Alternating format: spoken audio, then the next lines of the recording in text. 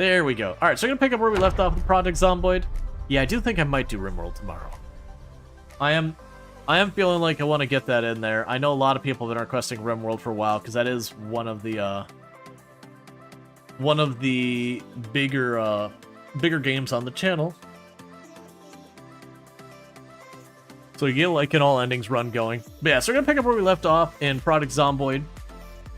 I'm gonna go ahead and get rid of the Gene is not dead message. We'll probably get asked about it, but I think at this point we've got about 3 streams in, or whatever it is. There's definitely one of those things that, like, you know, people could be like, why aren't you doing your 16 times pop run? And, well, like, expect me to hear that, like, repeat that probably 10 or so times this stream of why I'm not still on the 16 times pop run. Just be ready for it. It is just the thing of content creation. You do get asked the same questions again and again and again, and it's okay. It's not me complaining about being asked again. Alright, we need to go to our vehicle and grab a weapon. It's just the nature of the beast. People are popping in and out and all that kind of stuff.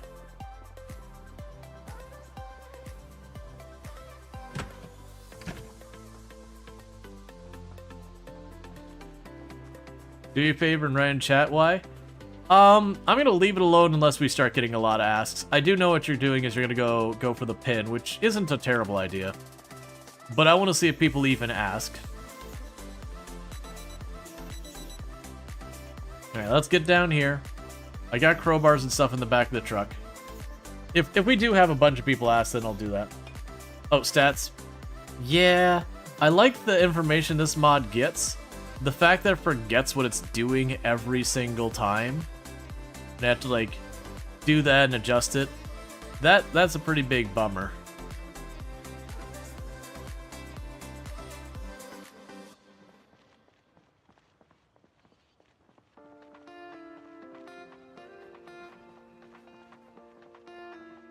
I did the plus push. I did that very first thing. Literally the first thing I did after I got past the initial credits. We're down to only 4 points. Only 4 points until we got locked in, and there's just, like, it's just done. And let's grab that last tire iron. I'll grab one of the crowbars. That should be plenty of weapons. Must the bathroom? Yep. Alright, so right now, to catch up where we're at... No, you're all good. You're all good. I'm glad you're making sure, because I'm pretty bad about actually doing my self-promotion stuff. Because it always feels weird to ask for money.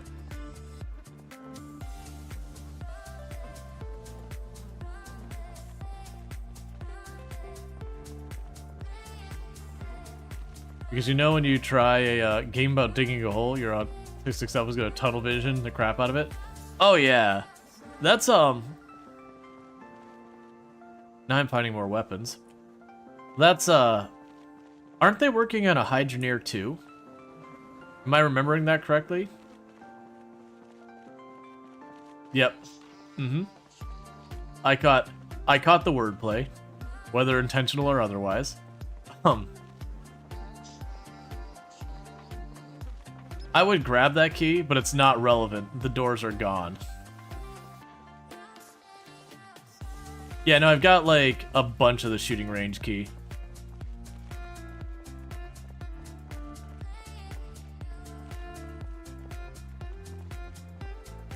Yeah, so we're trying to fight into this building. It is a very busy building.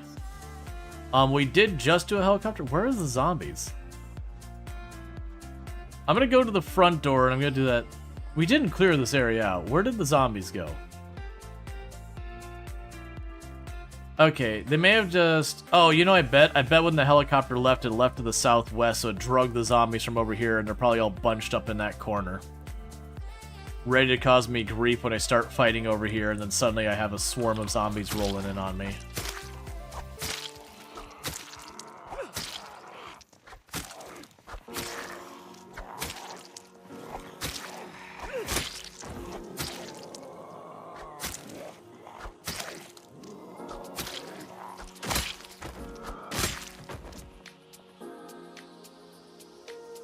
Alright, we have zombies piling out.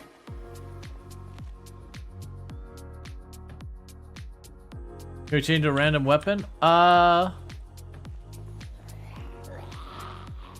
that would be doable.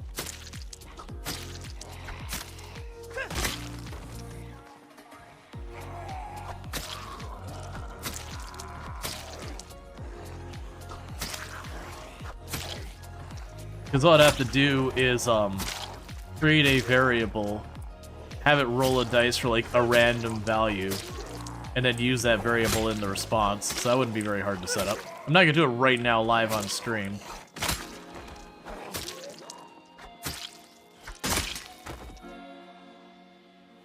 All right.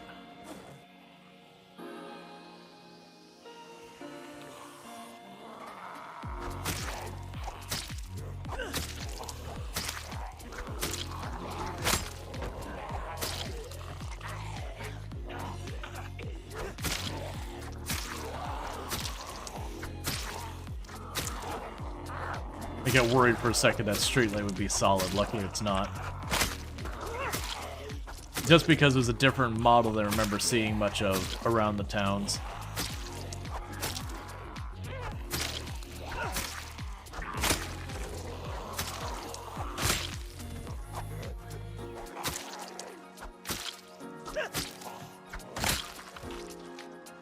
Alright, we need to back up because we keep pulling them from that. Let's see, too technical for you.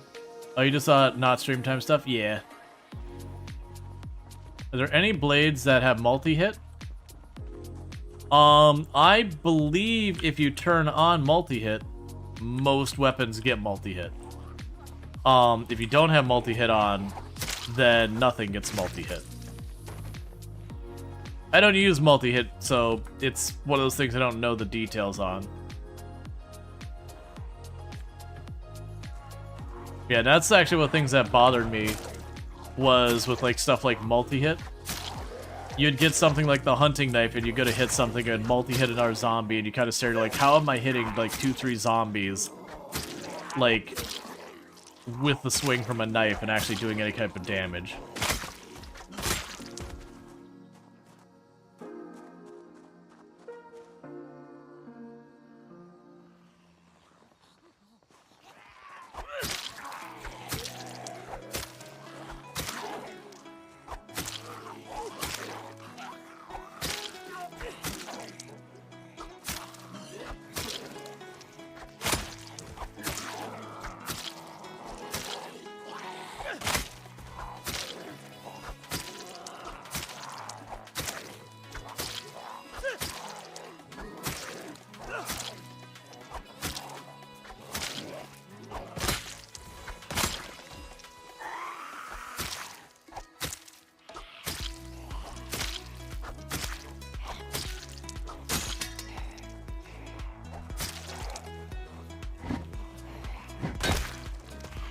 Alright.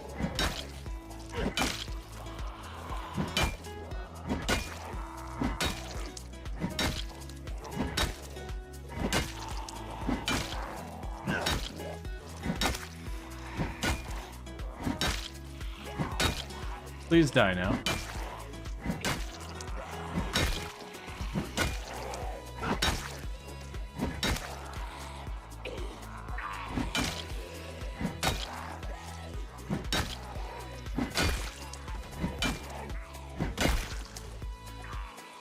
Okay. Okay, didn't play 16 times pop this time. Basically right now where crafting is at in the game. Yeah, no, the stutter happens when zombies go into crawling. It's been a problem in the game for a long time. It's a known issue, and I still don't know why it's not resolved. But when it comes to crafting right now, with the way it's been added in complexity and layers, I was finding I'm spending about 1/4 of my entire time playing in a 16 times pop run, just crafting weapons. And I was genuinely burning out and just fast-forwarding through bars loading over my character's head constantly. that just wasn't fun. And so I'm kind of waiting to see what changes they'll make to the crafting and all that kind of stuff to see what I want to do with it. But right now, the sheer amount of time I have to just sit there and craft weapon after weapon after weapon is a major negative in my book.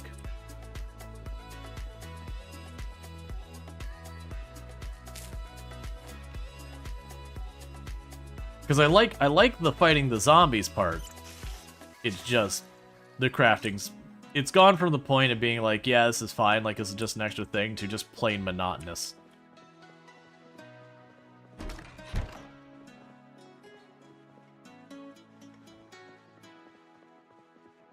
Which, you know, before someone's like, oh, well, how would you recommend they fix it? My thought is, based on your crafting skill, give the crafted weapons more durability. Like, I know they get a little bit of a bump, but I mean, keep the bottom end about the same, that part's fine. But on the high end, as you start leveling up, they should be comparable to better than the existing weapons. And I'm not going for the realism on that statement, I'm going for game balance on that standpoint. Where, if you're going to invest N hours worth of stuff to loot weapons, and then you have to invest Y hours that is more than N, then the result of what you get needs to be better, or you just don't do that. Yeah, I guess it's not comparable to crafting spears in Build 41. Well, I didn't even do the crafting spears. Like, I crafted weapons in Build 41 plenty early game as well. The thing that made it not as much of a problem in Build 41 was twofold. One is you had way more weapons come on the zombies, so you just needed to craft less in general. And then two, the steps to crafting weapons were far fewer. Okay, I took the keys. How many zombies do you think a crowbar could kill in real life before breaking? 0, because zombies aren't real. Definitive answer. 100% confirmed. Check my math. It's solid. You can't kill what doesn't exist. But yeah, no, it's the durability of the crowbar real life argument has been one that's been in the product Zomboid community forever. They're like, it would last longer in real life. Yeah, I know, it's fine. Game balance wise, it's an intentional decision that all of these things are generally not as strong as they would be in real life, because the needing to get more weapons and stuff, the loot, is what's putting you into going into dangerous places to get your stuff. It's the pressure the game creates to have you keep going and fighting the zombies. The point of the game is the zombies. The survival mechanic is merely a pressure against the player to keep you going after the zombies.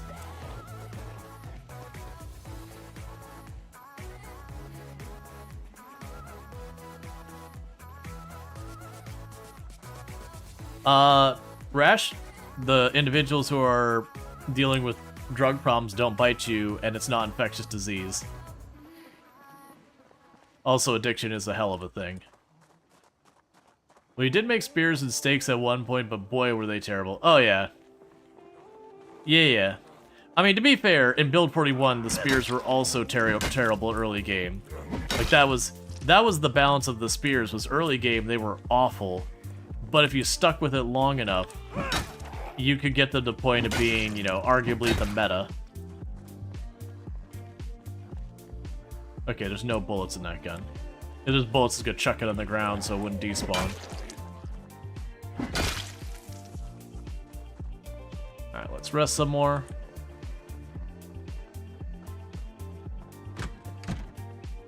But yeah, so they made making spears harder, they've made making most of the weapons far harder in this one, which I think is fine. I know there's a lot of people pushing back, being like, oh, crafting's so complicated now.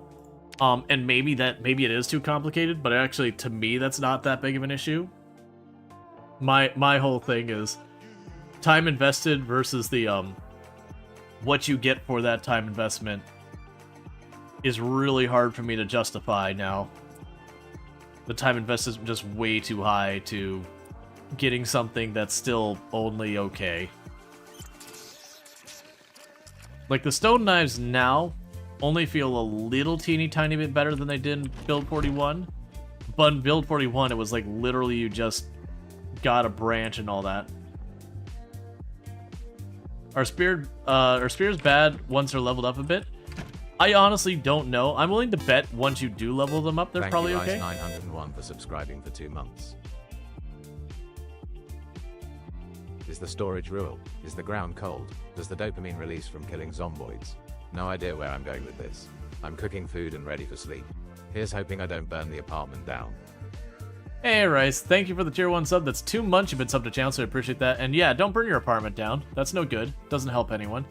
But yeah, thank you so much for that, and I hope you enjoy your advertising previewing as well as access to the emote. But yeah, no, I'm willing to bet that spears probably, once you start getting up to like 5 and 6 spears, and you get your maintenance up, which will probably happen well before the spears, they're probably okay. I do know with some of the adjustments, they won't be quite as strong as they were in Build 41, which I think is fine. Like, that part of it I think is fine. But that with the ability to craft them being, like, basically nuked from orbit has basically put spears in a spot where it's like, yeah, this is just a weapon you probably shouldn't bother with this one. It'll get rebalanced. I think they got tired of, like, literally everything. What's the best crafted weapons? That would be a strong matter of opinion. Don't worry about best with anything in Product Zomboid. Like, very genuinely, don't focus on that. Most of the time, you're not going to get that type of control over what you're doing. Most of the time, you're gonna, you know, take what you can get. Like, if you sit there and you try and go, well, I'm only gonna focus on making axes. That's what I'm gonna do, is I'm just gonna make axes. The reality is you're gonna be suffering without weapons for most of the time.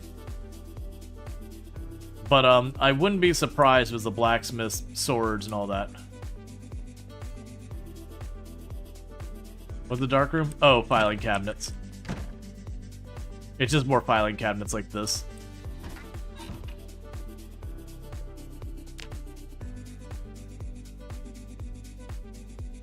Should have grabbed food while we're at the vehicle.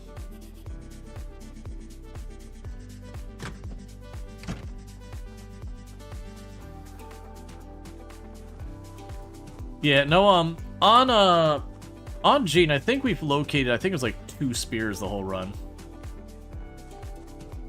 Yeah, the best weapon is what you have access to. Yep. What weapon do you have on hand? That's the best weapon you could possibly have. Up until the time you have a different, better weapon on hand, then that's the best weapon you can have. It's one of the reasons when I see people play and they're like, oh, well, I'm gonna go, you know, and do just an axe run. It's like, that's, you know, barring some extreme loot changes, that's not really a thing. You can have a preference of axes, but you're gonna be using short blunt, you're gonna be using that. Not unless you have, like, ridiculously low zombie population or ridiculously high loot or something like that. When was the last time you saw a katana? Build 41. I have not seen a single katana in Build 42.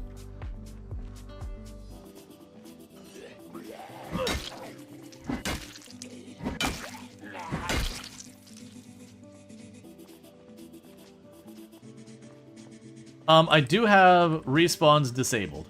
What about machete? Oh yeah, I found plenty of machetes. I probably found like a good 8 or 9 machetes.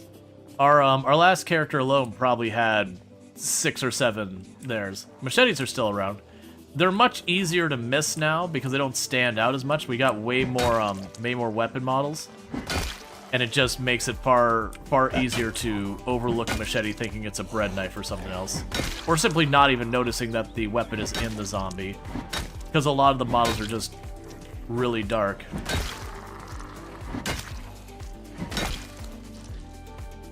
Man, if we could knock down and one-tap every one of these, I'll be pretty happy.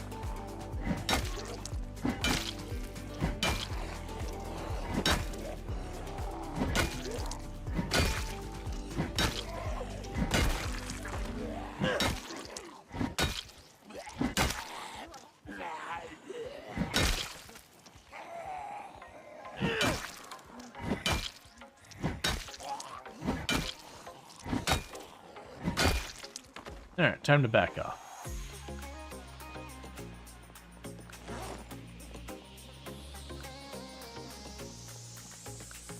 Okay, we're at what? 3 short blood?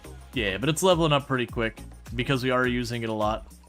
Maintenance is just flying along since we had the maintenance 2 and 3 books that we found.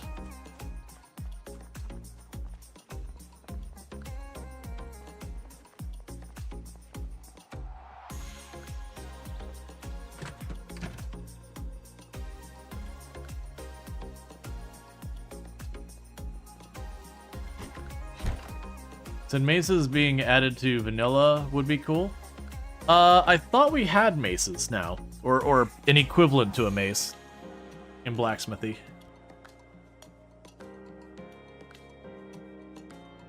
Because I know we have like a maul, for example, which just a maul is a long-handled mace. Is this the best gun spot in the entire game? I have no idea, man. Here's the hint. Anytime you say in Product Zomboid, is this the best? Just scratch out best. Just get rid of it. Don't worry about that. You're not gonna have that kind of control around your mobility on the map. Just scratch out best for any consideration. Yeah, there are maces now. Yeah, I was pretty sure there were maces. I guess the spade and short bats could be considered meta. Yeah, the spade's got a durability nerf. But with how popular they still are, I could see them getting another durability nerf or something like that. Is this the best? You are the best, Belinar. Can I get a shout out for Belinar? No, remember the... Sorry, fellow member of the Halcyon Frequency stream team. Playing a whole lot of like indie games, you know, crafter survival games, those kind of things. Good times over there. I'll definitely go check them out.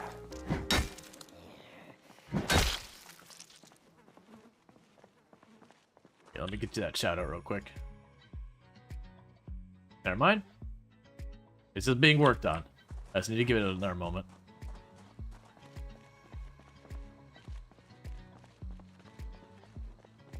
But yeah, also like with the new loot mechanics where some of the places will just have loot missing. It's just one of those things that you're probably just best off not worrying about the best of anything. Like, even when I, like, knowing the way around the map, even before I was playing in 16 times pop, which we're not playing right now, but even when I was playing 16 times pop before that, like, when I played the game, let's go to Ekron. So, like, it used to be my favorite thing to go to Lake Fallis over here. That no matter where I was, I would usually spawn in and I'd try and get to this place because it's just a really good place to go for. Just because there's a variety of loot.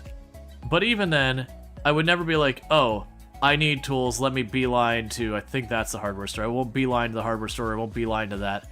I've always been the one where it's like, okay, I'm going into Ekron. It's usually from down here from the ice cream side. I'd usually go clear the houses and just work my way up.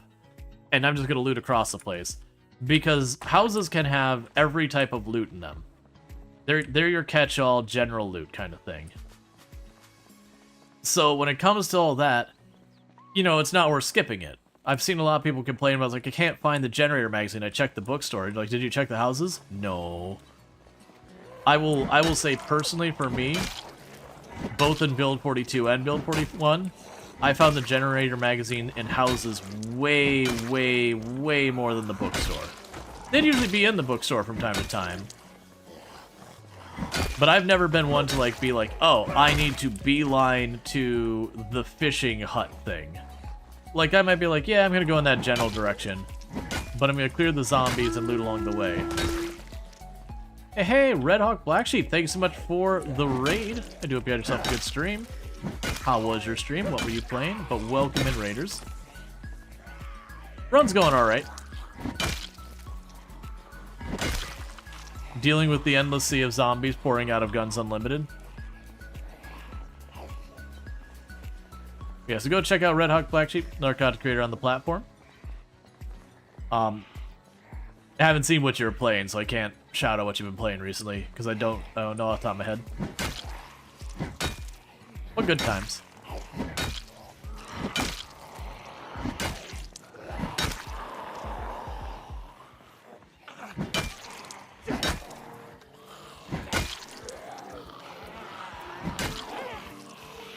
Ah, gotcha.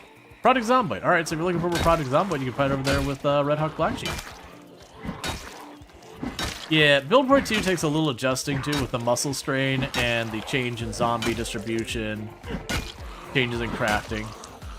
There's a lot in there.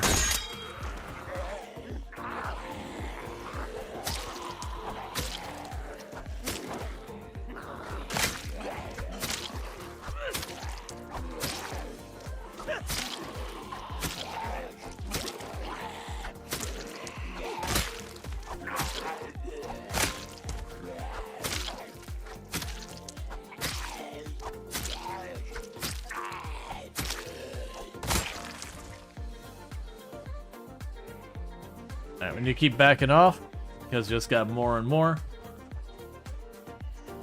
It definitely feels like something's weird right now with the food and thirst. I've had multiple times that it's draining much faster than I'm used to. Like, it doesn't seem to be happening consistently, though.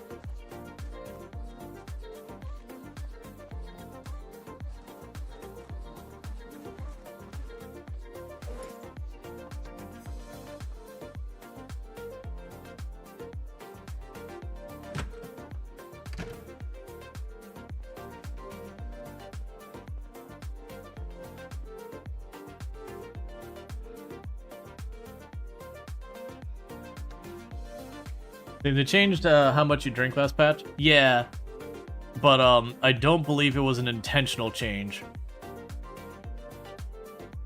Like I think they rebalanced something else, and there was the side effect. All right, so we're just drowsy. We still have max and muscle strain. They didn't attack the door, so I'm just gonna assume they're not going to.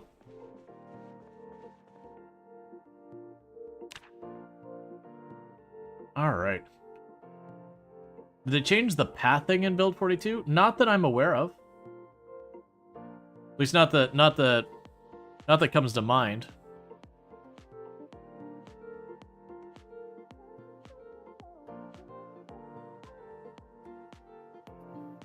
Oh yeah, no, we've had for a little while. There you are. We've had for a little while where some of the zombies won't walk quite straight at you. They'll walk like... I'll wait till we can see the camera again. Yeah, so we pretend there's a zombie over here. Some of the zombies will walk straight at you. Some of them will kind of walk kind of at an angle off to the side. And that is a deliberate thing. That's been around for a while. It's just enough so they don't quite Congo line as easily. There's been a pressure by the devs for a while that there's a feeling that the Congo line of zombies, where you line them up and you take them down, that the devs they've gone back and forth whether or not they think that's really bad for the game or not. And so they have tried to do things here and there to make that less possible to play that way. That's part of the reason why we have the random zombies, is to counter a lot of that kind of stuff where you can control the zombies that easily. It's part of the reason why you do have the zombies that don't quite pass straight at you. They kind of go off to the side. Those have all been things I've been trying to do to prevent that behavior.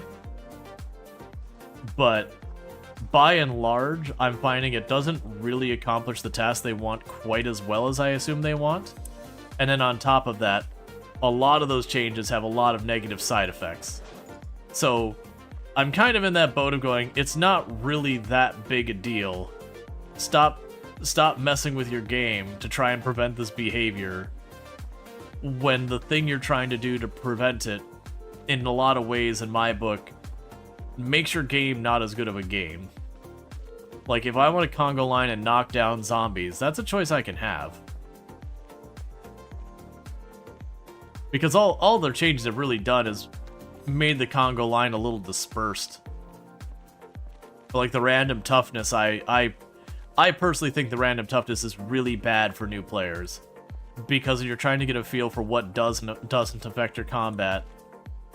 And then you're just, sometimes zombies take way longer to kill than other times, and you're really just not sure why. Oh, I don't have more food with me. Okay. Yeah, no, I'm willing to like go back and forth and have like the discussion about whether the other stuff is bad. Like the random movement speed and that. I think the random toughness is just straight up bad. Like, it could be a thing if you want a challenge run or something. But for purposes of people playing the game, I don't think it's the right decision. Okay. So what I'm going to do here is I'm going to go take the other truck. I'm going to gas it up. I'm going to drive it back to where we're staying. Make sure everything at the base is in good order. Grab some food, and then we're going to come back out here and go back to fighting. Yeah, there's no electrical scrap in here? Okay, cool. First, you love the fully randomized zombies with a low chance of sprinters. You think it makes more sense than a normal person picking up napping and pottery in the apocalypse? Yeah. My issue with sprinters is the way sprinters work behind the scenes is every zombie you see, when you have like the 1% or whatever for sprinters, it rolls a dice and said, are you a sprinter? And it does mean if I walk up to a group of 16 zombies, there is technically a chance with that group of 16 zombies, it rolled the dice and all 16 are sprinters. It's very statistically improbable, but technically can happen. But because of that kind of thing, you have to approach every single group when you have any percentage of sprinters on, as if every single zombie in that group is a sprinter. Because otherwise what happens is they all start running at you at the same time, and you gotta absolutely beeline it out of the area. Yeah, and with it, like, every single time you're rolling the dice, sooner or later you'll get that group. And it's anytime you get 3 or more sprinters, you can't fight it where it's not just depending on luck that you one-tap them and that they're spaced out.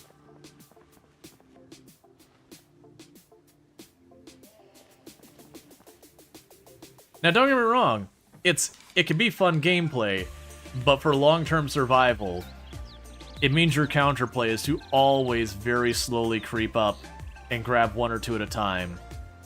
And that's just how you have to play around it. And then my other issue with sprinters is, to me, there's no feeling of progression. And what I mean by that is, as my weapon skills go higher and higher, there's never a point where I'm like, oh yeah, like, we're good. I'm in a solid place where I can now just fight the sprinters and all that. Like, just, you know, we can go to head-to-head, or I can take on larger numbers. No matter how far you get into the round. In the run, it's still, no, you gotta pull them in 2. 3 is when you got too many. Unless you resort to window and fence cheese, which, no problem for anyone doing that. But that's effectively taking sprinters from being sprinters to not being sprinters using the environment. So I personally don't like sprinters. And this isn't me being like, oh, I can't handle the sprinters. I used to play on permadeath servers Mr. Lamper used to host that were sprinters only with like the sweatiest try-hard settings. And with those, I did survive that. Any particular reason why you switched trucks? Like I just said a moment ago, I'm going to take this truck back because I've been saying I'm going to bring this home.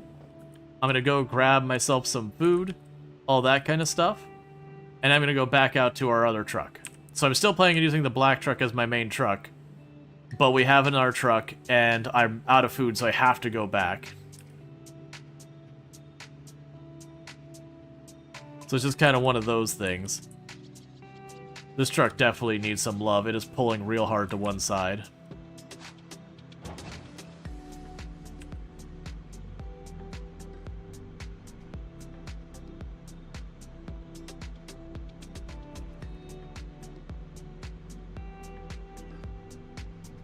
Now, downside is it does mean I'm going to lose most of today just traveling. Yeah, I'll probably save this as just a backup. If I'm going to do a project car, it's going to be something like a bull driver. It's going to be a car that I'm like, no, I specifically want this car. The trucks are fine. I like the bull driver more.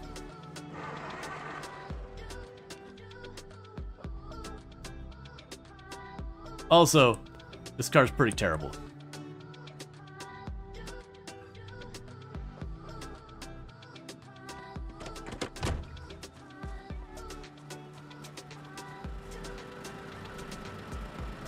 Okay, you're doing fine.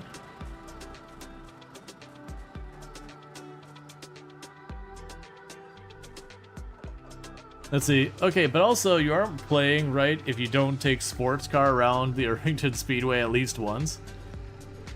Yeah, I think that. Let's see. Dash bull drivers would be great if not for the loudness, but you think that was the point? Counter argument.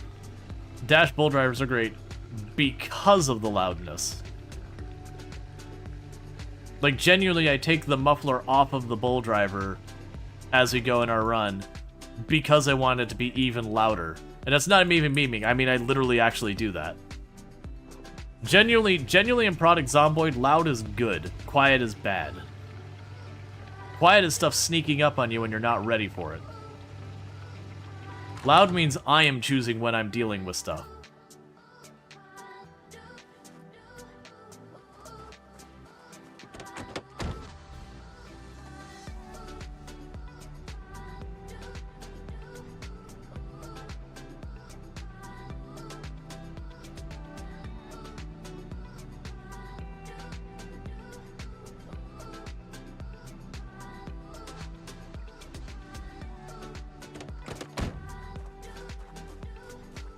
Alright.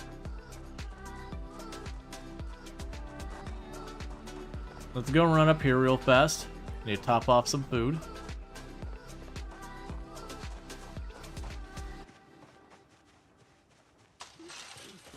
You think you'll stick to your mail van mobile base? That's fine. By all means, we all play the game differently. But I am definitely of team loud good. Predictable zombies are easy zombies. Loud makes your zombies predictable.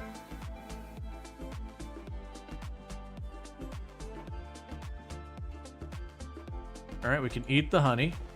We can eat the hot sauce. Marinara. Marmalade.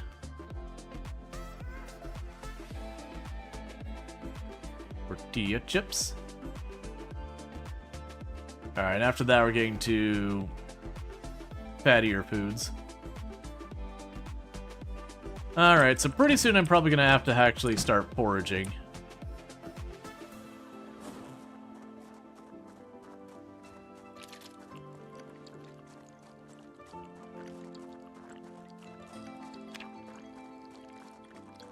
Your sister bought you a burger and you're struggling to eat it without your cat shoving her face into it.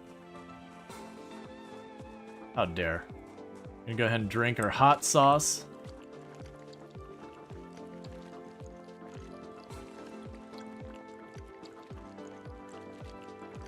Just chugging hot sauce.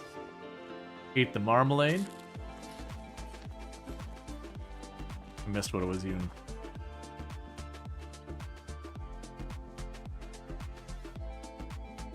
Okay.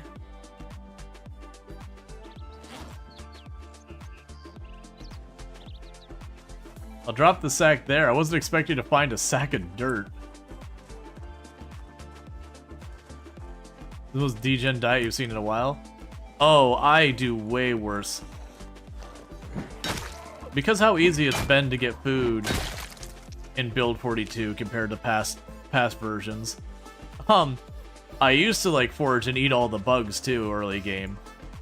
They're only 1 hunger each, 2 hunger. I think there's one that was 2 hunger, but they're mostly 1 hunger each.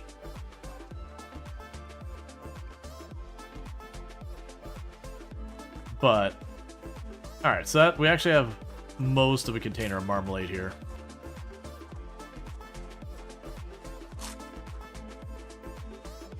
Desperate times? Not even desperate times, it's just like, eh.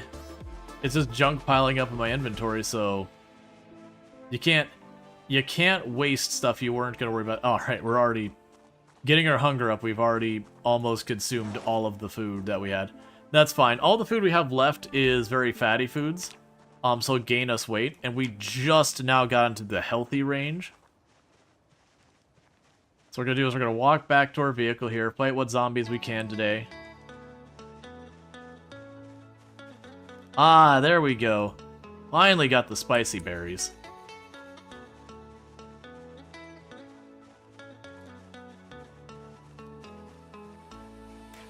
It's a good time you stored yogurt in a mayonnaise container. Hey man, you do what you gotta do. And this is the first foraging we've done this entire run, by the way.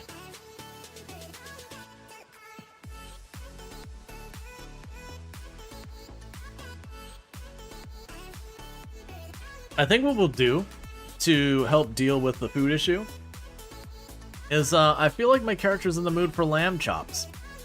So I think what we're going to end up doing is the next time we go to bring the truck back to base to drop off or whatever, we might take a visit at the farm. And, you know. See, I actually don't even need the hemp right now.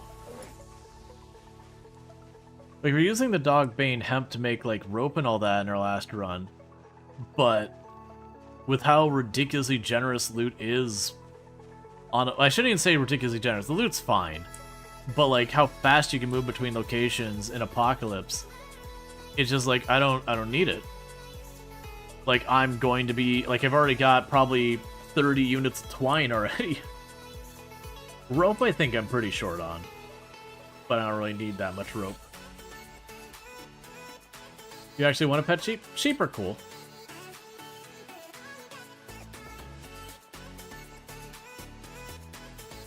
They are delicious too, though.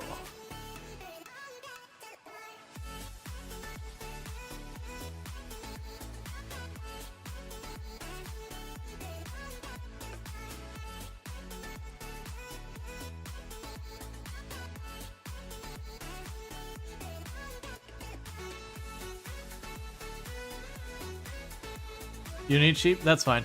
I actually don't, like, as much as I'm memeing about it, I don't almost ever get sheep. I'm not against eating them or anything. But it's usually like a place will be like, we have lamb chops. Like, that's cool. I'd rather eat that other thing, though. Like, not as a, I have an aversion of the sheep. It's just like, there's always something I want more. That happens with a lot of things. Like, we were talking about people eating frog legs the other day, and I made the comments like, yeah, you know, I've had frog legs good times. It can be good. But it's one of those things that I almost never get them because the very few places they're available, there's going to be something I want more, so it just doesn't happen. I think my whole life it's only been like 3 times maybe I've had them, maybe 4.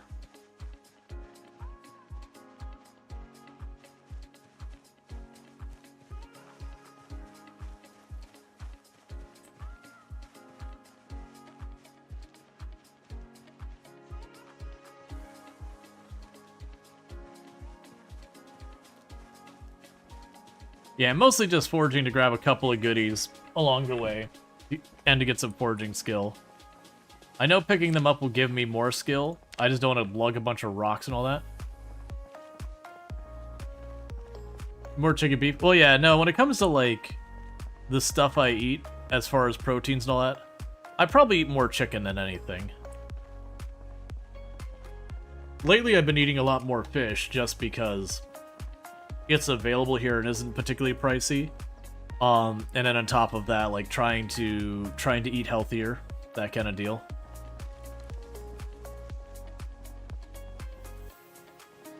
I like beef. Pork can be good too, but I don't get nearly as much pork.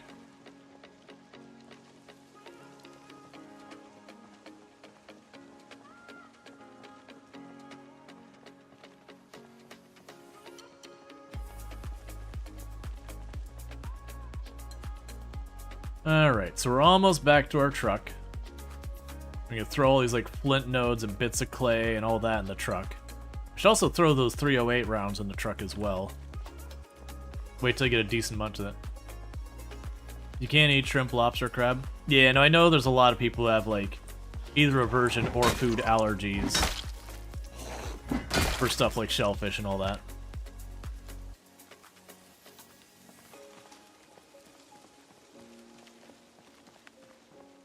It's a very, very common allergy.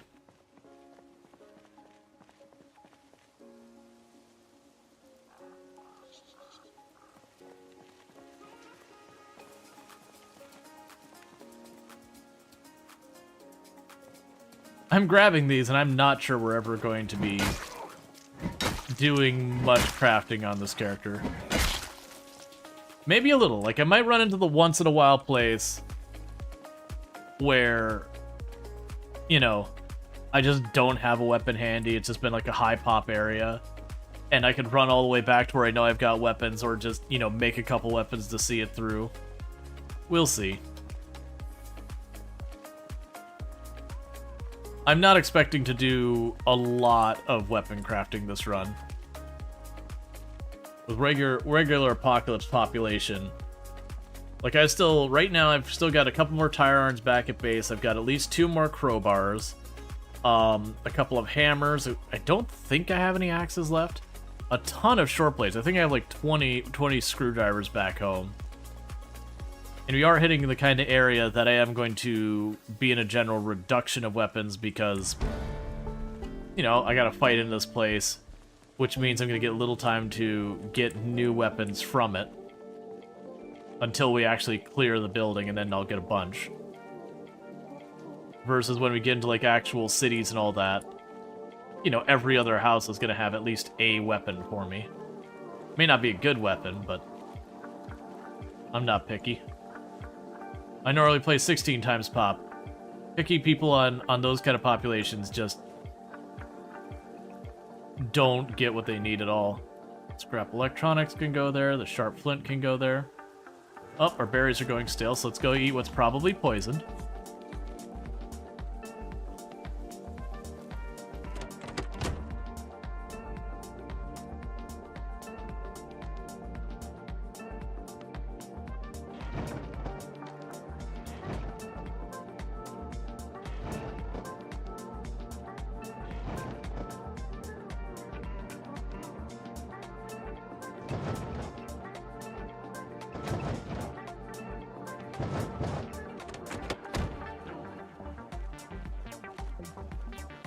I think that berry... Yeah, the berry was poison.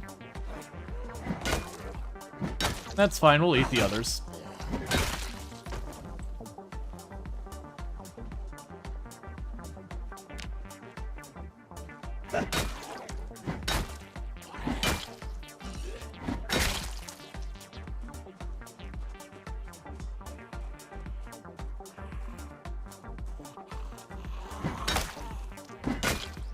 The county keeps putting speed bumps everywhere. Not the county, but my my neighborhood's pretty over the top with the speed bumps. They just keep adding more and more and more. It's just like, look, man, clearly they're not working. If you tried to solve a problem with something and it's not working, you gotta change your solution. That just shows you how spicy the gun store is. Yeah, so far it's not been bad. Like, don't get me wrong, it's got a lot of zombies in here. I'm not gonna say it's not a busy place, but at no point with this location have I been like, oh man, it's like the prison all over again or anything like that. It definitely has a bunch. Potholes, so many potholes in your town. Yeah.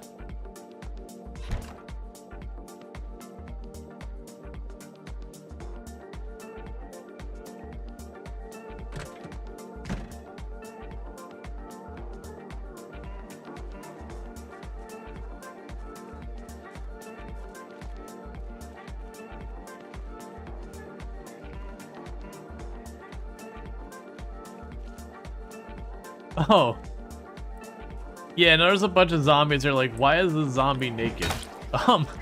Like you just came out of the mall. Why are you naked?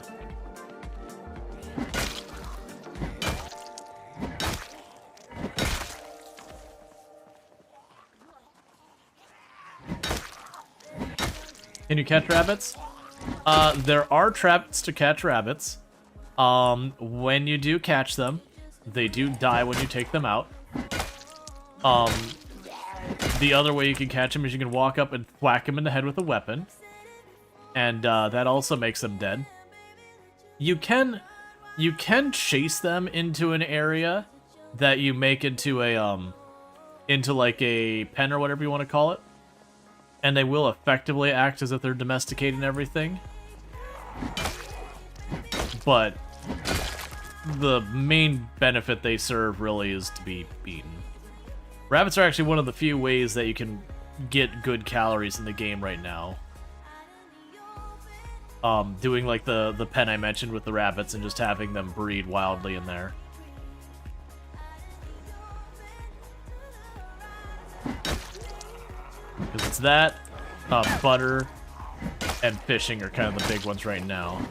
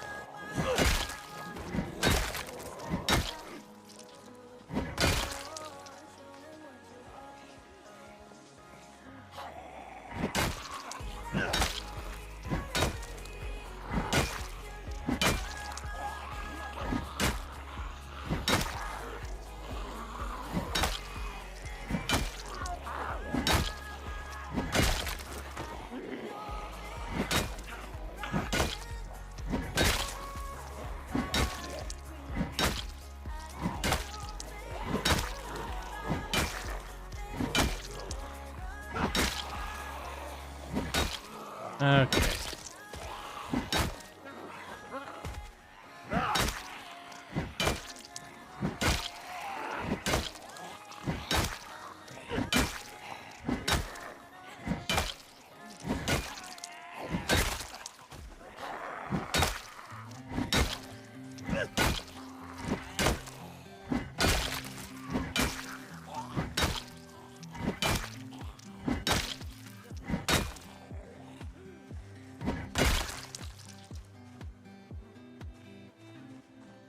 Alright, so before they figure out where we went, it's time to go back up and rest again. Am I enjoying the change of pace? Yeah, and I'm enjoying the change of pace decently. We'll see how it goes long term, because the last time I've lowered populations, like, I got bored of it, like, within a stream. It was just one of those things that, like, I just whipped through a city, I was like, oh, well, okay. I think right now, though, with me knowing the situation with the crafting, that kind of changes the way it impacts me. That's like, I realize the alternative is I put it way up to those maximum zombie populations, and I know I'm going to not enjoy how much crafting I have to do. So as like the alternative, I'm kind of enjoying it. But I do worry it will be something that after a while might start to get tedious. Like, not tedious. The lack of challenge of it will start to bore me or whatever. We'll see. Like, so far I'm enjoying it.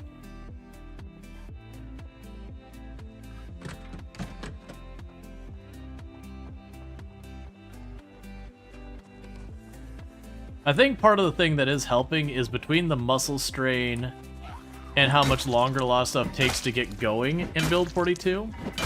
It is keeping it interesting in that in Build 41 by now, I would be steamrolling a lot of groups by this point. In our third stream in, I'd probably be sitting at pretty close to like 4 or 5 in some of the weapon categories. Yeah, I don't care about the toy car. 4 or 5 in some of the weapon categories. Oh wait, we actually can do another poison berry.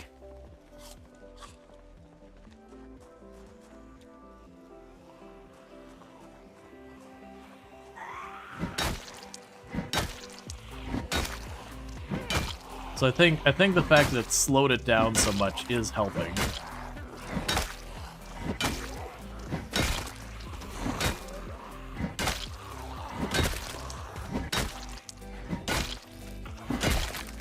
Still not sold on the random zombies, though. Like, they're super easy to work around.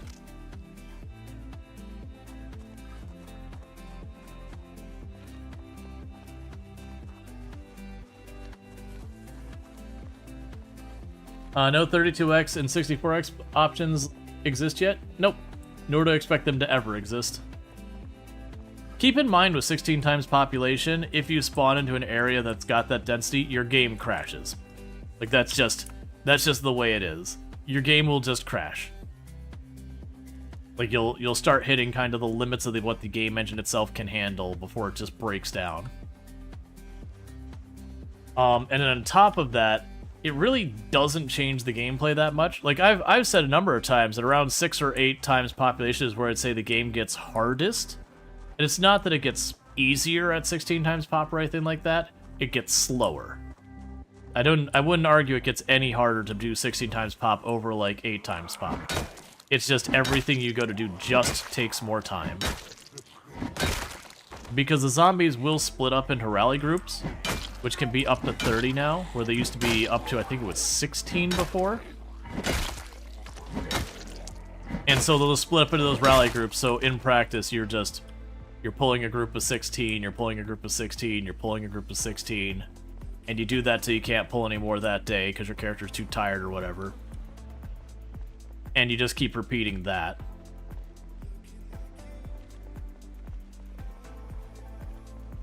Let's see. How do you set it to 8 times pop? 4 top times 2 peak? Starting pop and peak do not apply to each other. You'd need 2 times base pop. It can be anything that multiplies up to 4. So like 4 times starting pop, 2 times base pop, 2 times starting pop, 4 times base pop. The thing to keep in mind with starting and peak, starting pop is how many zombies are in your world when you start. Peak pop is if you want there to be more zombies than when you start, you set that to be higher than your starting, and that's how many zombies will eventually be in your world. But those two numbers don't apply to each other. It's starting pop plus base pop is what the game starts with. Peak pop times base pop is what the world will work its way up to.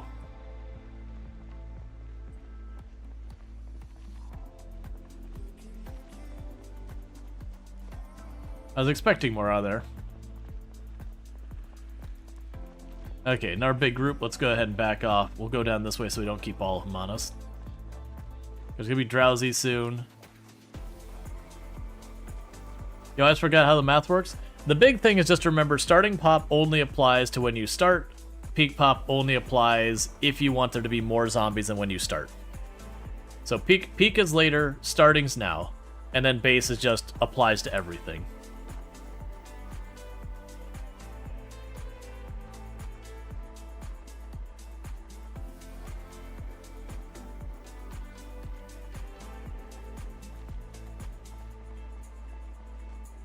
So I'm probably going to end up needing to forage again tomorrow.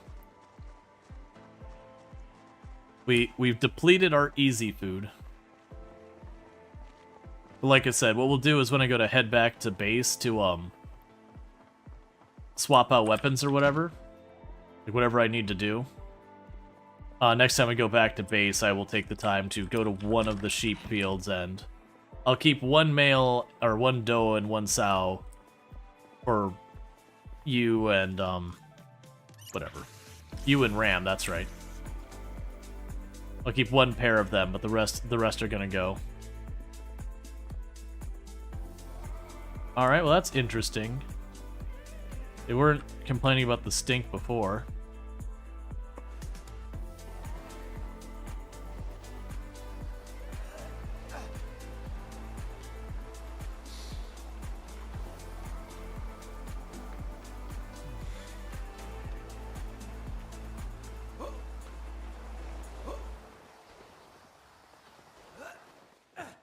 I don't worry about exercise in the game. With the muscle strain mechanic, it makes the muscle strain issue even worse than it would otherwise be. So just kind of one of those things that... No, we're still at bad smell.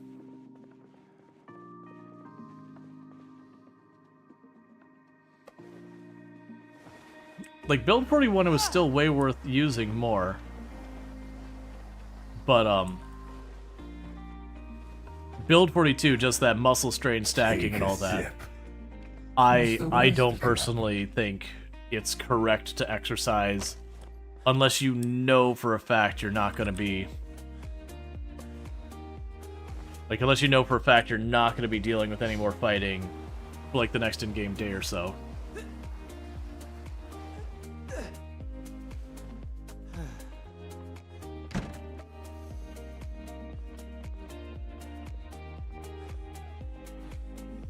Hmm. Why am I still getting stink in here? I'm in an enclosed... Oh, the window's missing, isn't it? No, the window's intact and closed. I shouldn't be getting bad smell in here.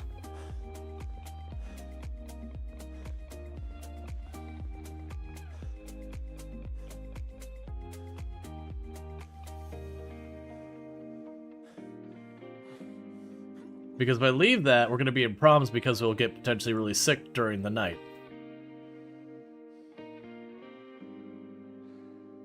The kitchen window looks open? You're right, that does look open. I don't think that would cause us. We can make sure it's closed. No, it's...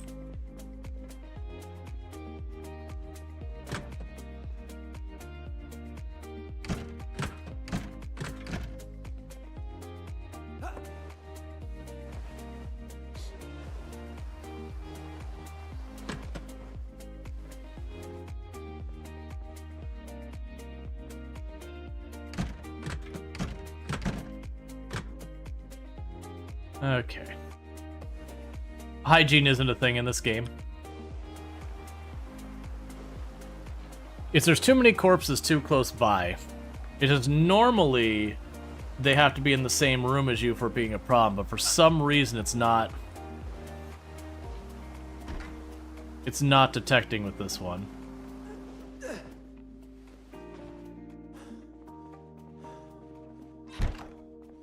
Yeah, for some reason it's not detecting. So I am going to have to drag that body all the way outstairs. Or all the way outside. Which is dangerous because you notice this just obliterates our endurance.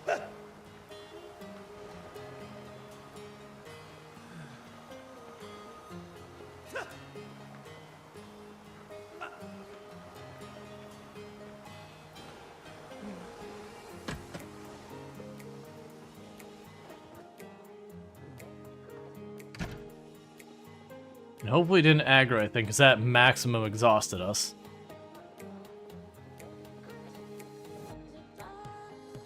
Okay, so now we're fine. There's just too many corpses decaying nearby where we were trying to sleep. But now we don't see, like, the smell issue. We're okay.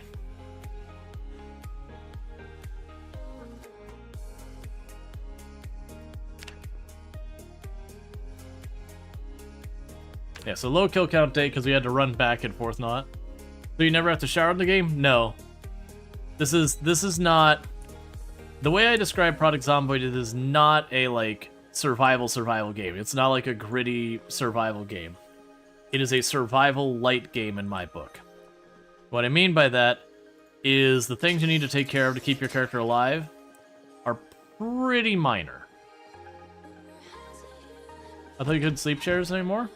I wasn't aware of not being able to sleep on the chairs. I'm sure there's certain chairs, like you used to be able to sleep on the bar stool. I'm pretty sure they got rid of that, which, you know, certainly makes sense. Alright, so we're gonna go back over here because I'm out of food. You got nothing but the fatty food back home. So I'm gonna go and wander the field for a minute, see if we can't snag a bite to eat.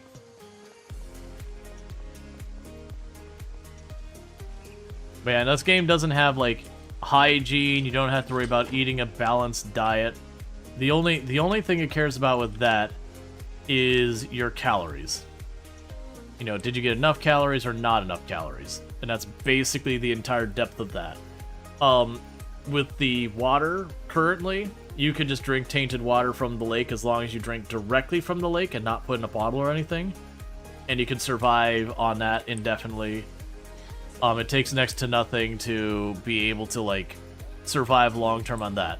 Like, the survival mechanics of Product Zomboid are really, really, really easy to survive forever if you don't care living poorly. 1 second. I'm gonna snooze that ad real fast. Because, it's a little bit longer till my wife gets home. So I want to delay those ads until she gets home, so that way I take one break. Because otherwise, if I miss them, then, you know, you get caught with the ad break, and then I take a break immediately after the ad break, and that's not great for anyone.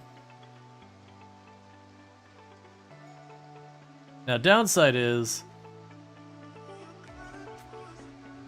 we are, oh man, the clothing, oh no, clothing is like 2.5%. Yeah, so we're wandering the field hoping to forage for some stuff. We have like next to no foraging skill because I just not bothered this whole run. And I know I could grab the cereal and be fine. Honestly, I could even sit there and grab the fishing pole and just go out fishing. I'm just trying to not sit there and do that the whole time.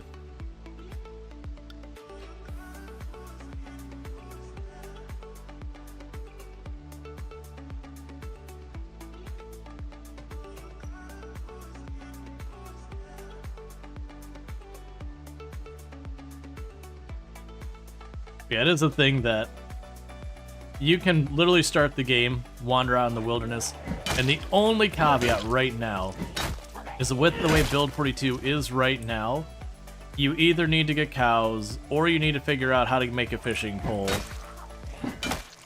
or you need to get rabbits penned up in some way. But once you have that, you can live forever. Like, that's the one caveat. So if you do manage to score yourself the Angler magazine, you can literally wander around the wilderness with nothing but having read that Angler magazine and live indefinitely. Just find a lake, just forage around the lake when you want to lose weight, drink directly from the lake when you need water, and then when you need to gain weight, you fish. And you can literally live forever that way. Like minimal effort at that point. And if you happen to find rabbits in the area, again, all you do is just make a zone for the rabbits. And then, again, same deal.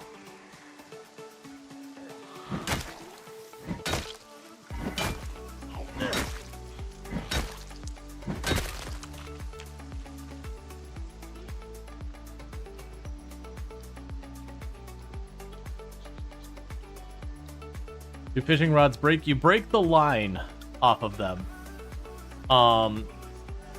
And then you need either twine and a paperclip, or a hook, or fishing line. But you can forage for hemp to make twine. And then you just need to find either a nail or a paperclip or whatever. And you can, like, as long as you're not really screwing up with the fishing, you can pretty easily replace your line and your hook pretty readily. Like, you won't even need to go into town for it. You could just forage as time goes on and you'll find those things. They're not that rare. What is rare is me apparently finding anything on this character right now. We are at Foraging 1 though, so... Okay, we're not sick, so we'll fix that by eating another poisonous berry.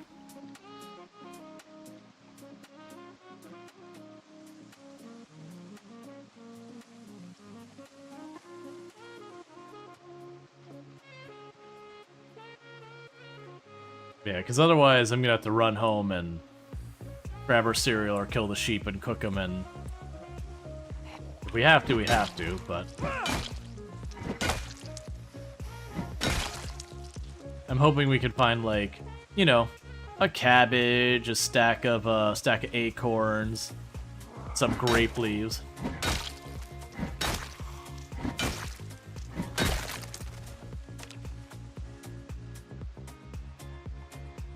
Plus, we still are killing the occasional zombie out here.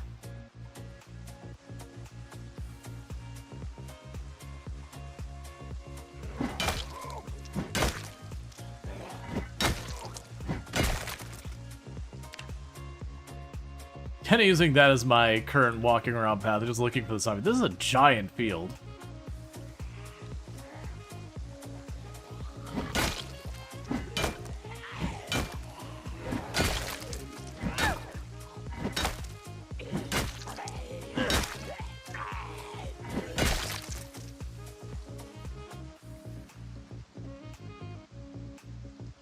Okay.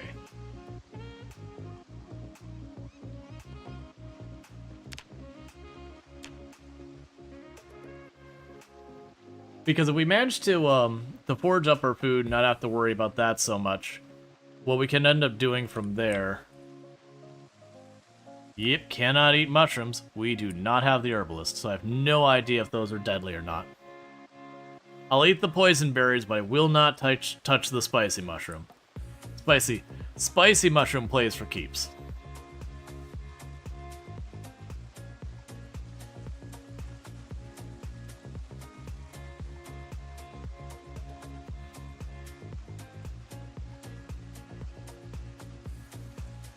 But yeah, now if I find like a cabbage or like a couple of tomatoes or anything like that, will be good for food for a couple of days. If we find berries that are not poisonous, those actually help out quite a bit. The best one is usually the acorns. You can get like a stack of like 5-6 acorns that each give you like 14 hunger. Like that gives you multiple days worth of food.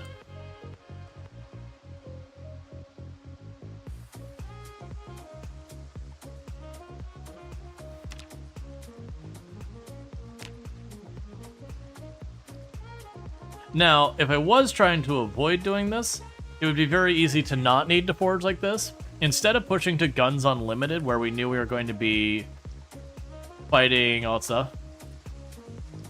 Can you get away with eating 1/4 of mushroom relatively safely? No. Like, right now, there is what I believe is a bug that you can kind of sometimes get away with the mushrooms. But, it is a thing that historically Project Zomboid... I don't know why it's saying you couldn't do that. It's saying aggression.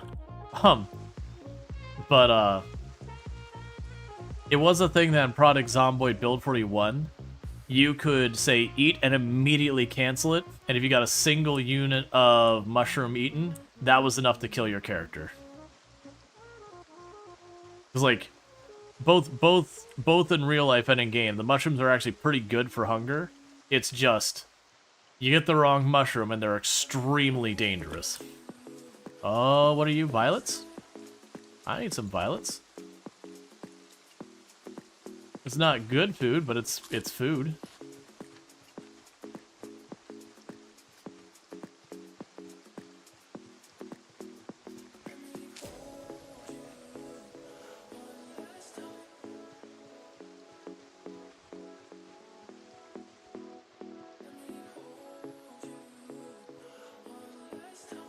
Yeah, so the problem with the violets is they just don't give you much hunger. But all collected together, that was something like 8 hunger. 6-8 hunger, somewhere around there. But still not nothing. And I am deliberately walking around the farm, because you look at the farm, food is the most common drop here.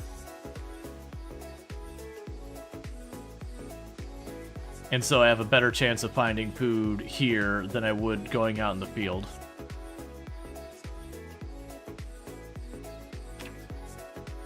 I don't have high enough foraging to tell it to focus on food. And this gets better as we level up more and more. You know what I should have done? I wish I'd taken off the effect of clothing on foraging. It probably won't matter right now.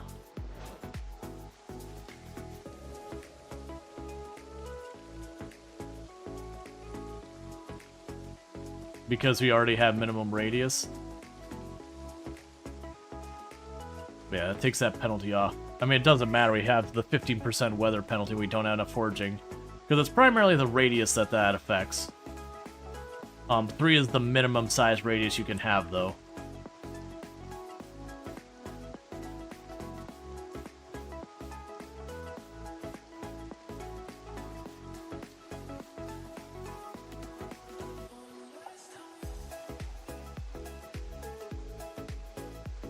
Honestly, it might just be worth my time. If we don't find enough food to carry us for another day, we just take the truck. And we just make it a point to the next in-game drive. Well, actually, maybe... if we get down here and I don't get a good hit for stuff, we'll just take the truck, we'll go check on those sheep. And like I said, we're gonna kill some of the sheep to get ourselves some food.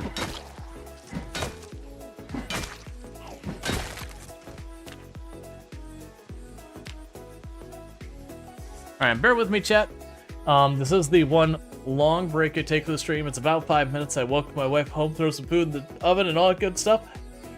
And I'll be back up here. But thank you again for tuning in. I'll be back in just a couple minutes. You'd like to be a combat medic or herbalist? Medic is really not a thing in Product Zomboid. First aid's kind of a meme. Can you shear them? You would be able to shear them, yeah? Alright, we'll be back in just a little bit. So thank you again for tuning in. I'll be back.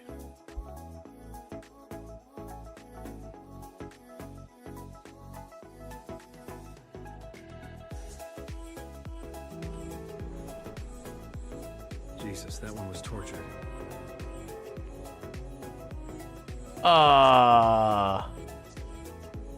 We'll deal with that in a minute. It counts. It counts. Yeah.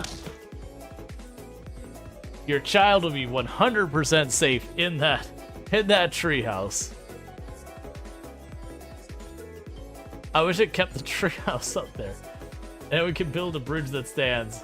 But it takes an engineer to build a bridge that barely stands. Alright. I have a potato harvest all... Left again. Keep going. Keep going into the garage. It moving. Garage. Oh, Yeah, you are just, too find late. Some Tupperware or hide behind the truck. Oh, you're Either safe. one. It's not hunting anymore. Oh, Okay. oh, Pank got away by like It's hunting. nothing. We're by ourselves.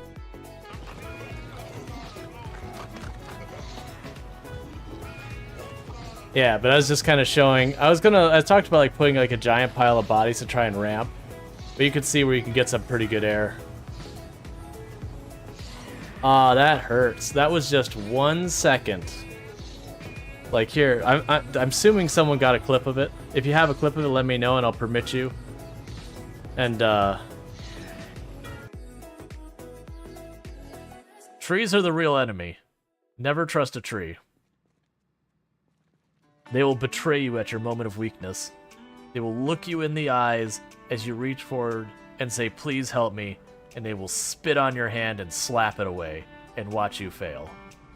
And by that I mean a zombie will walk through and grab you and bite you in the face.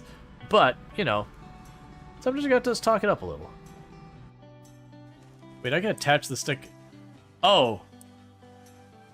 Alright, I guess we're just gonna hit a zombie. Oh! Oh, okay, no. Alright, the wrong way. Yep. Mm-hmm. Yep. Mm-hmm. Nope, that's not the way we're going.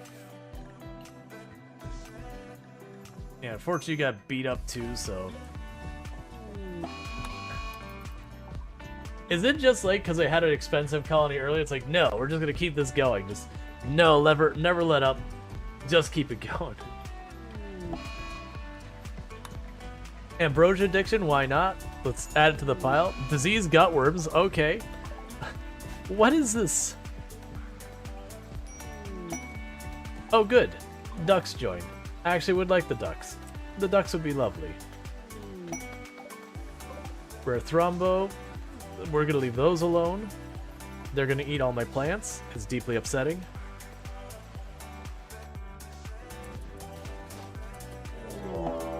Oh, you absolute jerk!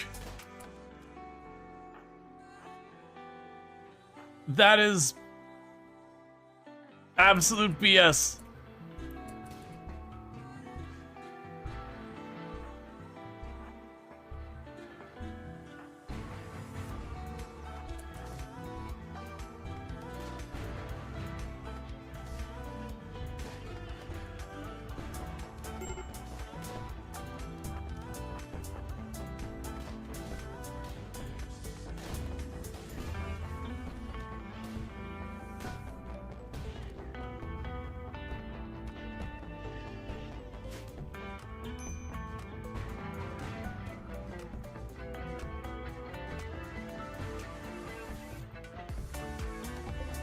Will had the plan.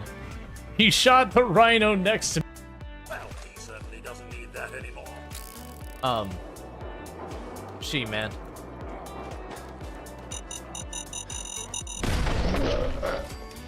Nicely done.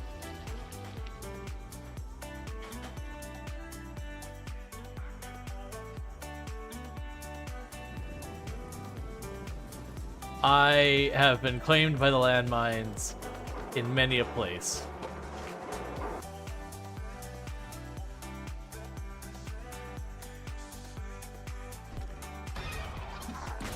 Ooh, I almost didn't get that swing off. I don't know why we didn't see her approach us. That was spoopy. And now, let's talk about what you've got under there. Holy Haha! You are impressed by my ceremonial weapons. Each of these weapons have drank their fill of blood in ceremonial combat, or of the blood of those who tried to remove them from me.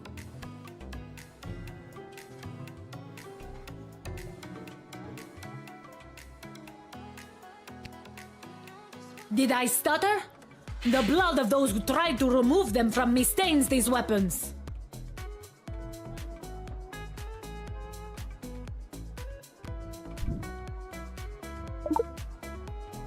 Haha! You are indeed brave, little one. Brave and stupid. Let the combat commence. Kapla!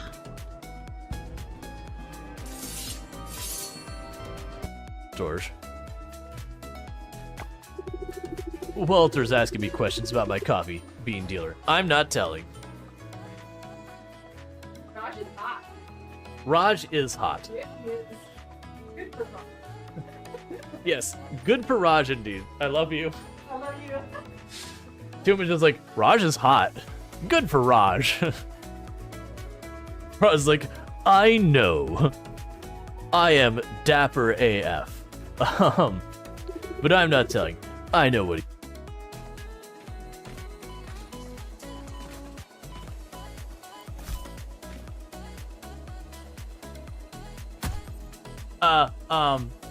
No.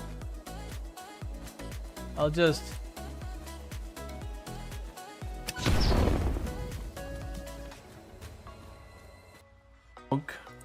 Oh, good. Paperwork. Oh, not good. A wall of zombies. Alright. Hey, train, could you not? Hey, train, please. Train. No. This is not my stop, train. I don't want to go this way. Let me free. Alright, so we're going to... Oh, God.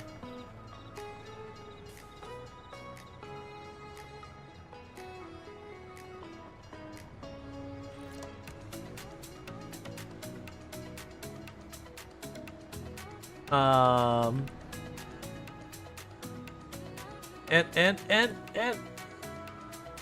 we just need to straighten it out and everything will be fine.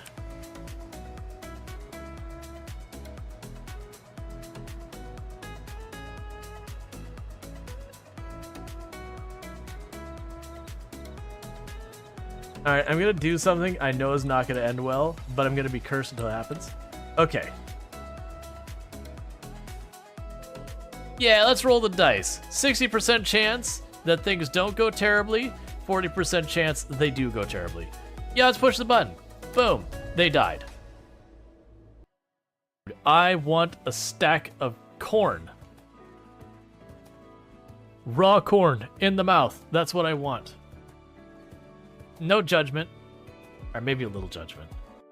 We don't accidentally overpoison ourselves. Hope we have antibiotics? Nope.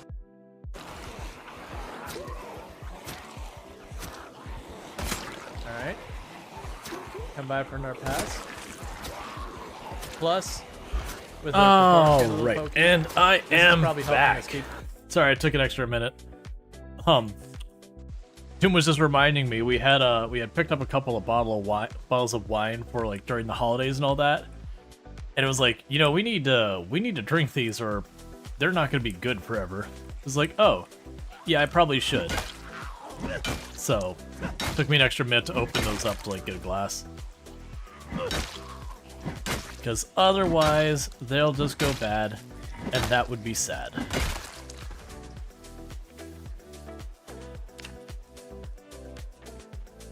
All right, yeah. So I think we're gonna go and grab the sheep. Thank you for the welcome back. I think we're just gonna go for the sheep. I'm actually having, like, this happens. Which for the record, all you do is like it is I don't know if it's still in Build 42, but in Build 41, as you got hungrier, behind the scenes, the game actually nudges up your chances of finding food foraging. But I don't want to sit here and spend like 2-3 days of just wandering around foraging to just sustain till we get to like level 3-4 foraging. More mushrooms. Because with the foraging, it really does boil down to like junk, found acorns were good for the day. Junk, found cabbage were good for the day. So you're just waiting to that one win. The same is kind of true with fishing. That you pull up like a bunch of little fish and you just don't care about them. They're just not... You know, you use them as bait, you eat them just because you got them. But they're not really relevant. And then you pull up that lunker that weighs like 40 encumbrance. And then you're set for like 2-3 in-game days if you don't have refrigeration.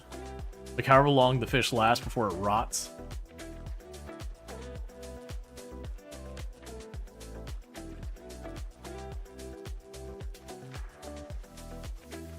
Yeah, junk. You hear your ankles and your wrist and your spine crack at the sudden burden of this fish that weighs almost as much as you do. Yeah, we're just gonna go get the sheep. At least that way I guarantee myself some food now and not have to wonder. So effectively gonna lose a day to food. Which is certainly gonna happen a number of times in the run.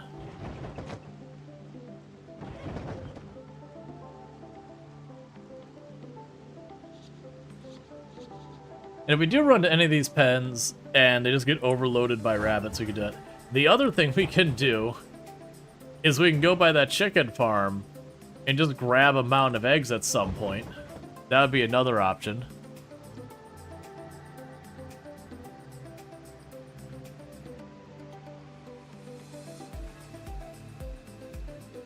That might be worth considering as well, just going to those the fields of the chicken and just picking up all the eggs. Bring them home, cook them in one big bulk.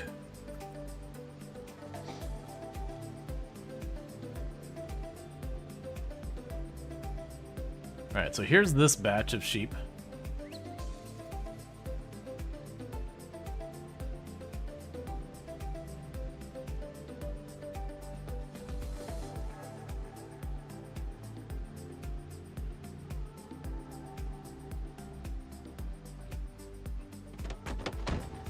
Alright.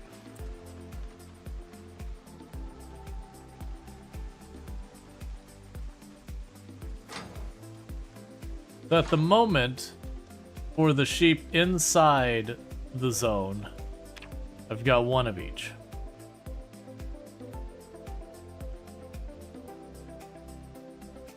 Okay, go ahead and kill that zone that got out of the field.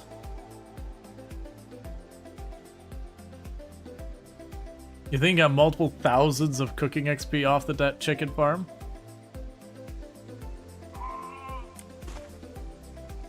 It happens.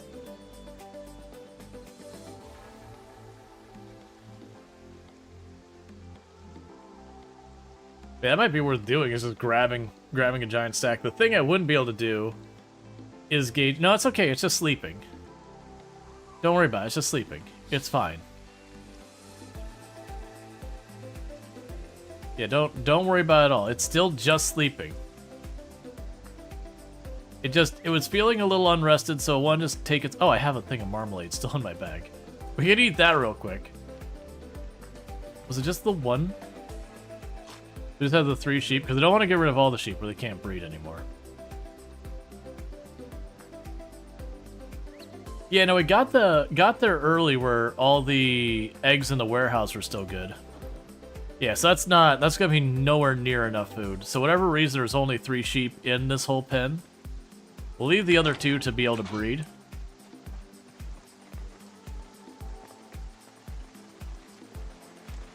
I'm under the impression they fixed the meat hook thing in build 42.3. That was cursed though. Let's go over, we can just hit up the chicken farm. We still got plenty of time this in game day. We can roll over there real fast. I will just grab a ton of eggs. We can chuck a bunch of them in the freezer or whatever.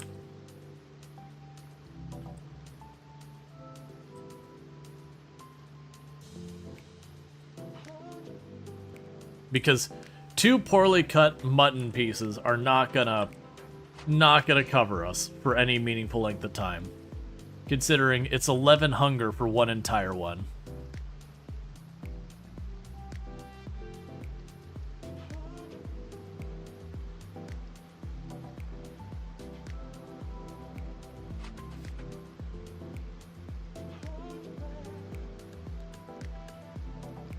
Because you're pretty sure you have a headless, skinless, boneless ram still living near Echo Creek?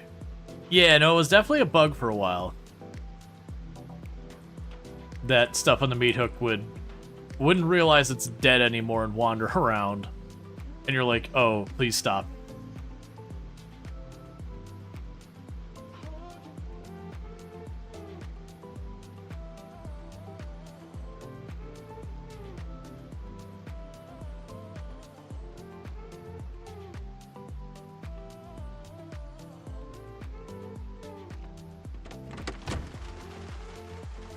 So let's check a couple things. Let's see if if these are still good. Nope. Okay, so we don't need to check any of those. I figured they were probably rotten by now, but that's fine.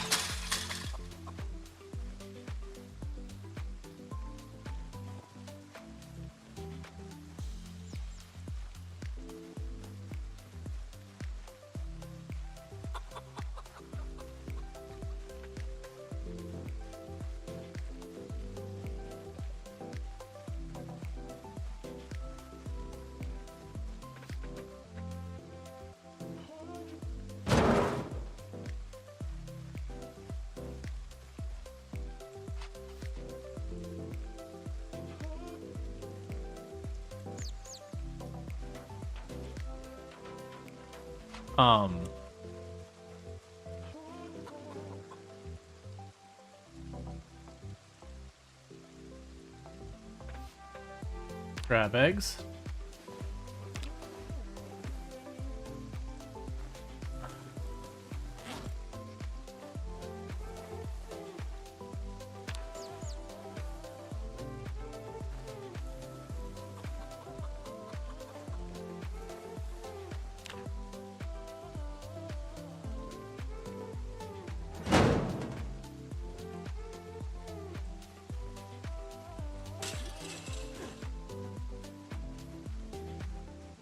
Yeah, so it's looking like I'm gonna mostly just find the eggs in the hutch, so let's not worry about foraging around out here. Now, I'm probably not going to take the time to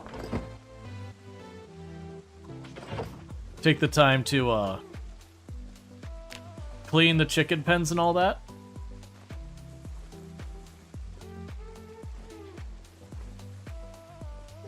Which does mean the chickens will eventually die.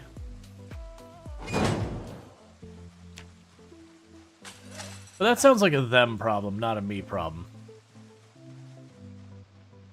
There's so many of these.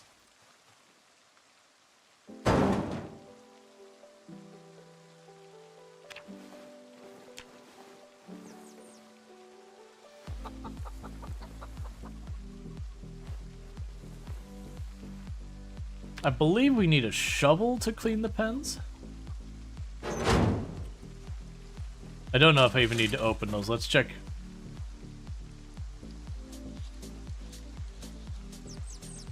Let's check if that is a problem. I just skip to that. Okay, so I don't even need to open it.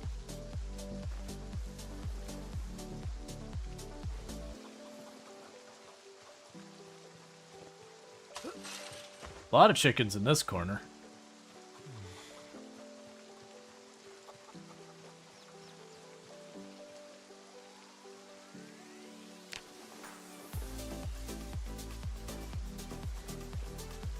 Yep.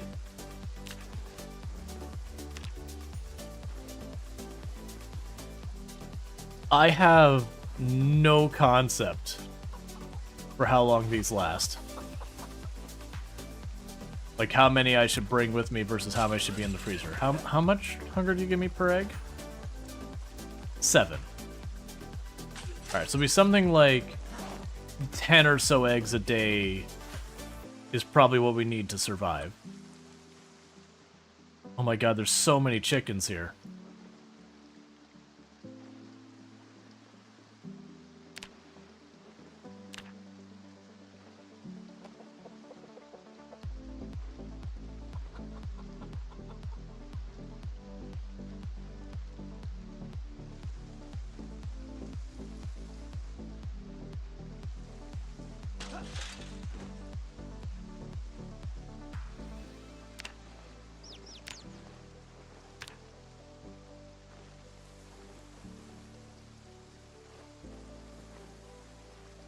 I'll go until our backpack's full, probably. Because right now we're sitting on almost 100 eggs.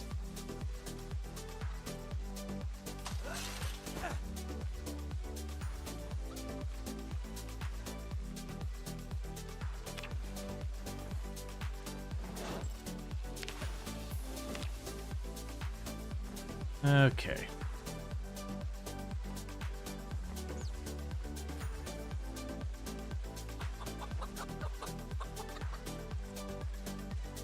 Do you have to feed the chickens and take care of them?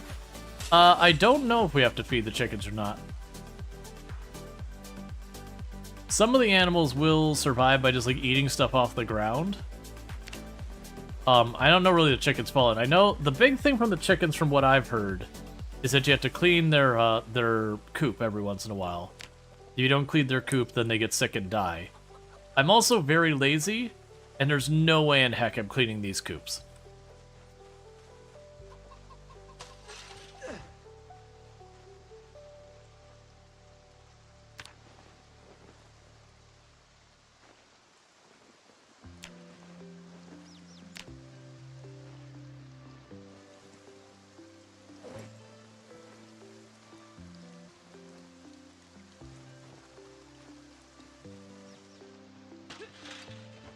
Honestly, we probably should just go through all these, because I'm going to fill up my bag like 1 or 2 from done. Or we'll have a coop that has 1 billion eggs in it. That's a thing too, I guess.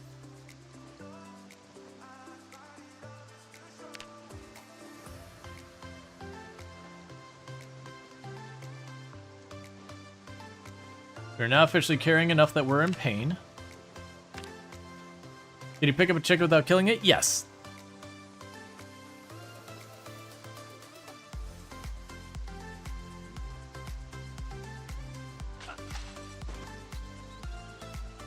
We send food for a bit? Yeah, and I'm gonna have to guess how many eggs I want to bring with me versus how many to leave in the freezer.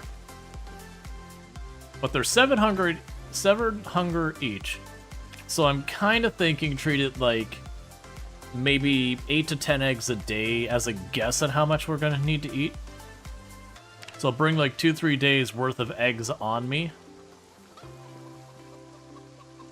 You're assuming they stay fresh longer in the freezer? Yeah. Product Zomboid just does a hand wave where it's like, yeah, it's in the freezer, it gets X% more time kind of thing.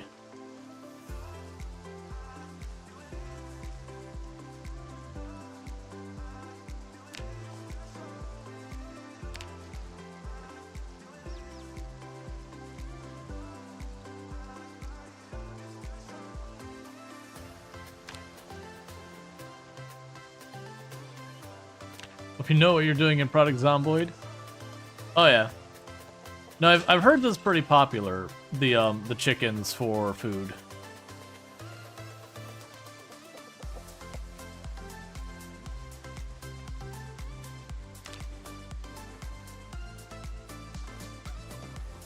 Alright, we're gonna be super overburdened. We'll bring it all home. We'll start cooking up all of the eggs, chucking them in the freezer. How many eggs do I have? 200 and we have about 230 eggs right now.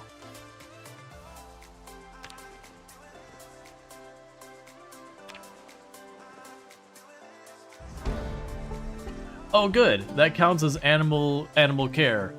Just wiping all the eggs we can without ever actually caring for an animal. Do you want like 250 of them? Yeah. Maybe not. Thank you.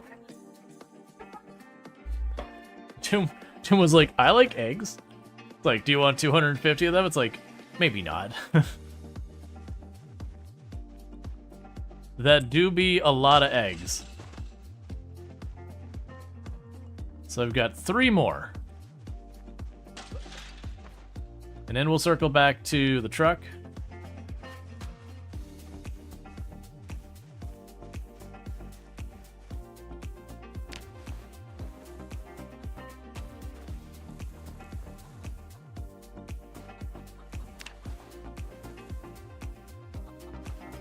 We have to do these in multiple batches.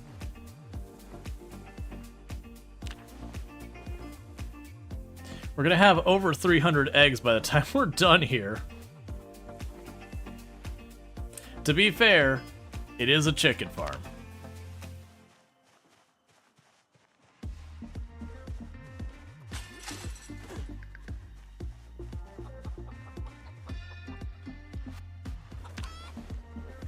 Aw, man. If that was a mechanic where, like, if you trip and fell with eggs in your bag, it would destroy the eggs. A backpack with 300 eggs just falling on. I can only imagine how disgusting that would be.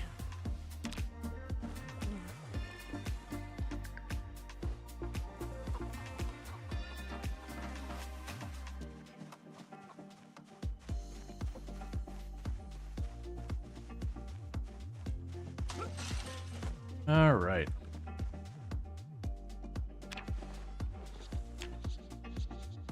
And then that'll be the last of it.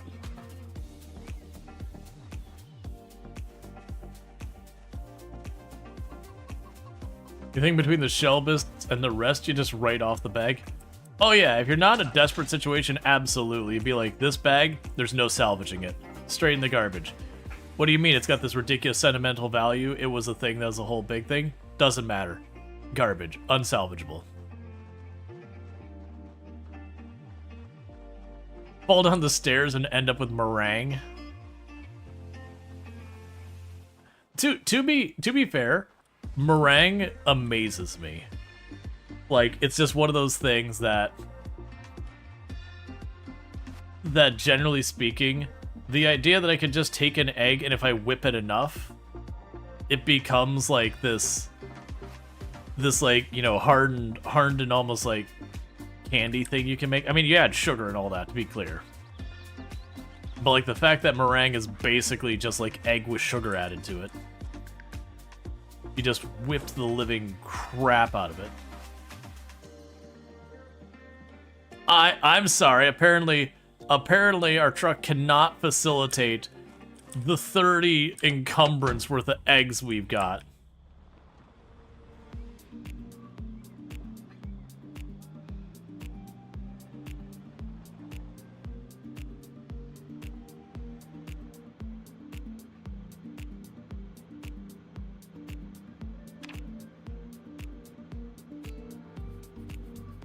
Well, we're not worried about gaining weight. I know where we can get some food. Is there an option to package eggs specifically? The thing you find? I know you can get cartons. I don't know if it's like an actual carton object. I haven't actually checked. No. Oh, that's not my gas station. That's a different one. Yeah, I got some straggler zombies here that have gone from the spawns and all that in. We're almost at the point where the zombies will stop spawning back in. Only about a day and a half left. And you don't have to worry about it anymore. Alright. So, we're gonna go here real quick. I'm not gonna worry about all the other junk in the car right now. A lot of that's just weapons. So, grab our 300 eggs. And it's time to start cooking.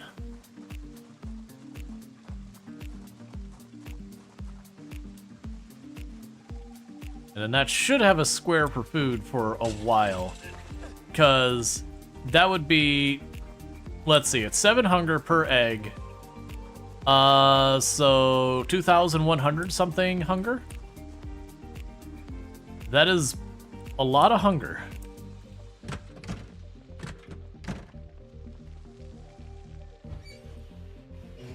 Okay, so you can handle 185 egg at a time.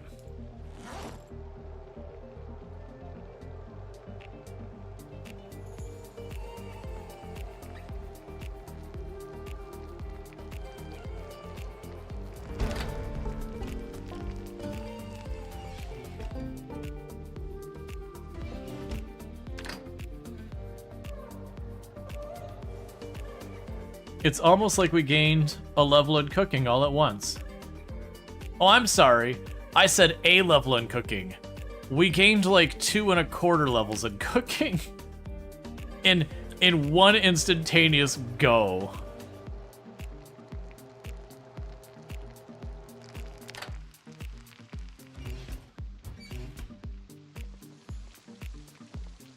So go to the freezer, drop all of you in.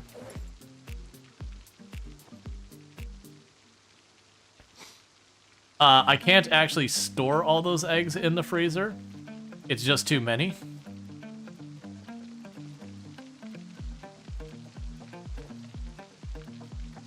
Oh, I forgot I had the mutton in here too.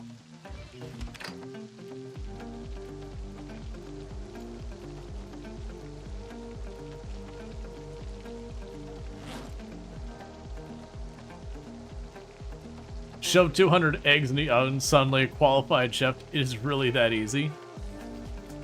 Yeah, most people, they cook like 1 or 2 eggs at a time until they're good at it.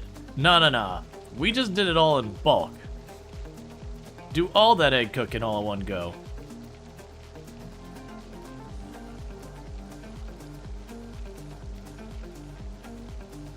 How is our cooking skill? We just barely have not hit cooking 4. For context, our current alive character on the 16 times pop, who has been making salad for themselves the whole time, I don't believe has quite hit cooking 4 either. So this character, in basically one sitting, has gotten almost as much cooking as our other character has made in like 6 months. And that other character pretty much made everything into a salad. So if you're trying to power level cooking right now, just go ahead and hit the egg farm. You'll be fine.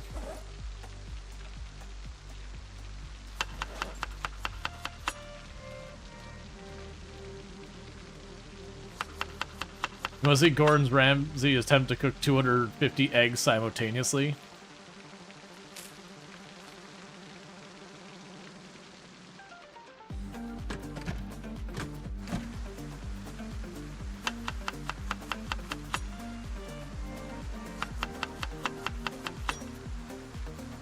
And an egg and mutton salad. That is a salad. Just egg and mutton. No seasoning. No anything else.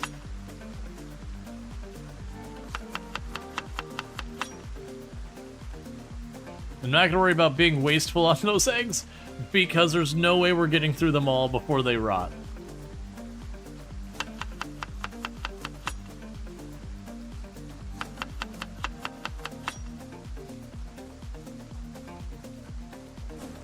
Considering I still have 60 on us because our freezer was full.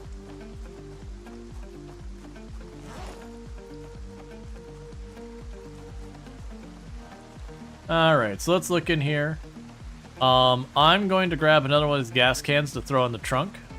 So that way, again, if we find another vehicle that has the keys that I want to take, I just chuck the gas can in the back of that vehicle. And then later on I can walk over to the vehicle, put the gas in, and call it a day. So I got that. Let's keep those all in here. Keep those, they can be spare weapons. Those can be spare weapons. Grab the flint nodules. Grab the clay. Grab the flint. I'll grab the tarp for now, too. Keep the fishing stuff in there. Grab the electrical scrap. And the rest could stay. The big thing filling up that trunk is the 4 propane tanks I have in there. Which I will gradually deplete all of them. Time to get our fridge? Oh no, I won't run multiple fridges. The problem with multiple fridges, it means I have to refill my generator more and more often. And there's definitely a point where you just go, you know what? I just don't care. Because it means I have to constantly circle back and top off the generator. Versus I keep it on just one fridge. You can leave for over a week and be fine.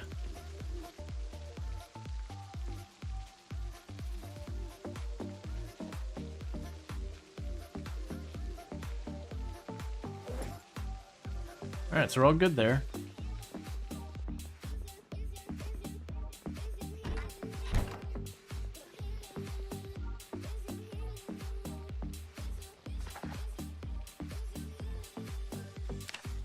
If I would have read this book before we did all that, there's a real good chance we would have jumped up to like level 5 cooking. It's fine, I'm not actually worried about it.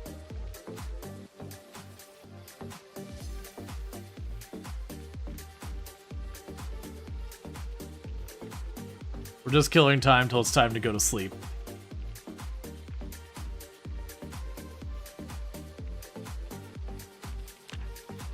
But that does mean I have a tiny little XP multiplier, so that we're definitely going to hit level 4. On all this before we have a whole thing. Genuinely, unless they rebalanced it, it was always the ice cream freezer was the way to go. Because you didn't waste any time or space on not freezer. Because like you don't care about the fridge part of it. Is there a room in the fridge? Yeah. Kills, we're at 1,232. This isn't our 16 times pop character. We're taking a break from 16 times pop till crafting gets whatever balance changes they make for it.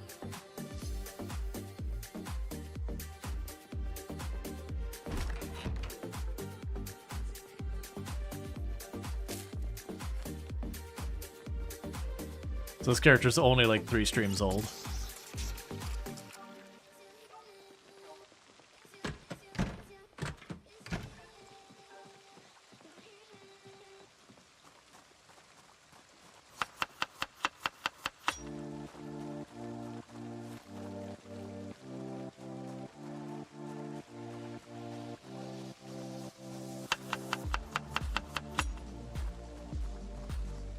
The fact that with the egg, one egg, I split it between 2 separate salads, is gonna be a whole thing. When the eggs start to go, we will just shovel eggs into our mouth as fast as we can.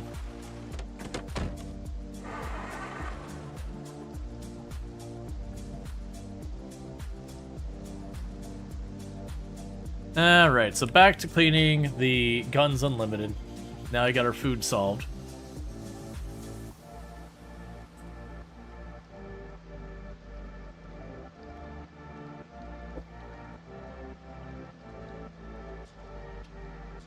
All right.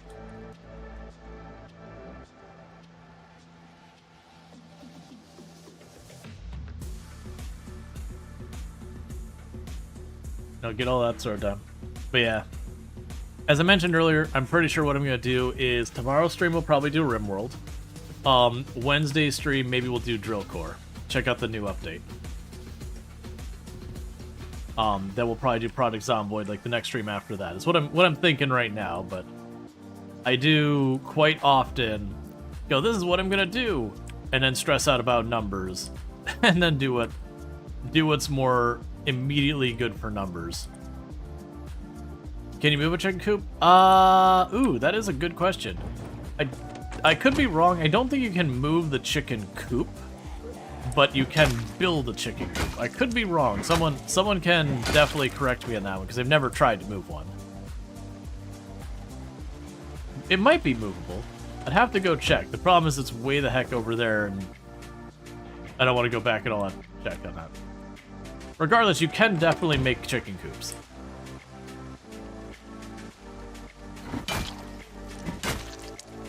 So you aren't attached to that one location.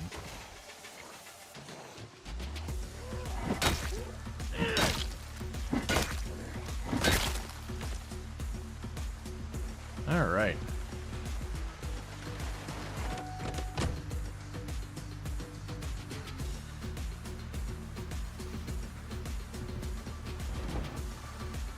Okay, we'll need to start slowing down for all the bodies so we don't lose control of our car by ramping it up on 2 wheels or jumping it.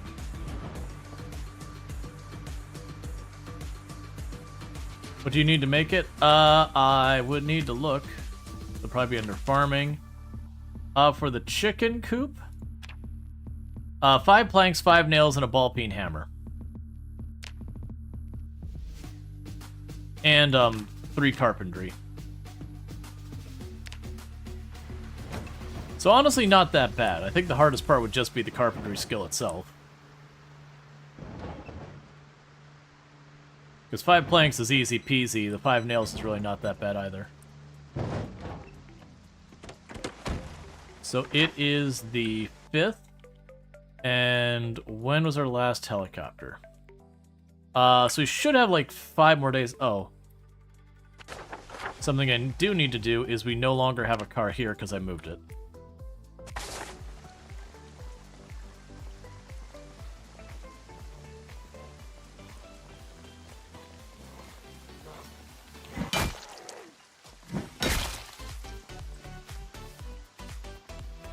I got a zombie down there. That'll be the big one, is when it's time to like load up whatever we find in this place.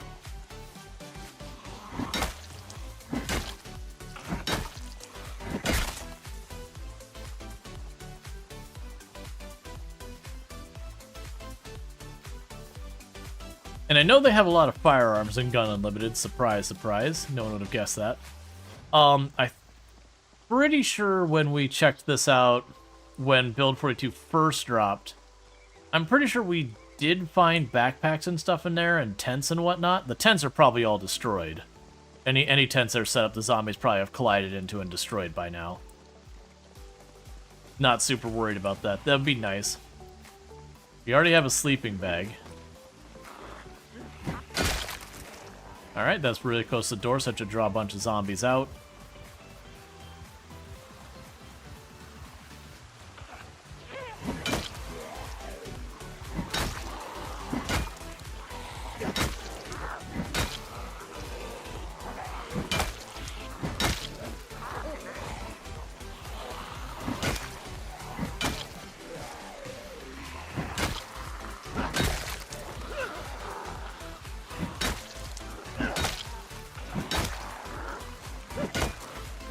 Okay.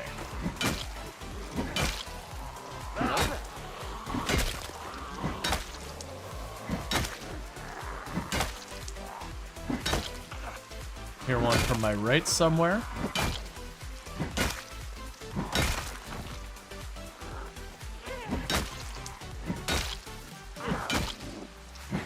Hey, Bentley, how's it going?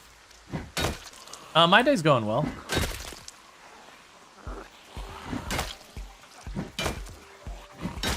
Yep. Bonk, bonk, bonk.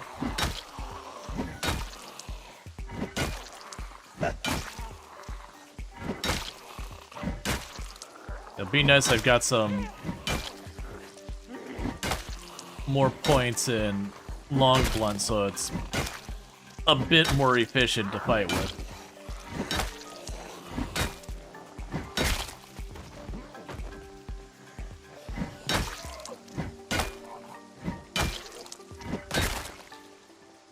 Cool. So still got the one up there. We pushed ourselves pretty far into exertion and all that, but that's okay. It's a quick 15 kills right there at the beginning of the day.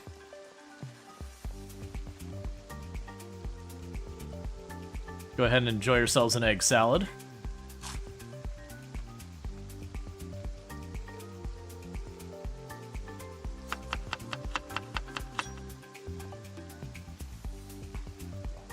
Sir, I'm enjoying my lunch. Go away.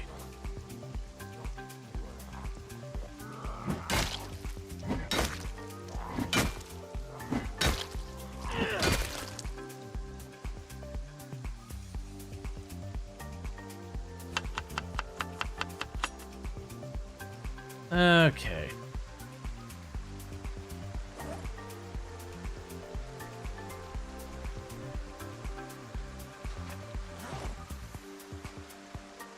I just realized I might as well be reading the book, even though it's just for like the last tiny bit of XP for this level of cooking.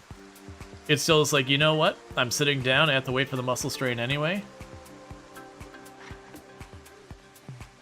It is what it is.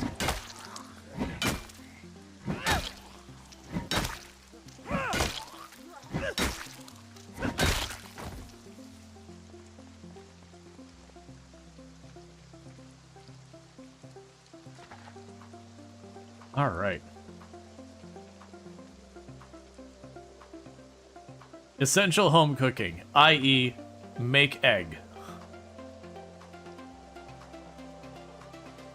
All right, so the muscle strain should pop off pretty soon. And that's just because we went really pushed into that muscle strain pretty hard. Give it a couple more seconds just to make sure it's a bit more clear. Okay. Enjoy a little bit more egg.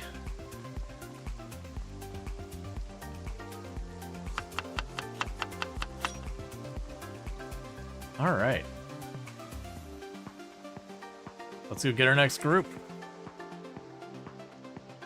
I'm honestly surprised we haven't seen more zombies coming out of this door. We've only had a couple. It's been mostly that front door that we've been seeing the worst of it.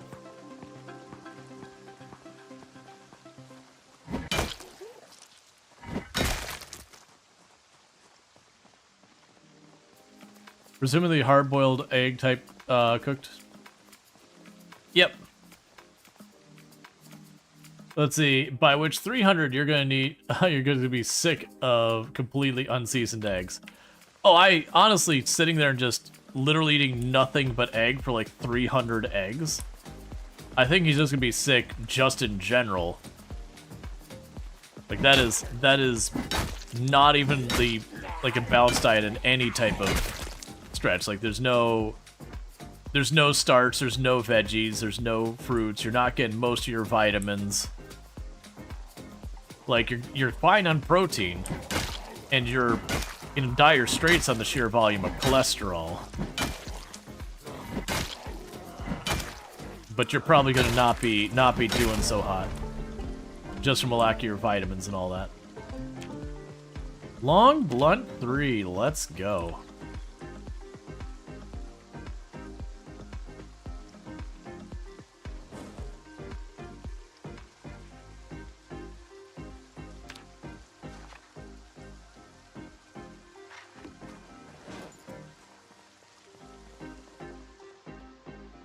Okay.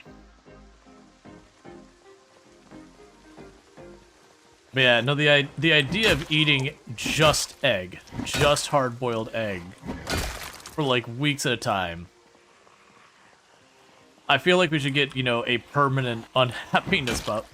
Like, I like eggs, but eating just egg, exclusively egg. This is not the character from the farmhouse. That character is still alive, the one at the resort. I am taking a break from the 16 times pop just because right now in build 42, that 16 times pop, I'm literally spending a fourth of my time crafting weapons. So I'm crafting weapons like every 5th or 6th day, and I'm just burning out on it. Like, spending a day and a half every single week in game just fast-forwarding bars over my character's head's not a good time.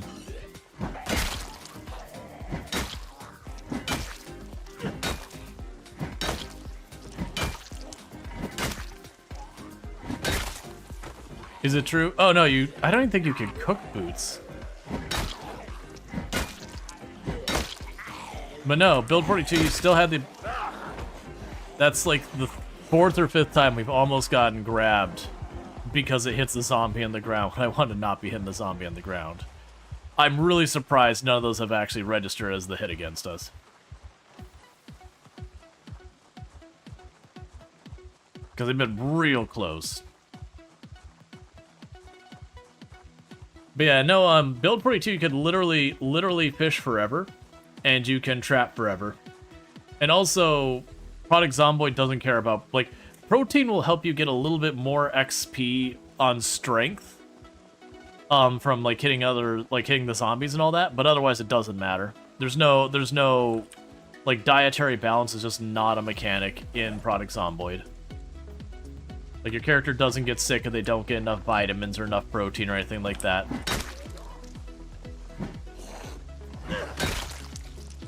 As I say a lot, Product Zomboid, in my mind, is a survival light game. You do need to eat and drink, but very genuinely, it's really, really easy to do that. Like, even if you turn down the foraging abundance to its minimum, the fishing abundance to its minimum, and all that, it's still easy to survive in those difficulty settings. You just spend more time doing the things like fishing and foraging and all that.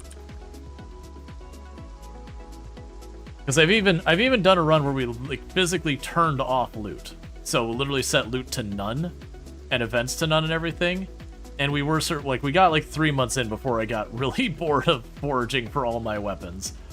But like we did survive just fine. Product Zomboid is a game that's all about the zombies. Your survival mechanics, all of that, is about forcing you to go back into dealing with the zombies. Now granted, they are moving it so we will be able to live more and more in the wilderness away from things, which is weird considering the decisions they've made for a lot of the other stuff in the game, where your weapons break, you know, way more often than realistically for balance reasons, as a pressure to get you to go to the zombies, and at the same time implementing ways that you could just live out in the woods forever, and actually, like, making something out of it. So, like, I would argue right now it feels like Product Zomboid is not sure what it wants to actually be on that regard. Ooh, your sandals look nicer than mine, man. Give me those sandals.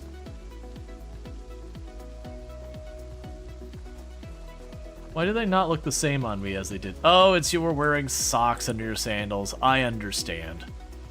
I'm sorry, I'm not up with the hip trend of socks under the sandals. Is there still plenty of fish during the winter? Yeah, so in build 42, yes. Build 41, there was, when you got into winter, it was a pretty hard penalty against fishing. You still could fish during the winter, but if you didn't have any points in fishing, you're better off doing something else. Like it was pretty horrific trying to fish in build 41 if you didn't have a lot of skill going into it. If you did have a fishing pole in build 41, you could still fish successfully during the winter. You only needed like 1 or 2 points in fishing to really have it work. But if you're spearfishing, unless you're sitting at like 6 or 7, you're better off just doing something else. But with the rework on fishing, there are still penalties for wind and cold days, which you have more of in the winter. But it's still, you can manage. It's not that bad. And in a lot of ways, it's easier to get fishing poles now than it was in build 41.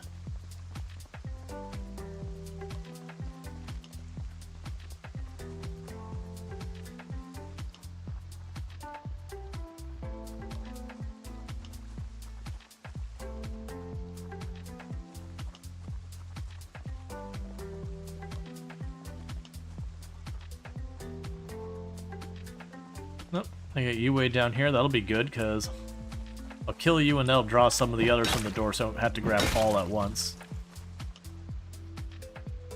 Or they just won't care. That's certainly another choice.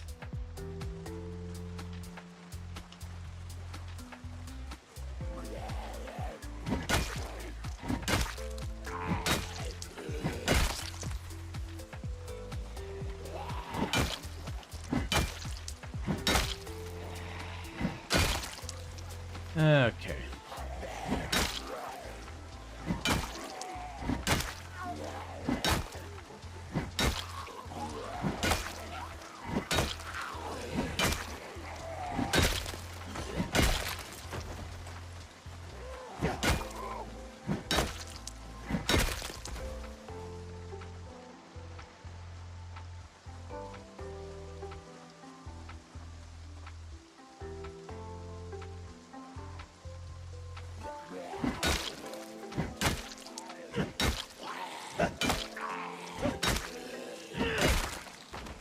Yep, so just getting these last couple stragglers. Then he'll rest up again.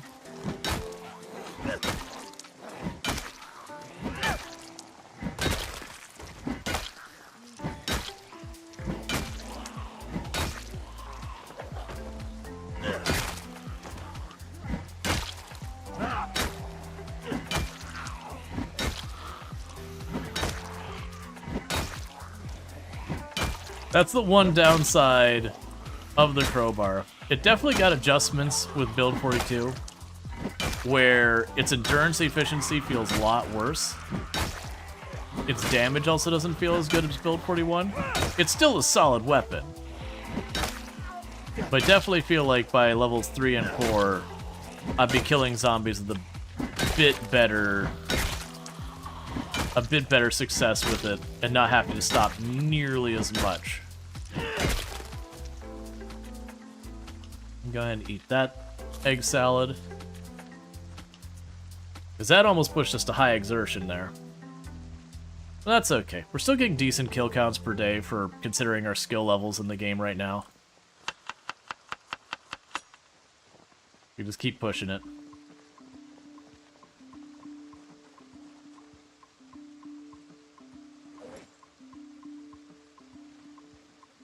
Only use 3 eggs. I was sort of like, man, I feel like I'm going through these eggs really fast. No, I've used 3 whole eggs, because it's 2 servings per egg with these salads I'm making.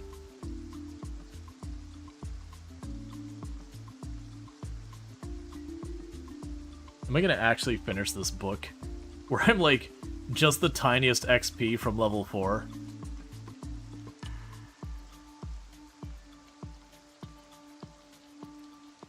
I guess it helps I am using a weapon where I have to sit down constantly.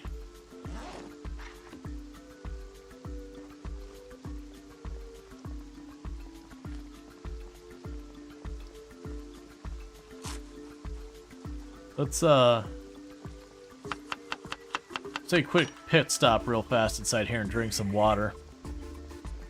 I've got a bottle of water just right now with our carry weight. I don't want to keep popping it in and out of my main hand, or main bag or whatever, and needing to deal with all that. Looks like we also have zombies coming in behind us, so we'll probably deal with those, then get the water. Gotta keep our retreat clean. It's probably because I killed the zombies so close to the fence line there a minute ago. I probably drew some zombies in from a bit farther in the woods than I previously had.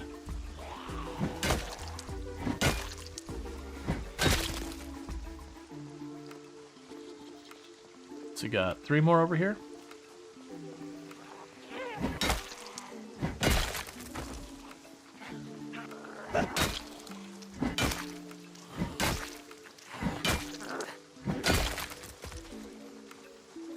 Okay.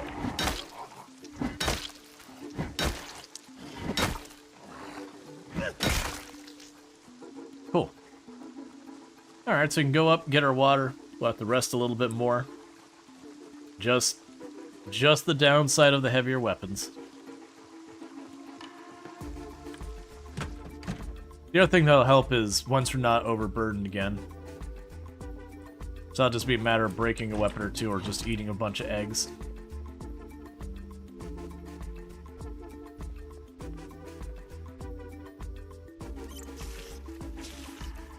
Alright.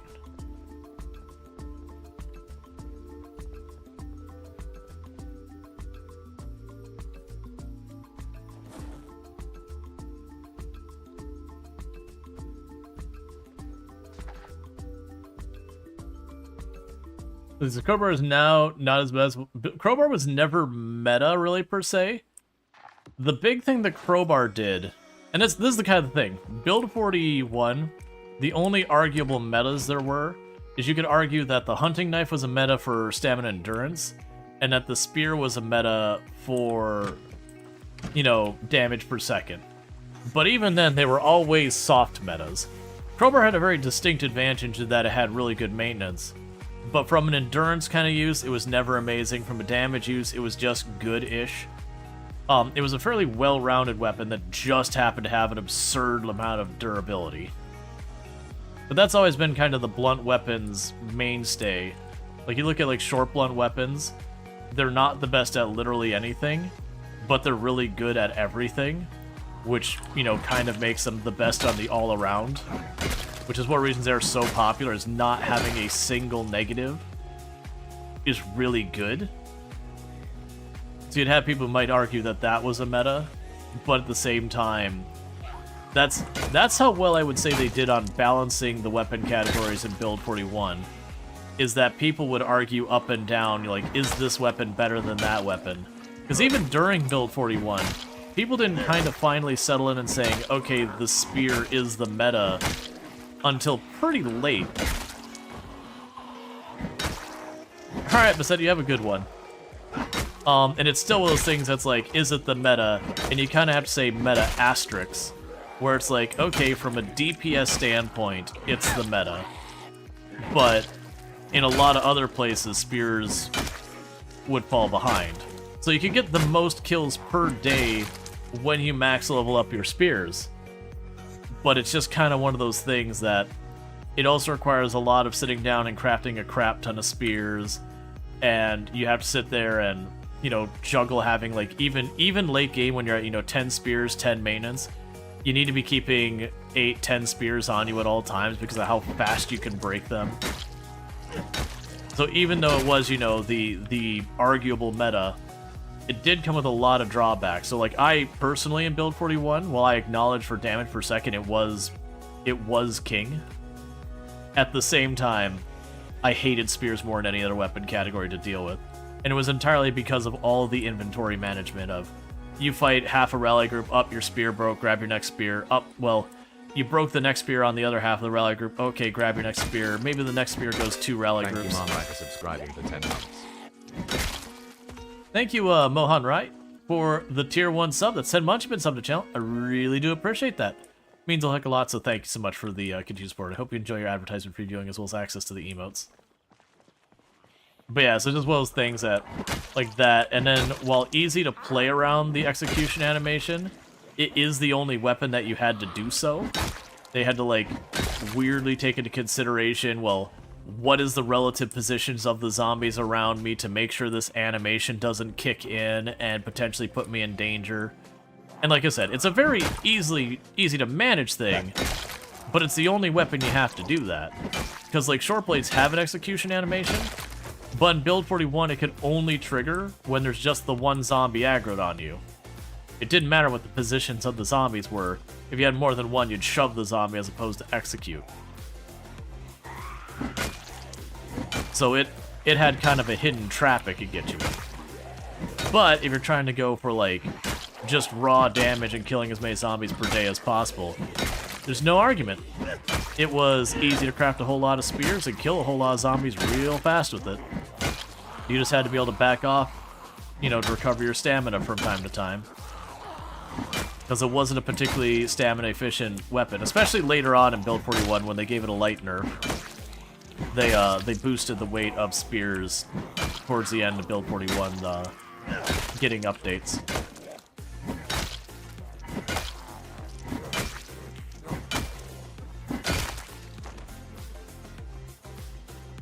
Right, just the two?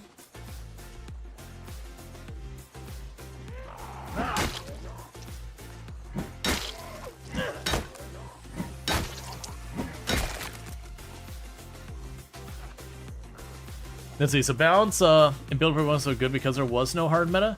Well, it's not because there was no hard meta that balance is so good. It's rather when you have really good balance, you don't end up with a hard meta. Because if you have a hard meta, that means there is one weapon that is just better than the others. So when you play games like Terraria, for example, different points in time with Terraria, there have been weapons that it's like, this is the best weapon in the game. Oh, okay. Well, what about this? No, there's not a second part.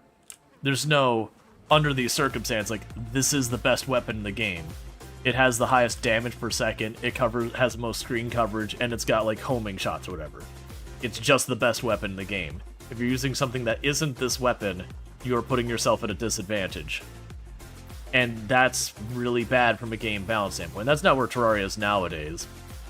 But there were points in time where Terraria did have, like, this is the weapon that outshines everything. And it's actually okay for games to have a weapon that's strong.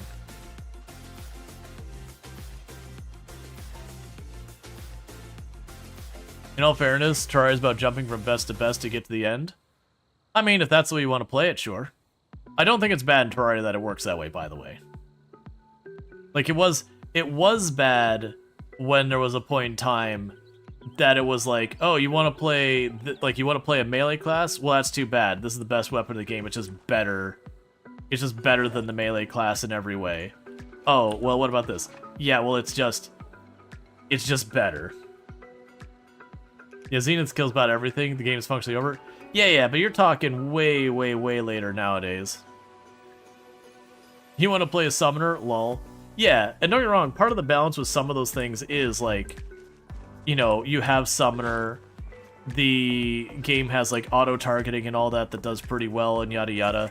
And so there is that convenience, and auto-targeting is part of the balance consideration, so the damage is a bit lower, the fire rate's a bit lower.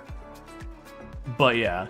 There's been points in time where it's like, well, I want to play, like, I want to be based around magic. It's like, well, yeah, but this weapon just becomes better. But magic, I have to use this mana. Yeah, well, I mean, this ranger weapon uses ammo, and there's ways to give yourself near infinite ammo, so, you know, like, I mean, you can give yourself infinite ammo, but give yourself near infinite good ammo. So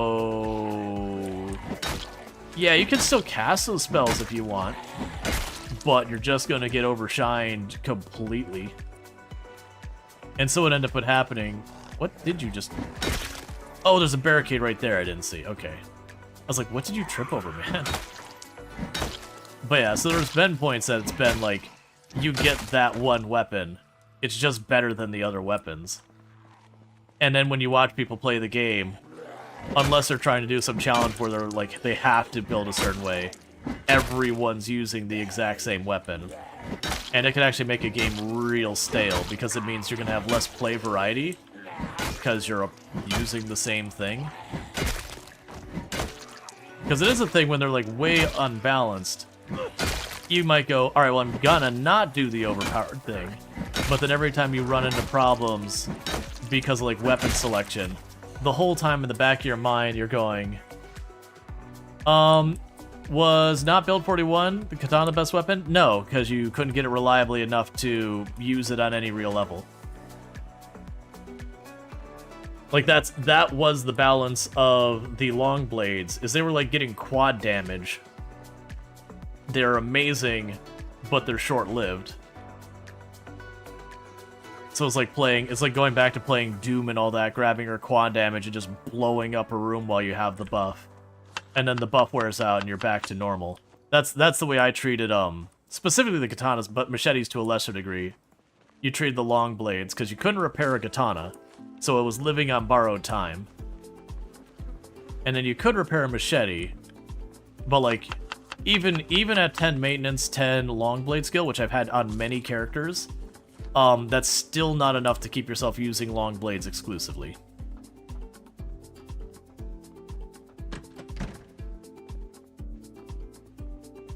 The katana was very strong, though. But even from a damage per second perspective, spears win. Endgame spears win.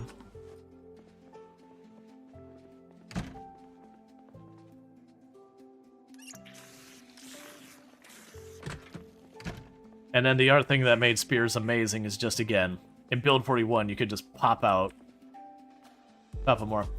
But the thinking from Master Mode Terraria, it ends with a wide mix and match of styles that cover all your vulnerabilities, which is so fun. Some weapons definitely shine the brightest, though. Yeah, no, it's way better. I can't speak about Zenith and all that, but like, it was back like when the game first dropped, and we had, what was it, just the 3-4 bosses or whatever. That very genuinely, like, the game had some weapons that, like, they were just the standout. This is the best. But then once they introduced hard mode and all that, the game did a much, much better job of having some balance. And then we got the Cthulhu, like, the actual Cthulhu showing up thing. And the Cthulhu thing, again, they actually did a really good job on that one. that you had one spire that was kind of around summoners, one spire that was kind of around melee, one spire that was kind of around map casting, and one that's around range. And that all of their like peak weapons were good enough to being close enough that which was the best weapon was getting to be more situational than just hard, you use this weapon. I believe the accepted meta then, I want to say it was the sword, the sword that like arc around the screen because it just had so much coverage. And I want to say the ranger's weapon was seen as the weaker option, with the exception of bosses that you just couldn't stop to stay in the melee range. But that's probably way out of date information. But as far as like Zenith goes, I don't know. I need to go back. I used to have all the achievements in Terraria. Then like their final Zenith, whatever they called it, update came out, and I did play through and kill the bosses and whatever. But it took a bunch of stuff that weren't achievements and made them achievements. And then added a bunch of new achievements, and I need to go back and get all those achievements, because that was a game I had 100%ed.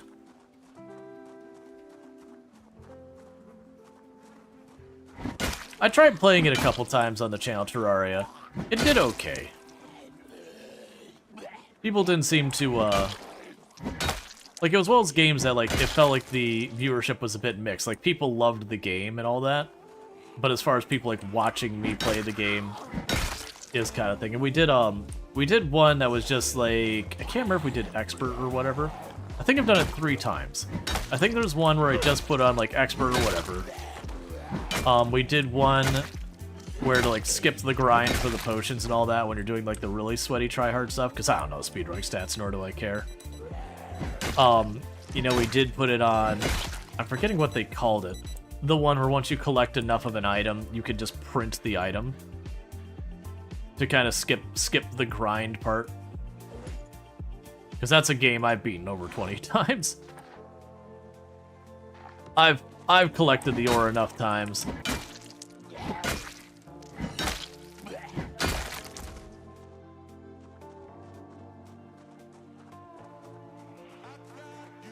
Let's see, Zenith is the final weapon, no equivalent for other styles. Situationally and with some extreme setups, others can overtake, but the Zenith just works. Yeah. Yeah, if I recall correctly, isn't the Zenith, though, you have to, like, get... It was something like you had to get, like, all of the different, like, top of the line, like, all the different swords. You had to do, like... Because all the modes generally had the... You took all the special swords and mashed them into the one super special sword. And I feel like the Zenith took that to, like, an even greater level. If I'm remembering the weapon correctly. It was kind of one of those things that's, like, you had to go and climb a mountain to get this weapon. So, you know, maybe you deserve to be a bit overpowered. Because I'm absolutely on board with that. Like, if I've done something that realistically I put hundreds of hours into a character and have done all the things in the game, let me be overpowered. Let me be unbalanced, cheese wagon kinds of not balanced. Because by then, I've probably burned out of most of the game mechanics anyways. So just let me have the BS weapon that if I want to use it, I can use it. It's like when you play action RPGs like Path of Exile, that they keep trying to, like, nerf us back down and be like, no, we want the game to be harder and grittier. I'm like, you know what? There's a point when I've gotten enough good gear and I put, you know, again, 100-something hours into this character this league. Just let me be overpowered, man. I've already climbed this mountain. I'm on the top of Everest. Let me have some silly shenanigans now. Basically, to make it requires beating every boss and event in the game, probably multiple times. You've already won. Yeah, exactly. Like, there's a certain point where it's like, you've tapped what's on this bone. Like, there's no meat left here. You're gnawing at it. It's just, you got this bone. It's just full of teeth marks because you've been going at it so long. Like, let me be unbalanced. I can choose not to use it.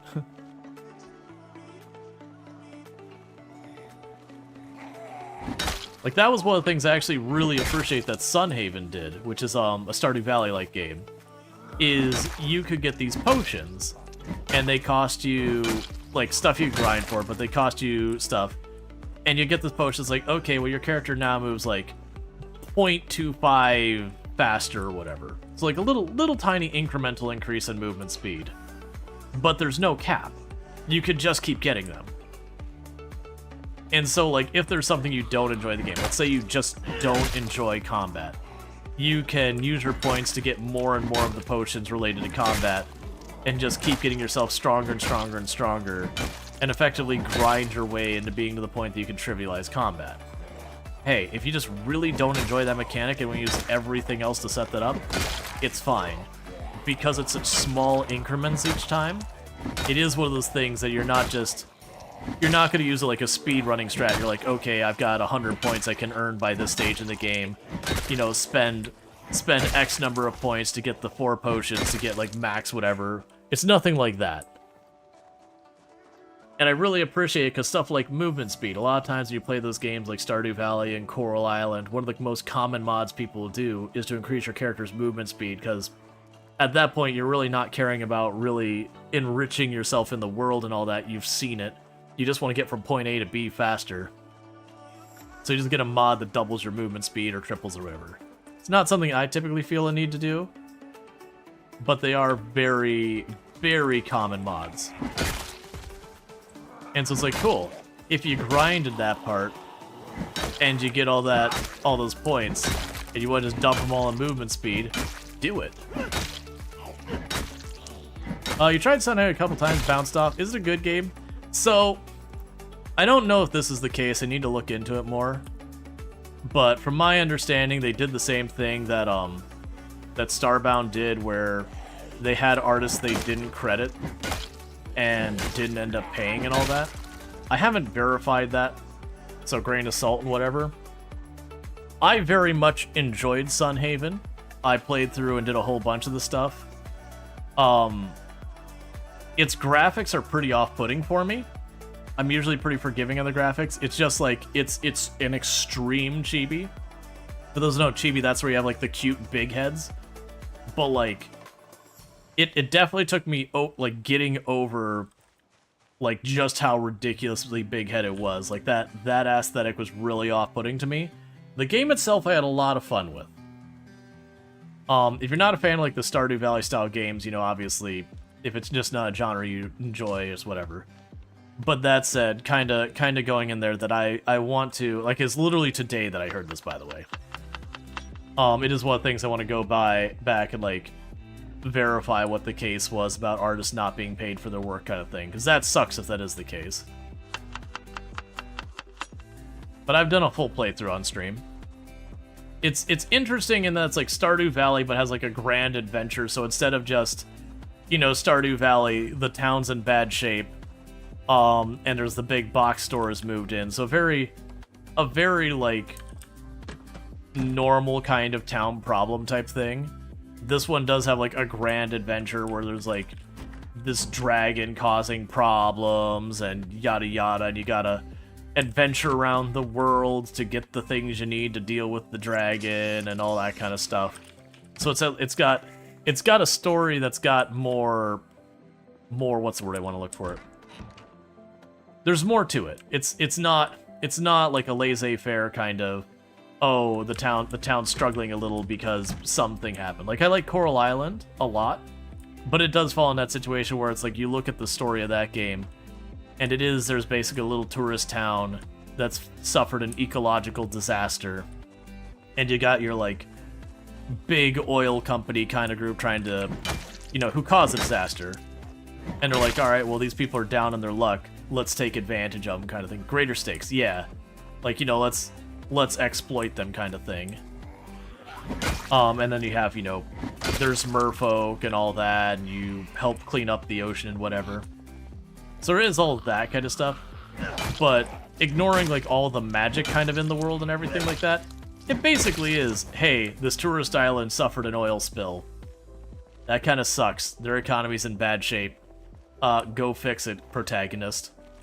And then hand-wavy magic kind of things. Which that's actually the mechanic that kind of, So the two things that stands out with Coral Island against other games in its genre is, one, when it comes like the quality of life stuff, I am to the point I consider Coral Island like really at the top of being like, hey, we actually take quality of life very seriously. We're going to give you all the tools you need to succeed. And they do a good job with some of those tools, some of the tools that can be pretty overpowered, and they make it so you actually have to unlock those things. And they do it in a way that you can kind of take the priority of going that way. But then the other thing they do is they have this whole extra mechanic where you dive under the ocean and you're cleaning the bottom of the ocean from the oil spill and the trash. And it's all hand wavy. In real life, if you suffer a horrific oil spill, you're not going down to the bottom of the ocean with your little scythe and digging up some trash and occasionally touching a MacGuffin that makes the entire area suddenly oil-free. But, you know, for a feel-good slice of life game, you know what? It's mermaid technology, don't worry about it. It's fine.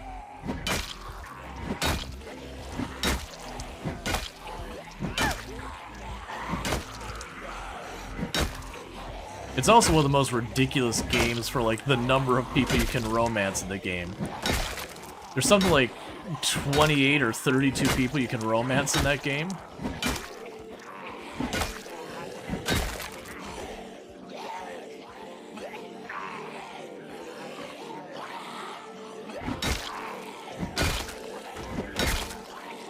You also free dive to ocean floor unharmed? Yeah. Yeah, depending on where you're at, that's totally a thing. I'm scuba certified. Yeah, if you're not talking a particularly deep area. What game are you talking about? Oh, we was talking about Coral Island.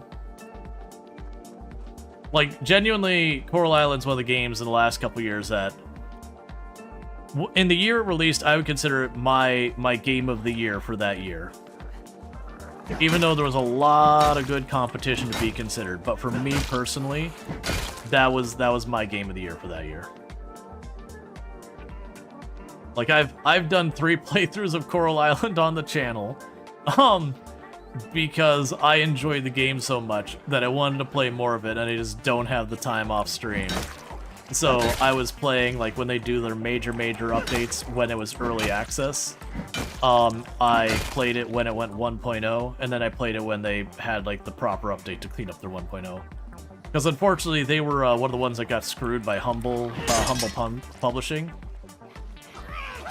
So where people are like, oh man, they released it, it wasn't done yet. Yeah, Humble Publishing forced them to. It's a read between the line. They never explicitly said that, but that's probably something in their contract that they weren't allowed to. But for those who don't know the drama with Humble Publishing, they're not. So Humble Bundle is a separate part of Humble Publishing, but the parent company basically shuttered Humble Publishing with no warning to any of the games being published underneath it, of which Coral Island was one. That they just weren't going to get any support anymore. And so there's multiple games that hadn't even released yet and all that suddenly were like, oh yeah, we were supposed to get a bunch of money and marketing and all this stuff from our publisher, who doesn't exist anymore. What? That they just shut it down with no warning. It was like absolute chaos for the indie game scene for a while. And on top of that, like Humble Bundle has it's kind of sneakily changed a lot of the way the charity funding works now, that it's way worse than it used to be. That, like, the cut that charity gets is way lower. There's not nearly as much transparency on what the charities actually get versus what doesn't go to charities. So it's unfortunately, since Humble got acquired, it's been mostly bad news, which sucks because Humble was awesome.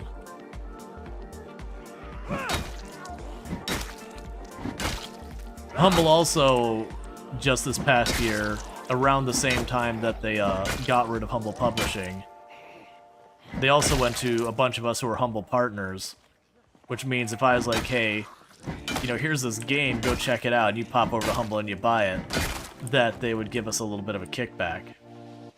That they just kind of were like, alright, well, we've outsourced the group organizing this, and none of you are Humble partners anymore. You have to re-sign up. oh, here's your new terms. By the way, they absolutely suck. That, like, the amount you get is basically negligible. And then they tried to not pay out a whole bunch of people, which they did ultimately get honest with. They tried to, like, not even pay out what they owed on a bunch of stuff. But people threatened a class action. They're like, fine, we'll pay what we owe. I'm honestly curious how much longer Humble's gonna be around. It's doing fine on its Humble bundle side right now, but it's been losing numbers for a while. And it's, again, all this other crap they're doing. Charities run on goodwill. And if your whole driving thing is that you contribute to charity and you're burning your goodwill, you know.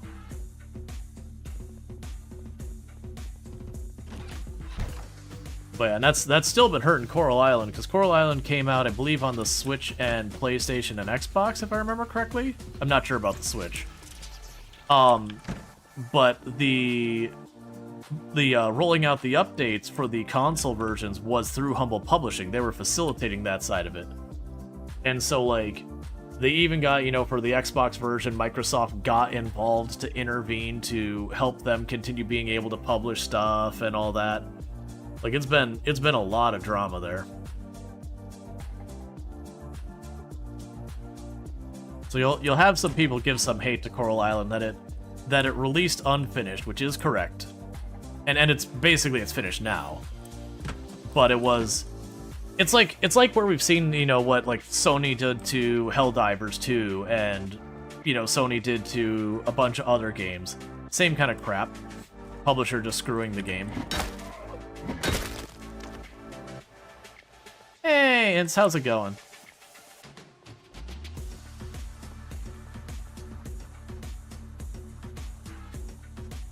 I keep being tempted to go in that door, but I'm thinking I should just keep clearing from the outside and that front door. Because I figure by the time I stop seeing the zombies come out that front door in any meaningful capacity, then most likely that what I'm guessing is a warehouse side. I'm guessing this whole side over here that's brick is probably, like, this is probably the warehouse part. That's probably, like, the main show floor. Because I know in here we've got the show floor. I've been in there that much. Coral Island is a great game. The devs deserve to be, deserve better. Yeah. And the devs have done such amazing stuff with the game.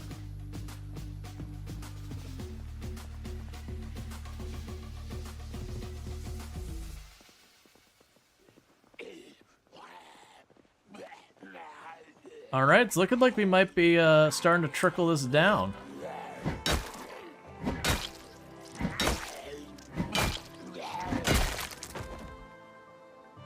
Let's see, is Helldivers screwed so bad? It was not for the Sony mess. I was still playing it. You refuse to play it now. You refuse to buy and play, I think, site produced as well. Yeah. Well, that's the thing. If Humble Publishing were to release something now, that's not going to work. 1 second. Oh, hey, where did you come from? Come on, buddy. That wasn't a simple line of sight. I should have seen that zombie earlier. There's been some weird stuff with the line of sight I've noticed. Because that zombie I should have had view on a good 2-3 steps earlier. Because it needs to get around the corner to turn at you.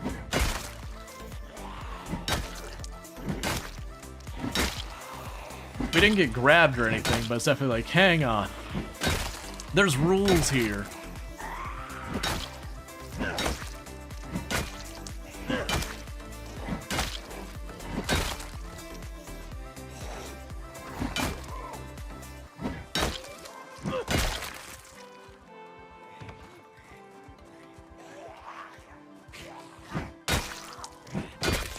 Let's back up and recover. Yeah, so there's still more zombies in there. Probably a decent number. But as far as what's hearing us from the door... so what about axes, build 41 and build 42? About the same, honestly. Axes have always been the ones to get you to one tapping, not counting execution animations, the fastest. But they are absolutely the worst when it comes to endurance efficiency. So basically, you kill zombies heckin' fast, but you also need a break heckin' fast. For the record, all the games in Product Zomboid have pros and cons with the exception of Short Blunt, which I guess their con is the lack of a distinct pro, but they're kind of good at everything. It's generally axes, you've got like some of the highest damage and crit damage, but you do have yourself the worst endurance efficiency.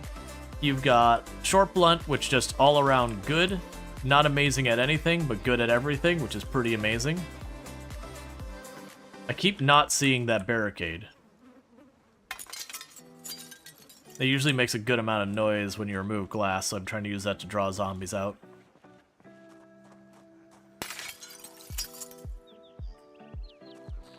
But then you've got your short blades. They don't have the best damage. They've got the worst range. And they got a couple other negatives. Their durability's just okay. So like kind of just okay to bad all around, with the exception of endurance efficiency, that they are absolutely amazing at. Then you got spears. They're pretty rough on the endurance efficiency, but their main drawback is their durability pretty much doesn't exist. So you just break them real fast compared to all the other weapon categories. But as far as like raw damage, they are king. Longblade are almost all around good. They're only okay on their durability, but their big negative is they're extremely rare.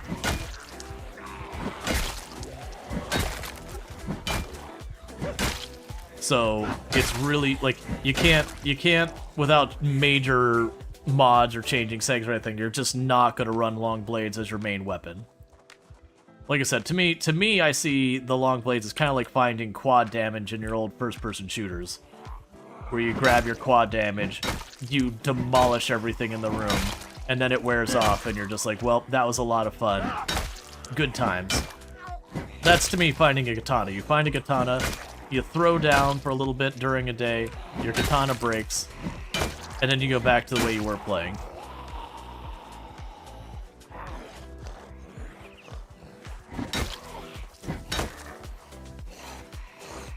New construction here to go to. New construction. Not sure what you're talking about. Do you mean the construction worker for your occupation?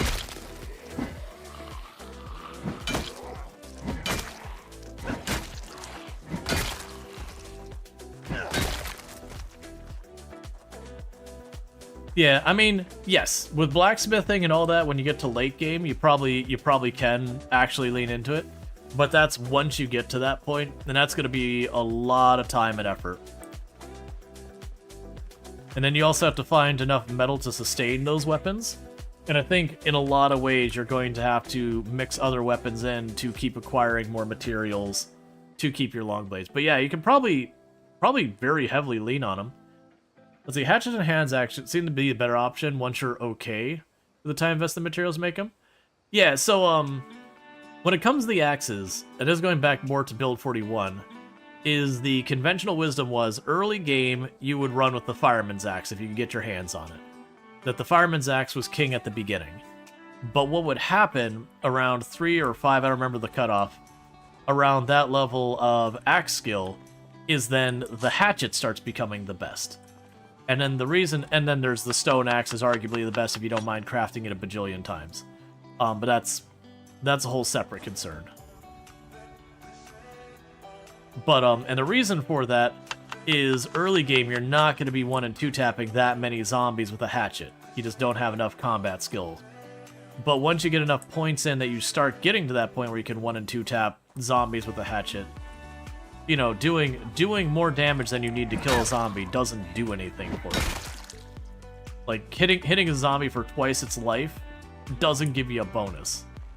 So once you're reliably one-tapping with the fire axe, any extra skill you get really doesn't do a whole lot for you. But with the hatchet, once you can get that up to 1 and 2 tapping because you got your skills up, now you effectively are still 1 and 2 tapping zombies, but using way, way less endurance doing so.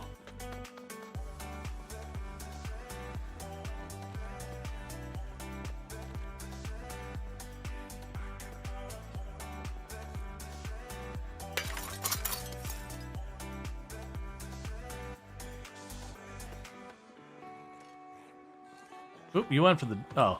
For a moment I thought he was going for the doors, like...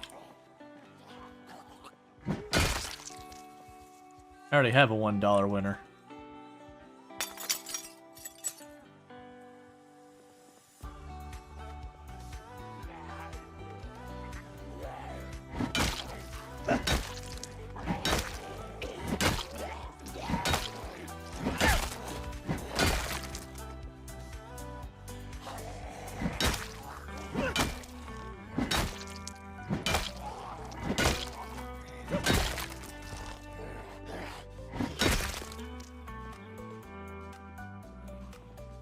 All right.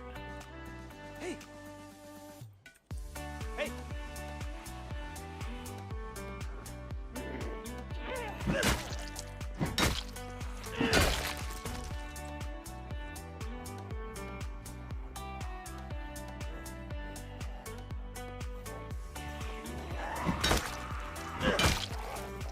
All right, let's back out.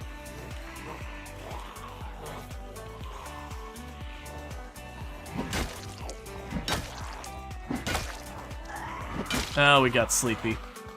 Alright, let's ditch him. What do you think about guns in build 41 too? So guns in build 41 and 42, whether you're using the new or the old aiming mechanic, they actually are about the same effectiveness. It's just in build 41, you'd go and shoot and you'd miss like 2/3 of your shots. And in build 42, those misses still flinch the zombie, so they still hit, they just don't do hardly any damage. The guns have always been the thing you can kill more zombies in a day with than any other weapon. The catch is they are like other weapons in that you do need to level them before they're any good. And it used to be you get the shotgun and you go slaying, and with, you know, a good couple 100 rounds of shotgun ammo, you'd be like level 4 aiming, and at that point you could use just about any of like the regular pistols and all that and be okay. And then once you get to like 6, 7, 8, then the guns are just amazing. But with the way the changes are now, they nerfed the shotgun pretty hard in build 42, which in turn has made it way harder to level aim. I would still say they're good, but they're a little bit more difficult to get off the ground.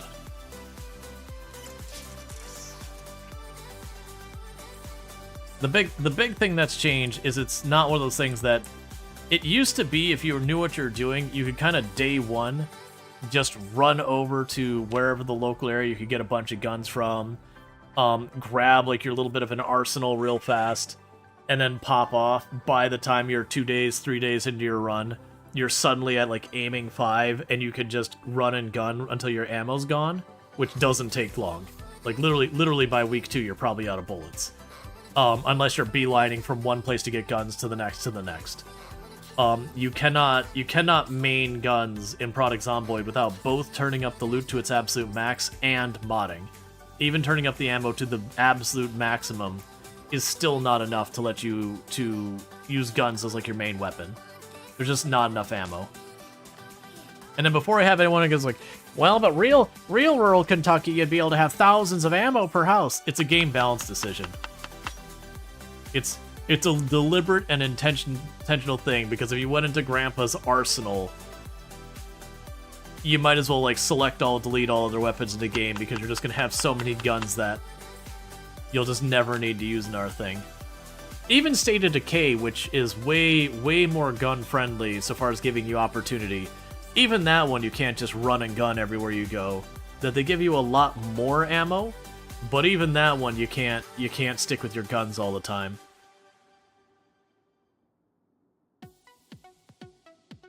Sorry.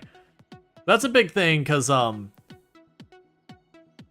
see, yeah, you're using 5-6 boxes of ammo of the JS200. You've only got about half a level of aiming in build 42. Yeah, no, it's generally speaking, the shotgun is not as strong, because the magic of the shotgun in build 41 was, it's, when you looked at the cone, I can't really show you because it's too dark, it was like a 35, 40 degree cone in front of you. So you could literally aim this way and hit a zombie that's over there. Like, it was real wild how much. And so every shot would hit up to 4 targets, and if there was more than 4 targets, you would hit 4 targets. And every single pellet gave you a little bit of XP for aiming and for strength and for all that stuff. So they nerfed that where the shot only counts as 1 shot for considerations of leveling. And that it doesn't have that ability to slap 4 zombies per shot reliably or anything.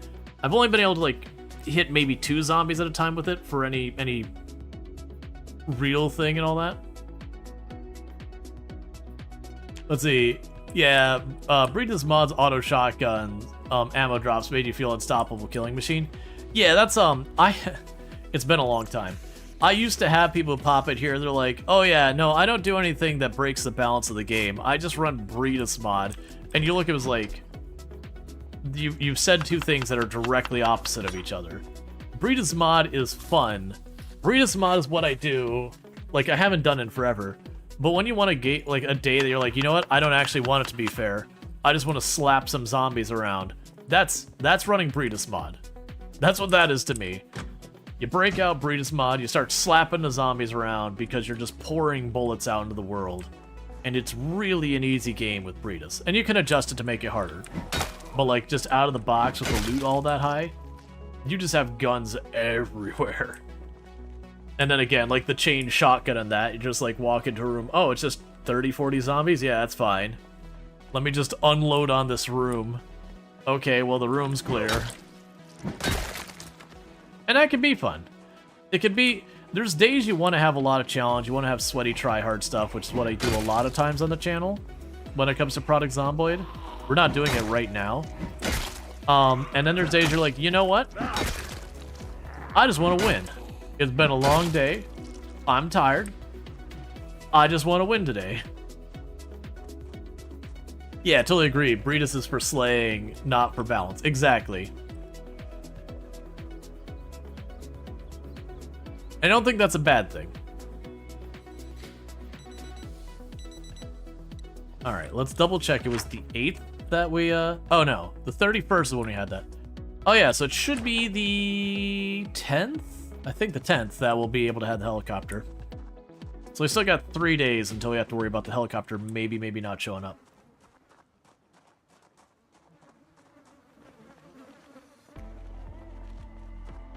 Totally agree, yeah. Yeah. Well, that's, I've had some wild takes on what is and isn't balanced in mods in games of channel. It's not an often problem. But, like, I remember there was a Rimworld mod. I can't remember if it rebalanced or what. I think it was, I can't remember if it, like, rebalanced the minigun or made a Gatling gun or whatever. And the person was trying to, I was like, no, it's balanced. And I'm like, okay, well, like, let's look at this thing. And it was basically the minigun fire rate with the sniper rifle's range and, like, the assault rifle's accuracy. So it was just hands down this ridiculously powerful weapon. And I'm like, what the heck's the balance here? And it's like, oh yeah, it takes 1 more component to make. And you're like, that's nothing. That's literally nothing.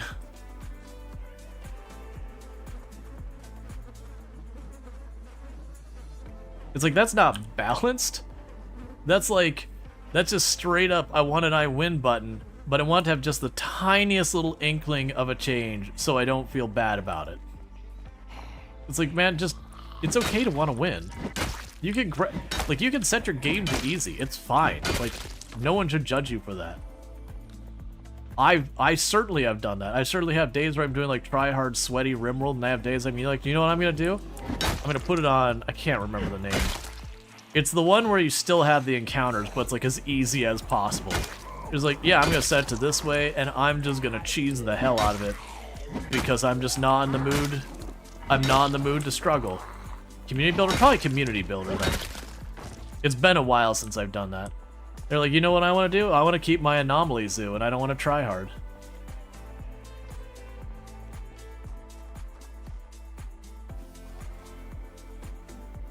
Very balanced minigun sniper rifle. Yeah, that was just one of those things like, oh no, it's balanced.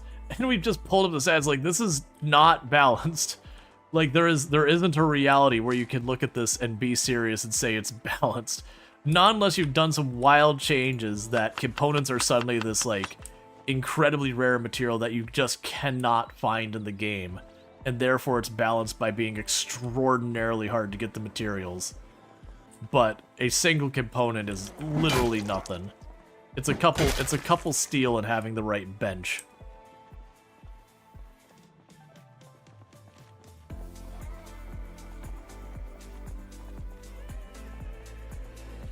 You get too attached to your pawns and you alt F4 even though you're Iron Man because you get too attached? Yeah. I don't do anything like that. I actually... So to me, I have played a lot of games that death is very penalizing in the game. I am never ever going to get used to that. Can I pick up that barricade? I'm gonna... No, I can't. I'm gonna like die to that barricade because I just don't see it as being there. The 45 degree barricade I think should go. That is too hard to see. Maybe not go. They need to change the graphic, even if it makes it look a little weird because they make it like thicker than the other barricades or whatever. That's too hard to see.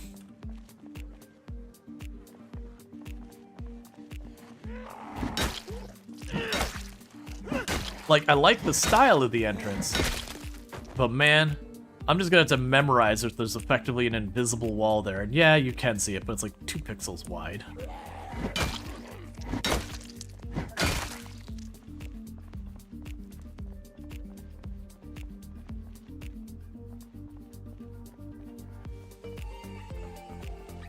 All right.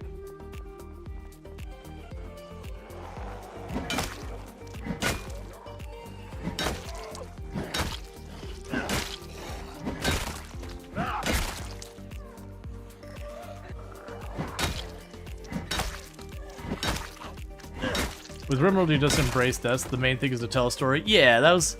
Like, that's the whole thing. Like, Rimworld, yes, you can turn up to, like, 500% naked brutality and make it genuinely a very difficult game. But to me, always the big thing about Rimworld is the fact that you really aren't in control of a lot of things in the colony. Like, your people are gonna fight. You can treat them as good as possible, have them, like, maximum moods. And sometimes... one of them is just going to call the other one a muffalo, and they're going to try and kill each other. And you just got to roll with that punch.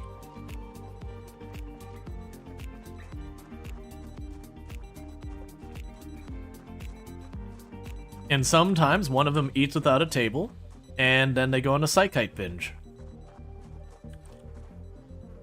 And then they're suffering from a horrible addiction, and you just have to live in that reality. And it can be very frustrating at times. It can also be a game that sometimes can be just straight up unfair. That you'll play things extremely well, and the game will just conspire against you to put certain sets of, you know, like, events together that are just really difficult to set up. That you can have a counter for if you're prepared in advance. But since you don't necessarily know what's going to happen, unless you just happen to prepare in the right way, it can just be a thing. Where you choose a tile that has almost no disease chance on it. Not really, there's none, no. But a very low disease chance on it. And you sit there and get, like, toxic fallout, malaria, frost, like, cold snap on your crops, followed by, you know, plague. And you're just like, you know what? Screw you, game. I get it. You don't want me to play today. I understand. You could have just said no. But see, pets dying to beer or drug use as puppies has killed a whole colony for you before. It's BS, but genuinely amazing in that part. Yeah, like that's the thing. Like silly, ridiculous nonsense happening is a big part of Rimworld. That's one of the reasons I actually enjoy it. Because then when people try and bring in the realism argument with Rimworld, you just kind of look at them and be like, you know what game you're playing, right? You know what this game doesn't have any of? That realism thing. Like, you've got people using psychic powers to send animals at you. Your colony gets assaulted by an army of 58 pissed off gophers. Not gophers, they don't have guinea pigs.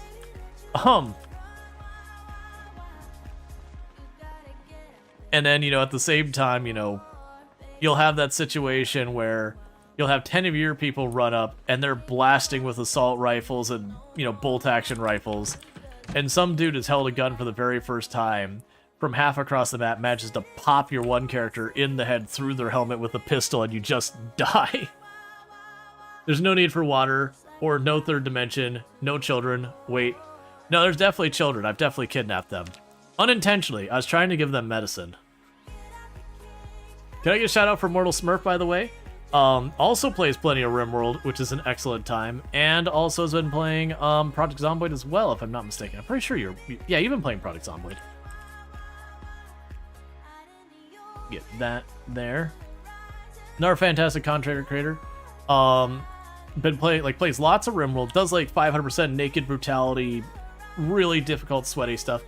Hey, what's up? Is this a different save? If you mean from the 16 times pop, yes. I've reached the point with the 16 times pop right now with the balance with the crafting and durability of equipment and all that. I'm second guessing. Have you not been playing Project? I don't think you have. I think I'm confusing people. Either way, does play a lot of Project Zomboid, good times in Project. Sorry, Rimworld. That's the game. Plays a lot of Rimworld on really challenging settings. I am just blurring things. But yeah. But there's always the token cat in Rimworld, but they almost always are suicidal with animals. Oh yeah. Cats in Rimworld have no chance of survival. Cats in Zomboid, or sorry, cats in Rimworld, like, you can make it your mission to keep the cat alive, and it can be genuinely difficult if you do anything other than lock the cat in a tiny little room with food.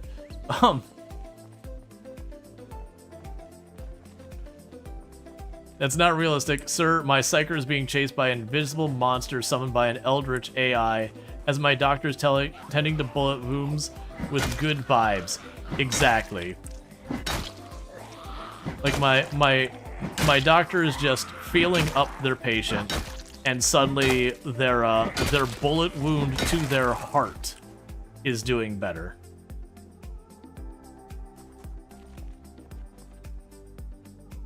And then Cassie dropping a meteor on an invisible creature. That's still one of my favorite moments in Rimworld. Was just chasing a revenant, and then just Cassie just dropping a meteor directly on it. Didn't kill it or anything, but it was just like, man, even Cassie's rooting for me to kill this thing. Even Cassie's ready for this revenant to be out of here.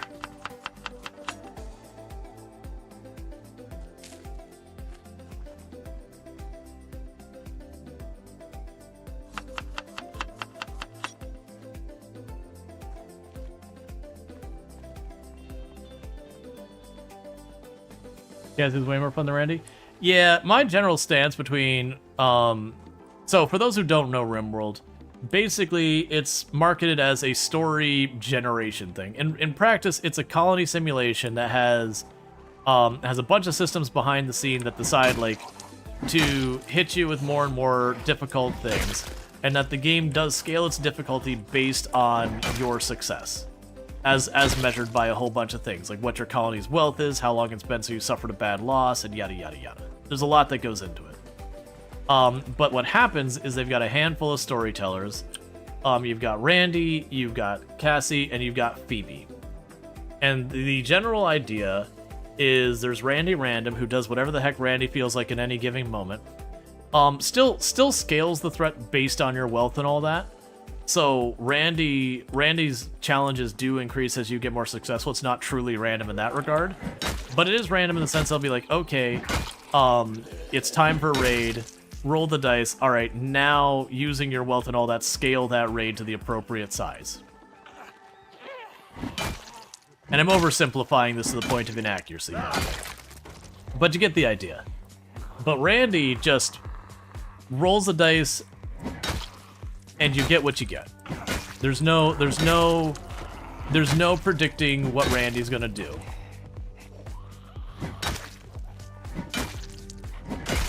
Meanwhile, you've got Cassandra.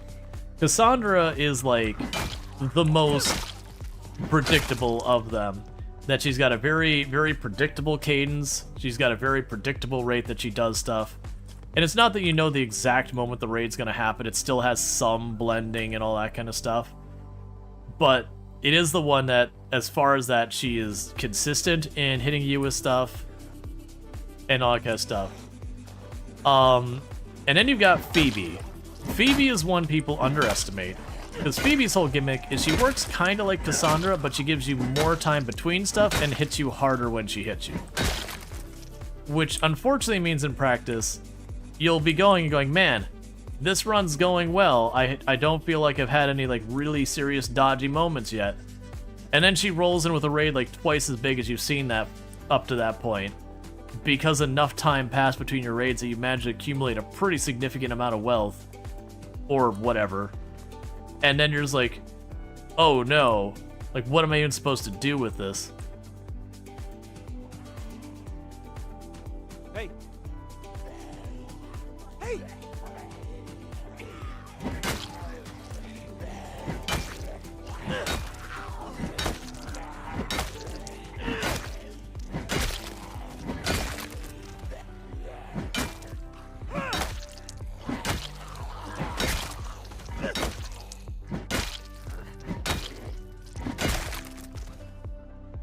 We're getting there. I'm able to go in there and yell and only a couple zombies show up. You love those huge raids? Yeah, no, it can be fun. But it is one of those things that Phoebe will catch you off guard. Like, you know the raid's coming, but it can be a little bit trickier to gauge what you're in for. You gotta watch your wealth a lot more carefully. You love when Randy sends you 100 pieces of wood by one from the sky, and also hoards you with 100 or like 200 aggressive hamsters. Yeah, just Manhunter packs you with like tiny animals. That's actually a really dangerous, like, you can close the door and just ignore them, but those like really, really big raids of tiny little creatures are some of the more dangerous ones just because a lot of those are very difficult to hit. They have a penalty against your accuracy because they're so small. And they can be deceptively dangerous because you're like, it's a bunch of guinea pigs. I don't need to worry about a bunch of guinea pigs as they just shred your people. You distinctly remember having a run where you went from year 3 to year 6 with no raids, then 5 back-to-back raids. Randy is fickle. That's the reason I don't stream Randy anymore. I used to stream Randy as the main one I'd do, but there was too many runs where it's just like, yep, the whole stream's gone by. Nope, no raids. Just peaceful Rimworld time. Cool, man.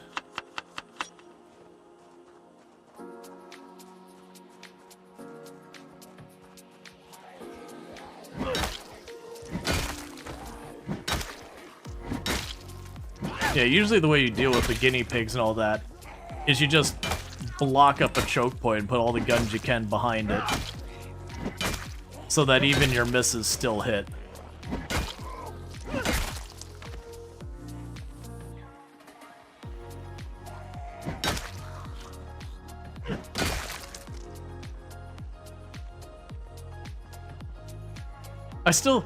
We've been killed by a single squirrel before that I had a colony. Is basically a situation where we had raid after raid and things were just not really in a good place. I had a lot of people who were patched up and only one pawn who could like function, who had just gotten up and had patched themselves up that they weren't going to bleed out, and I was trying to, you know, get everyone fed and all that.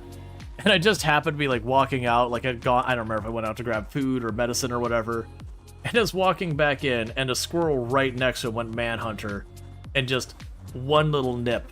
But it was the fact that the character was already so horribly injured that it just downed them. I'm like, well, now I get to watch everyone starve because no one is functional enough to do anything. Cool, man. But that was just That, I think it was back when I did Randy, and it was just like a brutal raid after raid after raid after raid kind of thing. They're like, come on, lay off. I need my people to, like, plug all their bullet holes.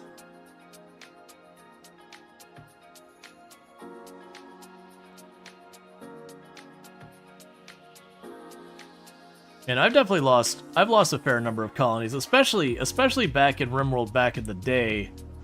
So like before it had any of the DLC, you get the raid of just a ton of guinea pigs or chickens or whatever. And those can be real dangerous. Because you'd have like your choke point and you just get unlucky and your melee goes down early. And you're just like, well, try your best.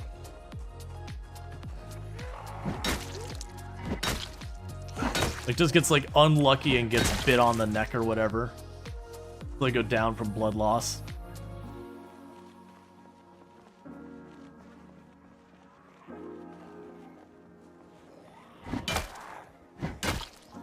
For me, the one I was always salty about was pikemen and lancers. And just, you'd have everything set up, you'd drop the EMP, one pikeman would barely manage to avoid getting hit with the EMP. It would fire one round from half across the map in the fog and just brain one of your pawns. And you just stare at that being like, come on, game. Pawn behind cover at that. And you'd be like, come on, game.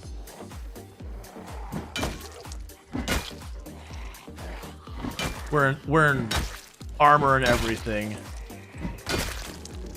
Alright, we need to back off. We're about to be sleepy and all that.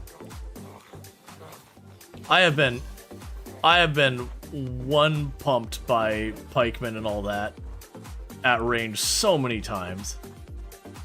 Does fog affect max aims? I would assume so. It affects just about everyone else's, but I also am not... I'm not like a master of all the inner workings of Rimworld.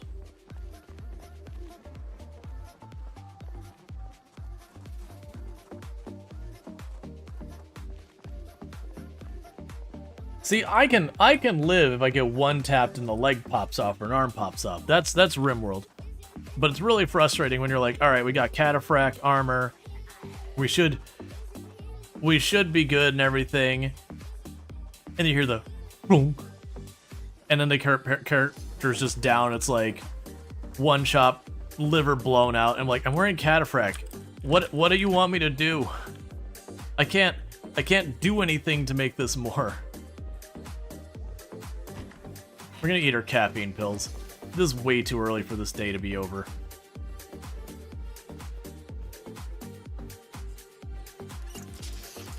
Yeah, or the both of the cataphract helmet. Because they do help. Like, I'm not saying cataphract are useless or anything.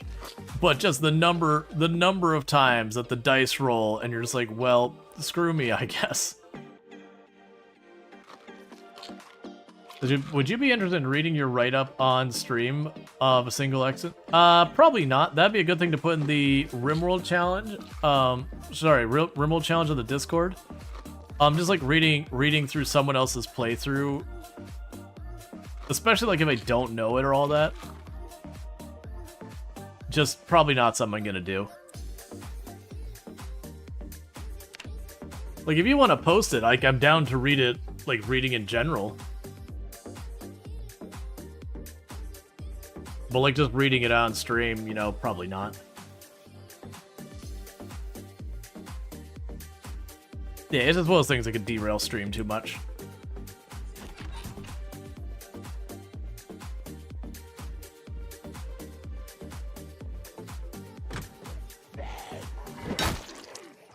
Sorry, no soliciting.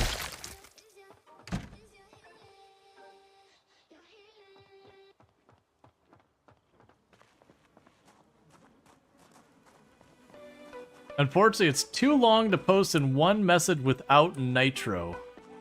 I mean, that's fair. You gotta break it up, that's fine.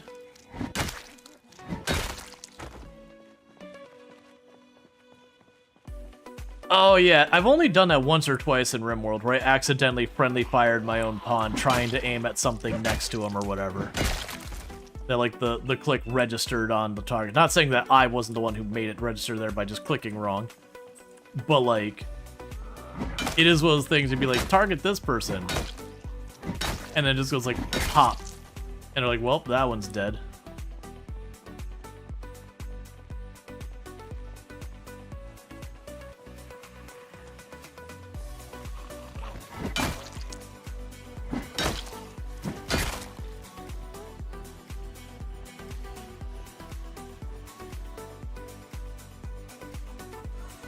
Okay.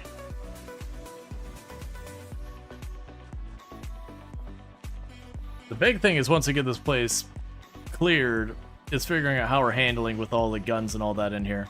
I'm assuming there's going to be an obnoxious amount of loot in this place, and most of it'll probably be things we want. But I also don't have like a trailer or anything that will make moving it easy. And I mean, on top of that, I have a bunch of propane tanks in the truck for disassembling cars and wrecks and all that. But they're occupying just slightly less than half of my trunk space in the truck.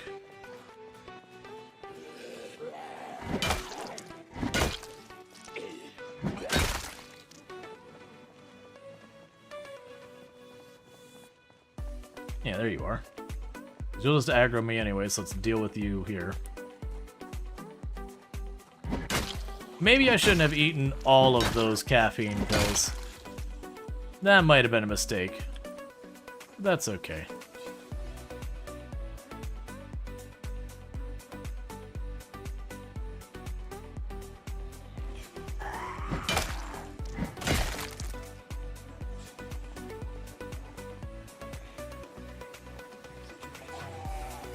Oh yeah, yeah, no, I had a raid, and it was a drop pod raid, and I was like, oh, let me get my people ready, and I went to move them, so the one put down the baby, and it just so happened the drop pod raid dropped a drop pod on the baby. And it's like, Rimworld, come on.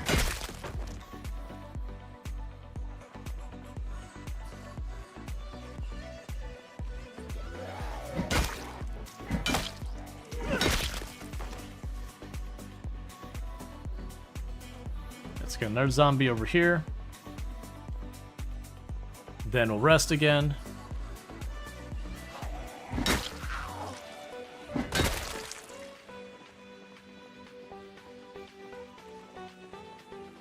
But yeah, and there's times that Rimworld just does that kind of thing. But sometimes Rimworld is like, screw this pawn in particular. Like, okay, man, I understand. Or like you send out a caravan and you bring it back, and like the very second they get on the tile, a raid shows up from the side the caravan comes. So you've got like that one person standing there who went, you know, just to drop off whatever for a quest or whatever they were doing. And they just find themselves in with like 30 enemies because you're pretty late game. You're like, well, doesn't matter how well they're equipped. There you know, one person standing in in a group of 30. They're done. Like, you try and have them run just in the off chance that you get really lucky on those dice rolls, but, you know. You're talking, like, statistical impossibilities level of winning dice rolls. Oh, someone show up over here.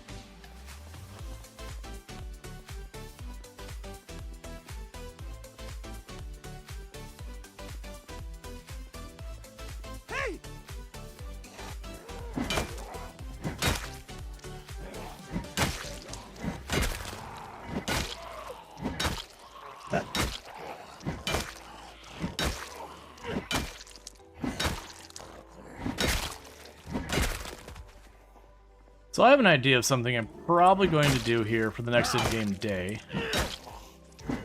Or we'll wait till I need to... You know what? Do I want to do it for the next in-game day? Something that'll make clearing the actual building way safer and less frustrating. So I think I'm gonna do is we're gonna grab our truck and we're gonna circle back home today. And I'm gonna grab one of the spare generators because what I can do is I can bring it up to this front door. I noticed the light switch is right there by the front door, so I can turn on the light for the main room in there. And now it'll give me visibility of the entire inside area of that main room. It won't help me with like the side rooms and all that. The light switches will be too far away. But at least there, that giant room gives me a place that I can light up, retreat from, whatever.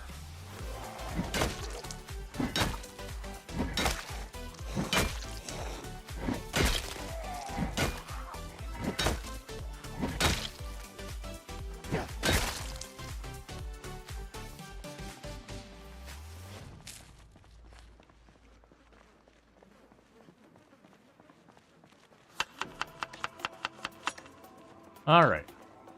Hey, you two need to wait. I gotta run. We're getting sleepy again. We're getting exerted. We got muscle strain. That's the same handful of rabbits I keep seeing running back and forth all the time.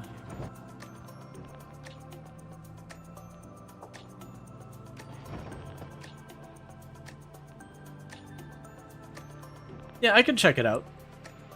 Like, by all means, we have people share stuff, like, in the various game channels, like, ridiculous stuff they've done in Product Zomboid or Rimworld, or, you know, we got a whole bunch of channels. We got Kenshi we have a channel for, that people have had some wild adventures in there. A lot of good stuff on there.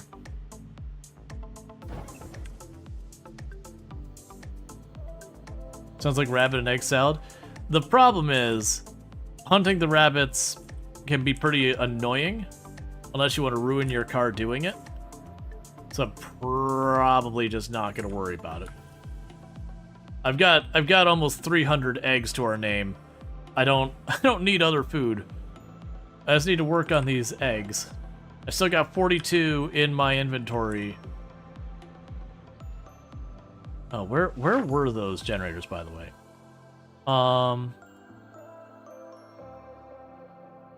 So we got one generator down here. You got no one there. I think that was the efficient generator down there. So that'll probably be the thing I'll do in my next in-game days. I'll spin by there, grab the generator, we'll grab a gas can to go with it. And like I said, my plan is to put it in front of the building so I can turn on the light switch for the main floor. Because at least that'll make like that main middle corridor area have light. Because that'll be nice, one, for looting, and then two, for dealing with the zombies in there. And all the side rooms will still be dark. We'll have to go and use our flashlight and whatever. Thank you for the follow. Welcome to the stream. Honestly, you know what I could do? Forget using the efficient one. Alright, so that'll have to go in the passenger seat. So let's get that ready. So open our door.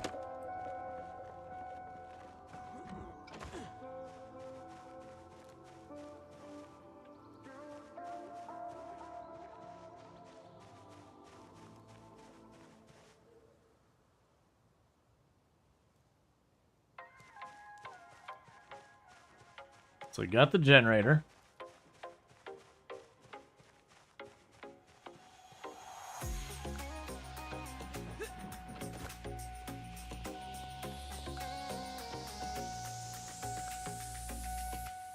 Close the door.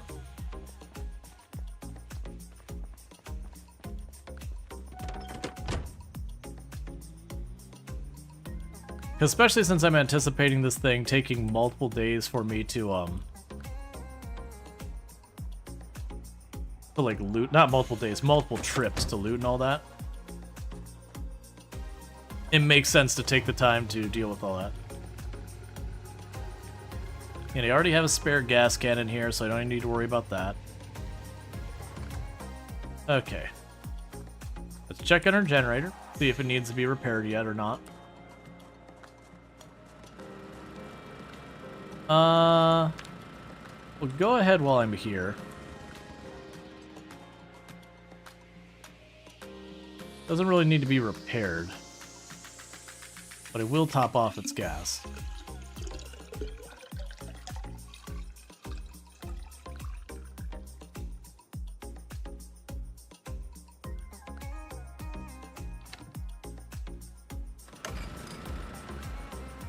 There's no way in real life you're sitting there just leaving a generator running 24/7 like that for literal in-game months, or like in real life months. That generator would need so many repairs. There'd be lots of wear and tear parts that'd be wearing out.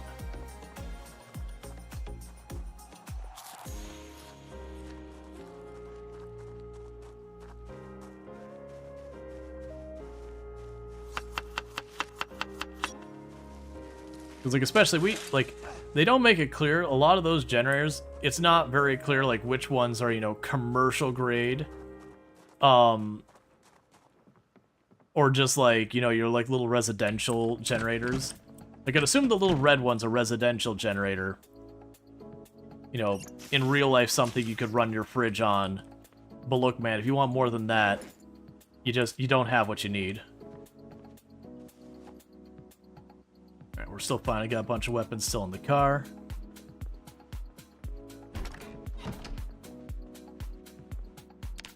Alright, because what we'll do is we'll wait here for just a minute. Get to sleep. Because it'll also give us a good sleep so we actually get properly rested. But like I said, my plan is we're going to drive in. We're going to actually drive into the actual,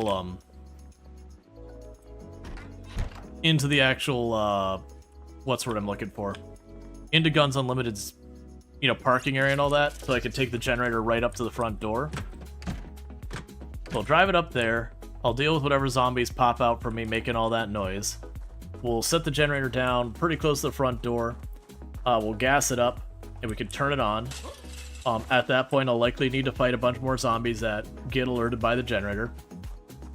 That's actually part of the reason why I went, wait, never mind, let me grab the red one instead of the yellow one I know where is the red one should be louder, and that should draw the zombies out. Oh, no, that one's still there. Hang on. You're still here. This one's gone.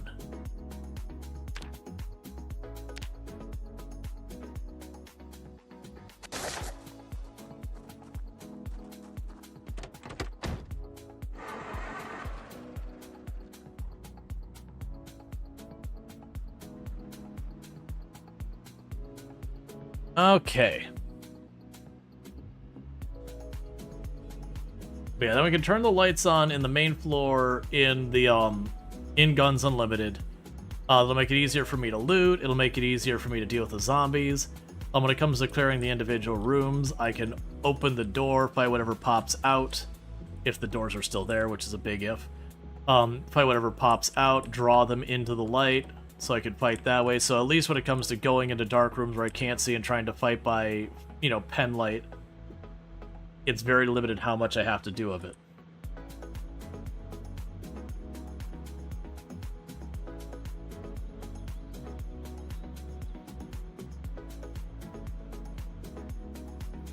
Yeah, don't get the Guns Unlimited cleared pretty fast. And then we have to decide on our next target. The targets we've been considering is Ekron and or Irvington. I've been leaning towards hitting Irvington, just because for the pathing, I could go out here and then down, clear out Irvington, then go up towards Ekron, and then up, and then over to Riverside, and then down to Lake Fallis. We'd probably hit Rosewood next, and then it'd be the military, secret military base. Then probably March Ridge. Well, I mean, I guess the lake area, but then March Ridge. You know, from there it'd be Muldrow, then West Point. You know, at that point we've got the mall in Louisville. And then I believe that would be, for the most part, I think that's all the major sites. I mean, we could do, like, the cult camp and all that. Like, we can hit all those areas. I haven't worried too much about those smaller ones. So I do actually want to get the car in here. Try and clear the stragglers.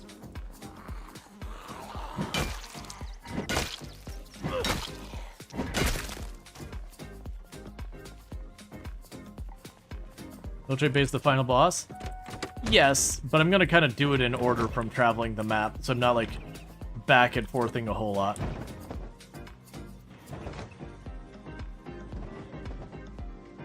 Alright, so I'm expecting this to draw zombies out of the building.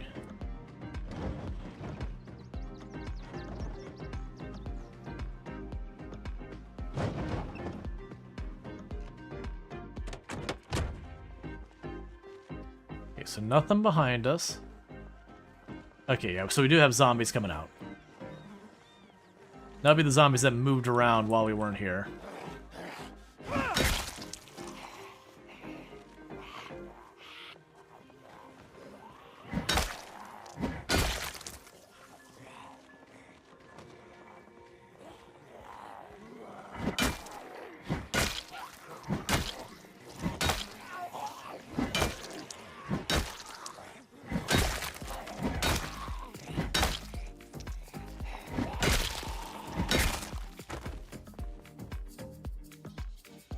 Got one more over there.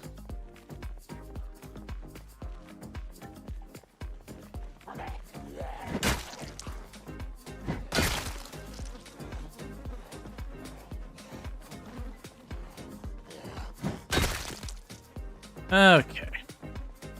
So I'll rest him up before I try and hook it up, because there's always a chance they pull a pretty big group out when I do. We're just playing it safe. Because on top of that, when I am carrying it, I'll have it in both my arms. It's really heavy, you can't move fast. So there's, you know, there's a certain amount of risk involved. So open the door. Take the generator.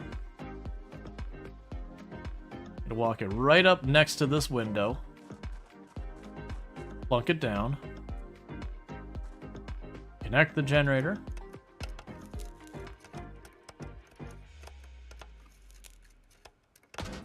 I honestly like this strategy for dealing with a lot of the big buildings. I haven't really used it much in the past because lighting was never this big of an issue. Like going into a building that was dark was usually a pretty minor concern.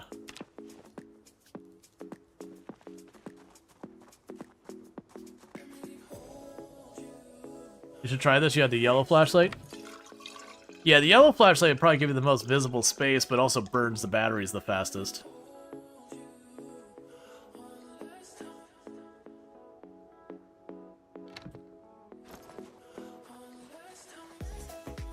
Keep an eye on the radio.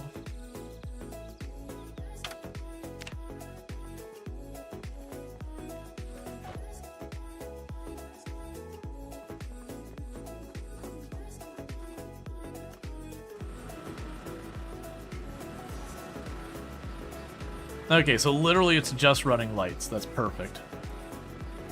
It means the gas should last a pretty long while on it.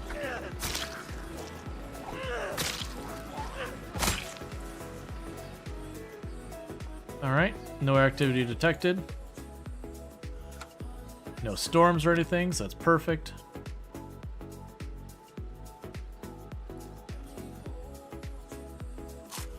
Giving the zombies that are potentially in hearing range of the generator a chance to shuffle on out of there, because they should be able to hear that pretty far in the building.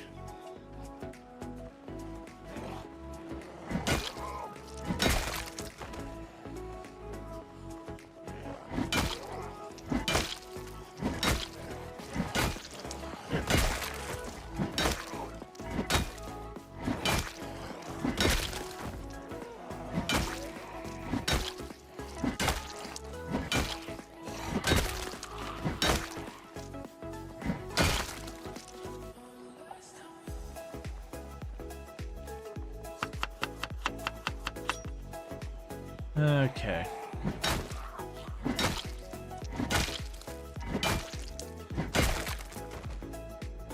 Alright, we can back up here. Sit down again. And once we're all recovered, it'll be time to go and turn the lights on in that building and see what we see. I'm starting to notice some of the bodies are disappearing off of this this part of the parking lot over here. Oh, I can get that out of the way. We're not foraging. Just get that off my screen.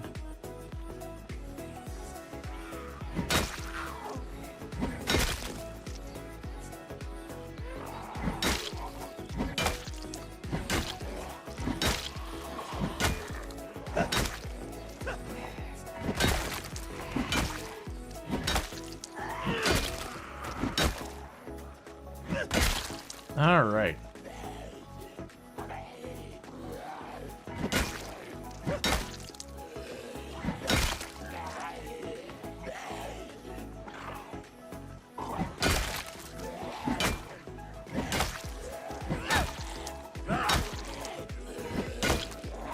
Again,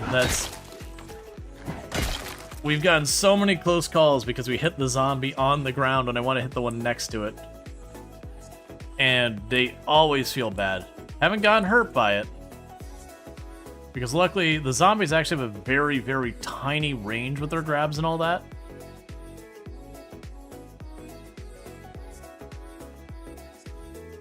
It'd be nice to use the two-handed shotguns with this strat. Maybe. We'll see what we're in for when we get inside here. Because I feel like we got most of the zombies out of here. But I don't know for sure. There's a chance some of those back rooms I haven't been nearly allowed enough to draw them out.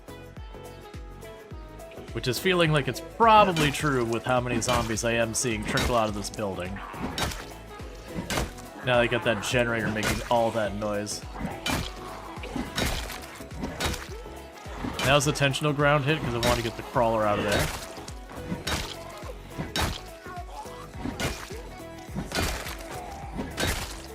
That was not an intentional ground hit.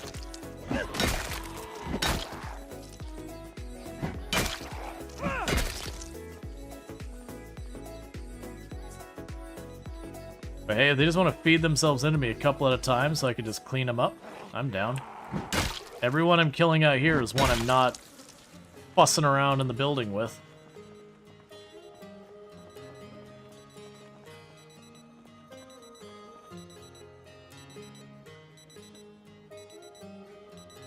Okay.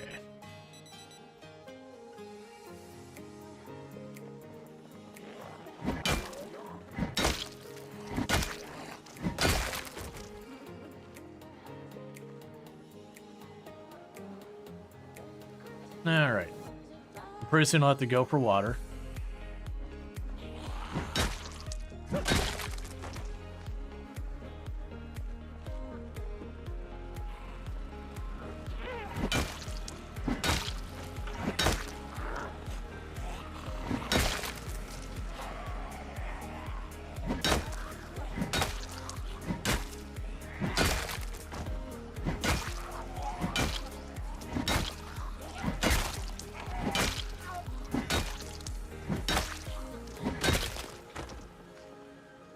Okay, we'll back off one more time. Probably pull one more group and then we'll go for the water again.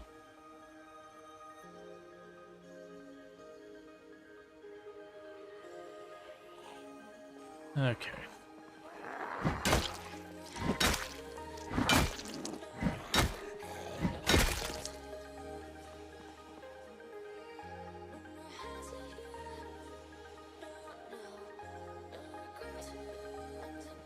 Alright, let's start going for the water because we are... I'll just drink out of the bottle.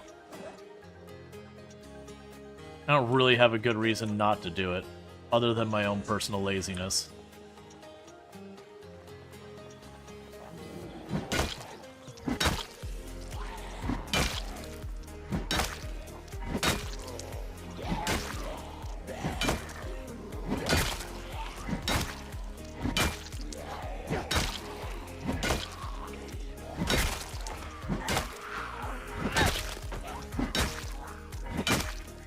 Okay.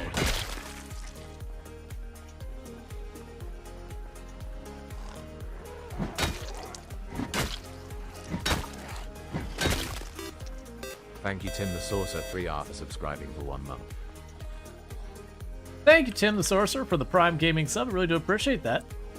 I do hope you enjoy your advertisement-free viewing as well as access to the emotes. Can I get a shout-out for Tim the Sorcerer, by the way?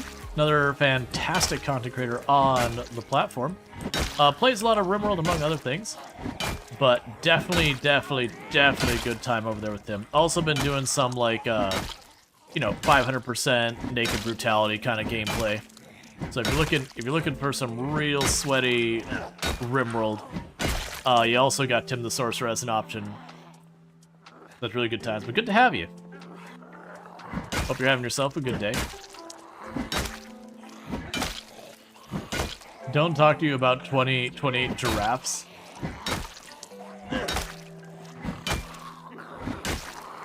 Yeah. Alright, we need to have a break into zombies long enough for us to deal with our muscle strain. Would you die already? I'm doing pretty good. We are just working really hard and getting into this building. It's got a lot of friends in it.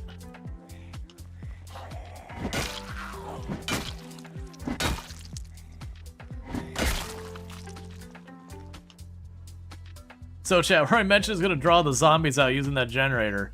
I'd say that's been working pretty well, considering we can barely keep up with our muscle strain for them just trickling out a couple at a time.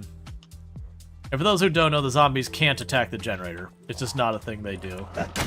They will hover around it, but they don't actually damage it.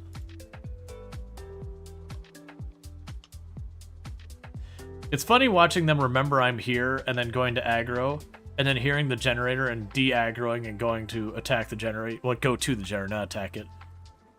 But basically aggroing and de-aggroing again and again as they start walking away, and then they hear the generator and they turn back towards the generator. You died trying to clear the shop with a burn. Didn't pull any from inside. The inside's out. You heard they don't spawn until you go inside. Oh no, they'll spawn when you go. So the way it works is two things. It's something like 20 tiles or something like that. When you get that close to a building, it will spawn the zombies inside the building. Or there's also other things that can cause a building to become active and spawn them in. But there's a separate thing for zombies that are on floors higher than you that'll only spawn zombies so many floors above or below you. I don't know how many floors are in this building. I imagine probably just 2. But yeah, so it's not until you get like within 20 tiles of the building, then the zombies should spawn in.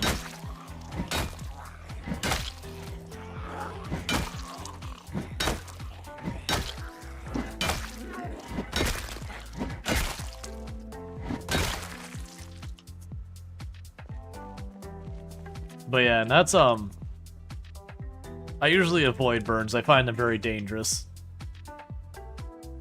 We also been playing Product Zomboid as well. To the Sorcerer has.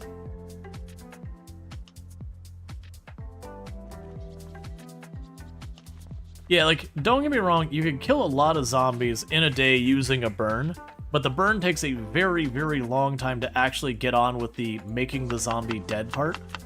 And the whole time they're burning, they will spread fire everywhere, which does give you more opportunity to get yourself caught by fire, and if you get caught on fire, you're just dead. Where the zombies are basically very, very, very slow burning and take forever to finally die from the fire, your character's basically like accelerant and sawdust. You just get touched and you just watch your life vanish real fast.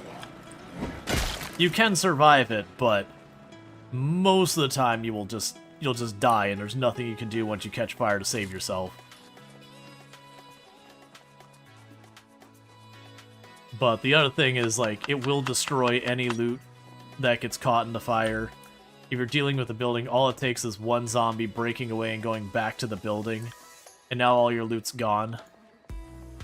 So generally speaking, I very, very heavily recommend avoiding burns.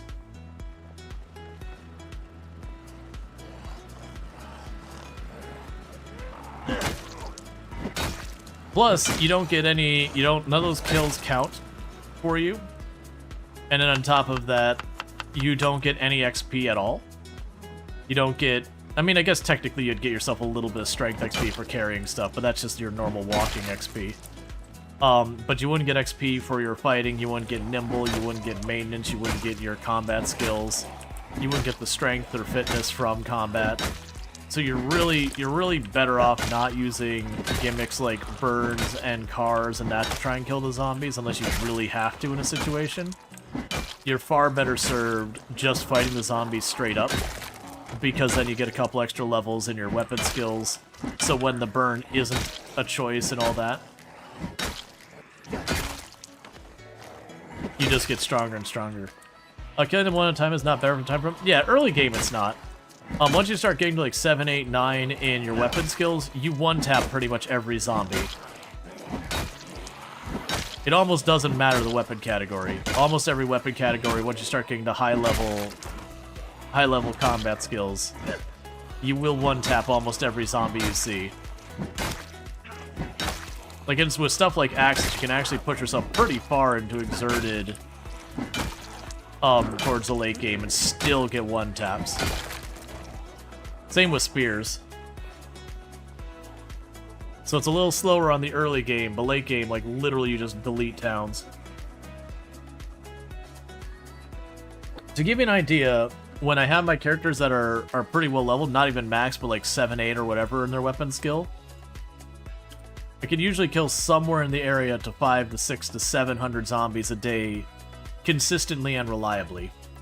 I can get more kills than that by a fair margin, but that's more like a burst of, you know, going long hours, using caffeine pills, that kind of stuff.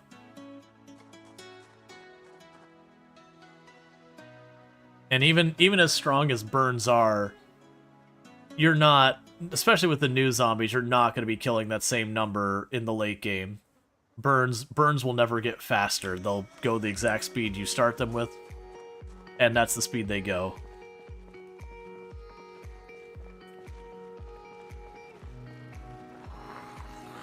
Whereas, like, right now we're at only skill level 3, so it's taking me a lot to kill the zombies.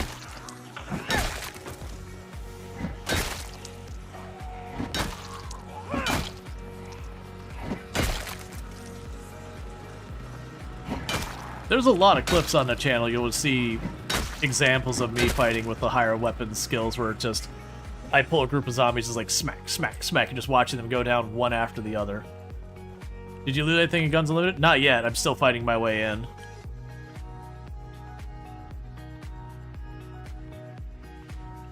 It's got a lot of zombies.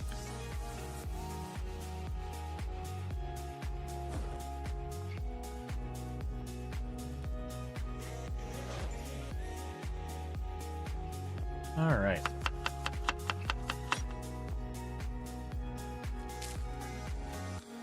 But yeah, that's the big difference, I would say, between using vehicles and burns. Is like no matter how much you do it, it kills at the rate it kills.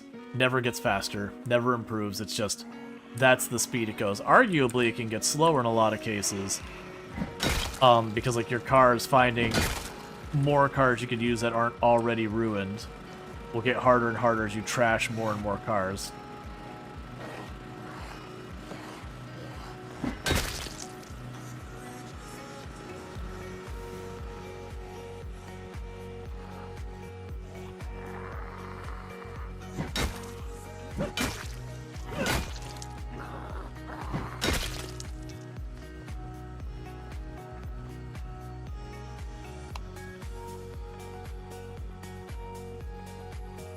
I thought that was a light switch for over here.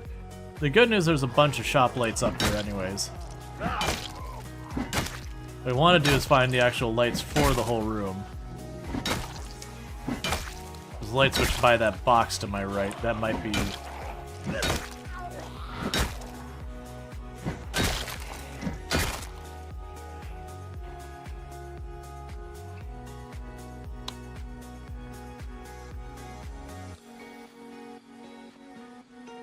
Alright. So I can now officially see inside the building.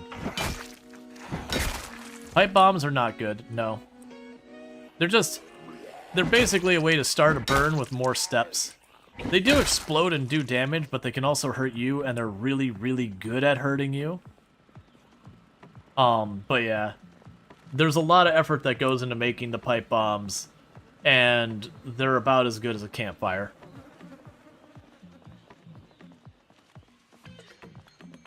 It's kind of like the Molotov cocktail. Same idea. I've used them once or twice, the pipe bombs, but it's been pretty rare.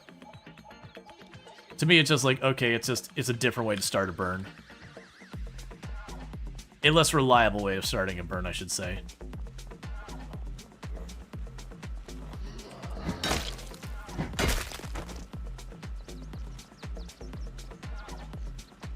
I actually don't think Product Zomboid's ever going to give us really good abilities for, like, traps and demolition.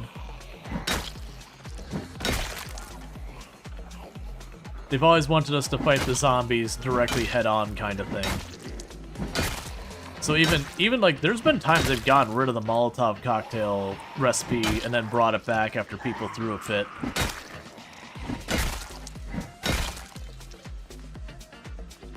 You know, there's times it's been harder to make it and easier to make it.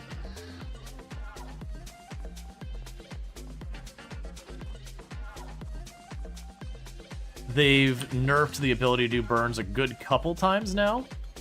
It's still very viable. Like, they used to die a lot faster. You can now remove... Oh no, games have absolutely done that. Games have absolutely said this thing's bad for the game, it's gone. And even if the players love it, it's just like, hey man, no, really, it ruins the game, so we're gonna get rid of it, and that's just it. I haven't seen Project Zomboid do that much. I mean, arguably you can say that, because they took stuff like our old Foraging where you can just right-click and get stuff. Or Fishing where you can just right-click and get stuff. And they did get rid of those. You know, they replaced it with a more fleshed-out version of it. But, I mean, the right-click get things stuff.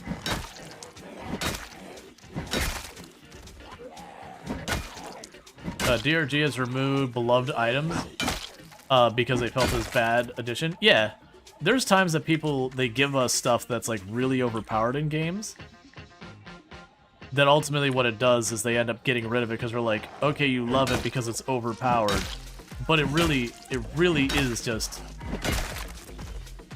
not good. It's a man that made it so zombies became sprinters when they're on fire. I'd be down for that. Be a way to nerf that real fast.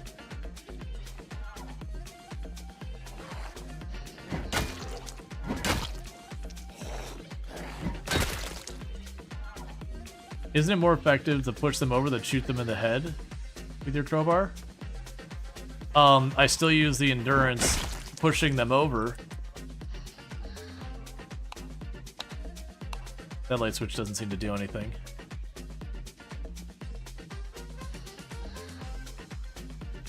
Oh, I mean, literally everything you do, people are gonna throw a fit.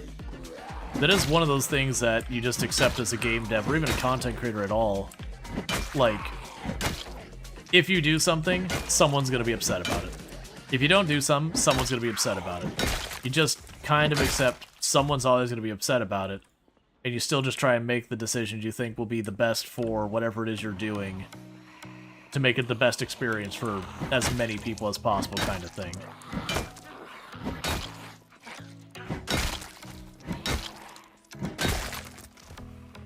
The classic, you can please one person most of the time, or everyone never.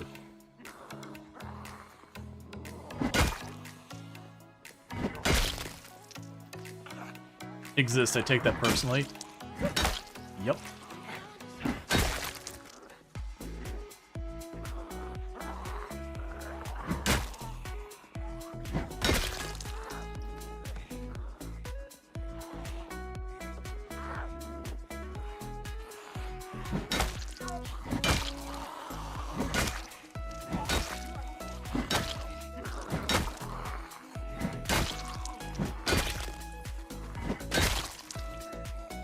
Kill that one, and we're gonna back off.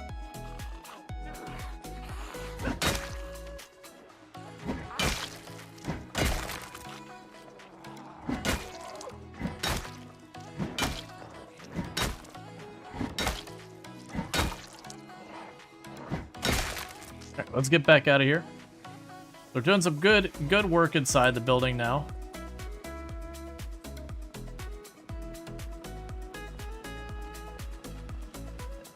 The one downside I have is we are gradually getting sicker and sicker from corpse sickness. We're just around way too many bodies. There's really not a good spot in this whole area for me to get away from the corpses. We have kind of littered it all with bodies. But until we're at the point of sick, I'm choosing to ignore it.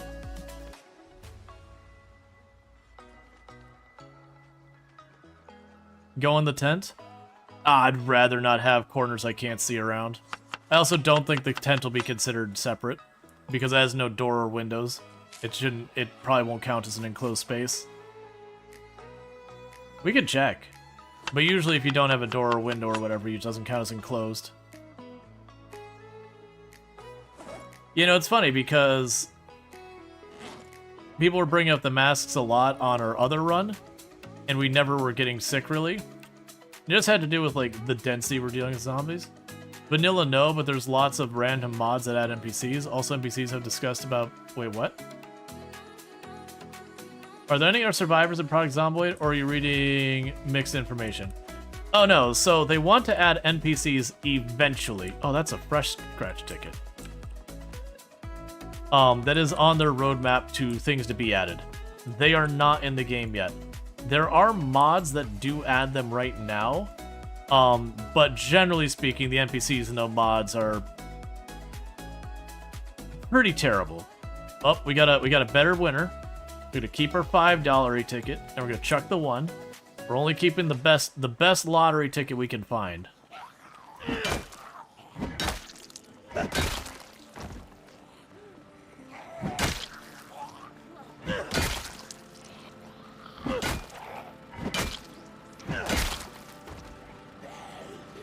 Yeah, build 43 is human NPCs phase 1.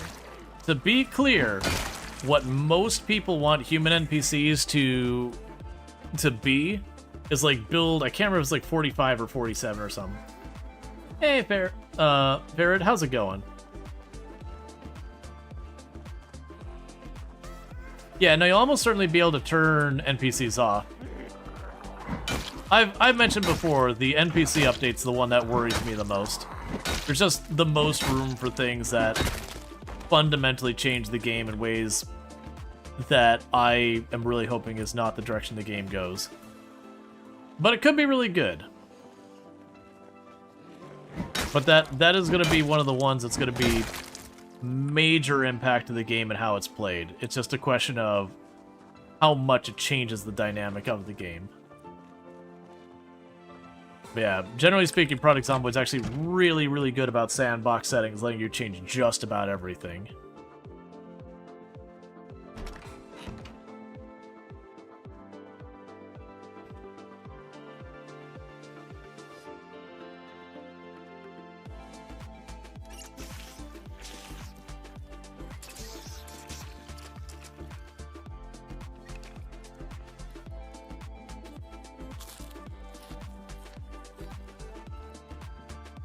You see NPCs looting houses? Yeah. My hope is, I mean, you can't rob a car because, I mean, if you mean looting a car, yeah, my hope is that when the NPCs are added, they're effectively the same thing you are in the game. You know, they are running around just trying to survive.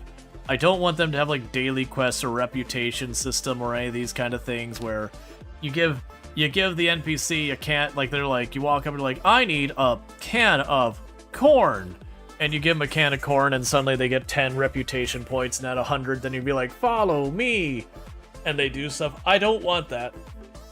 I want it to be that they're wandering around surviving. When you first are around them, maybe they give you a distance, they're not sure what to make of you, and you know, as you don't cause them problems, maybe it's a thing that they get less cagey. So kind of like where you have like the stressed and calm with the animals, but like more nuance to it. And all that kind of stuff. And all that said, and then my hope from there is that they, like the NPCs, because this is the thing that they've talked about in the past, we'll see how much actually happens, that the NPCs will have motivations. So you have like that person that you spawn in Rosewood, you see the lady on the, like you run into this NPC on the other side of Rosewood, kind of just, you know, does their own thing. And you kind of like notice they're on the north end of town. Maybe at first you're keeping your distance, but like then, you know, you end up going to places that both of you go and start fighting the zombies. It's not like something where you like, join my party. It's just, she happens to be going in this building, you happen to be going in this building. And since you're not at, like, there's a little bit more comfort between you because you just, things are fine. That they would fight the zombies, both of you to go in and loot together. But again, not as a big formal party system where you invite them and you'd be like, go with me over here. Or anything like that. So far as trade would be difficult. Because the moment you get a trade system in, you have to turn around and start going, well, certain items have value, the certain things have this kind of stuff. And then you have to have like that whole formal system going on the back end to make sure the trade that is offered doesn't be like, I need a paperclip. I'm willing to give you an AR-16. Clearly not an even trade. So they'd have to do a whole bunch of that. I'd rather they not bother with any of that. But like, if your motivations align, yeah, you have 30 NPC trade points. But yeah, so it'd be like one of those things that like, okay, this NPC wants to get weapons and then fight into Louisville to go check on their husband or whatever. So you happen to be fighting towards the prison. They want to go there as well. They see you fighting at the prison. So they start fighting into the prison as well to get to the armory. And then, they take a handful of things and then they leave. And then like later on, the NPC's just not in town anymore. And you're like, okay, well, where did it go? And so you go to the gas station on the north end of town that you notice was their base because it's all boarded up and everything. And you see that they cleaned the place out of their goodies and that they left. And maybe you find like a note or whatever that they're talking about. Like, I think he was over here. And you could effectively have a mystery at that point. That behind the scenes, it decides, okay, the NPC has enough to try and go on this adventure to try and check to see what happened to their husband. This is the route they're taking to go up there. And then, it doesn't, like, actually drive the car and path it and all that, because that'd just be a lot of computation. But instead it'd be like, okay, they reached Muldrow. It rolls the dice. Did they get through Muldrow? Yes, no. Okay, what happened when they got there? And then it's just kind of one of those things that you'd get to Muldrow, and then if it rolled negative, you'd see the car crashed. Maybe the NPC's dead there, maybe not. And maybe they're trying to set up in Muldrow and survive, and you'd find them living in Muldrow. Maybe you'd find, like, there's this building that's all torn up, you'd go in there, and you'd see the bathroom, you'd see the NPC got killed in the bathroom and all that. NPCs are so far ahead, you hope they implement AI chat. I would literally uninstall the game. That would be the end of Project Zomboid for me. That is not something I want in this game. There are some cool games that are doing that, and I'm not saying that shouldn't exist, but that would be the point that you've taken what I love about Project Zomboid, and you just kicked it into the trash. That's just not the style of game. You've got your like waifu games where like the waifu kidnaps you and you use AI chat to try and convince them to not murder you or whatever. Those exist, and they are, games that are more tech demo than game. I don't want to walk up to the person and like literally you're sitting there and the person goes, "What do you need?" And you sit there and like the little microphone icon pops up and you have to dictate it, and then it has to think for 30 seconds. And then, it then decides what to do. It's just doing that with zombies around is just nothing. You liked the system that there was in State of Decay. You have multiple characters in your base. Yeah, that's all cool. That's just a different game. You can also have them join at a cost. But yeah, that's like the rebuilding society. That is a totally different game. It's got like an entire monetary. There's like a whole reputation score and all that. That's fine. I think that's wonderful. Keep it over there. Let State of Decay do State of Decay. Let Project Zomboid do Project Zomboid. Project Zomboid, that is just not the game it is. You wish there was treasure hunts like the X mark spot? Yeah, we have that. Those are the annotated maps. Like literally when you do an annotated map, it says this building in this other city, goodies. That's what that is. It's basically you've got a building now that's got goodies in it. What do you play off stream? Oh, it varies wildly. But yeah, no, I could definitely see like that's the thing. It makes me feel way more alive than Soul Survivor. Yeah. So that's the thing. I like the idea of the other NPCs running around doing their things to survive. And I would want it so that, like, where we have the annotated maps and the notes and, like, all of these things now that are just fluff that appear in the world, and then, you have, like, that house that's got goodies, the NPCs would dictate all that stuff. So at the beginning, you wouldn't have survivor houses. The NPC would make a survivor house. And then you'd turn around and go to the next area, and, like I said, the person would leave, you'd be like, what happened to them? You'd find the note that hints to where they went, and now you've got something you could do. You could go figure out what happened to the NPC if you care, or you could not care. But it would be a whole thing. They'd have kind of like Easter eggs and interesting things, and you'd have some of their stories to be a little bit more scripted than others that, like, you know, when they die or whatever, it could roll a dice of like, okay, does it have an event where again they got cornered in the bathroom and killed, or would you have the one zombie that's got the machete and the Jason mask where they were, or whatever.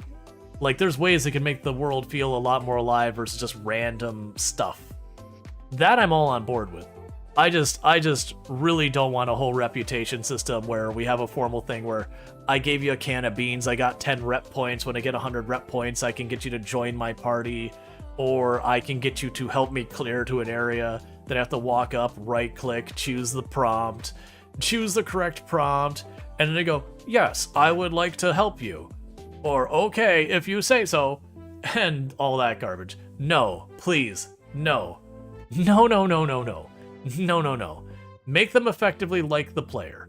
Make them a rogue variable in your world that you do not control, and sometimes it works to your benefit, sometimes it works against you. You feel like the annotated maps no longer show you on the map exactly, you could be wrong. Well, they never showed you the exact building. What happened is they would show you a spot in the map and it would reveal that, but all the writing and all that doesn't get transferred to your map. So you'd have like that spot on the map it showed you, and you need to then go in after to be like, okay, that building is supposed to be good. Let's see, leaving items that get taken the next day. Helping patch up wounded survivor you see in a room. Would be a resource tack in exchange for future help appears in emergencies. Yeah, no, I could see something like that. So you see like the person and they're like holding their arm, and you could right click up and go first aid. And so like my thing wouldn't be like the whole reputation score, but it'd be more like, I'm using the animals as example where they have stressed and calm. But it'd be one of those things that like their disposition against you is they're like, I don't know about this person, so they give you a wide berth and all that.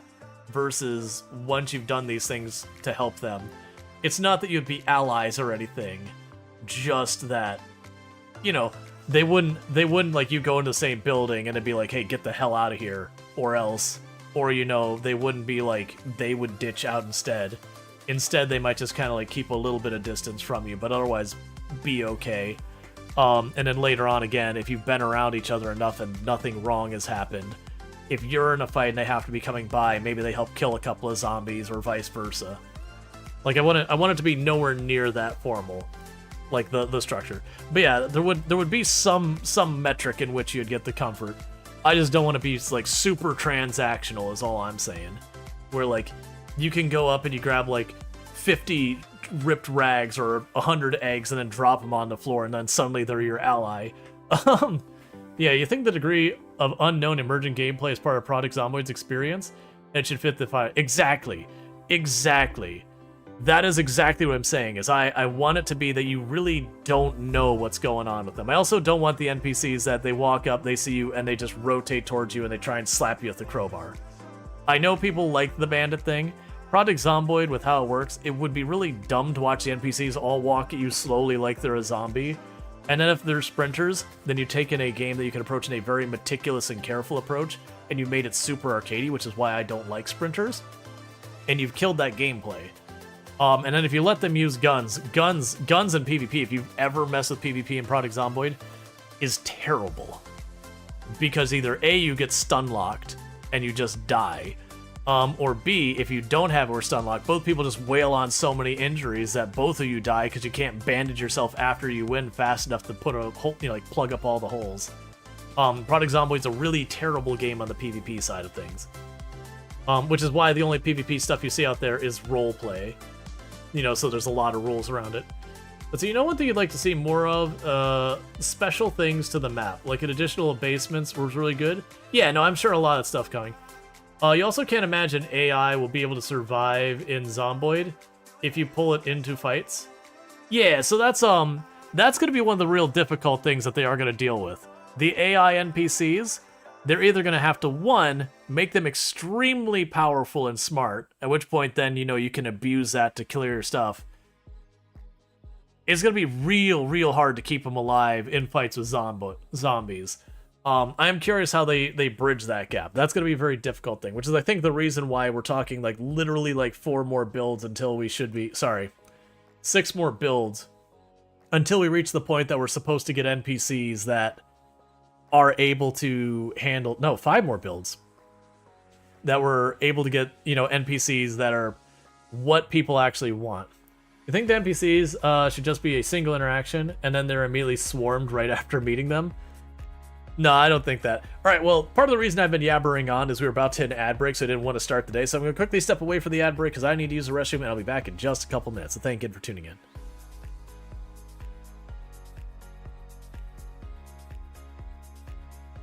This is going to be a fiasco.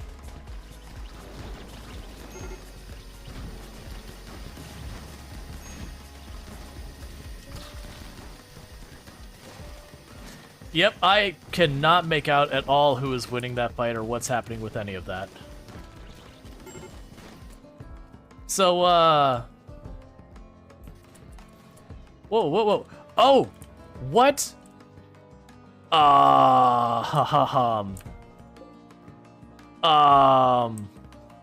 Retreat back here? We're probably dead here. Reverse kill box, question mark? No, because they're just gonna come in from the side. I do not have a good position to do anything. I didn't even see them drop over here. That is so many. And they are all rocking guns.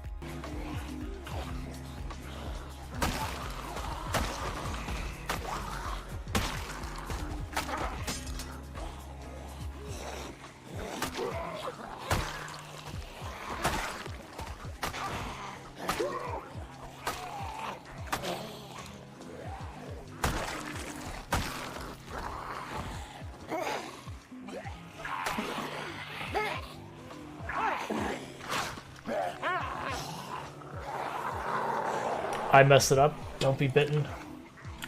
No! No!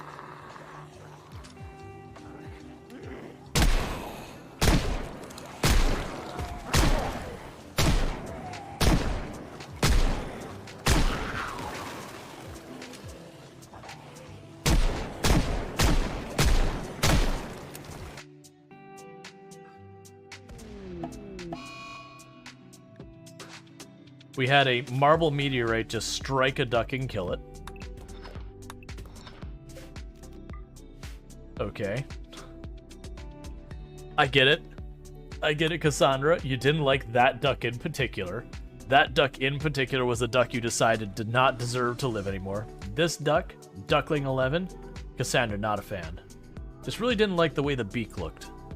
There's something about it just really irked her.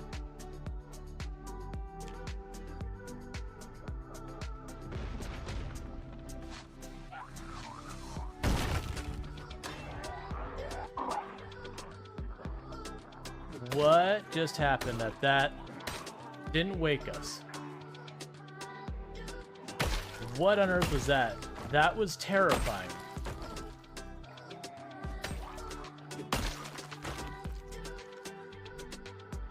Huh. So, the moment I heard them smash it, man, I'm surprised. Trees are the real enemy. Never trust a tree. They will betray you at your moment of weakness.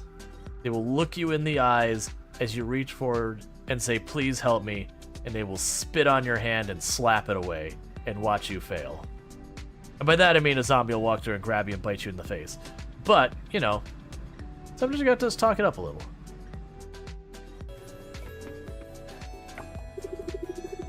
Mr. Theo is good at singing. I want to be like him when I grow up. What do you want to be when you grow up? Sir, that is a question that creates an existential crisis I am not prepared to fight.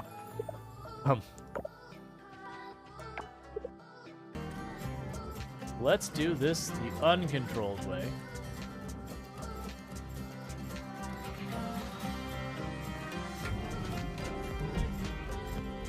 All right.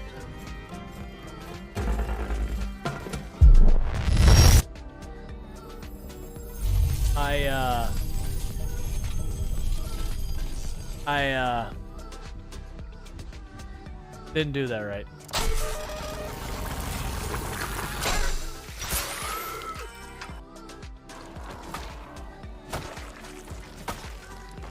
Eat a potato, eat a potato. Too late. And it is done. Jeremiah Wiener has finally passed at 1 year, 4 months, 12 hours, 135,120 zombies killed.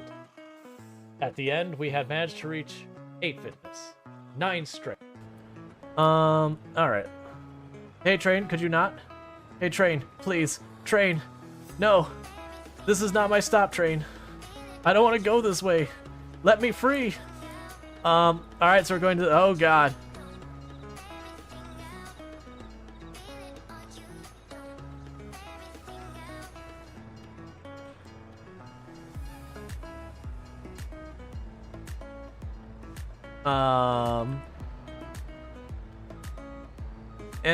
And we just need to straighten it out and everything will be fine.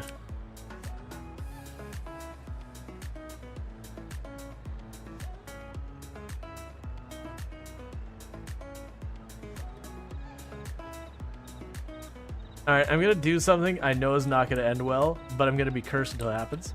Okay. Alright, and I am back. Oh, so the durability drop that you saw in the clip, that's a mod. I don't have that mod loaded right now, but it is a thing that will warn you, like, as your weapon loses durability. It also puts, like, a highlight down here that shows, like, how much durability is left. I used to run that mod partially so that when people would, you know, pop in and out, that, you know, at a glance, you see me wandering around, you're like, oh, Rual seems to be in a really good, you know, situation. And then you look at the bottom, and all of them are down to, like, no durability left. It's my only weapon. You're like, oh, wait, no, Rual's in a bad situation. So, I used to run that. I don't have it now, not for any specific reason. I just didn't re-add it. It's Weapon Durability Indicator, I believe is the name of the mod. But the same reason I do stuff like have the minimal display bars up here is it's the same kind of thing that at a glance you can kind of see my situation. Sorry. I ate my dinner real fast.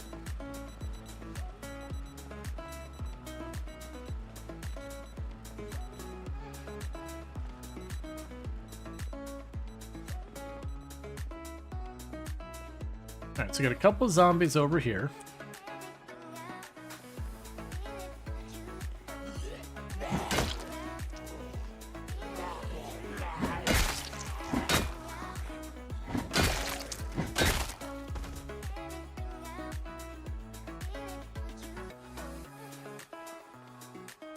Ooh.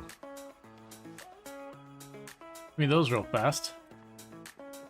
So worry about this main floor before we start tracking down those side rooms.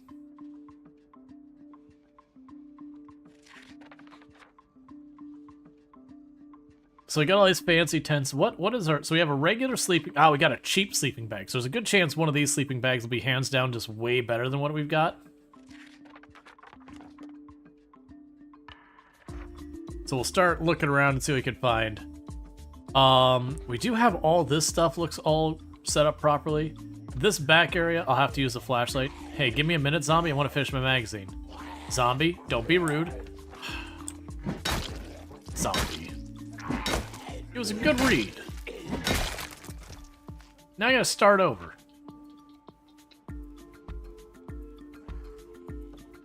There you go. If you want it that bad, you can have it.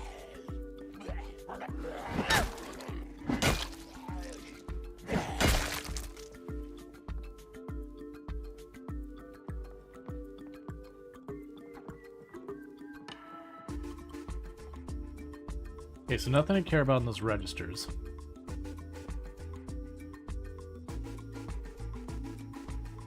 So let's see.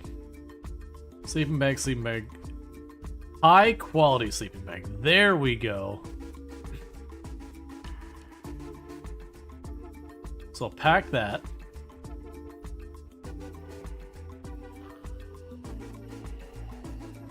Attach it to the back. Chuck this one on the ground, and we're good.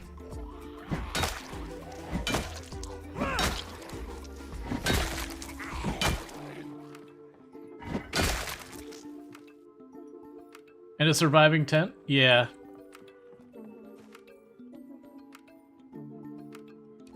Like that I'm just gonna package and drop back on the ground. Because we have a high quality sleeping bag and I can have a sleeping bag or the tent on the back. And the sleeping bag has the advantage of zombies can't destroy it because it's not a collidable object.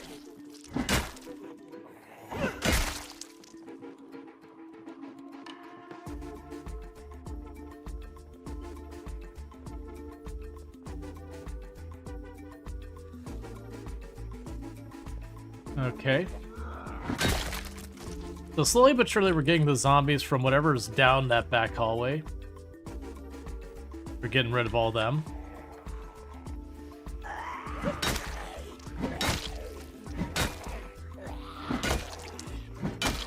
And then we're starting to peek around at what we can find loot-wise.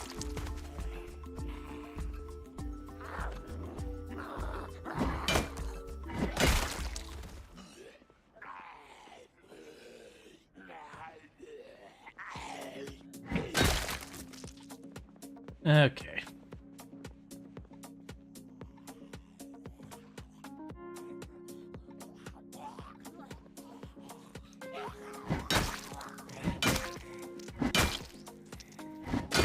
The building's pretty long, so there could be a pretty good number of zombies tucked back down that hallway. We're only about halfway up the building. Ooh. I thought you were gonna go through the window. I was gonna have a couple more seconds. I'm glad we just stood up anyways. I don't think we can have the helicopter today. But let's play it safe and check the radio. It should be tomorrow that's the first day that the helicopter can come back.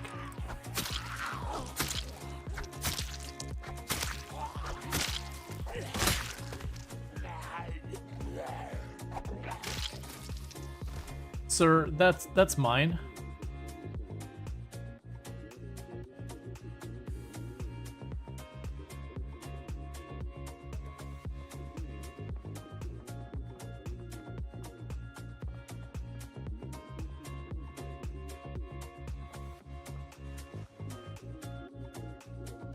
Alright, so it's looking all like junk.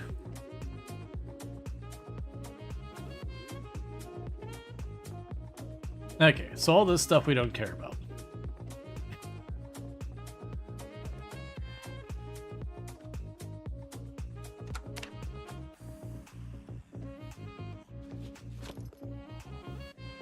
Put you back away. There's no helicopter.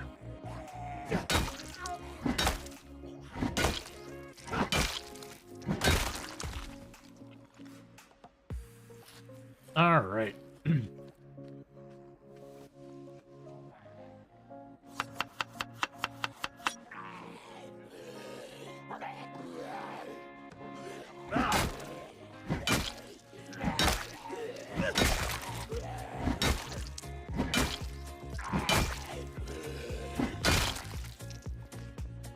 It may seem like I'm sitting down way more than I need to, because like we're not exerted or anything, but that's just how we're staying not exerted, is every time I get a gap in the zombies, I sit down long enough to try and refresh a little bit. Alright, so this entire middle area is the guns.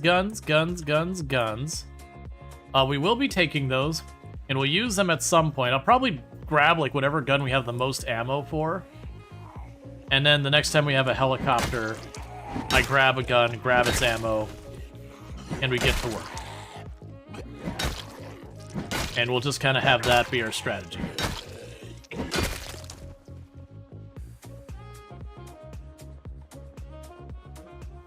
But the big thing right now is I don't have the capacity in my truck to carry all that. I'm hoping here we'll find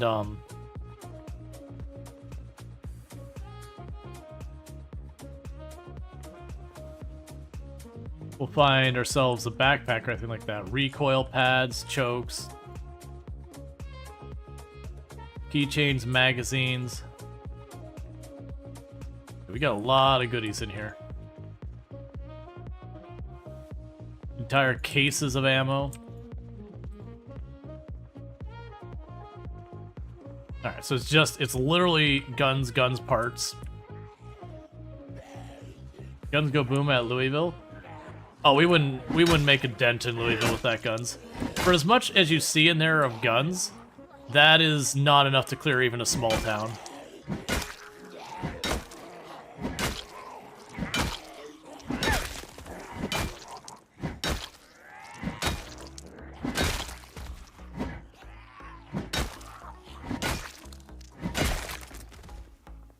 Like, that's just it. You need a lot of ammo to kill a decent number of zombies. Because keep in mind, most of the towns are in the thousands of zombies. Which means at a minimum, you need thousands of bullets.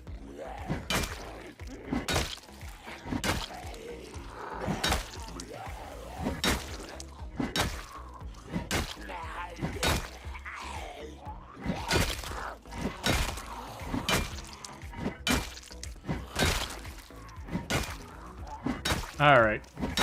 Where did you all come from that I'm suddenly getting pinched here? Like, we're not in real danger. I can run right out that door. But it is a little worrisome. Let's take a quick peek outside after we fight these two. And just make sure we're not dealing with, like, a redistribution or a migration or something like that.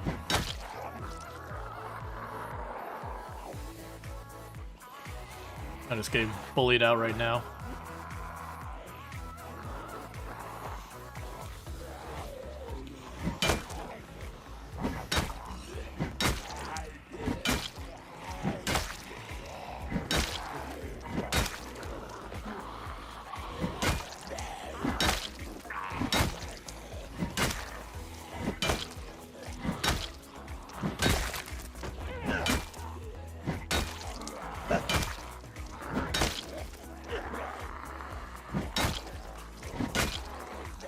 Let's back off, because we're pushing ourselves way too far.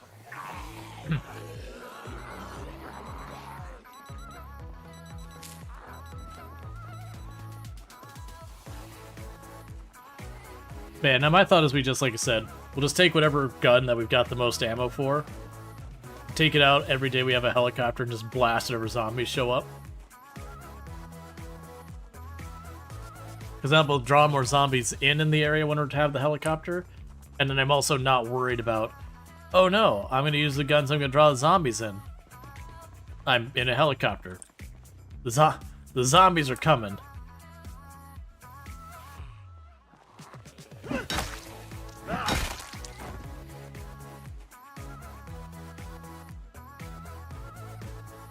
Alright.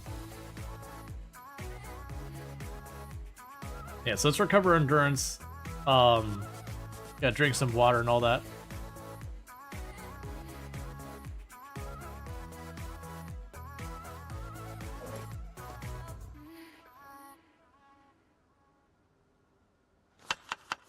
How are the eggs doing? Still fresh.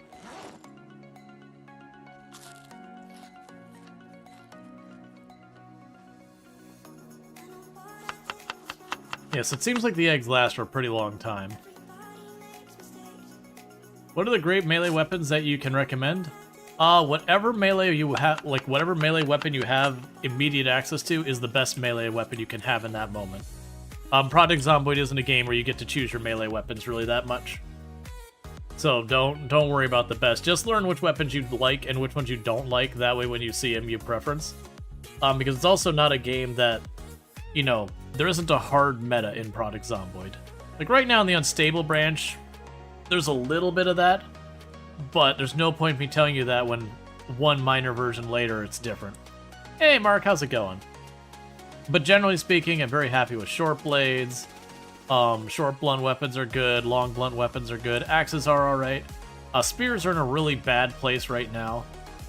Long blades, if you can find them, are good. So basically it's pretty much, spears are in a bad place. Just about everything else, you're gonna do alright. There's individual weapons in every category that are pretty bad, but there's too many weapons to go through all that. And a lot of them, it's bad situationally, or they just have no durability.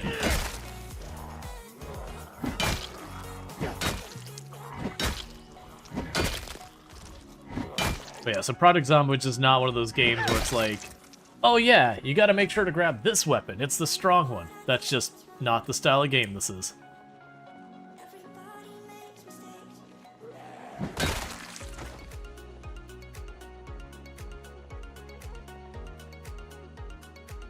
Your favorite weapon's the guitar? The guitar's so awful. There are weapons that are bad. Using like the guitar, the saxophone, the sledgehammer, using those as weapons, they're all and like the wood axe, those are all real bad. Their swing speed is extremely slow. Or the maul. What do you mean the guitar rocks? No, it doesn't. There's no power. You literally can't play it. When you hear the song like Those About to Rock with the guitars, it's Those Who Used to Rock.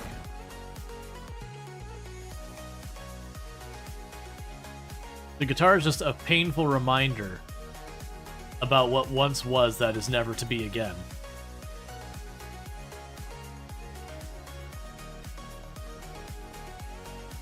But with an incredibly slow attack speed.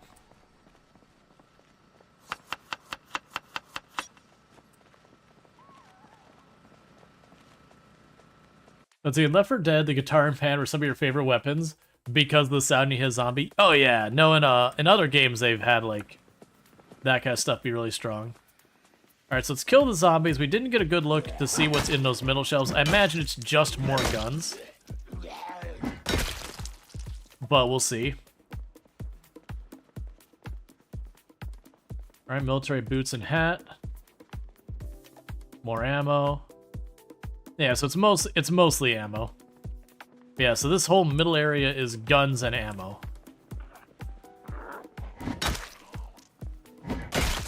We will collect that, but right now I'm worried more about seeing what else we got here. Military clothing. Ammo, ammo, ammo.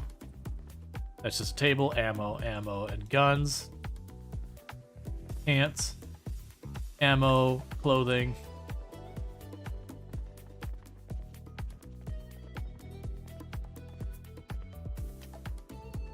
That's all just clothing. And an empty flask. What you're carrying? You only need 500 milliliters, so not gonna bar with that.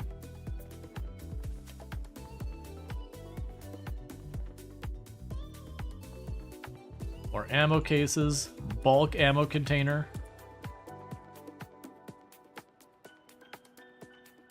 More ammo containers. More ammo containers. Scopes and guns and pocket knives and whetstones.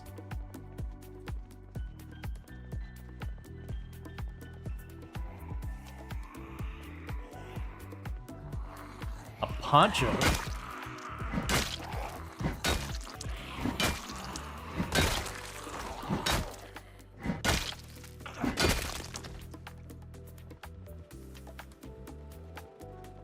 More ammo containers and all that, and military cases. Alright. So before I tuck into that, because that seems like it has a narrow way in and out, let's keep clearing this room. Pretty soon I'll have to switch to something one-handed so I can turn on a flashlight so I can see what I'm doing. I might be able to turn on one of the light switches in that room down there. We can see depending on where that light switch is. Alright, let's grab out a knife.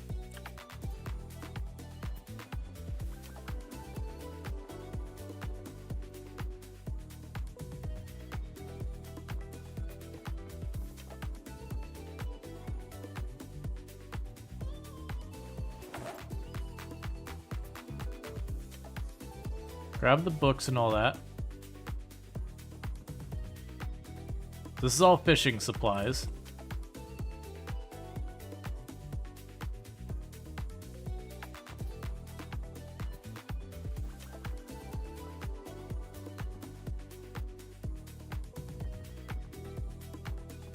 Yeah, the rest of that, the backpack and all that's garbage.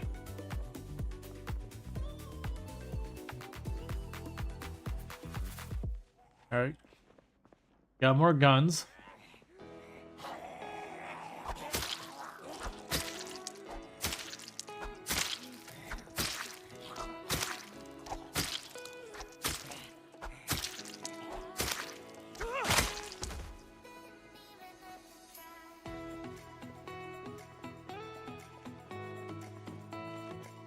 More guns, more guns.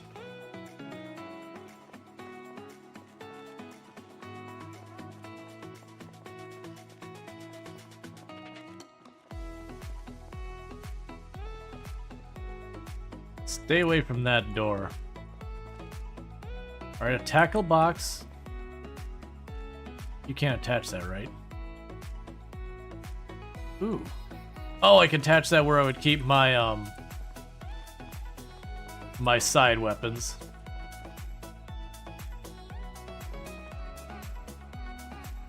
I'm looking for, like, the leather pouch-style canteen.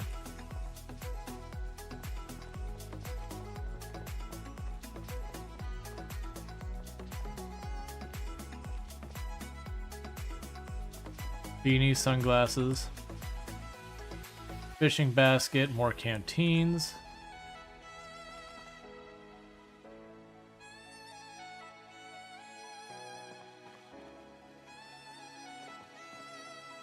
More ammo.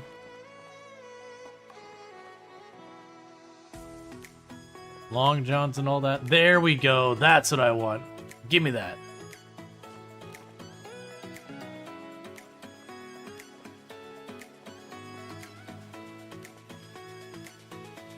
Got more fishing books.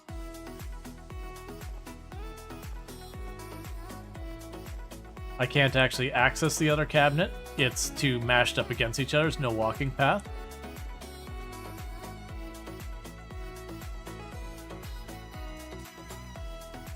Alright, so we're looking pretty good on all that.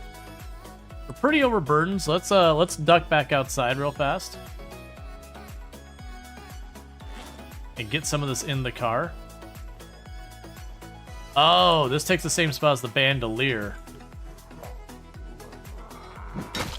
We're gonna have the water bag or the bandolier. That's a no-brainer to me. That water bag is way better.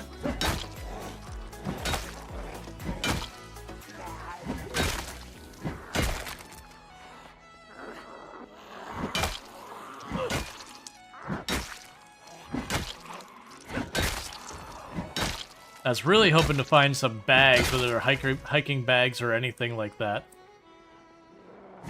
That's kind of one of the things I was really hoping to get out of this. You have to pick up the cabinet? Oh, I'm not going to worry about that. I honestly am not sure I'm going to be able to put all the ammo in here to use until I get a trailer to move it. Just because of the volumes we're talking here.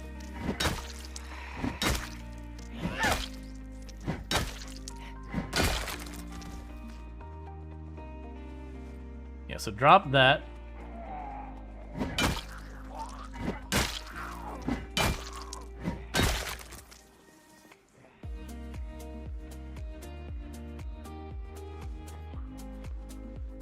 Come on.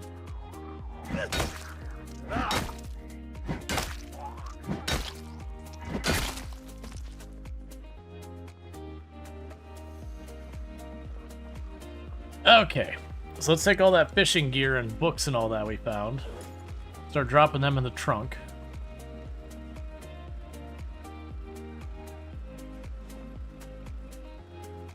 I'll read the magazines, just get them out of here to begin with. And we can put the plastic water bottle in there, because I'll just use the bag thing we got. Oh, fishing hook. Thank you for the follow. Welcome to the stream. Alright. So the problem here is there's a heck of a lot of guns in there. And guns and ammo in this game are very heavy.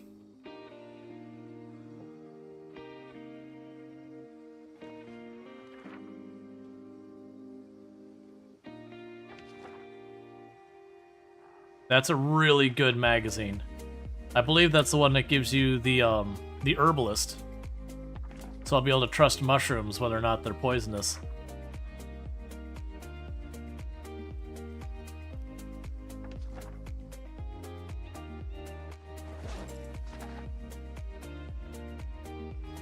Hey, Invasiplex, thank you for the 120 stream streak. I really do appreciate that. Means a heck of a lot that you'd keep coming back after all this time.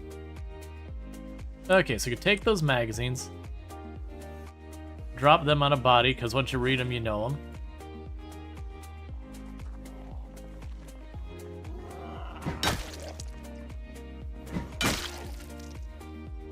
Let's see. Since stealth actually works now, you wonder if they'll implement some kill bonus if you wear camo.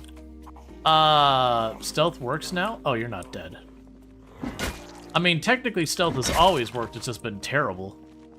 I would argue stealth is still really not in a good place.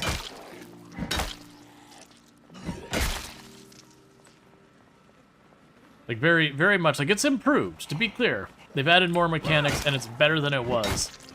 But the fact that by default a bunch of zombies get pinpoint hearing and stuff like that works directly counter to being able to really do stealth play.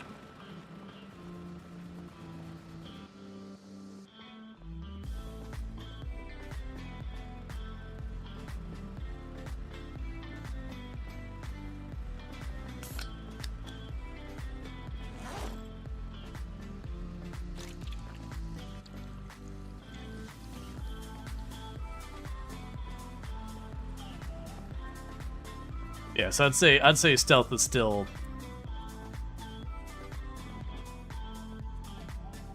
You close enough?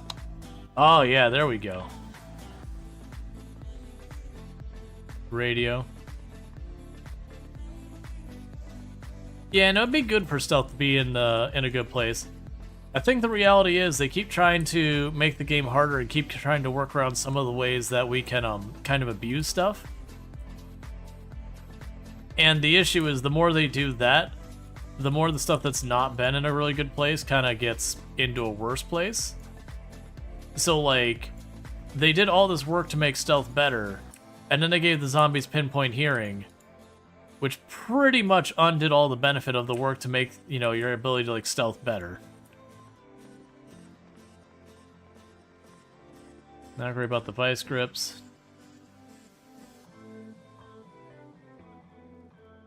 Nah, it's fine, I'll grab it. I didn't want to do the inventory juggle, but I'm like, no, I should.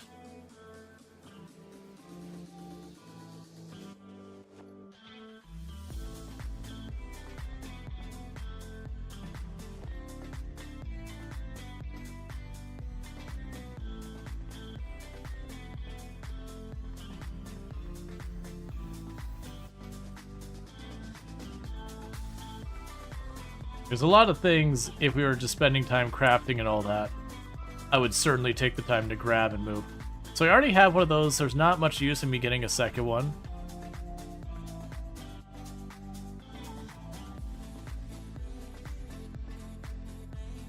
Thank you for another crowbar, just in case I ever thought I was not going to have one.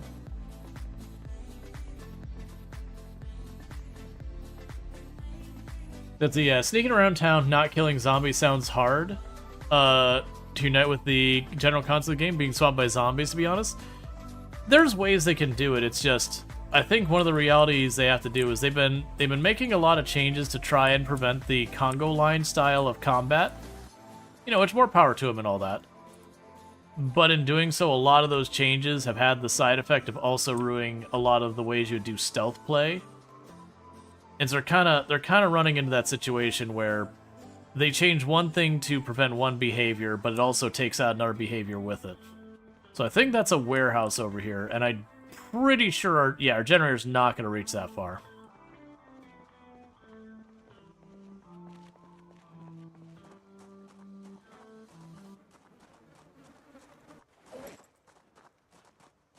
You find the game a little too hard? You could absolutely change your settings. Let's see. What would you like to see the game? What would you like to see in the game? Imagine you're the new dev in charge. Ooh. That's an excellent question. So like, I'm always happy when they add more map and all that. That's not super exciting. I get it. Thought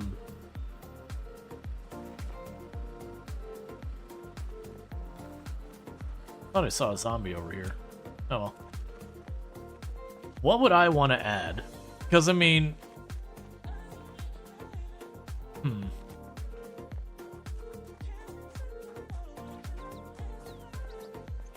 That is a really good question.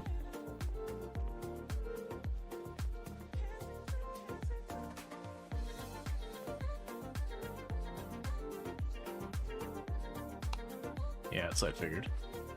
What would I want to add?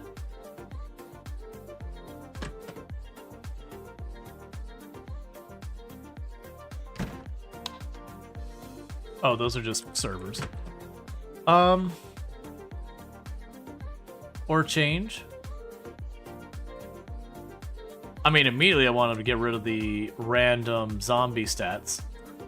That is a right now I would want them to get rid of the random zombie stats. I think it's actively a bad decision. I would also like them to make it so the crafted weapons, just generally speaking, have higher durability. I was not prepared for that to have sugar on it. Those look like bookshelves being covered with all this type of stuff was not my expectation. So I'd like to see them take the time to make crafting more rewarding, is the way I will phrase it.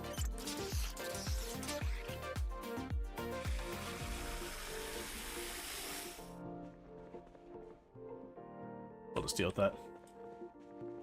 Like, not like, the complexity of crafting, I personally feel is fine. It's just right now you have all that complexity. And then you look at the other side and go, what do you get to show for it? Oh, you get to show weapons that have good damage, but their durability is mostly crap. I would want it to be a lot more viable to craft weapons, but not require you to, you know, dedicate huge amounts of time to that. I'm gonna leave the soda there.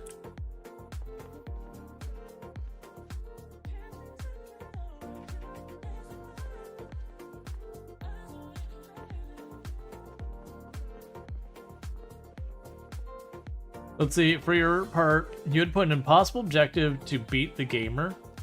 You would do a simple thing, build and repair the helicopter or whatever. Yeah, I'm definitely in the mindset that I personally don't want there to be like, here is the end win game thing, because that's like the whole vibe, premise, whatever you want to go with Project Zomboid, is that there literally is no way to win. Like, you're doomed to die, and you are just refusing to do it. You're just dragging it out as long as you can.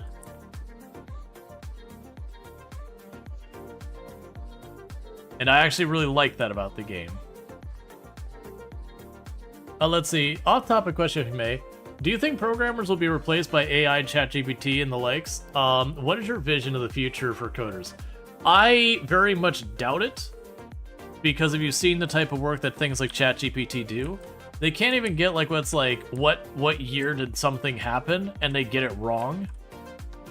They're really only about as good as regurgitating something that's already been done back to us without understanding the context. Effectively, ChatGPT in a lot of ways is a very, very, very sophisticated autocomplete. So that's just, it's going to be able to streamline some things when you're like, hey, I need to go ahead and set up a template for this. And it can spit out a relatively good template. But that's just kind of where it's at.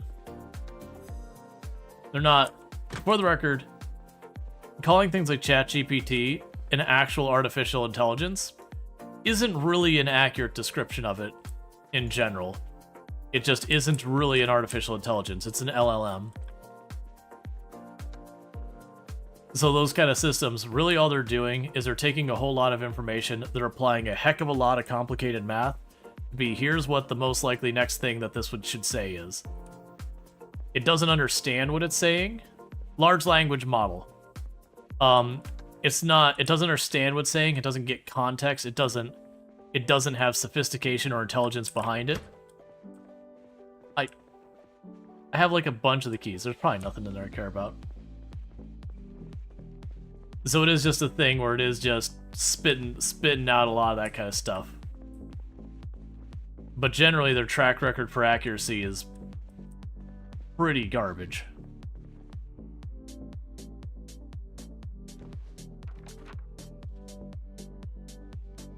Yeah.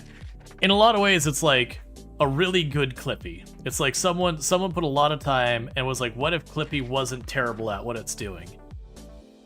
But a lot of times it is a thing that you're like, hey, give me a resume, and all it's doing is like grabbing a bunch of sources, mashing them together, and being like, hey, based on this weighting, we think this is a good resume. It doesn't understand what a resume is, or what matters, or what has value. All it knows is that based on the last 1,000 signs someone said, give me a good resume, this is what they kind of came up with as something good. And I'm oversimplifying it. There's a lot of math going involved in there. But it's not actually smart. It's just a prediction engine.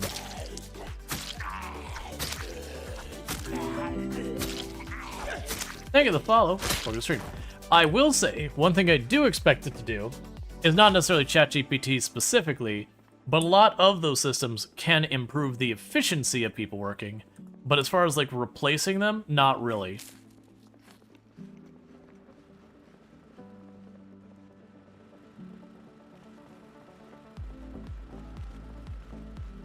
Oh yeah, that's a perfect example. There was a lawyer who used ChatGPT to, I can't remember what it was, what the document was, but had it try to like create a legal document that he submitted to the court, and it cited cases that aren't real. Needless to say, that's really bad. Like that was a whole basket of, this is a good way to get this barred.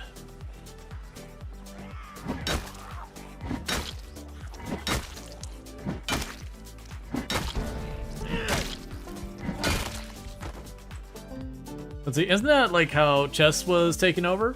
There's a huge database of all the code ever made, tied together with some AI, and eventually it made all the ever moved known to fingertips. So it wasn't like all code ever made.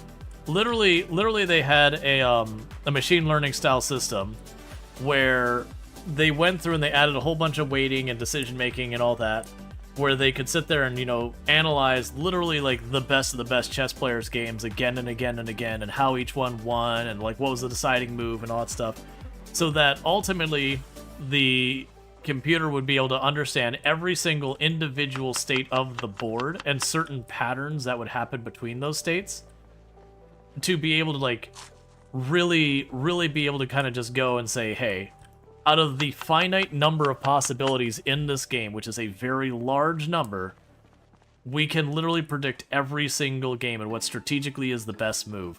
And for the record, some of those like masterclass AIs get beaten usually by people deliberately trolling and doing weird and unusual strategies that are just plain bad. But because the computer doesn't really understand what it's doing, it's just doing pattern recognition, it's trying to figure out what's going on to like know what pattern to use, and it doesn't have what it needs to make those kind of predictions.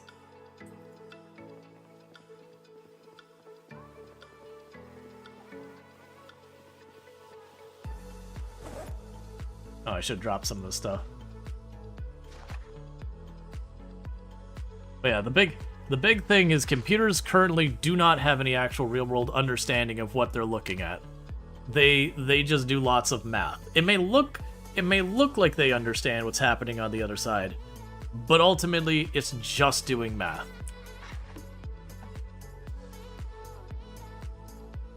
It's really complicated, fancy, and impressive math, but it is just math. Let's see, it's artificially intelligent. Insert public figurehead here. Oh yeah, no, that's the thing. It's not, it's a prediction engine. Let's see, you think the bigger problem is that all these LMMs rely on data given? Clean data in large enough quantities, however, it's hard to come by. Just like now, they were using Quora and Reddit. Yeah, no, that's a whole thing. And that's been one of the difficulties that a lot of them have been running into, that they've even been openly a thing that they've been saying, is that for every bit better that they want to make the AI, the more data by magnitudes they need to feed the machine to improve it. And they're already running to a thing saying, we don't believe we have sufficient data to go much better than we already are. Like, we are going to exhaust what we can consume. because, you know, they've been going and, like, pulling as much of the internet as they can and just shoving it into there. And there's also a thing that you have to worry about stuff like data poisoning and all that. So, for example, like, with image generation, where generative AI consuming, you know, other images produced by generative AI, that it actually degrades the quality of it, because it's kind of like the copy of a copy of a copy. There are artifacts that generative AI gets wrong, and then when you tell it, okay, but this is good stuff, and then it goes, okay, that wrong thing's good stuff, and so it makes it more wrong, and that is a whole problem. You see examples of that with Google AI response. Oh yeah, no, Google. I low key, I think when Google goes out there and just use the thing that programmatically says, hey, go add bleach to this thing, it's fine, and then someone gets seriously hurt, I personally feel Google should be 100% liable. Because if you're going to act as a trusted source, and you really can't be trusted, like, there should be some obligations on them to be like, hey, you do actually need to make sure this is not giving this kind of bad information. Because, like, that has been, like, the gift to misinformation lately, is just, like, those AI things spitting out whatever crap. That was, we were trying to look up some technologies the other day, because there was a question that people were, like, saying that it was like, oh, this company changing their tech stack every 2 years. I'm like, that's not right. And we looked it up, and it was about every 4 years. Which I get, you know, exaggerating or whatever. But for every single one of them, the AI thing on the search engine was sitting there saying that the latest, like, the version I was, like, bringing up was 2018. So it was like, it was like Windows Forms. Which, for those who don't know WinForms, it's a technology that came out in, like, 2006 or 5 or something like that. I don't remember when. Like, it is a technology that's over 20 years old. And it's like, yep, definitely 2018. No question about that.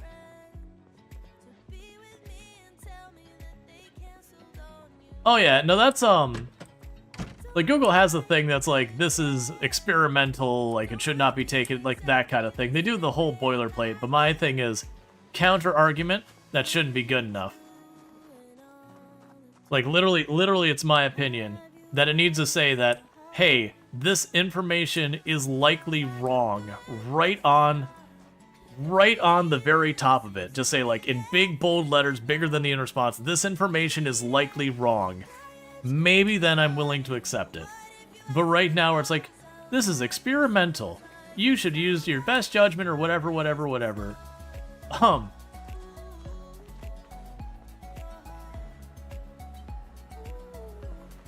AI is often sorta correct, which means mostly wrong, but kind of not.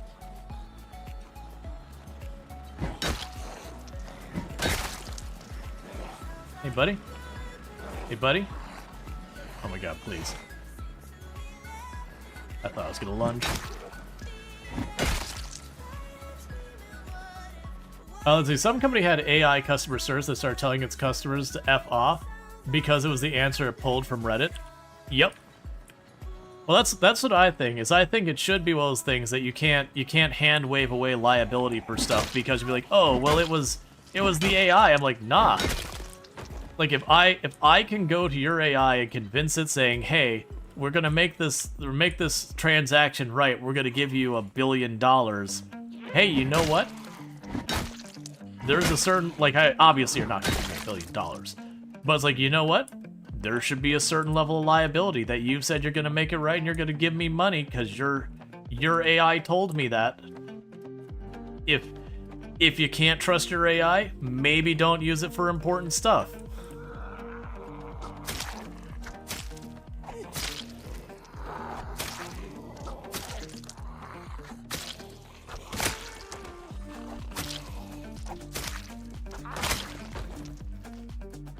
Let's see, you can't wait till AI Ouroboros when AI starts citing other AI. Oh, that's already happening. You have two things that are also undermining AI a lot. One of those things is, like I said, they need absolute absurd amounts of data to improve their AI models, well, not the models, but like the production from those models anymore. And the issue is they're getting to sketchier and sketchier sources, which in a lot of ways is causing the AI's quality to degrade in some ways. I.e., people pointing out the example where they used Reddit as a source, and it's starting to tell people to put glue in their pizza and all that.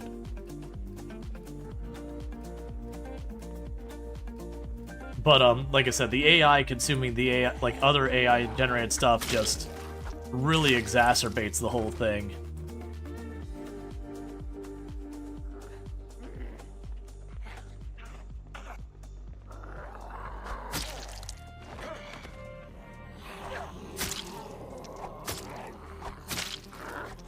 Here's another zombie from the side.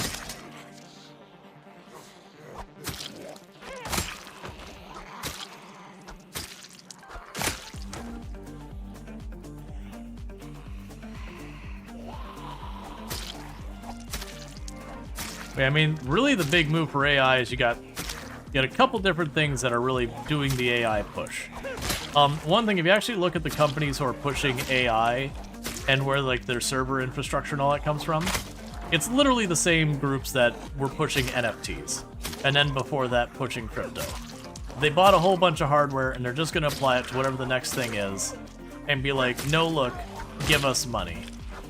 The other thing that's happening is you've got all the investing kind of stuff. Like it's very much a grift that you get whatever the newest tech buzzword is, you start building that up, hyping that up, and get a whole bunch of investors to separate with their money.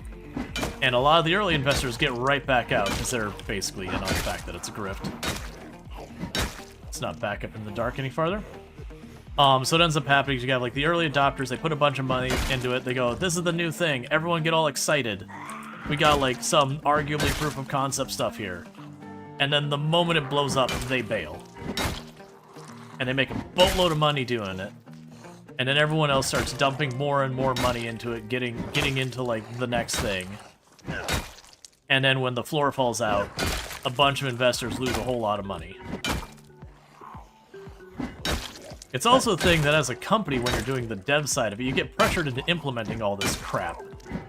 Because then your investors that you already have, who are where your money's coming from, keep asking for it and asking for it and asking for it and asking for it. And you're like, no, we don't need blockchain in our educational courses. Like, what would we even do with it? Like, how is that relevant? And they're like, but blockchain, it's the current thing. And it's just like, but no, the investors are like, oh no, they're falling behind, they're a laggard. And they'll look at the other company, your competitor, who, again, the technology makes no sense in your product, is like, yeah, but we added blockchain. And you're like, what does it do?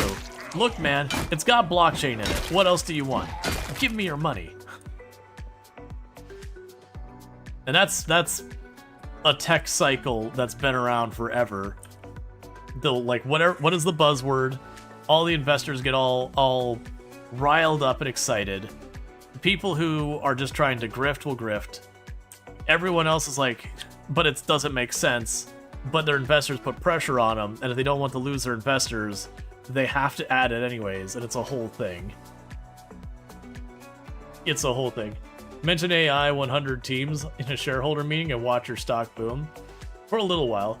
Let's see, there was a post from an AI dev complaining about how their AI was breaking and that they found it due to sourcing subreddit where people only posted as if they were microwaves and the endless strings of beep beep. But yeah, so it's one of those things. Do I think AI is just going to go away forever? No. I think things like generative AI are here to stay, but I think it's going to kind of be like, it's gonna fall on the wayside of like a lot of shovelware kind of things, where it will be like the little scammy kind of things with a very low budget. You know, where someone has like Supermarket Simulator, and then you have Supermarket Simulator Together, and then Supermarket Simulator Expert or whatever, and all of them are just trying to sneak by as being that kind of like the other game or whatever. You're gonna have like, you know, Adobe Premiere, but then you're gonna have like the off-brand that'll be something like Adobe Premiere or something like that. Because you're also not sure if it's really investor as in people, but rather algorithms and scrapers. I'm willing to bet it's A and B, because you got to keep in mind you got a lot of people who get into tech investing who know nothing about tech. That what they know about tech is that once upon a time there's this company called Google, and it disrupted a whole industry, and there's a company called Amazon, and it disrupted a whole industry, and there's a company called whatever, and it disrupted a whole industry. They don't understand the tech. All they know is they look back and said, man, if I would have put $1,000 into Google, I would have been rich by now. And they just want to get on to the next, they call it blue ocean investment.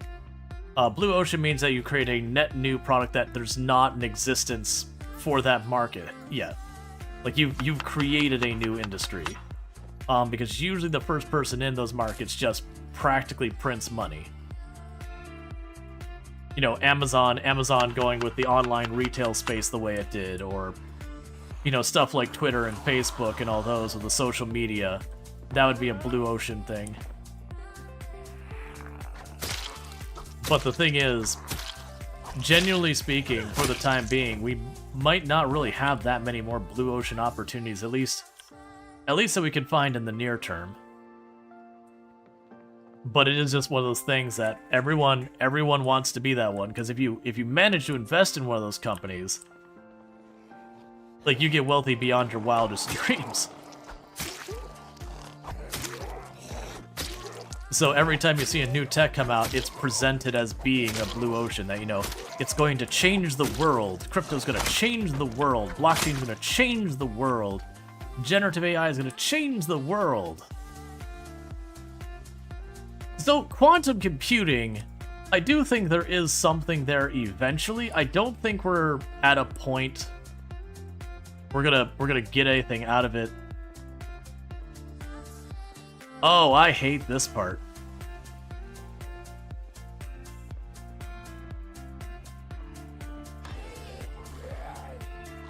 That's a lot of corners. That feels like the prison right there.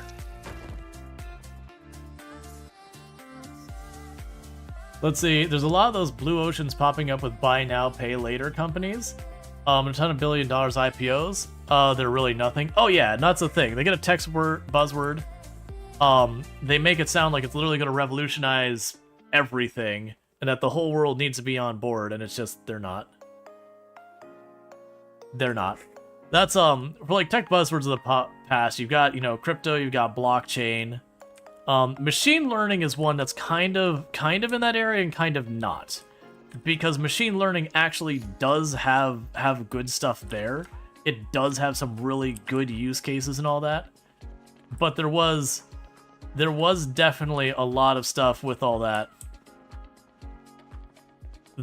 it was being stuck on everything.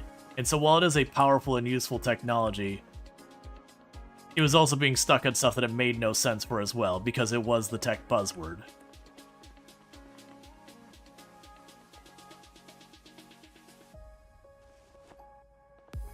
Alright, so I see there's a staircase.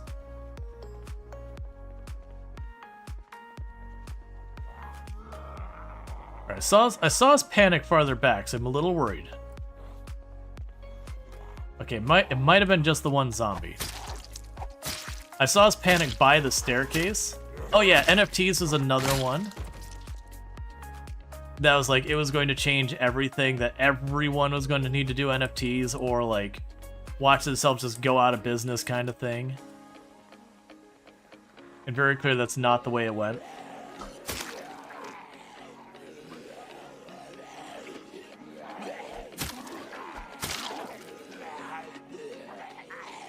Alright, I'm not liking this part. They can probably work around this by just scooching the generator forward a little bit.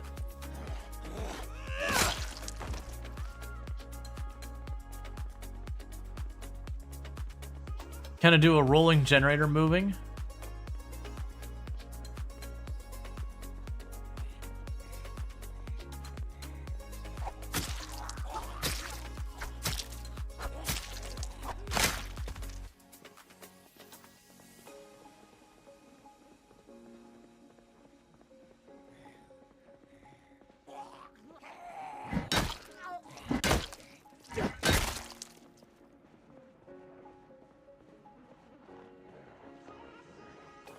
So there's at least 2 of you.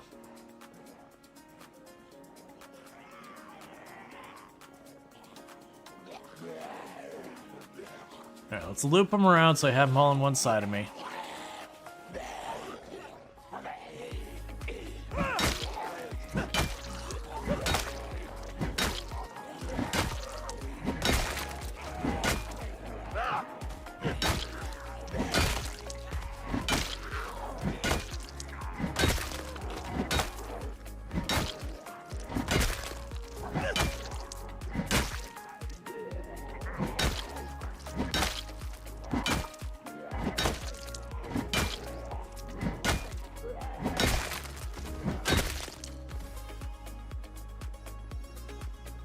Okay, so let's go up here. We can sit down safely. So we already explored all of that area. We just got the west side of the building that we need to clear. It's got a bunch of what looks like maybe they're like little back offices or something. Like maybe like if this was, you know, this being a gun range or whatever, it might be the actual ranges. It could be where they hold their like firearm safety courses, that kind of thing.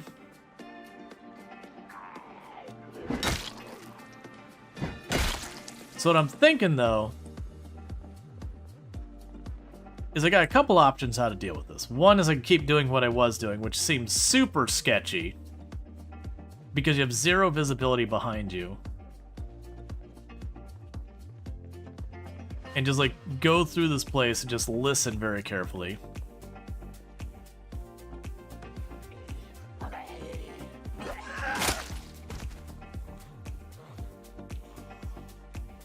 Or 2, I can move the generator to be like here, turn on this light switch, work on this, move the generator up. Where am I? I'm at Guns Unlimited. It's west of Echo Creek.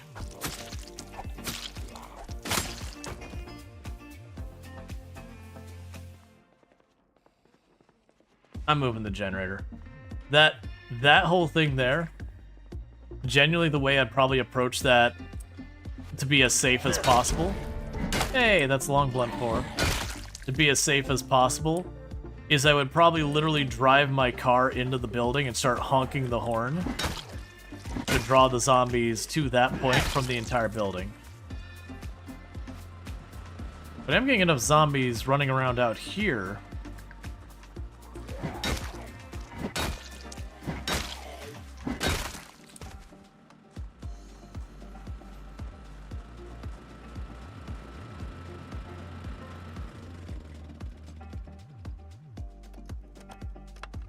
Okay, got a couple zombies over there, and those dumpsters is where we're looking at.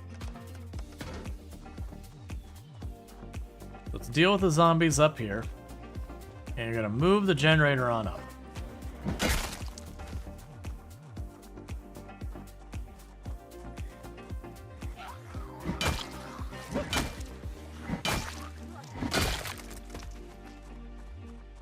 Another big concern is there's stairs.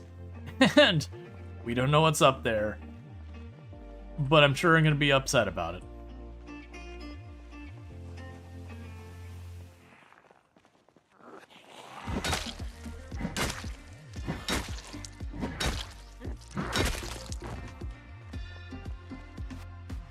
Let's see. Oh yeah, why change the zombie stats is about your other question. Why change the zombie stats?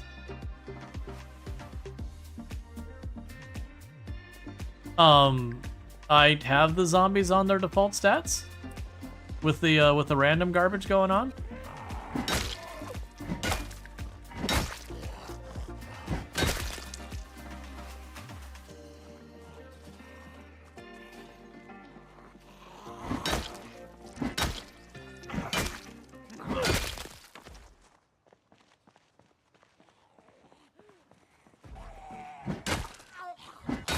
So I'm not really sure what you're talking about.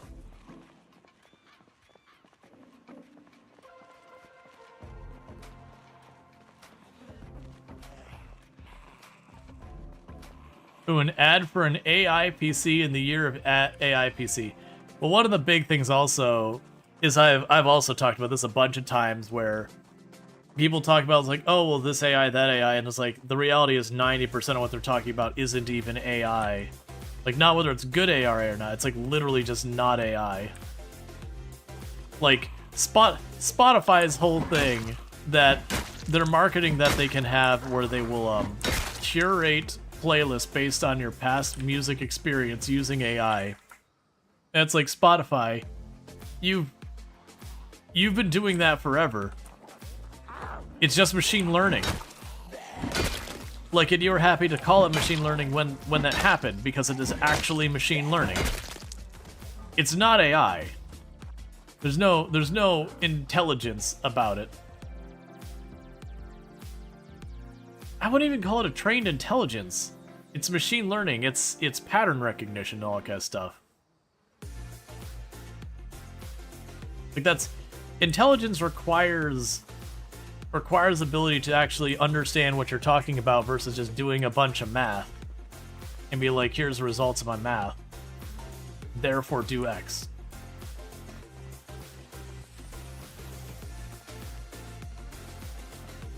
It's something to trying to ward off the investors by pretending to use buzzwords. Oh yeah, no, it's marketing.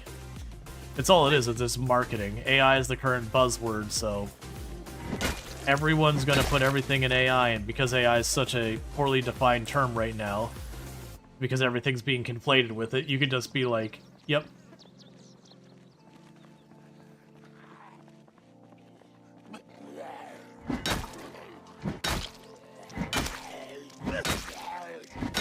Yeah, it's algorithmic, exactly. And all an algorithm is math. You're just looking at, like, of the music you've listened to, here's the tags. Based on our existing data, we can determine that, like, people who listen to these handful of tags are more likely to also like these other handful of tags. So we'll suggest some of those. And it's cool stuff. It's slick stuff. It's a useful product feature, to be clear. But it's also a feature that's existed, like, since Spotify was first launched. I want to say that was like an initial feature of Spotify to allow it to compete with Pandora.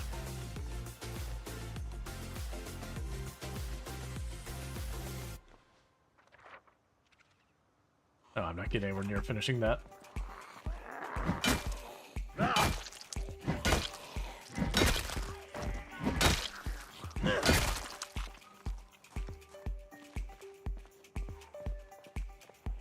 Yeah, Draconic. But that's just it. We're right now in this whole time where AI is the current tech buzzword.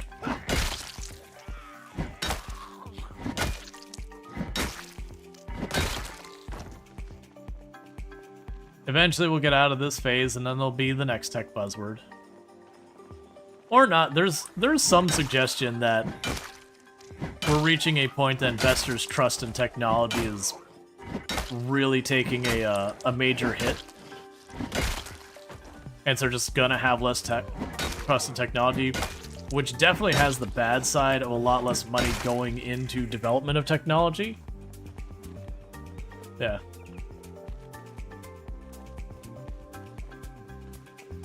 Let's see, is Spotify's AI predictive? Yes. Like if new music releases from a different band, it usually thinks that you could like it and recommend it, or does it kind of loop?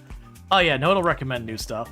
Because what it'll do is it'll sit there and be like, okay, based on your preferences, we see like that you like punk rock.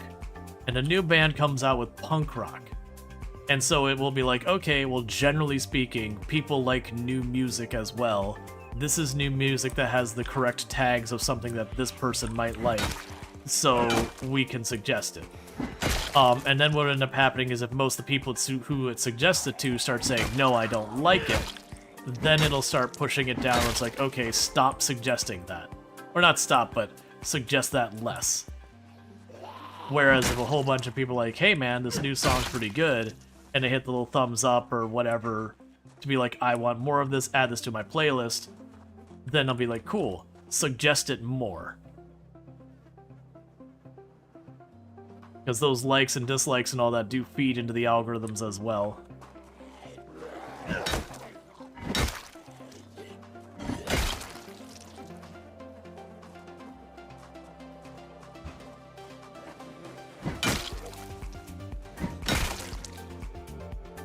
Let's see, release radar's favorite thing on Spotify. If it's AI, it's very good. Yeah, that's the thing. It's not AI, it's machine learning. That's the key takeaway. It's a slick technology, it's a cool technology, it's just not artificial intelligence. It's a totally different technology. It's just people call it AI because AI has no meaning right now. Because nowadays it's included in everything, not to help you, but to learn from you. If the AI suggests something, you say, no, you're wrong. This is what I wanted. That is a gold mine for information to train AI on. Yep. To be frank, AI was a very open term in the past in application. Pretty much any algorithm. Oh yeah, no, that's kind of been the thing, is a thing between like system, algorithm, AI, like all these things. Even machine learning were terms that people used interchangeably incorrectly. Machine learning to, again, a lesser degree, because it is the description of a very specific technology.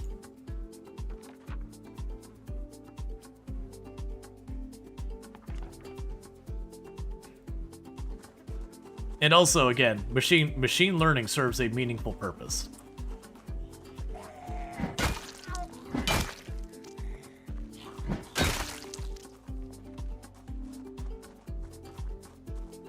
But yeah, no, AI in gaming, it's like, is it artificial intelligence? Like, not really.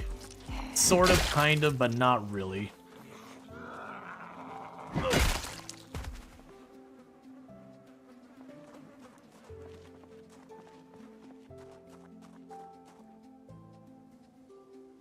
Hi.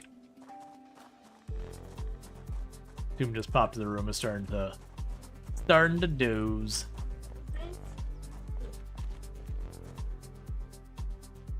Oh yeah, fresh oatmeal cookie out of the trash.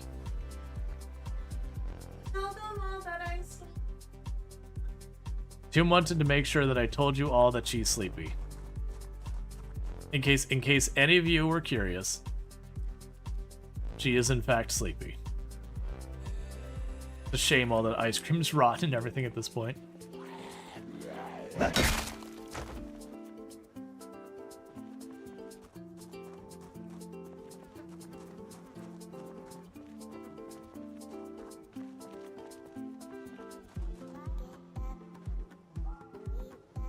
Alright. People say chat says good night.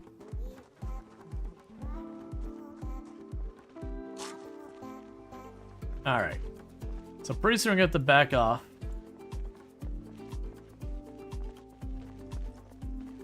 We're going to try and carry that generator up by those dumpsters. We're going to put it back down and going to turn it back on. Now the catch-22 is that does mean I will not be able to see when I go in this building over here. So I'll have to use the little pen light to get up there. But my hope is to basically clear up the light. So what is your preferred weapon? Whatever weapon I can get my hands on. Historically, it's been short blades.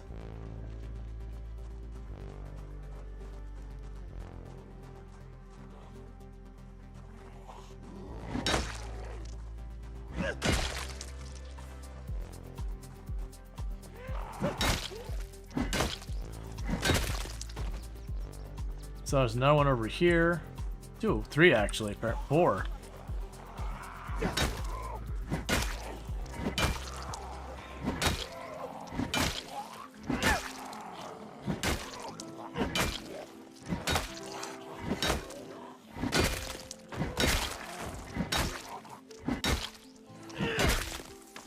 Alright, let's back off. We don't need to push while we're drowsy. You'd rather a chip that learns to optimize renders rather than trying to make it look good by making it worse.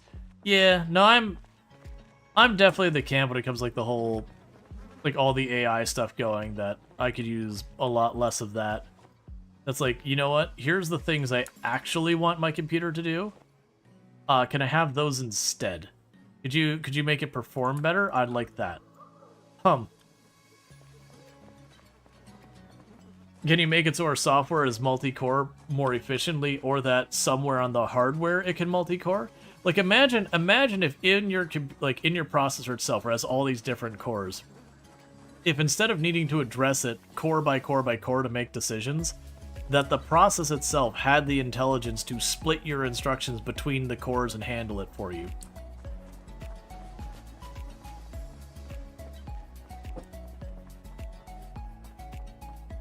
Like that would be a thing that's got lots of demons lurking in it, but that would be something I'd love to see the results of. Because the results of our games would all just run better and applications went all there. There are programming languages that do that. To a certain extent, yes. But a lot of them, there's still a lot that you have to manage yourself kind of thing. That you have to be like, I want this on a thread. Or set this up asynchronous, it spins up a new thread, that kind of thing. But there would be ways that we could potentially take an application that is written for a single core and programmatically on the hardware split it up between a bunch of cores. Like I said, there be demons. Like, I acknowledge that. What I'm referring to, there would be demons. But yeah, so my hope would be moving it onto the hardware side. So that, like, you would address the processor as a processor, and how it deals with its threading would all be, like, inside of itself.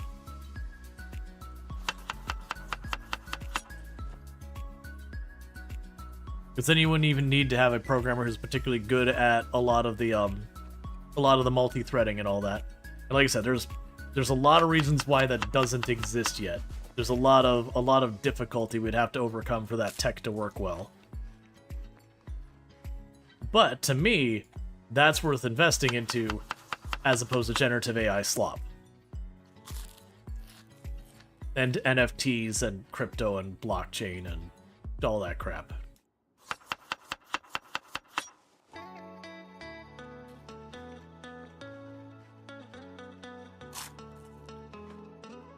And I'm willing to bet there are probably individual things that it's done. Like, it wouldn't surprise me to find out, like, graphics cards are doing that kind of tech with, like, frame rendering and all that kind of nonsense. Like, I'm willing to bet that probably is. But I'm talking just, like, base computation type things. You know, stuff like the running the simulation on our games or whatever.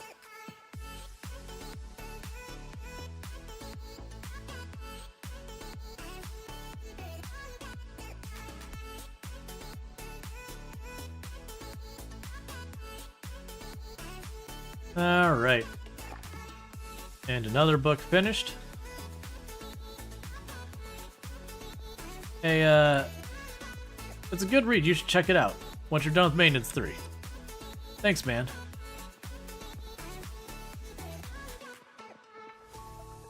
How's our weight going, by the way?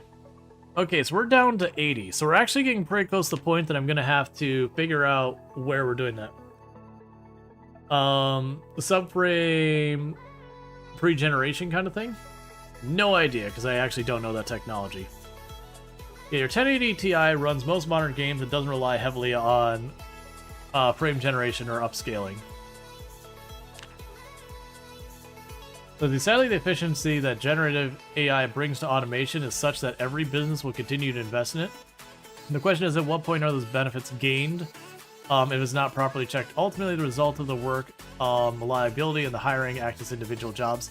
So here's the catch of the generative AI thing, is they're already running into problems where to advance that technology, they're having to get more and more and more material. And they're already reaching the point where they're not finding they can make much gains. And a lot of what you're looking at in the generative AI that you're looking at, a lot of them are not running even remotely profitable. That it is a thing that they're 100% being held up by their investors. And we also don't have, like, a lot of them aren't even getting closer to becoming profitable either. Like, we're literally watching them just effectively torch investor money. And that's just it. Like, to improve, it gets more and more expensive most of the time. And they're just kind of running into this thing that there isn't a path, that it's just not cheaper to hire someone. Once the investor money starts getting pulled out, because, you know, sooner or later the floor falls out on how much you're willing to throw at something that you can't seem to prove. and then they have to start trying to charge what it does to make it actually profitable. You're gonna sit there and be like, all right, well, I need to generate this image. Cool. That image generating that's gonna cost you $280. Oh, well, I'm just gonna go pay someone then. Sure, they'll make me wait a week, but you know, I'll just pay someone then for thank you.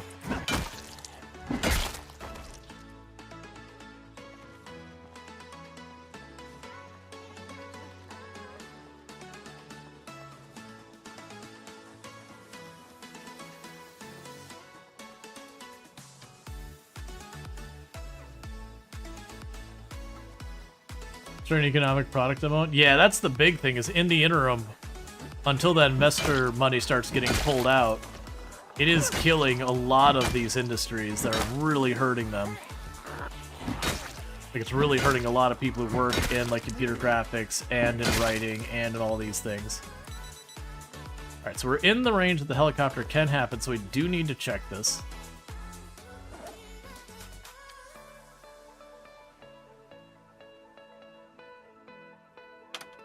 You think for LLM to be cost effective, the thing will make a big working model now that uses huge resources and afterwards slim models down for specific processes to run locally. Well, there's ultimately a level when it comes to a certain amount of computation to accomplish certain things. That computation needs to happen. As you make it smaller, the models will generally produce worse results. Because you are still talking number of cycles. Not that it won't have efficiency improvements. It's just, we're nowhere near that. And even a lot of the LLMs that are having to talk to their investors and all that, and having to prepare themselves for, you know, some heartburn kind of decisions, are presenting saying, hey, we're not actually expecting this to get that much better. Alright, so we got about a rally group and a half back here.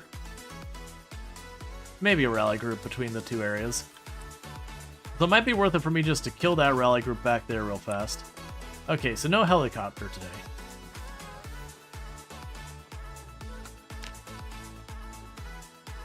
And a bunch of them have been coming for... That did shut off, right?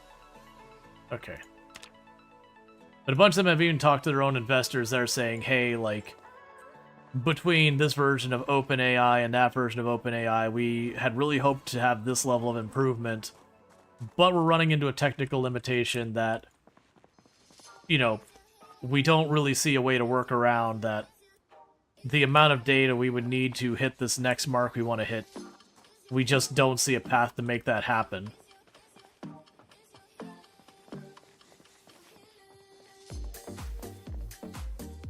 The machine must feed to create more. And they're just not finding what they need to feed on.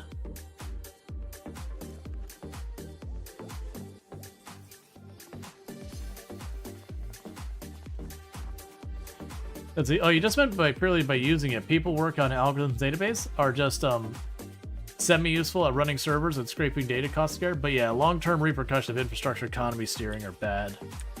Yeah. That's the reason I can't wait for the bubble to burst. I can't wait for there to be a big pushback from a bunch of investors being like, "Hey, it's time. You need to actually show your work, or you know, we're gonna start calling this thing in."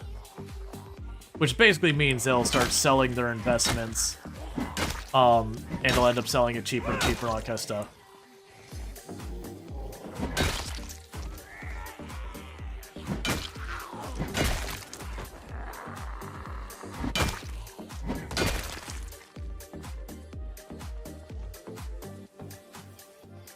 They still aren't selling your data? Oh no, there's gonna be a lot of them that will, they'll do what they can to get what money they can before the lights get turned out. And for the record, I do think a lot of those companies will be around for a while longer. I don't think the AI companies are gonna go away. There'll be a bunch of them that do, but there will be some of the more successful ones will probably still be around for a while. It's just they'll be a ghost of what they once were. And they'll be way more expensive to use, the quality of their product will suffer as they have to start cutting corners, and yada yada yada. I must have already dropped the other crowbar in the truck.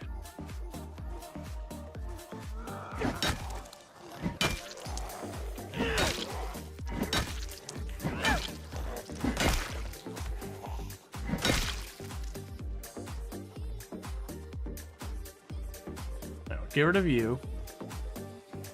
Yeah, go grab the next crowbar. We'll keep working on that.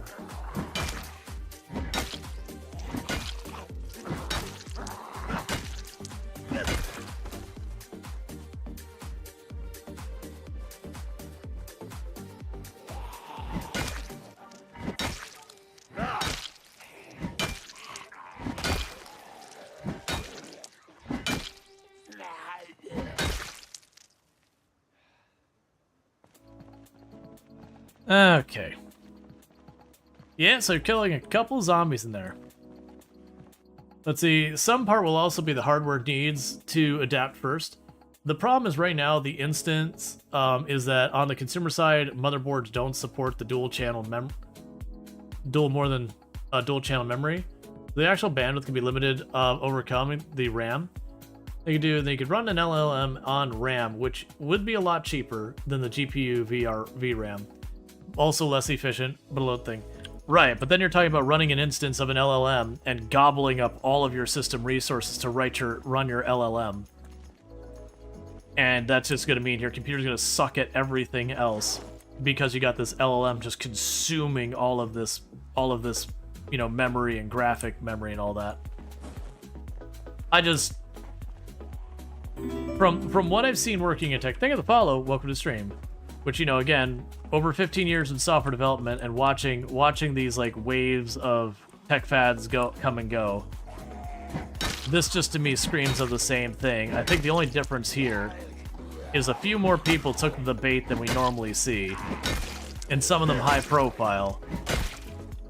And now we're hitting that point where it's kind of put up or shut up, and you know they can't put up. And so they're kind of putting more money into it because it's kind of like a sunk loss fallacy where they just keep putting money into it and they're like, but if it doesn't succeed, all this money's gone. Because they keep throwing a little bit more money and a little bit more money at it, and it's still not showing the results they need.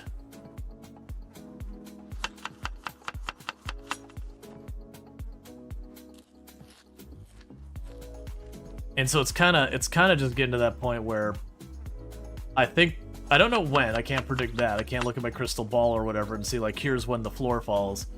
I do imagine pretty soon we're gonna see people start pulling out of a lot of the AI so far as like generative AI, LLMs, those kind of things.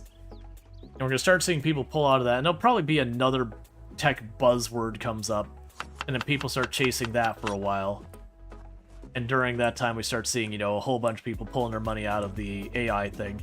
And most likely it'll be another thing that's just a bunch of data computation, like all of these have been, and they just run it on the same hardware. It's just the next iteration of this kind of tech. And what'll likely happen is you'll have a lot of the small players, they'll all go under. You'll have a couple of big players who find a way to pivot their AI tech that'll still be using the generative AI tech, but into more specialized, nuanced things, and still be around.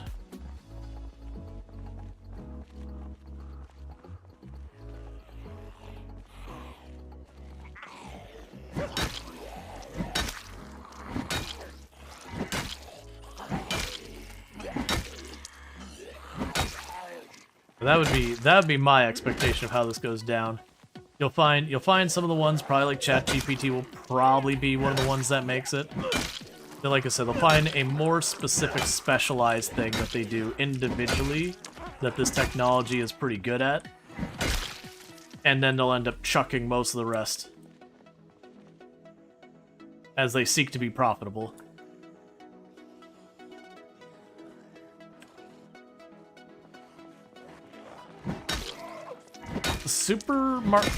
Supermarkets already have that, Rabub. Machine learning. That exists. You can do that right now. If you go to the grocery store website, it will absolutely, some of them, they will absolutely be like, hey, we recommend you check this out. and it's because you bought XYZ or whatever in the past, and they're like, hey, based on a whole bunch of math, we see that you went and did this, and based on our math and data, you probably would also like to do that. We have a statistical likelihood of that being a thing. But that's not ChatGPT, that's machine learning is the technology you need to do that. ChatGPT is an LLM.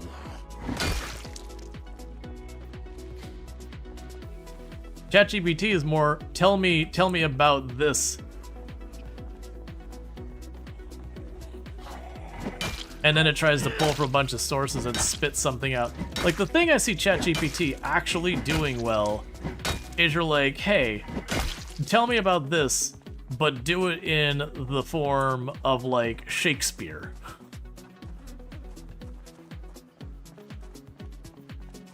That's the kind of thing that it does that we don't really have a good alternate technology to do.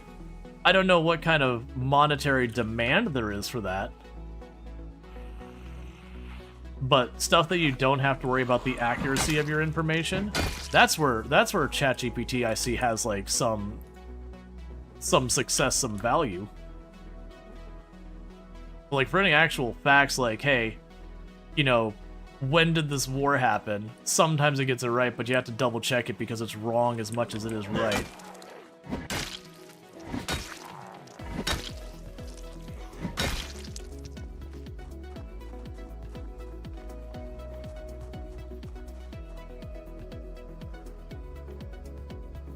Basically fake info.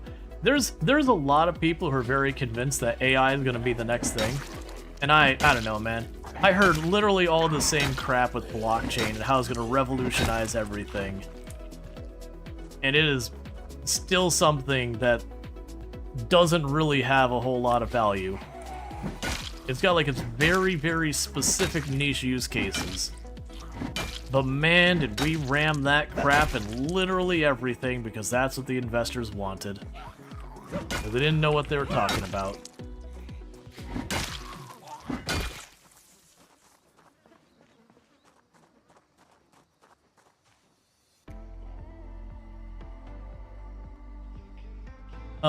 Recommend me a recipe that goes well with this. It's sunny outside and I feel like having fish. That is more what you're talking. Yeah, that's probably going to... That's probably going to be pushing, like, kind of a new boundary for machine learning, not an LLM.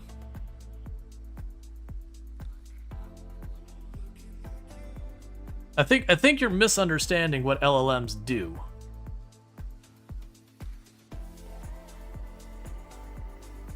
Like, all LLMs are doing under the hood is they're just prediction on... It's like... It's the world's smartest autocomplete, is basically what it is. So you'll say, give me a recipe for what goes with this sunny outside and I feel like having fish. And it'll recommend something like, you should have a sun-baked salmon with arsenic. Because someone once upon a time said something about sun-baked salmon and arsenic in a book somewhere that the LLM consumed.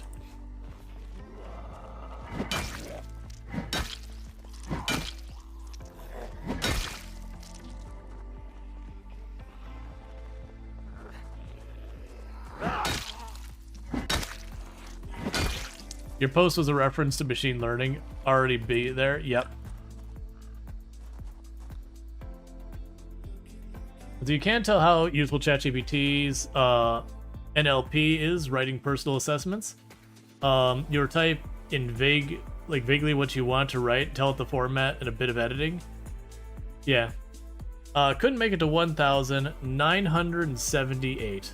Well, I mean, that's still good progress, and thank you for the 15 stream streak, Hroom, and the 85 stream streak, Randall. I do appreciate that.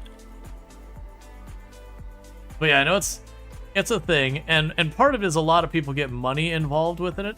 So you'll hear a lot of people who know better about some of these things potentially working, and they'll almost give, like, it's not deliberately malicious. I don't believe it is, like, someone out there. I mean, there will be those that grift, but there is a lot of people who put a bunch of money into it, and they're kind of bought in that, again, you know, sunk cost fallacy kind of thing, that it very much becomes a thing that They're like, no, it's going to work.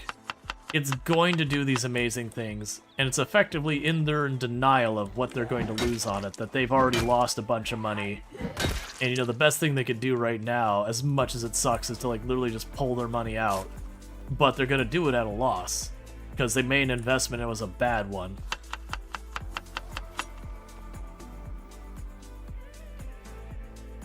Let's see. I'm missing something. Missed the comment right there. I actually don't think it's what that's in front of. But yeah, it is one of those things that, like, very much, like, I can't remember what the statistic was that OpenAI, was it OpenAI? It was one of the major AI companies was doing an investor call, and that they said they were burning, I think it was $605,000 a day loss. And it's like, don't get me wrong, there's not a little improving your process that's gonna fix that. That is not. We just gotta optimize a little. It's like, no. $500,000 a day. That is a lot of hemorrhaging money. That isn't, you know, finding a little bit of efficiency here and there. That is changing your entire business model from the floor.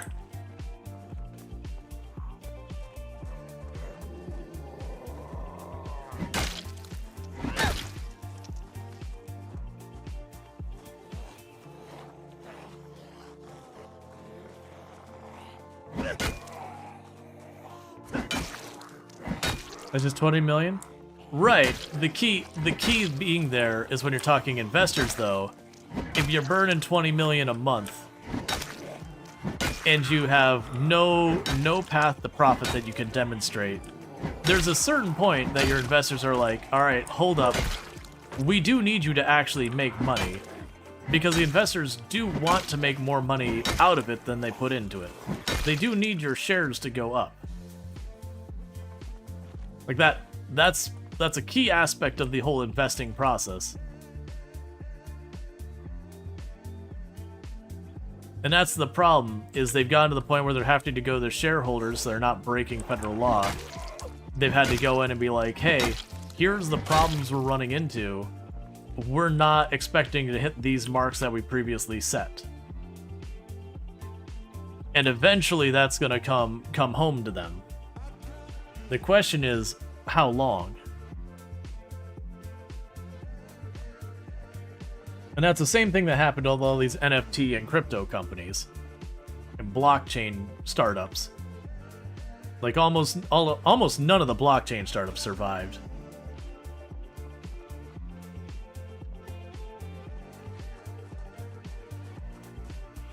I think there's a couple lingering NFT companies out there.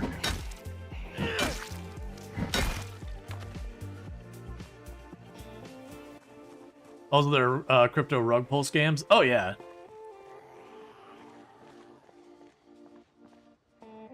Oh, there's a shooting range back there. I see. I was like, man, I'm getting a lot of zombies from outside. Yeah, there's a whole shooting range down there. That makes sense. There's probably more guns and cabinets down there, too.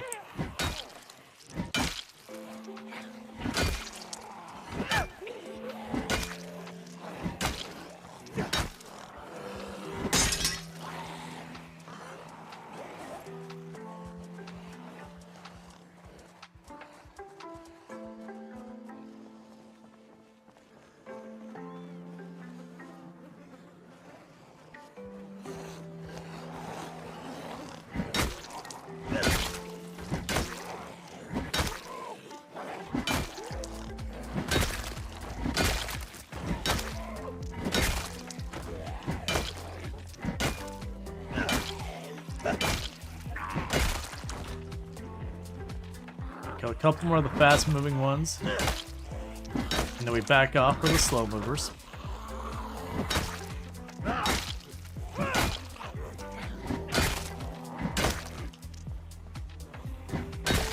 Alright, back off real fast. Let's see, tips help. You went upstairs, 2 zombies came out of a door in a very tight corridor, went downstairs, one came, the other got stuck at the door in the hallway upstairs, and you couldn't get it off the door. So you went upstairs, a lacerated rip. I mean, in that kind of case, I'd probably just walk away if I can't get the zombie to work with me. I'd probably just back off. And just kind of, you know, basically let de-aggro figure itself out. And then come back later to deal with it. There's just times that sometimes when the zombies are being weird, that's just best to just kind of leave it alone. And let the zombie, you know, get to naturally wandering around for a little bit, so it's just not in that spot. I haven't had to do that much. That's because usually when you get to mid-late game, I don't even worry about, like, going inside the buildings half the time.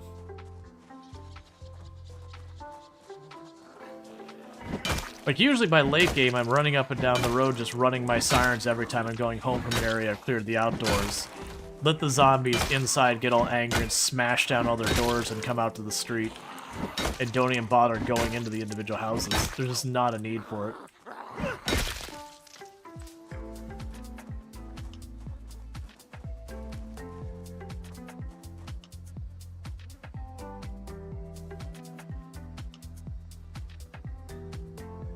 That's honestly the solution for a lot of problems in Project Zomboid is to walk away.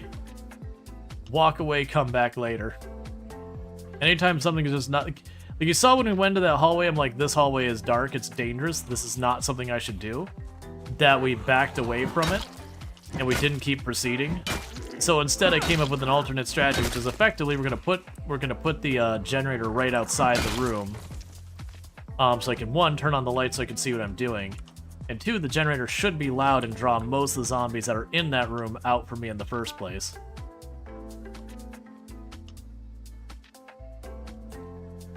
Okay.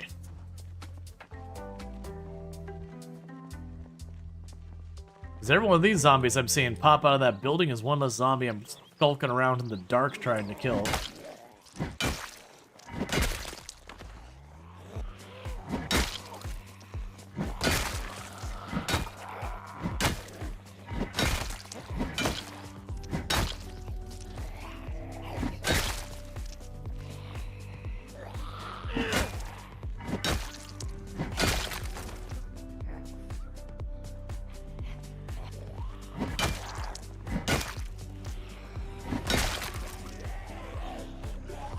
Okay.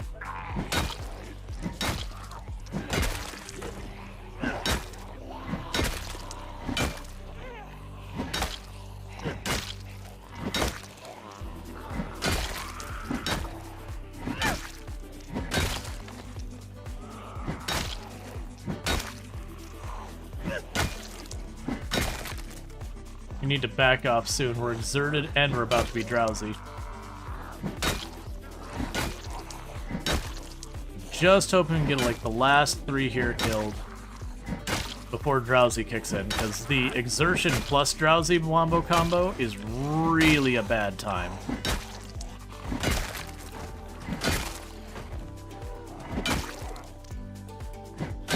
Perfect.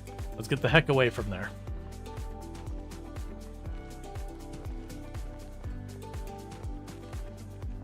Are you playing Pinpoint Hearing and Slow Shamblers and Variable Toughness? Yeah, we've got ourselves back on the... Basically, we took the Apocalypse settings, we turned on multiple helicopters, we turned off respawn, we turned off the power and water immediately.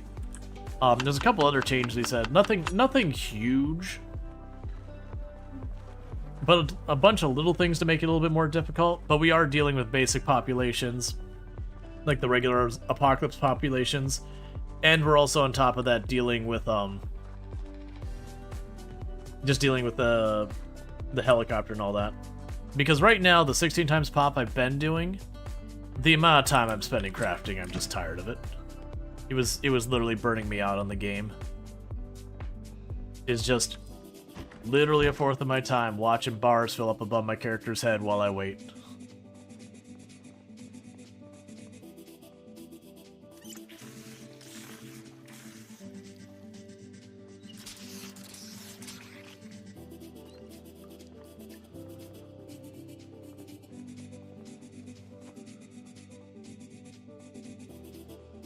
I also just realized, for improving my sleep, I could just be using our high-quality sleeping bag. Is that... No, it's still labeled as a poor quality sleep. I thought that was... It's fine, whatever.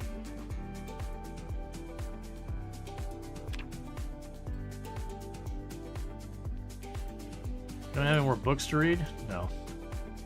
And those eggs are still fresh, so that's good news.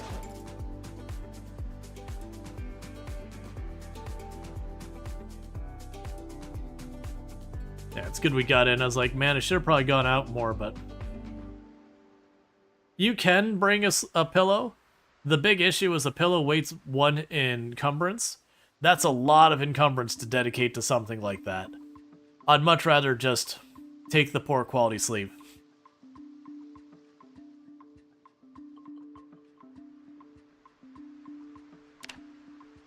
So, with the tent sleeping bag thing, I don't believe you can make the sleeping bag part of the tent. They're two separate objects. So my assumption is I would then need to be carrying the, what is it, 3, I believe, encumbrance for the tent? You put it inside. So you're saying I could put the sleeping bag inside the tent, then roll up the tent, and then put it on my thing? That's weird that, like, if that works, I'm down to try it.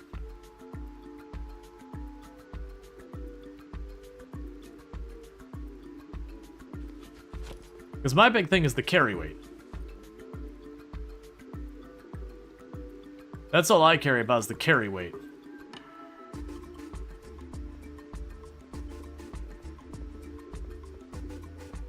Oh, I'm not carrying them both separately. The hell with that. This thing's 3 encumbrance and the tent is 3 encumbrance. That's 6 encumbrance just to get a slightly better sleep. If you're talking that weight, there's probably other things I can carry that'll be more cost effective, like just finding a nicer chair and just putting it in my backpack.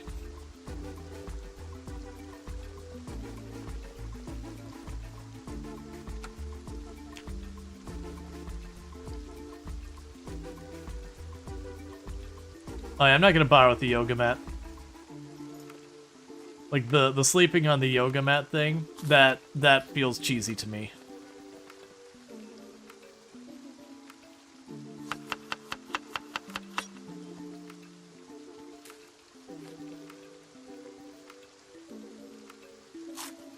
Alright. Like, no judgment if you're doing that. But the same thing, like, in Build 41, I didn't carry the piano stool around with me, even though I know, like, that was kind of the cheesy, hey, you can have your chair with you everywhere. And don't get me wrong, it's a good strategy. But I don't want to deal with it.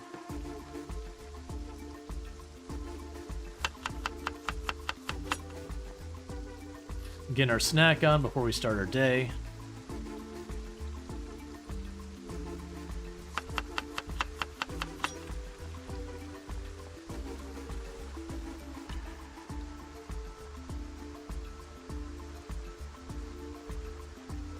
Alright.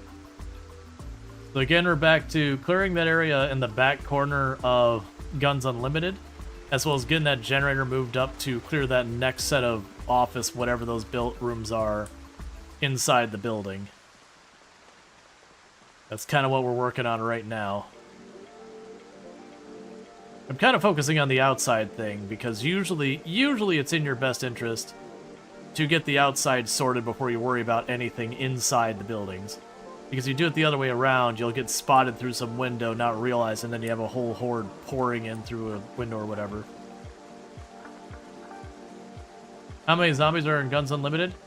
Oh, I have no idea. I haven't been keeping too close of a tab. Generally the thing is, when it comes to inside the buildings, which is where most of these zombies came from, your population settings don't matter. If I play this on 16 times pop, or 0.1 times pop, as long as it's not 0, 0's the only exception, the zombies inside the building will be the same, you know, within rounding errors or whatever. Pop settings don't affect the zombies inside buildings, just the zombies outside.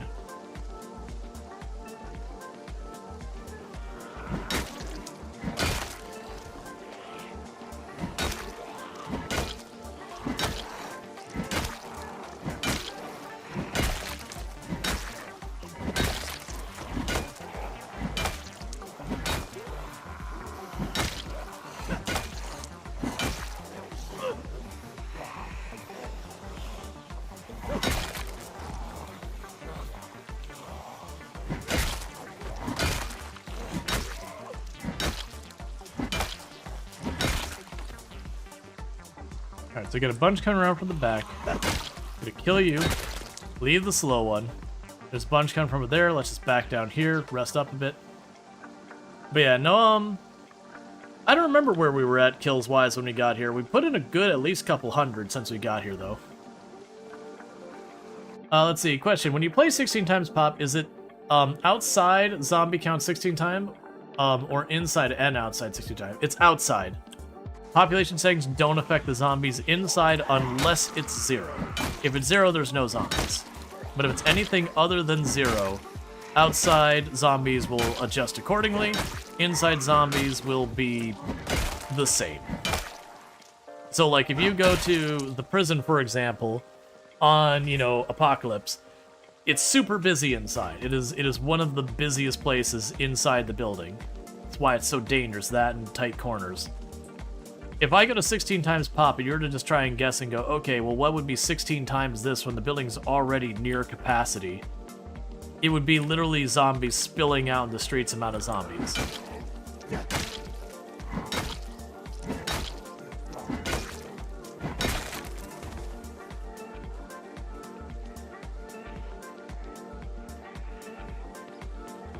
All right.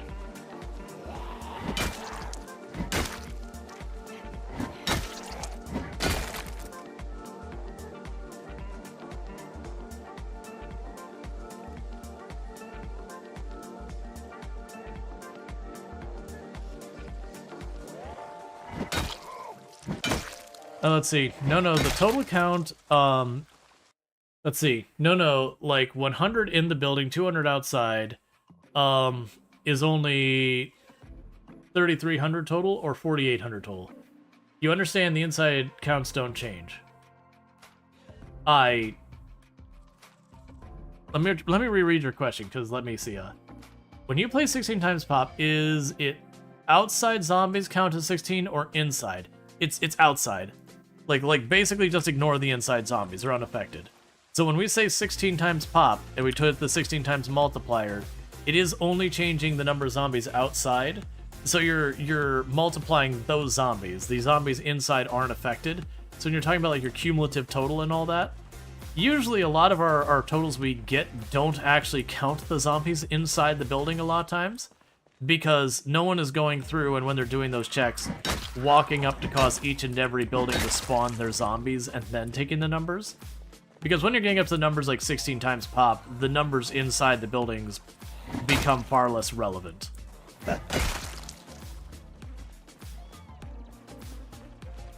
Because, like, if I have a house that normally has 16 zombies, and then might have like 8 or 9 zombies outside, and I do it by 16 times pop, now there's 100-something zombies out, actually be like almost 300 zombies outside that building.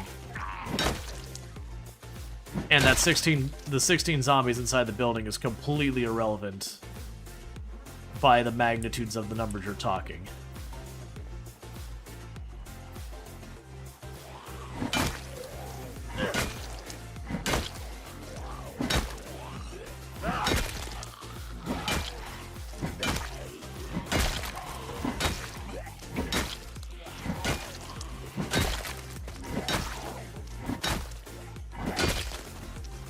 Alright.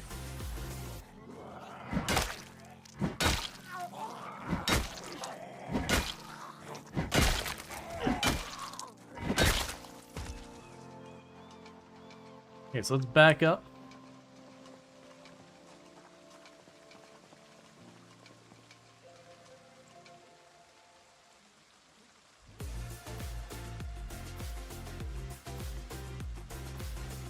Alright, we're just checking to make sure there's anything good in the trash.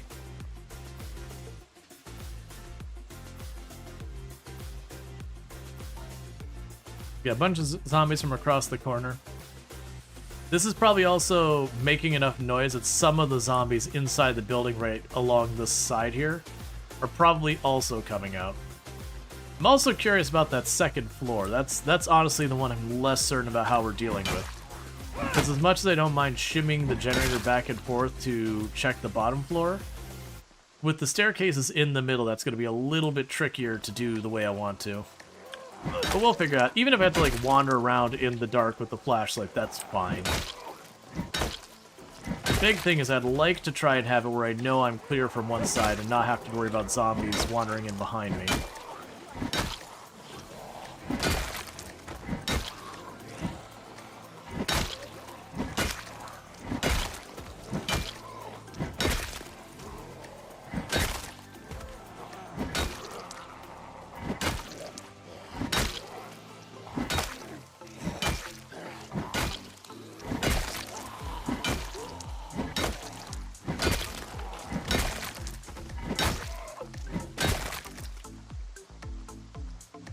Cool, and I got some aggro from over there.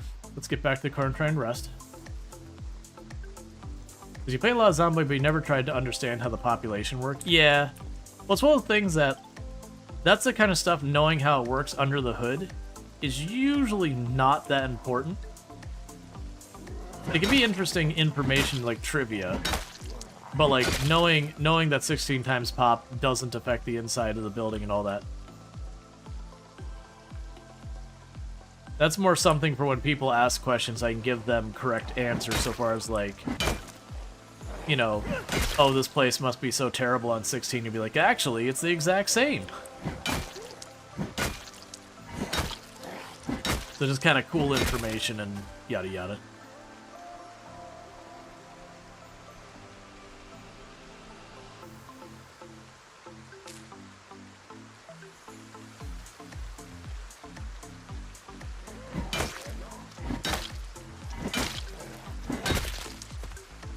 Let me rest.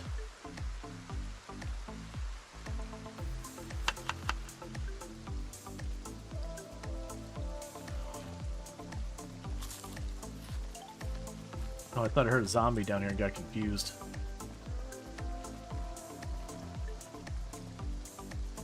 And so you mean outside have 16,000 zombies instead of 1,000 zombies is huge? Yes. But right, but that's the thing. When you play 16 times pop zombies and you see the entire world is overrun by zombies, even if you don't know the actual quantities, you can still visually see it's like, oh my god, they're everywhere.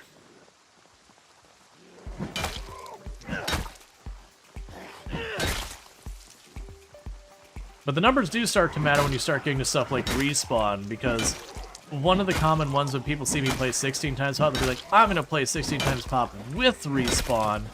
It'll be fine. You're like, you don't understand. It's not even a player skill thing. It's literally the numbers when you do them. You can't reach a point where you can actually keep up with the respawn. Like, you can be the best gamer that has ever gamed in the history of gaming. It's just the math doesn't work out. The rate you burn stamina and you have fatigue, there's just not a way to make the numbers work.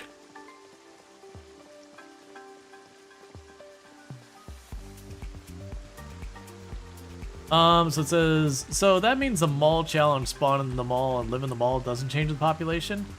So it does only because there is a crap ton of zombies outside the mall, and realistically any amount of fighting you're doing in the mall is going to end up drawing zombies from outside the mall in. But as far as the zombies inside the mall, yeah, it'll be the same. Let's see, how do you actually spawn with the highest settings? No respawn.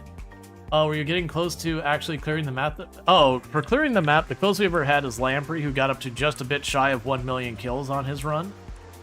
And he still had multiple major cities left to clear. And that's the closest we've ever come to 16 times pop map clear.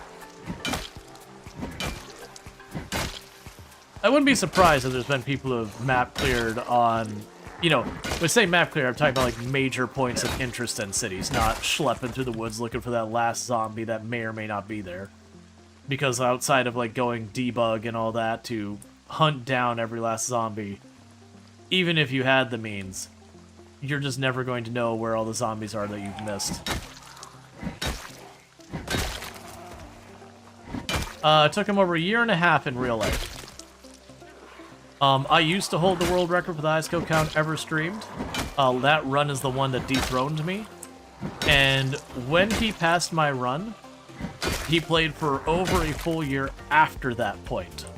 And that run, the run I had was 135,120 zombies killed.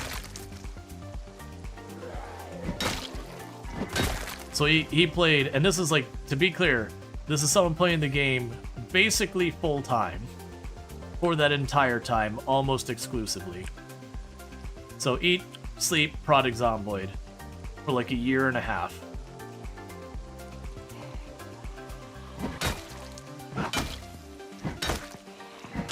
Like there's a couple spots here and there that he couldn't stream or whatever, but for the most part, full time that whole time.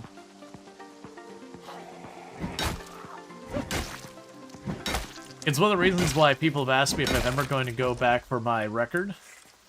Or, like, go for a record again in the game. It's like, no, not even interested. Not even a little bit. I'm very happy I had the record at one point. I am not willing to play this game full-time, all the time. It's just not something I'm interested in doing. And that's what it requires to get those records now. Like, don't get me wrong, it's probably one of the people who played the Product Zomboid the most in the time frame I got the record. Like, just in general. But it's a different ball game these days.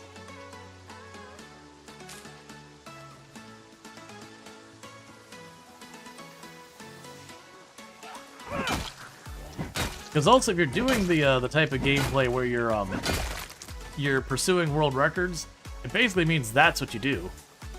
Like, anyone who wants to set a world record, for the most part, you're going to do the thing you're doing to set the world record, and that is what you're exclusively doing for a while.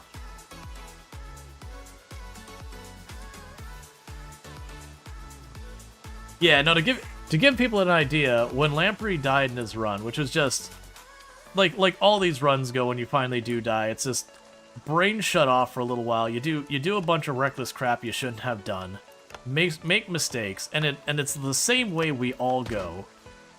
Like, so this isn't a commentary against like Lamprey or anything else. My record runs died the same way, just 1 second of inattention, 1 second of just making a really dumb decision, and then your run's over. When he finally died, he yelled, "I'm free." Like, there was no, like, remorse and lament. He yelled, "I'm free." Because with how close he was to a million, he didn't want to drop it. He also had the record, so he wanted to keep pushing it to see how far he could take it. Which kept him going way past what he probably should have done for enjoying the game. But at the same time, is a very understandable thing.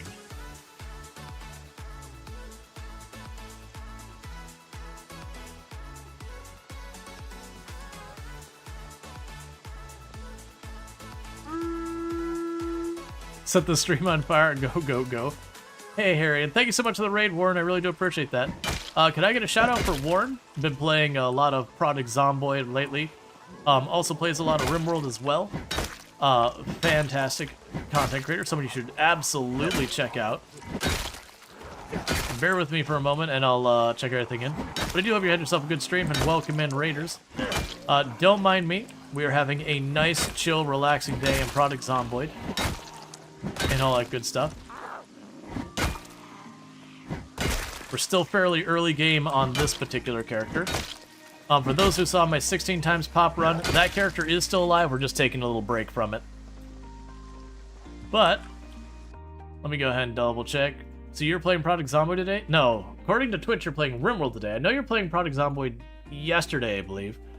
I'm gonna say I had a personal best of 107 kills in a single day, so feeling good, learning a ton. Heck yeah, man. I think that makes it so in your run, I think I've only had 1 or 2 days that are ahead of that on this run. But we're playing very atypical settings for me. But yeah, heck yeah, man. Like, genuinely, that's the way it goes. You just make the numbers a little bigger every time until, like, they're super big numbers. And everyone asks you how you got there, and then you say you worked on making your numbers a little bigger every time until you had super big numbers. I probably should get out of the rain. Yeah, I'm glad you had a good stream. For everyone popping in, I am Rual Storge. I do play a variety of games here on Twitch. I'm most known for my exploits in this game right here, Product Zomboid, where he used to hold a world record. for the highest kill count run ever streamed at 135,120 zombies. Killed on one character in one life on harder than apocalypse settings, with no mods changed itemization or vehicles. So sweaty, tryhard, sweaty, tryhard stuff. That said, that record has been beaten, but I am a variety streamer and I do play a whole bunch of different games like Rimworld and all that. But at the moment, we're playing some nice, relaxing Project Zomboid. I've been doing my 16 times pop run a while. That's usually the type of content I do, is the sweaty, tryhard stuff. But right now, just kind of the way the unstable branch is, I was finding I'm spending literally a fourth of my time just watching bars over my character fill up as I craft more weapons and fast forward. And I was kind of just sitting there going, you know what? I'm not actually enjoying this. So instead we have dropped down to what's effectively Apocalypse population, with a couple of twists to make it a little bit harder. But, you know, population-wise, lower population, with the goal of full clearing the map. And to that end, we've already cleared one town. I am working on Guns Unlimited right now. We are still early game, so we are not getting particularly high kill counts yet. I do expect that to ramp up in a really big way on my next target after this one, which is Irvington. It's probably going to be Irvington. But till then, we're kind of doing that. Let's see, your World Domination Rimworld run is done too. Feeling great about that? Nice! Should try a run with low percentage sprinters, Rual. I have done that. I've also done runs with exclusively sprinters. And generally speaking, I really don't enjoy sprinters. Not because they're hard, but because there's no feeling of progression. Because when you first start your run, even if you're at 1% sprinters, you have to pull every single group like they're a full group of sprinters, because just the way the generation works of your units, every single zombie rolls a dice and says 1% chance I'm a sprinter, or 5, whatever you set it to. And there's a chance you walk up to that group of 16 and you aggro it, and suddenly 16 zombies are running at you at speed. And you can manage it still, but my big issue is the feeling of progression. That if you're at no skills, you walk up to a group, you pull them one by one. Guess what happens when you're max skills? You walk up to a group, you pull them one by one. Or you window cheese or fence cheese or whatever. Like literally the entire run, you can't have any flexibility in your strategy, unfortunately. So I'm very not team sprinters. I used to actually have a command on the channel when people would ask about sprinters that would basically give you that information, because it got asked so often. And to the record, it's not me just being like, oh, sprinter's scary. I used to run on, Mr. Lamper used to run a permadeath sprinters only super duper sweaty tryhard server. And I definitely survived multiple generations with numbers of hundreds of kills of sprinters on me. So I absolutely can do it. Need to get some sleep? Alright, you sleep well. Thank you again for the raid and all that stuff. I really do appreciate it. How long is your day setting? 1 hour. It's default settings. Basically, it's Apocalypse, but we made the helicopters keep coming back forever. We turned off the power and water immediately. There's one or two other things. But otherwise, it's mostly Apocalypse. We did keep the random zombie stuff, even though I've been very vocal that I actually think it's a mistake for the game to do that. That I think the random toughness in particular is really bad, as is the walk speed of the zombies. Being randomized, I think, is a really bad choice by the for the default settings. Okay, so I'm satisfied that part's cleared right now. Let's go pop into this room, because I see that the door is inside here. Got our tire iron we can bang some zombies with. Claw hammer is good. Ratchet's not shabby. I'll definitely take a shovel.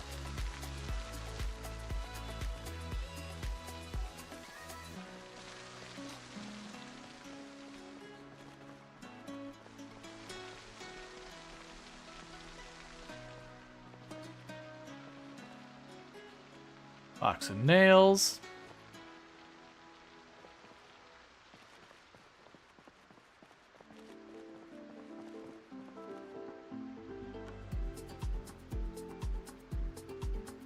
Alright, we'll be back for that propane tank.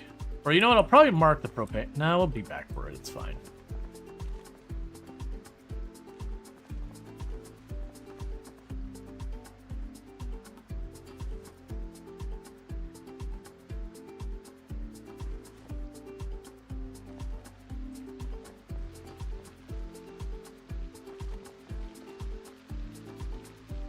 A worn wood axe. Okay. I don't know if and or when I'll ever use that, but okay.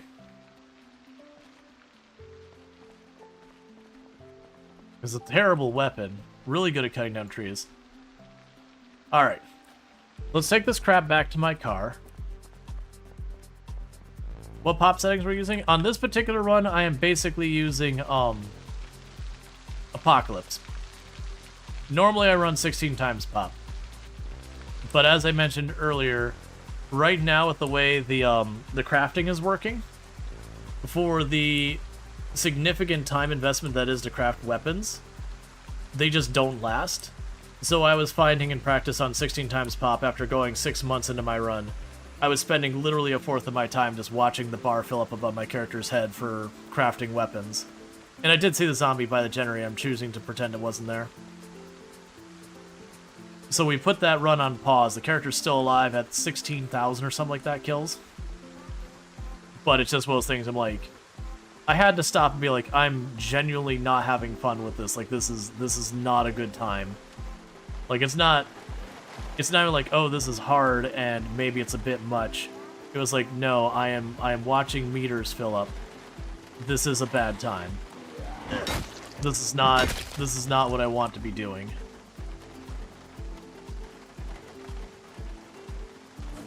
Dropping the nails. And for the record, I think it's just something they gotta tweak. Like, if they tweak it so that the durabilities of crafted weapons are a bit higher, that would solve the problem. Here are the kitchen knives. If they tweaked it so that, like, the crafting times are just much shorter, that would solve the problem.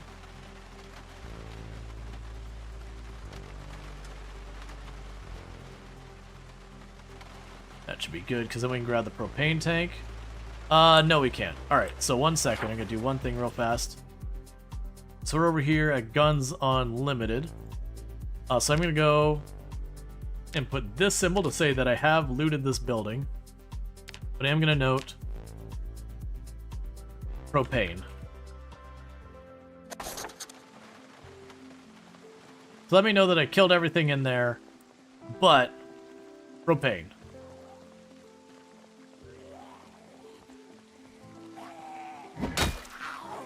Yeah, no, generally, so, and for the record, what I was saying is spending a fourth time, that was with, I believe is maintenance 8 or 9, I can't remember which. But, like, so we're very, very endgame stats on the maintenance.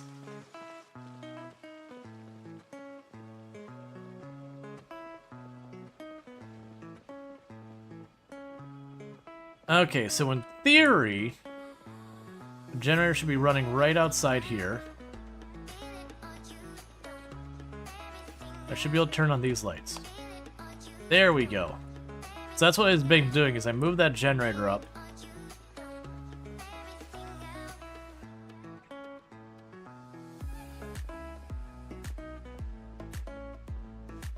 Where's her light switch?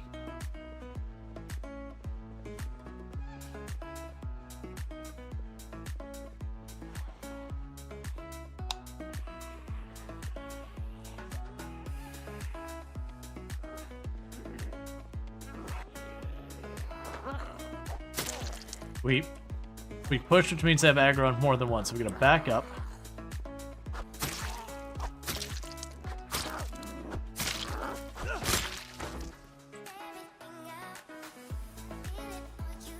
Yeah, that's why we took the time to move that generator.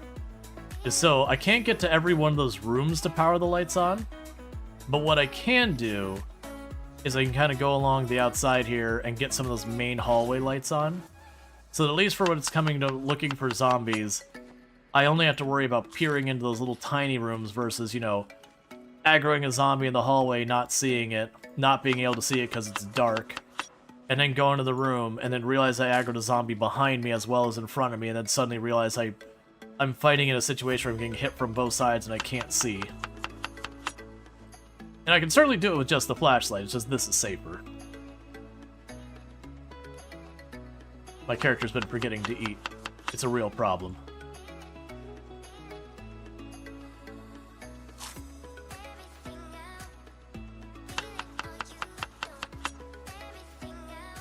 It's okay. Our character's been living exclusively on eggs for a little while now. I'm gonna have to start fishing soon. Okay, so you're down that way.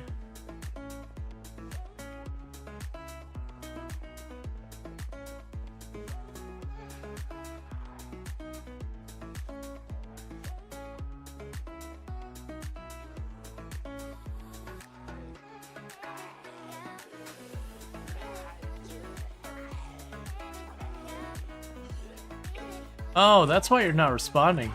I can't get to you. Well, you live here now, zombie. I'll worry about trying to move furniture and all that later.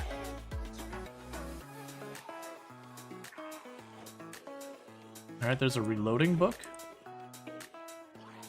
Hunting knife. Granola. I'll grab this ammo because I don't want to go fishing around in these back rooms again. Trapping. Granola.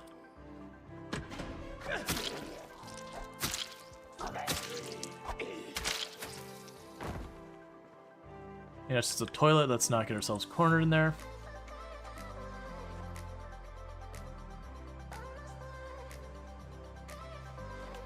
Large knife. Shotgun ammo. Small knife. Shotgun ammo. Come on, give me a backpack. Tracking. Beef jerky. Ammo. Knife, ammo. That gun has no ammo, so not going to worry about it. Same with that one. Knife, granola, ammo, ammo, ammo.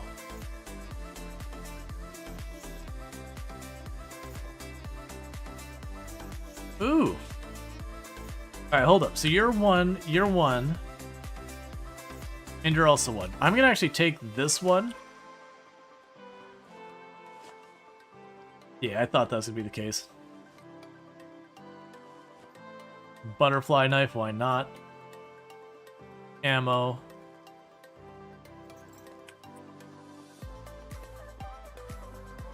Okay, and those are showers.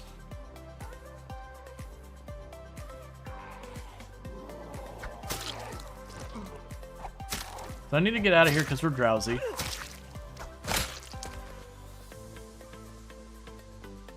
You love the canteen for reducing weight? I didn't actually compare the weight on them. I just figured it was going to look better than the other one.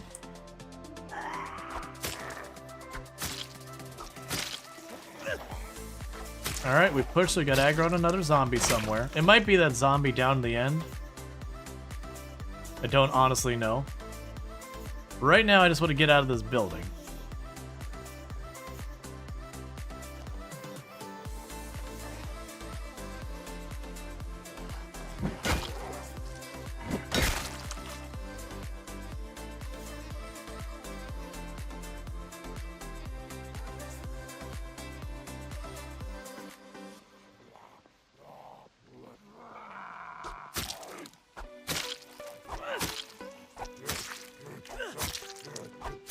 Please die already.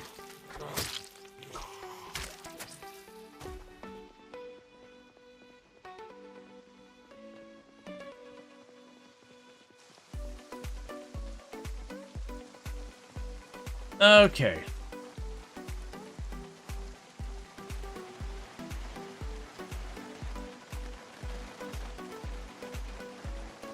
Alright, 1 second. We don't have the carry capacity for all this ammo right now. Truck is full.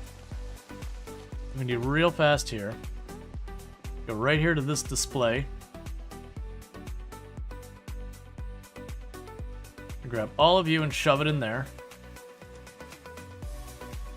Keeping the knives on me.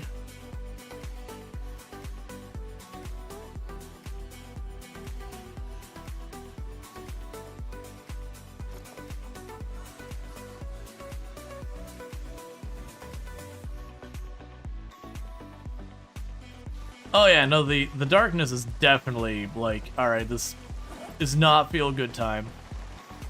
Okay, so this is full. There is no room left in here. And most of it's weapons and tools and stuff. We do have some books in there as well. We have some things I can eat. I'm gonna grab all this ammo. You take it out. I'm gonna go in here. And drop that book in. Drop this book in.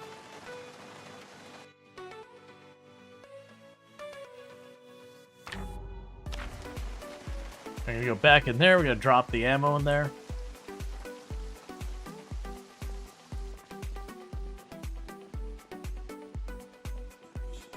If you're like, why am I leaving all the ammo behind? I just don't have the space, man. We'll use it eventually. But right now, I need those weapons more.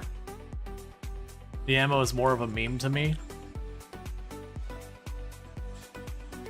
So what I'll probably do is when I get a trailer, is I'll probably come back and load the entire trailer up to its breaking point with just all the guns and ammo and all that kind of stuff. Yeah, let's keep the pen light on. But yeah, no, it's definitely a thing, the darkness being a thing. Which, for the record, this is with us having Cat's Eye and Bright Nights on right now. When we were setting this run up, I normally just run the normal darkness. But I had a number of people say, hey, you know, could you run Bright Night for this one? I was like, all right, let's go ahead and do a poll. And it was like 80% people wanted me to turn the brightness up. Which is fair. So that way people can actually see what's happening. Because that is feedback I've gotten a number of times. Like, hey, we just can't see what's happening. And so you consider, with all of that, and this is still what we're seeing. Alright, so let's unpack this. Place it on the floor.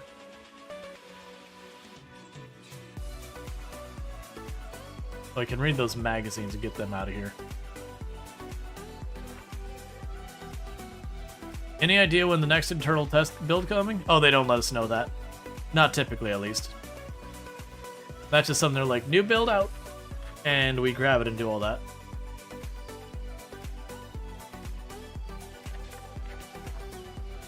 On the plus side, we have found a lot of good magazines in that place. The big one is we got the one that gives us like the wilderness survival one we found in there. And the angler. So we should be good so far as food and all that. Pretty soon I need to back off and do our first round of fishing, that we are going to go underweight.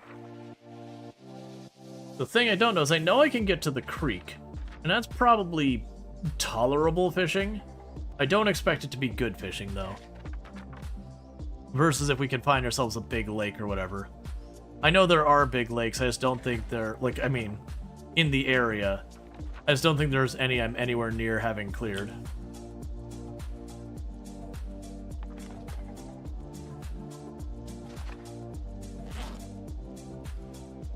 Alright, so we got all those magazines knocked out. And we're gonna get a little chunk into our trapping book, which may or may never actually be used, but you know, it's a book. I can read it. It makes XP go up, so you know, that's cool.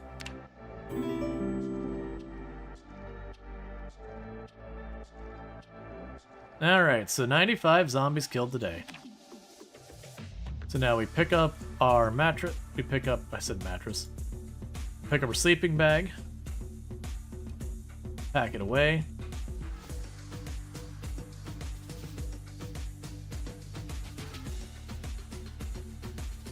And attach. Yeah, if we check our map again. So the areas I've been, we definitely have the river there. Oh, I see what you're saying. Yeah, there's a house way over there. We won't end up going there. I'll probably just drop back and I'll just do the creek for now. Realistically, down the road... Well, actually, realistically what'll happen is after here I'm going to clear that way. And we're probably going to clear down along this road straight down to Irvington. And this will probably be a place we stay at for a long time. Because this is a very busy city. That's going to take us a while to break that. So that'll be a perfect place for us to deal with fishing. I actually might put off... No, that's when we clear past here, because I don't know how dense this is. That's interesting, that's water.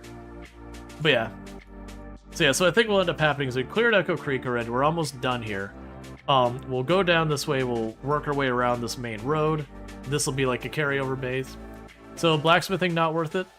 I mean, it's relative. You can do it and it does work, but it still is one of those things that you are going to spend, for the time you use those weapons to fight, you will be spending about 1/4 of the time just making the weapons. That's kind of the problem for me right now, is it just the amount of time I spend making the weapons versus how long I get to use them. I was starting to get really tired of. I'm gonna make our salads a little bit fancier. It's gonna be a beef jerky and egg salad. So what would the improvement blacksmith? So what would be an improvement as blacksmithing crafting is a big thing for you? So I mean, you can do it.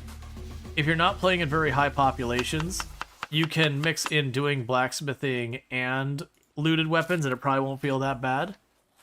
But if you just want to straight up make your own weapons, you're going to be spending most of your time crafting. Not most, you're going to be spending a good chunk of your time crafting.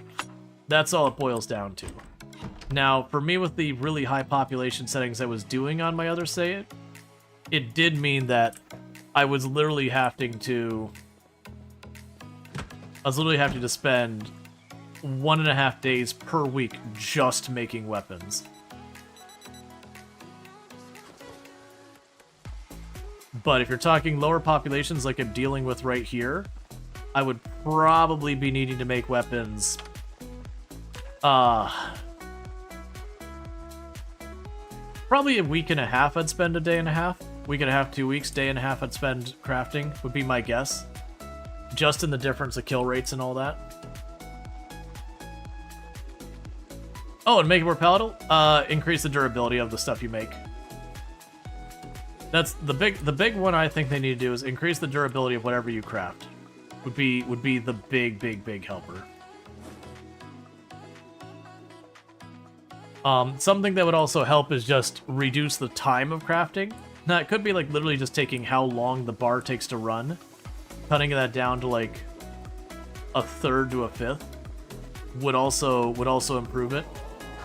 Outside that, you'd have to... Alright, helicopter day. So I'm gonna kill this zombie. It's time to get away from here.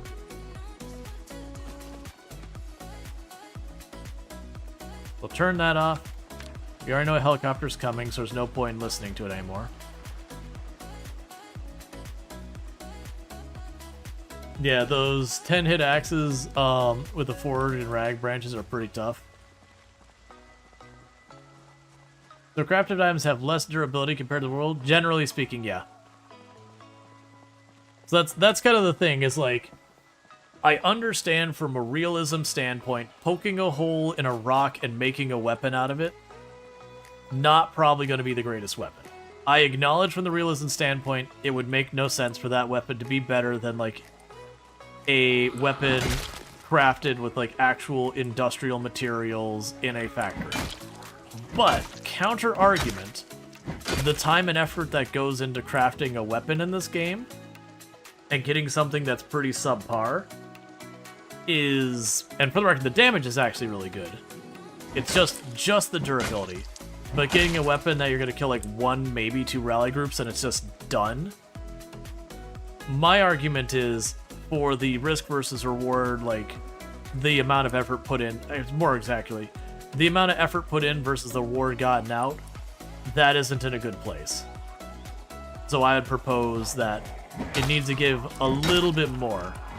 And so the difference between I went into a garage and I found a crowbar versus I went and I took a whole lot of time to do all this stuff, you know, it should be a bit better. Yeah, I've heard good things about the short bats. For the record, I haven't actually tested the short bats. I haven't had my crafting that high. But I did test with some blacksmithing. Like, when I made a character, put him in debug, put him up to 7 blacksmithing, 7 carving, and all that. And I made a metal, like some kind of metal axe. I made a, I think it's the saw axe. I made, scrap axe. I think that's the name of it. Whatever. I made the knife and a couple other weapons. and I gave them a try and just kind of took a peek at. And for record, I had 7 maintenance as well. Took a peek at how long it lasted and just kind of mathed out how it would do. Versus what I've been doing a lot in that save was making the stone knives.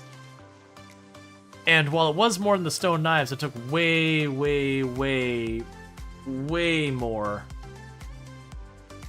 like effort to make the equivalent in blacksmithing than a stone knife. That the time investment was actually very similar between me taking the time to blacksmith it up and not. Oh, immediate helicopter. Okay, I'm down. All right, 0813. Where are we? There we are. So add third helicopter 08/13/93. That wasn't at all right. 1 second, it's 08. Third helicopter 08/13/93. Cool. I should be able to tell if that's poisonous or not, right? Yes. Okay. There's still a bug that when it comes to you grabbing the mushrooms and all that, it'll say it's fresh in the ground, and then when you pull it in your inventory, this is correct. Where it says this is poisonous, that is correct.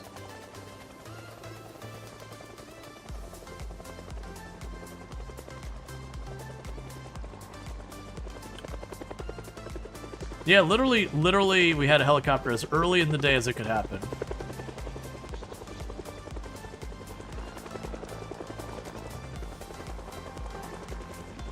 Was a balance between having no levels and being high level? Do you think the Indie Stone know there's a lot of balance for the crafting? Yeah, no, there's a lot they gotta do. Like I do feel like on the bottom end of the weapons, it's fine for them to be kind of crap when you you craft your first stone knife and your character barely can pull it off. Yeah.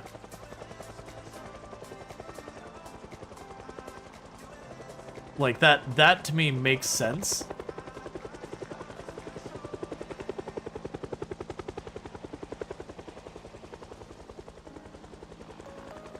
But, like, when you start getting some decent levels into it, it's like, no, I actually need that to not be terrible.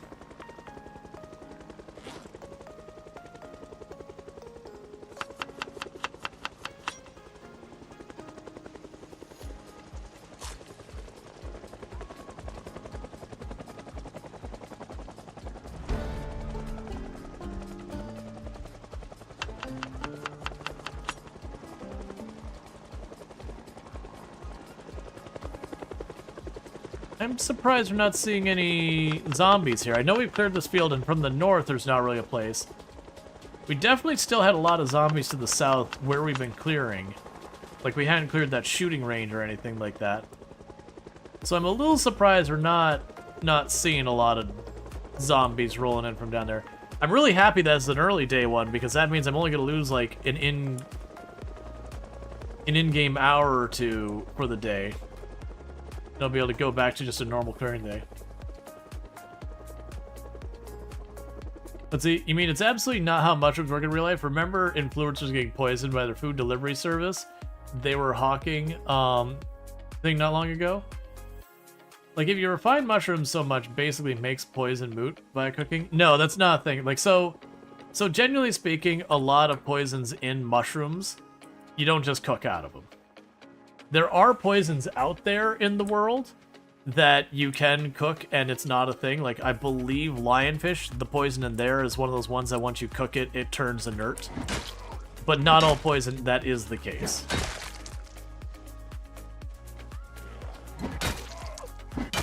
Oh, you mean in-game? So, weirdly in Project Zomboid, a lot of the time when you cook with poison, it gets worse. There has been some cases where you cook with certain poison and just by a bug in the game's code, like it becomes non-poisonous or whatever. But I wouldn't count on it. But it's like the thing with for those who don't know, if you go up to a lake and you just take a sip out of it, it says tainted water. Even if you have weak stomach, your character will just get a little queasy and otherwise be okay. Maybe. Like, as in, they'll maybe get to queasy. But if you bottle the water, it makes it, like, way, way worse. The bottled water will kill you. Like, it's real dangerous when you bottle tainted water in the game. But drink the tainted water fresh from the lake, just a little upset tummy. And again, that's even with weak stomach. But yeah, poisonous mushrooms. I don't mess with those. With build 41, if you even nibbled the poisonous mushroom, you basically just wrote off your character.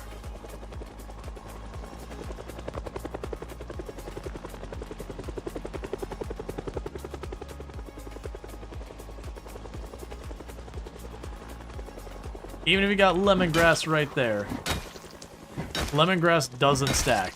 You take your one hit, it reduces a little poison, and you can't take another hit for, I think it's like, it's either 2 or 4 in-game hours.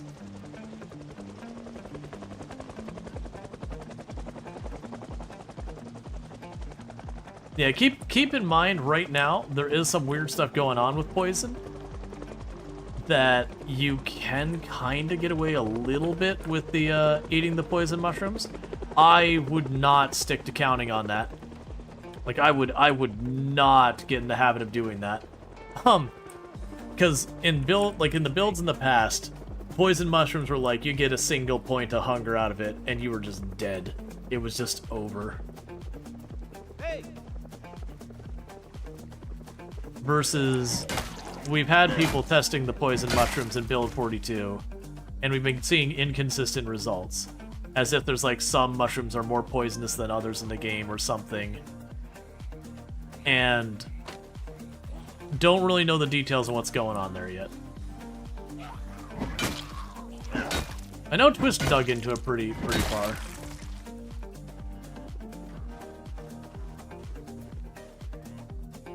Is he not sure about point 3, but point 2 is definitely random? Yeah. Yeah, you know, some of them were different poison levels. Let's see, if you're... if it was correct in build 41, you'd count on... you count the amount you can. Build 42 with updates every 2 or 3 weeks? Nah. Yeah, no, if you were playing build 41, and you nibbled on a mushroom, and you're like, cool, I can eat that, I can make that, then you'd probably be fine. That you'd be able to figure out, like, what is the sweet spot. But yeah, no, my experience on build 41, because I remember on Lamprey's permadeath server where he made everything like as awful as he possibly could, and we definitely lost a few people who were dying of hunger, and all they could find was a poisonous mushroom and tried to take like the tiniest nibble to just keep themselves above the dying of hunger, and that one nibble, and they went all the way to feverish and just died. And he didn't have anything making poison more severe. As far as I'm aware, there probably is a mod. But as far as I'm aware, there's no setting for poison whatsoever. I'm pretty sure there isn't.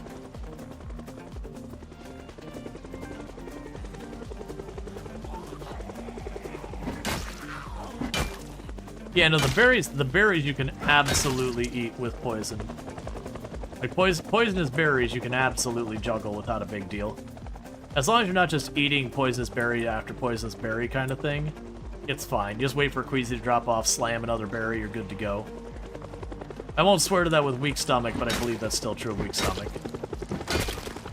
But poisonous mushrooms, like I said, people have been able to survive the poison mushrooms on build 42 with testing. Retinaro's done a bunch of testing around that. But, that's those things, like, historically with how ridiculously poisoned mushrooms are, which is appropriate for real-life mushrooms, and considering the hunger you can get out of them, it also seems fair from a balance thing that's like, hey, you really want this mushroom. If times get desperate, if you get away and you win that lottery and it's not a poison mushroom, you got yourself about 1/4 of your daily hunger sorted out real fast here. Do you wanna gamble?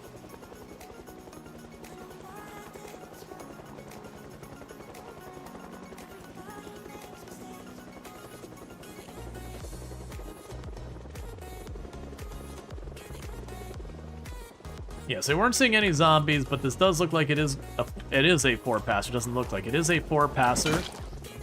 So it has been enough that it has drugged the zombies in from some of the surrounding areas, which is good, because now I don't have to go, you know, track them down.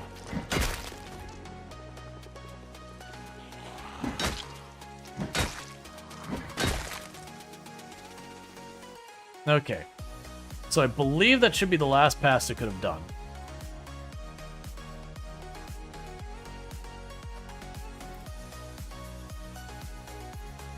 Interestingly enough, I really didn't see almost any zombies come from the south, which could just be pathing issues with the fence there.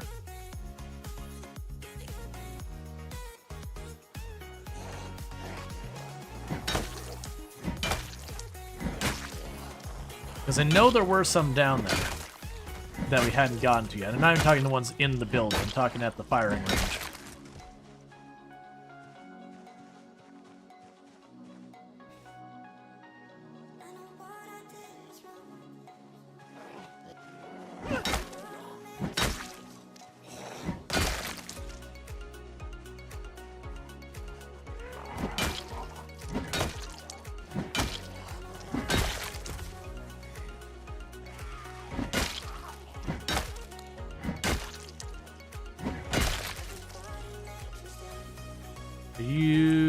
What speed zombie are you?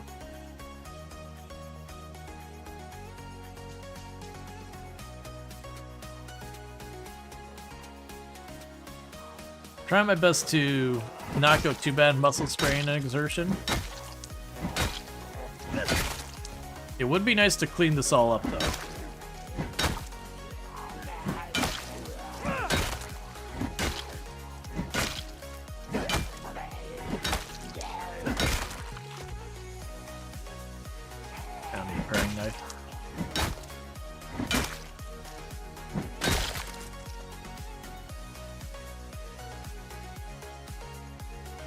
Okay.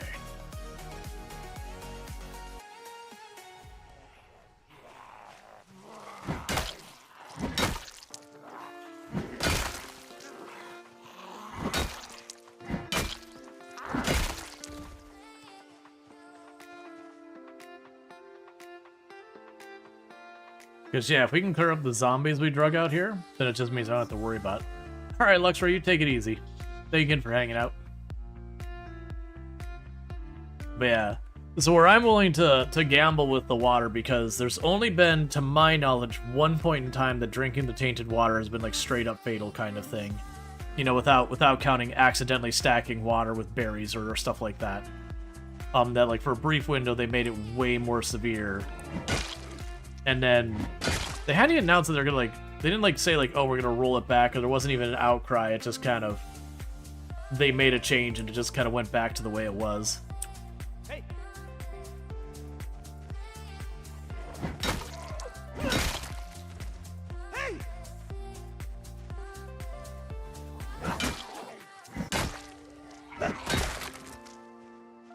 What is your preferred way of getting clean water to your base? I mean, eventually you use rain barrels. It's about the only way to do it.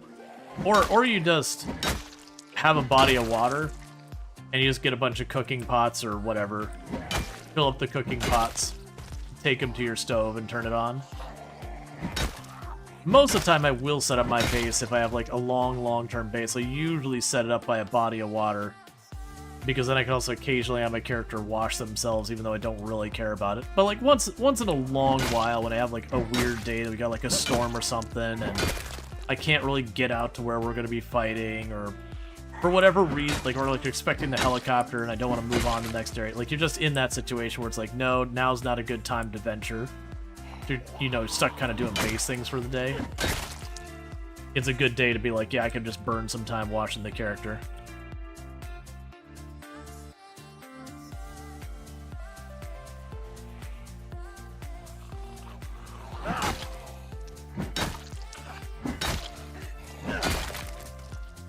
Like the TVs give you enough? Did they? Oh, you mean the little rain barrel, the like the rain barrel box thing. I was like, wait a second, rain barrel used to be like super hot. There's like, oh wait, never mind. There's a little rain box. The little rain barrel. Do you store water in your refrigerator? Not typically.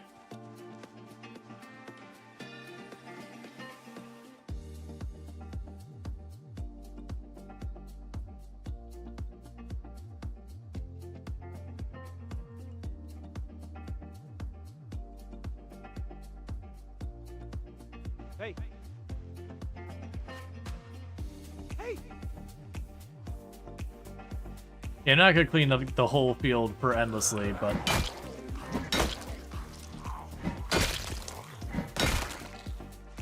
just a little bit around here. Then we're gonna drop back down and get back to whatever. Because I do want to keep the area relatively clear. That way, when I have my next helicopter, if I'm in the area, I can just dump it here and not have to worry too much. Plus, every zombie we kill out here is one less zombie that could sneak up on me later.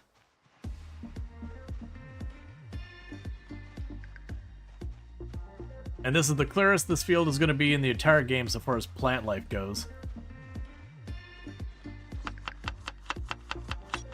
Every day it's going to get just a little bit worse.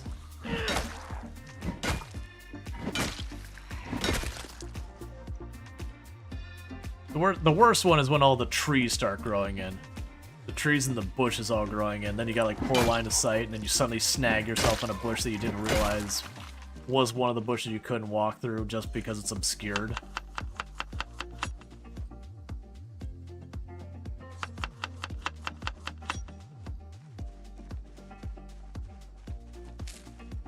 And I'm overeating. I don't care. We have like 200 something eggs at home.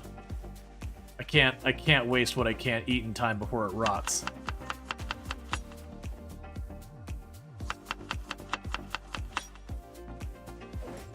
Yeah, those are still fresh.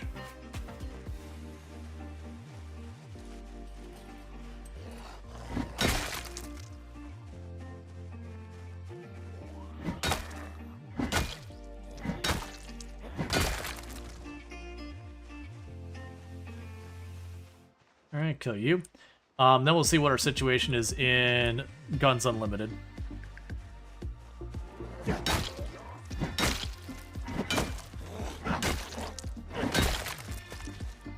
And we grabbed all the fishing stuff out of Guns Unlimited. I mean, not counting those back rooms we haven't quite checked out yet. We haven't grabbed any of the ammo or guns yet. I am genuinely leaning towards just not even worrying about that until I get a trailer. That way I can, you know, toss it all in the trailer so that we can grab, you know, your shotgun and just start blasting one day. Because right now I can't even put all the stuff I want for, like, my regular weapons in the vehicle, let alone any extra.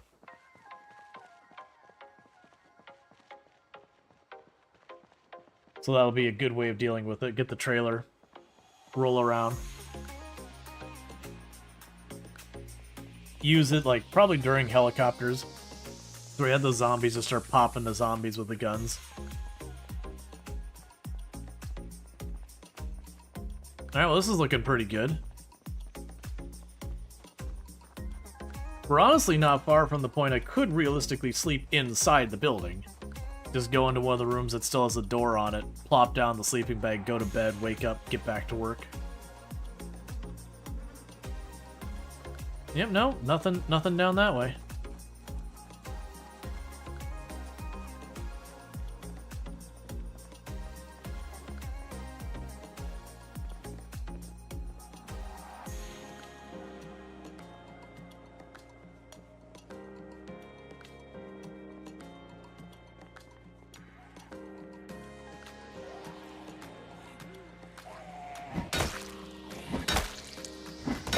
Oh, that looks like it's a range. Okay.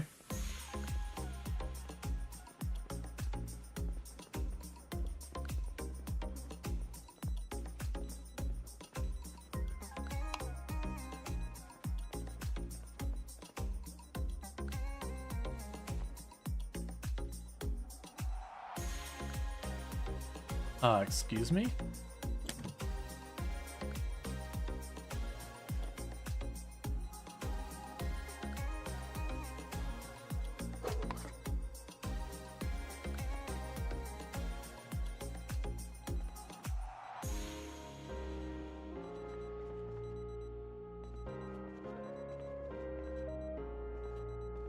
Do you have plans to play Cataclysm Dark Days Ahead? If you mean the actual game, no. I've looked at that a couple times over the years, and it just really doesn't interest me.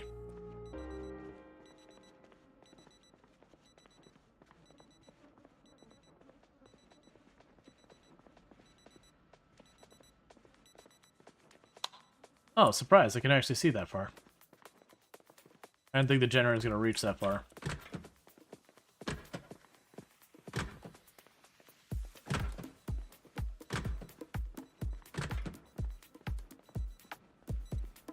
Alright, that means I should be able to reach this one as well.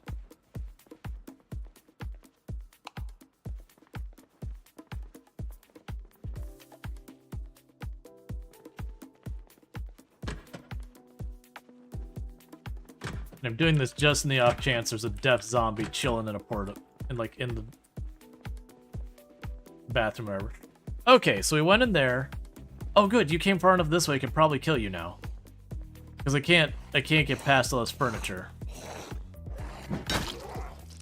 Hey man, just don't fall over, just die, okay? Thanks, friend.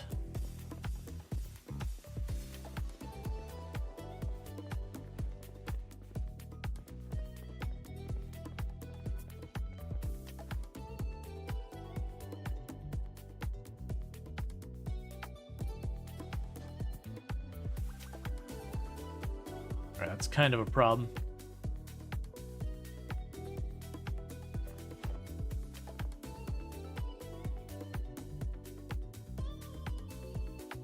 Alright, hang on. We gotta drop off this ammo. Yeah, no, I found the generator magazine.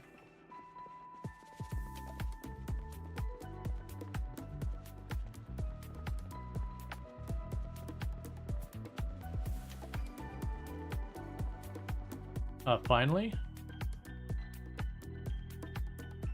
Okay. I mean, I found the generator magazine a while back. Alright, Bentley. Thank you for hanging out. Just like we've been doing, as I could take a bunch of this ammo I'm finding just in the various cabinets and all that. I'm just gonna chuck it in this one shelf over here. And that just is so that later on, when I go to grab all those guns and all, or sorry, grab all that and use it, it's just right there. So that when we do get our trailer, I don't have to like schlep around in all these back hallways. Hey buddies, how's it going?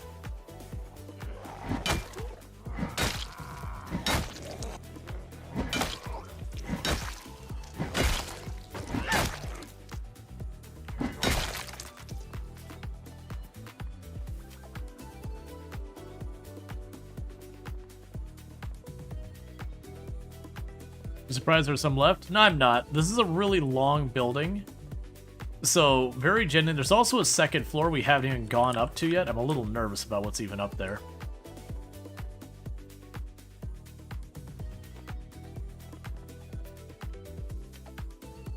Small knife. More guns and ammo. Ooh, actually, give me those. Replace the ones I used before.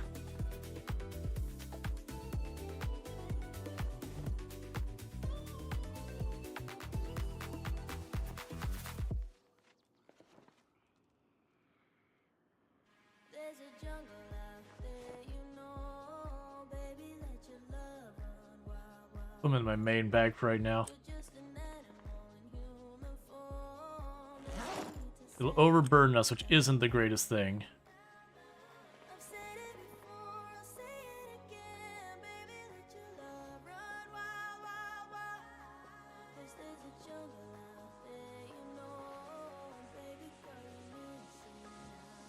We can deal with that on the other side.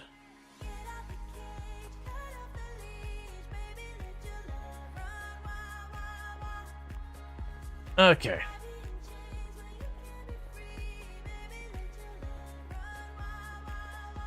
We can go over here. Not grabbing the webstone? No, I've already got a bunch and they last a long time. How's the stream going? Stream's going good.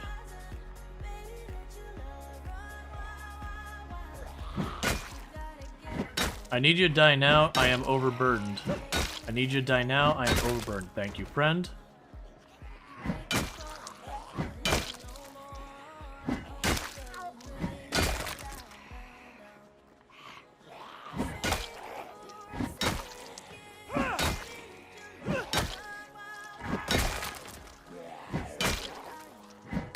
This is really not a good thing for us to be doing.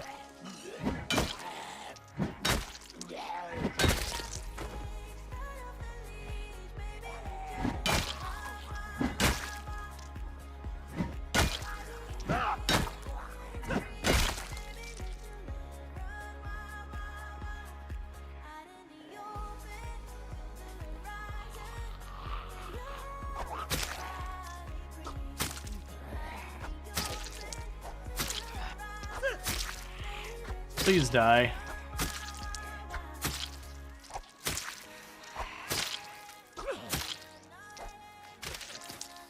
Alright, let's get over here. I need to drop this crap out of our bag now. Because it was a mistake to be grabbing that into the main pouch where it weighs so much more. I just didn't want to make all the trips and have to try and remember which bag everything was in. Alright, so that's going to fill up that display apparently. So grab the next one.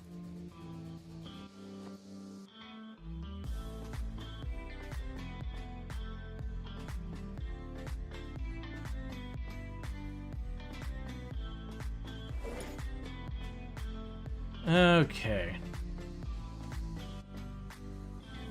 Cool, so at least now I'm not having my maneuverability penalized.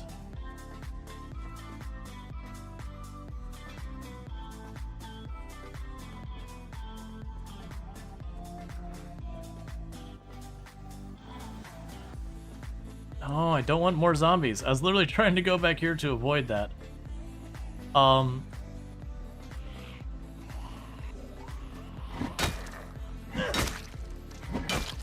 need you to die, like, right now.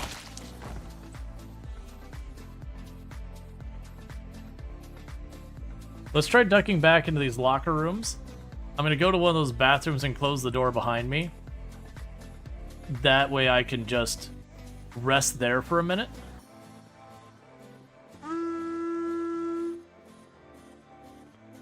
Oh, not that one. The door's missing. No, it's not.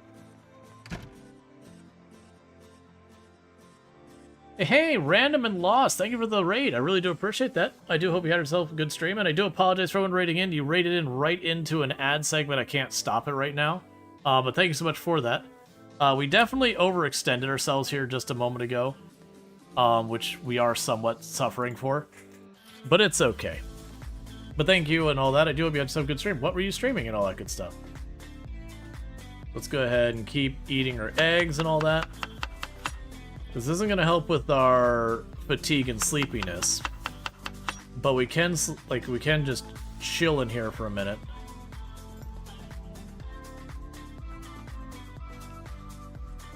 And what that should help us with is just so I can be not exerted and all that. And thank you for the follow. Welcome to the stream. That way we can get out of here without being exerted and all that, so we're only dealing with drowsy as a penalty. Kingdom Come Deliverance? How goes clearing the zombies? It's going good. Been going good. So yeah, so if you're looking for Kingdom Come Deliverance, you can find it over there. But welcome again in, Raiders. Alright, so we're going to fast forward. Just trying to recoup as best we can before we go back out. Because I'm probably going to have to fight a couple of zombies and not be on great terms doing it.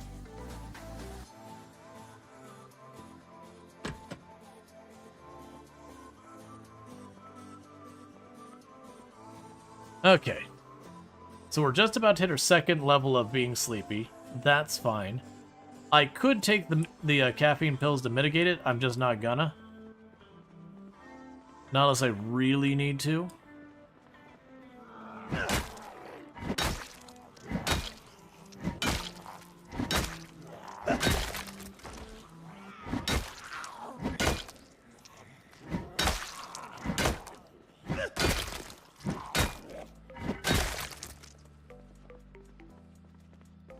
All right.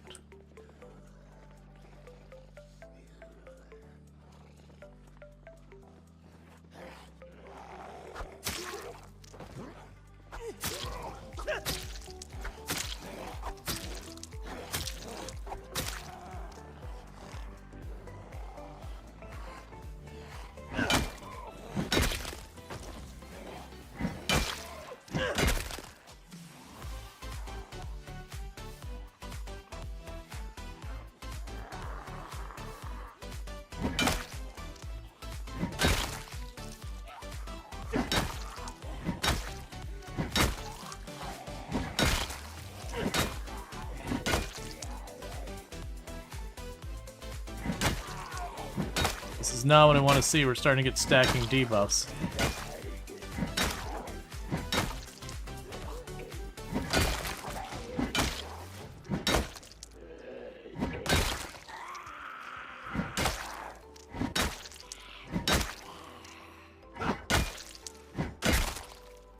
Alright, beginning to become more and more of a problem. So, unfortunately, I don't have a room that's got enough space I can close a door and also pop out the sleeping bag.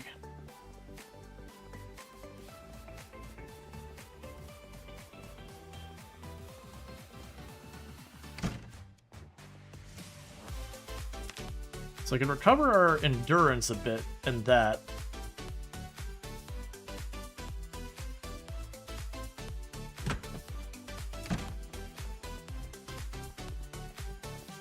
Alright, we gotta make it out of here. So, if the next one, if we got a big group, I'm just gonna run past them and make for the door. Because we keep pushing this, we keep getting sleepier and sleepier. That will very quickly become a problem. Like, honestly, at this point, I probably shouldn't be trying to stave those caffeine pills.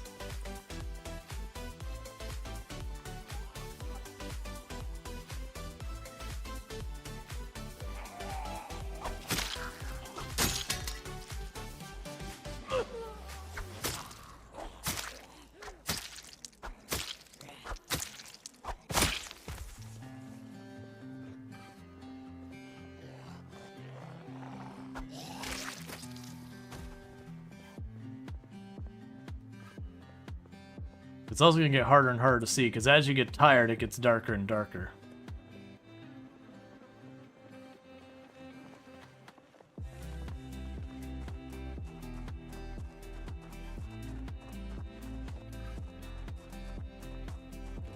Okay.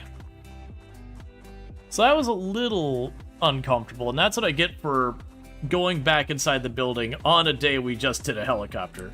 Most likely what's happening is those zombies were still moving around from the helicopter, heard me fighting or whatever inside the building, and decided to check it out.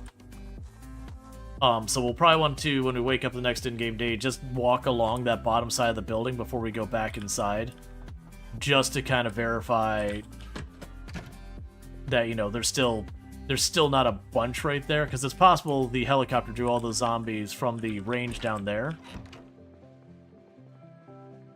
and instead, you know, moved them to someplace more difficult. Okay, so let's go here, unpack our sleeping bag, place it on the ground, and go to sleep. Cool.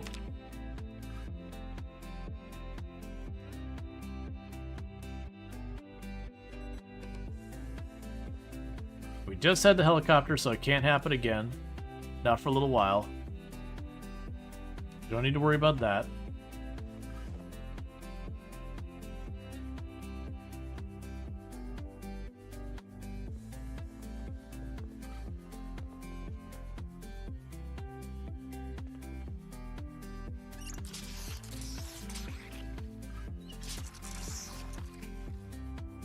Alright.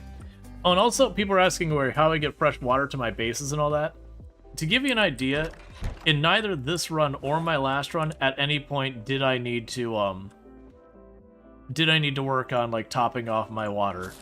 That I never once have exhausted... Like, in the characters we've had that have been gone 6 months, I haven't exhausted a single building's water yet. The amount of water we have now in our sinks and all that is way, way more generous. I keep forgetting I have those 2 books we can be reading.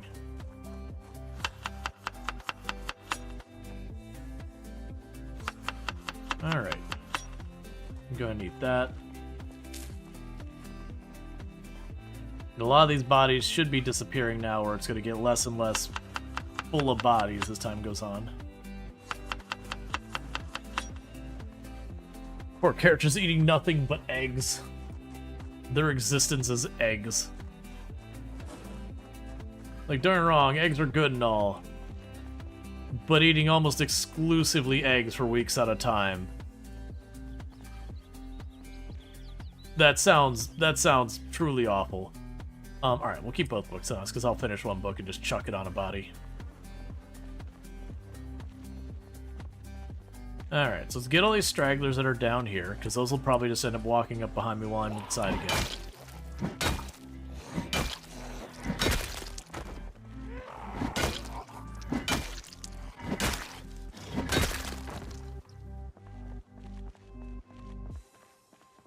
Alright. So I got you.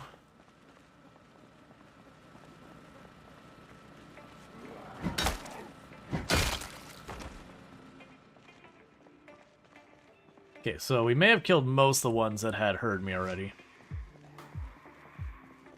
We'll still just double check. Just in case there's a rally group or something chilling over here. I saw the one in pink down there. I'll let him figure it out in a minute.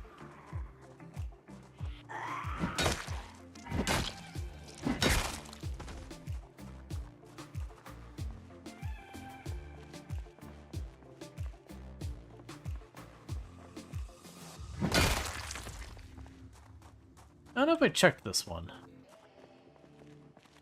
Yeah, I did. Okay, yeah, we checked them all. There's only 2 there. For some reason, I thought there was 3.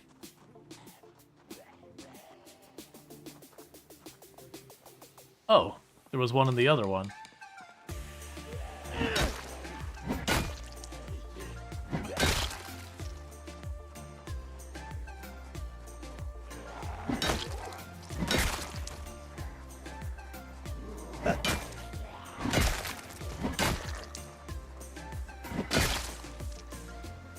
Alright, looks all good.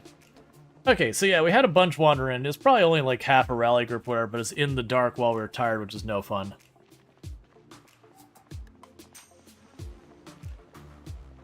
So what I think we'll do is we did check what I can reach from this generator location here on the bottom floor.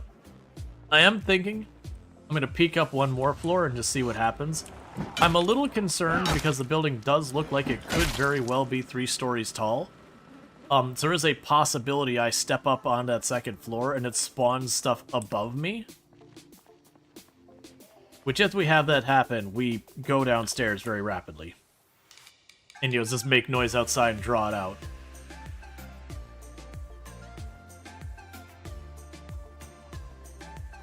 Alright.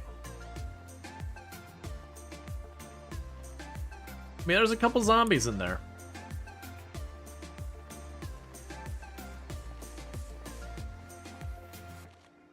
Oh, I need another weapon.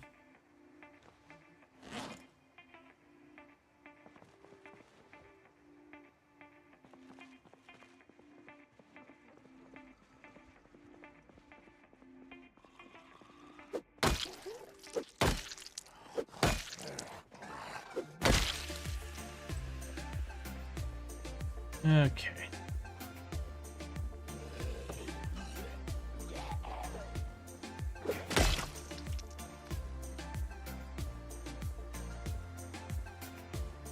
Alright. Let's check to see if the light switch reaches over here. I don't think it will. Not unless the light switch is like right here.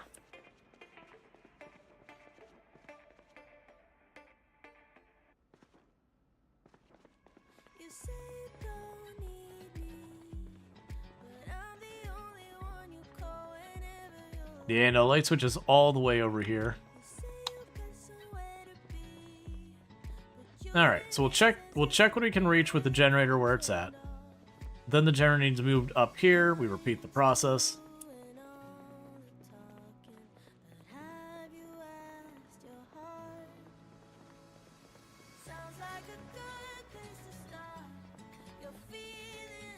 Okay.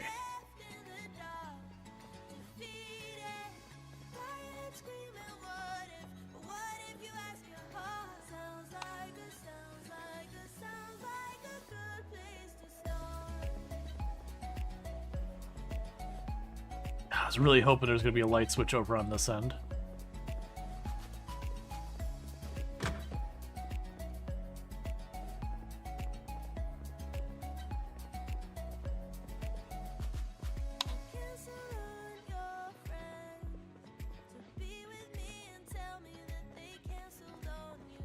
Oh, we can probably turn that light on. Alright, so we got like the marketing department.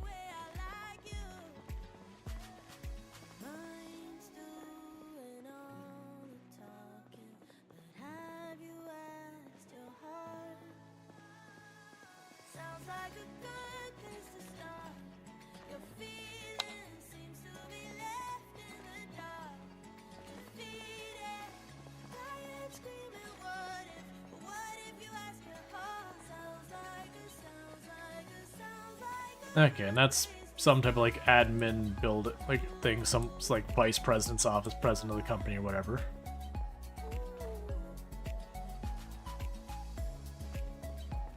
I definitely hear some zombies in here.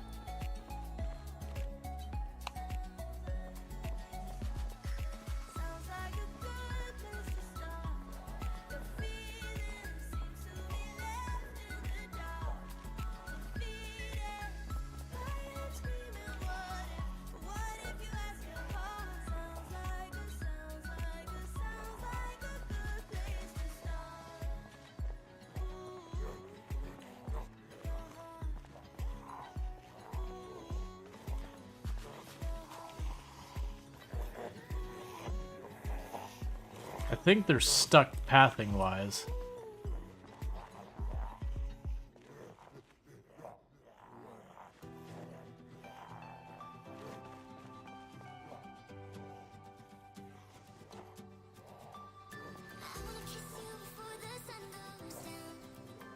Okay.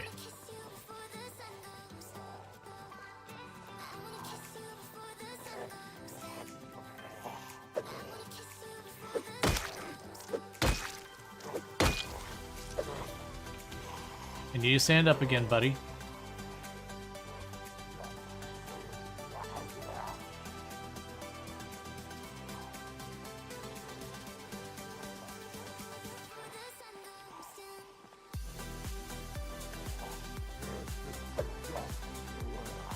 Okay, so basically we got a couple of zombies stuck up in there.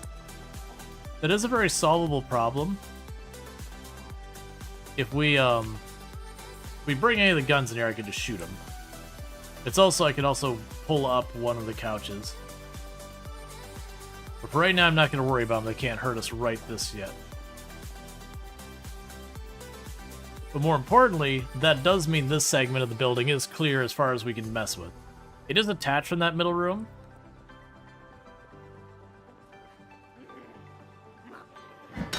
So once I kill this couple of zombies, I can pick up the generator, move it up to the other side of that caged area, and light up the next section. Now, I'm not going to be able to use this trick on every building. Like, for example, the prison, there's a lot of areas... Actually, no, prison I probably can. It's got, like, an H shape. I can probably shove the generator in the gaps, and maybe just the middle I can't light up. But, like, for example, the secret military base, it goes too deep that the generator doesn't reach the bottom. I don't know where you came from, and I hate that.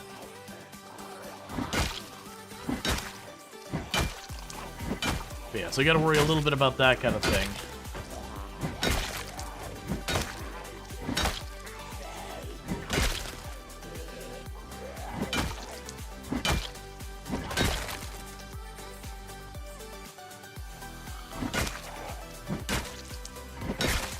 And every time you think you're finally going to be running out of zombies in the area, there's just more.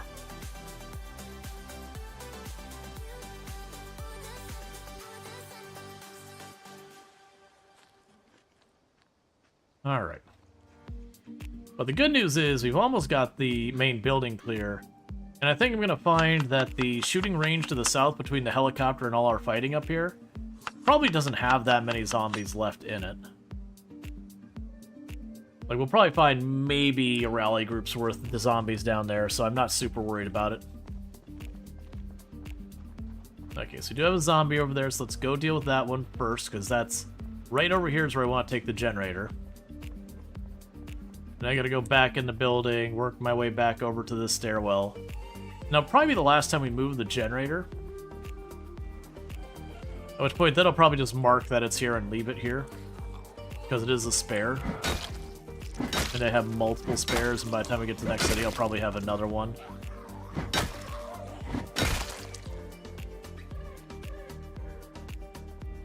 Let's take a peek at the shooting range while we're here. Because maybe if there's not many, I might just do the shooting range real fast. Maybe 8 to 10? There could be more over here, I guess. Oh, yeah, no, there's a whole rally group there. That's probably fine.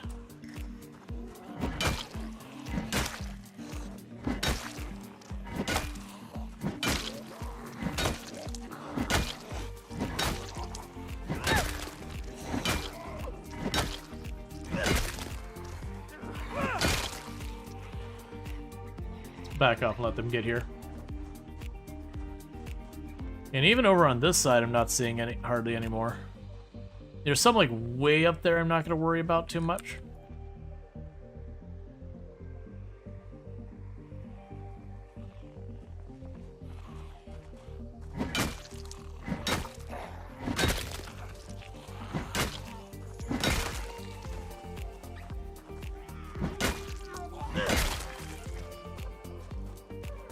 Sneak in one more rest real fast before they catch up.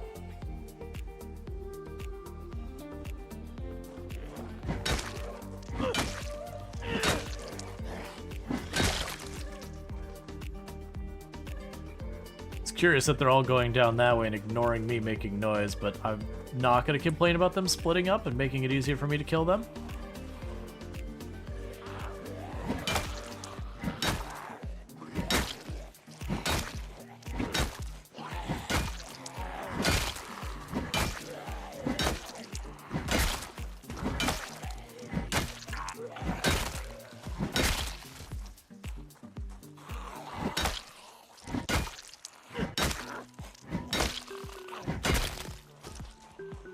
So we got about 5 more over there, and at least 2 or 3 up here. Let's deal with the 2 quick ones. We might be able to sneak a rest in before the slow ones catch up.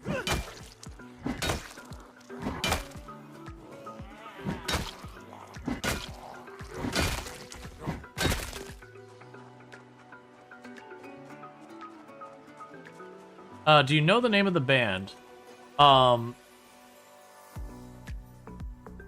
So, the one currently playing right now is EALOT, E-A-L-O-T, Finding Balance. The one before it, I could try and backtrack one song and see if it is. Man,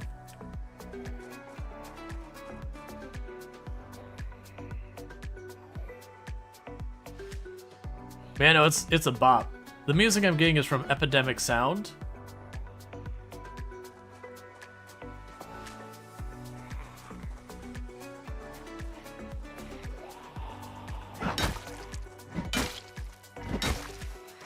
They do royalty-free music for streamers.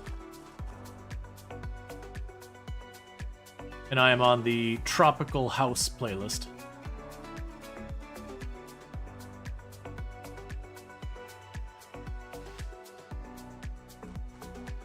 I can try and quickly... It won't be too much a disruption.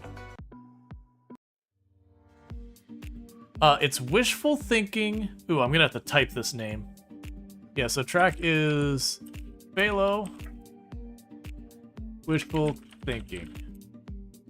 That's the name of the track. Alright, then we just skipped one more. No problem. Yeah, no, definitely like we jammed to their music, it's DRM free. I want the artist to get their stuff. Like, and for the record, we say it's like I pay a subscription, so the artists are getting a cut of the money and all that. But very genuinely, if someone was like buy their music or seek them out or whatever, I do want to support them on their art.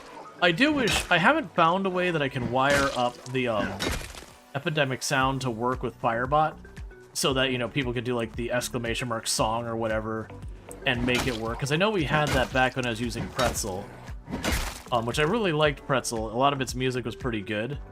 It just kind of their selection started getting narrower and narrower. And then on top of that, what ended up happening after that was I was just getting false flagged way too much. that it would get flagged as copyright violation, which then, you know, you can test and they'd be like, oh no, you're good. But it was just so frequent, it's like, alright, I just can't. I can't use your stuff if you don't get it sorted out with YouTube in advance, kind of thing. Like, I still lose in the interim. Empty tin can.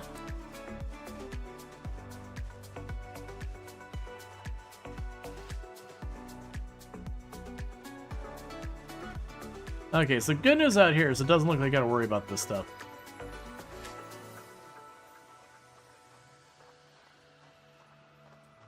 So we got a whole range out there, boxes and all that stuff to shoot. Also, real life, don't shoot at car wrecks. I used to work for a weapons manufacturer way back. And we had a lot of people get hurt from ricochets. Because there's a lot of real dumb people with their guns. So they'd go out and they'd have, like, you know, the sand-filled tunnel and everything. So, you know, at the other end of range, you could, like, work on the sights and whatever. And then people, like, realize they can break chunks off of the concrete by shooting it. So they start shooting the concrete tunnel itself, which is reinforced by rebar. And then they'd have a ricochet. And thankfully, no one died. But there was more than once that someone had to leave work to go to the hospital because they got ricocheted on. Half the people at our range are just ridiculous. Did you make it inside? Yeah, we've got almost the entire building done. It's just the top floor in the very back I haven't finished. That's actually what I was doing out here, so I was getting ready to move the generator. I was like, alright, well, I'm here anyways. Let's just take the gun range. Check if there's anything I want here. And the answer is looking like no, but I'm going to go ahead and check. You never know when there's going to be some, like, weird military backpack in some random box or something like that. Oh, yeah, no, it's full to the brim with guns and ammo. Like, it's got enough. A plastering trowel. Okay. People do dumb things just because dumb? Yeah.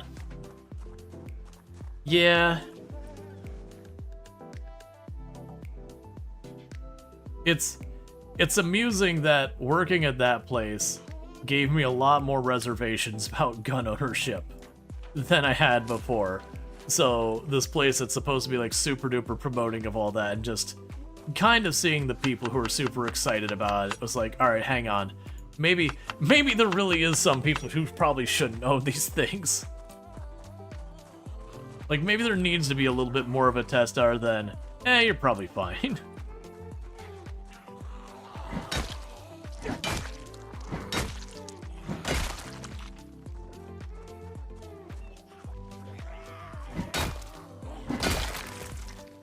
Because they would definitely, any basic gun safety test, if they, you know, if someone saw them doing that kind of thing and be like, hold up, let me see your, because at that time it was a concealed permit here in Florida, you couldn't just carry. It would be like, let me see your concealed? Yeah, you don't have this anymore. We saw what you were doing on the range, you don't have this anymore. Water bag, military backpack? No military backpack. We did get a, we actually got better. We got a Western canteen, which is the same idea as a Western thing. Testosterone plus alcohol plus firearms. That's the worst thing. There was no alcohol involved. They were just being dumb, completely sober.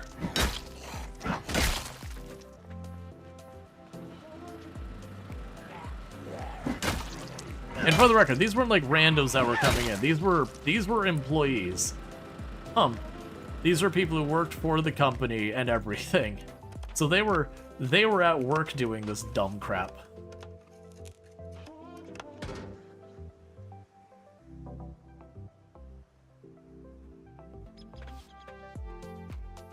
Which there was some cool stuff about the job. So one of the things we did is we made a bunch of different scopes for different firearms and all that.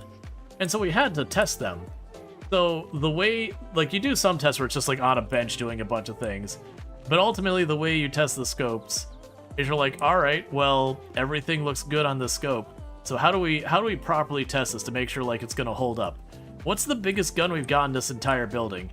Okay, let's squeeze several thousand rounds through this gun with this scope attached and see if it's still holding up all right on the other side. And we had a 50 caliber Beretta. And so everyone in the company was allowed to go out there and take turns firing the 50 cal, which was pretty cool. And the whole time they just had their new test scope just sitting on it. And at the end they'd be like, all right, how's it doing? Like, is it still holding true? Is like the mount still holding up? You know, any damage on the lenses? Hey, Nimble 2, I think? I'm pretty sure that's 2. Yeah, it's gotta be 2.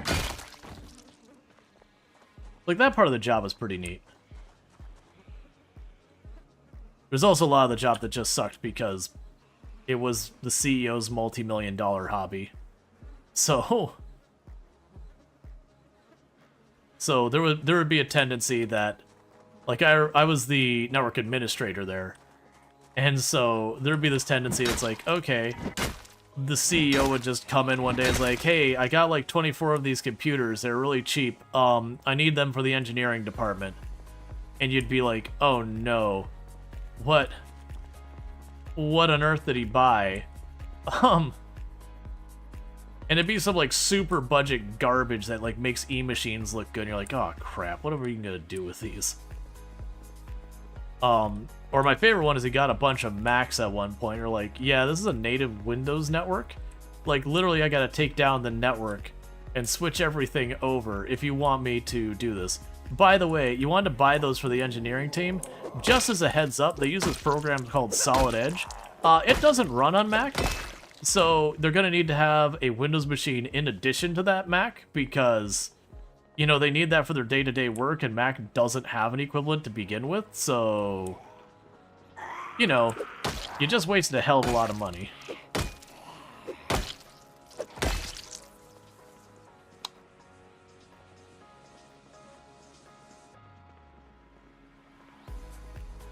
Let's see.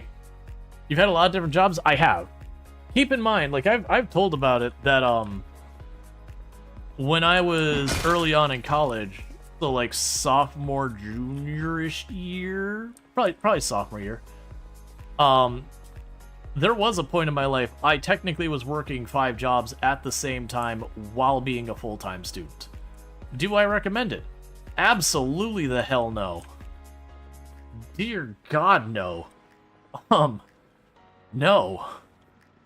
No, I don't recommend it. But yeah, no, I've worked a lot of jobs. And one of those jobs is a company I was running myself.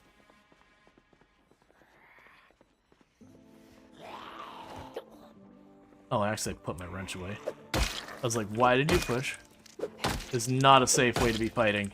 Please die.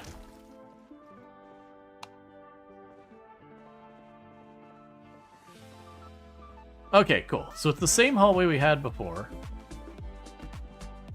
Is it the same hallway we had before? No, this isn't the same hallway. Oh no, it is the same hallway. Yeah, okay. Alright, that's fine. So we already cleared the hallway. I just apparently didn't go through these doors and all that.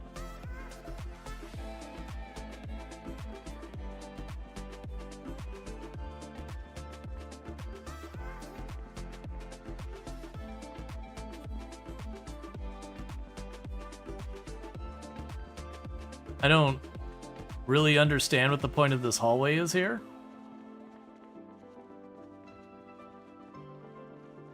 Other than being an absolute death trap. What would be the point of this? So you've got your gun range there.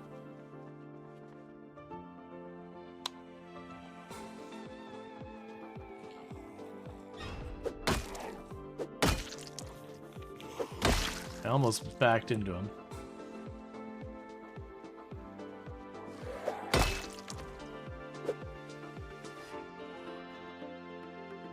It's like a recurring theme in a sitcom that every stream Rual tells us a different job from the past.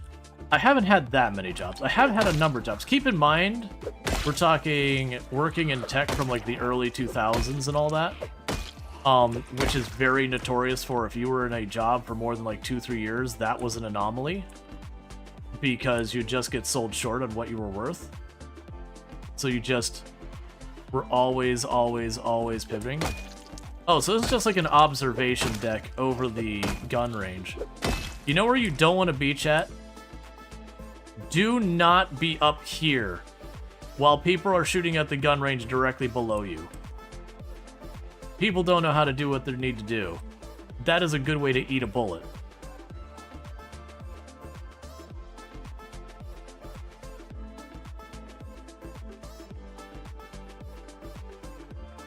Honestly, that's bright enough. I don't really need the flashlight.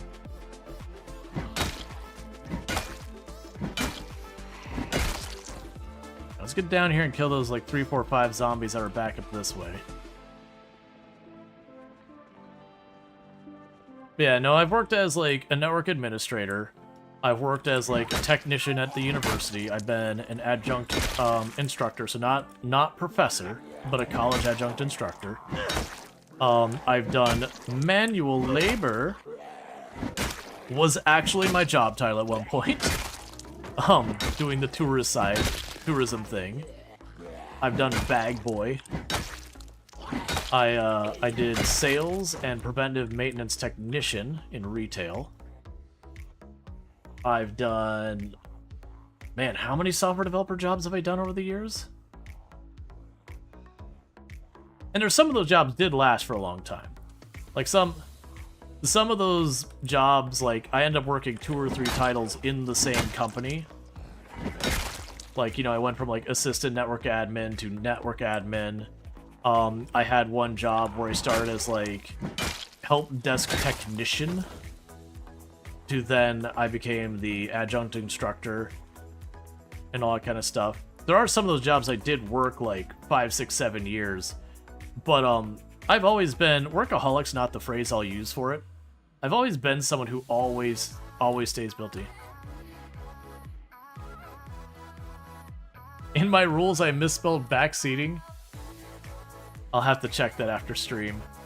Cause like, oh man, you know what? I'll forget. Let me take 2 seconds. Thank you for letting me know, because it's one of those things I look at once in forever and ever, so it's real easy for me to miss that. So let's see, channel. I think that's under moderation. Not automod rules, that's not block terms. Shared ban list, harmful detection, ban chatters. Where is my rule? Here we go. Back speeding. Yeah, thank you. That's great. Back speeding. Excellent. I do hate when I back speed. Back speed is the worst. So thank you, Mr. Cookie Guy. I appreciate it.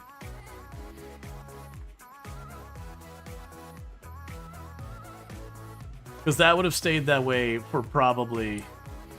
You liked backspeed? Well, it's backspeeding, not backspeeding. Backspeeding is just how you tow better in Product Zomboid.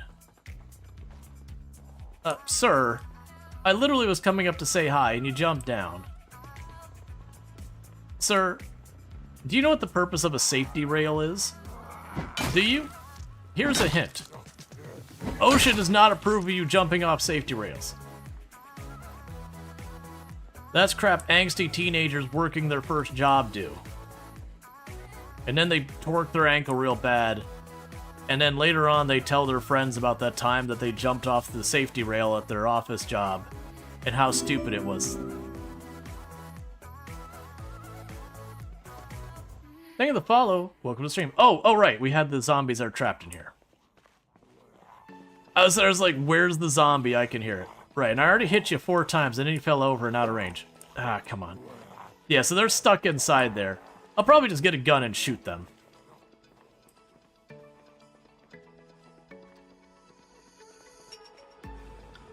He was jumping to safety from the crazy crowbar guy? I mean, you know what? Honestly, fair.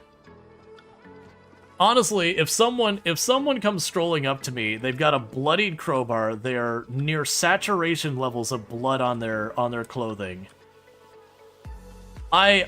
I would probably first, I mean, realistically, I'd first probably try to de-escalate and be like, you know, hey, everything all right? Don't get any closer, please. But if they kept approaching, like, well, off the rail we go. I will take my chances with our good old friend Gravity. Because this dude is definitely gonna murder me.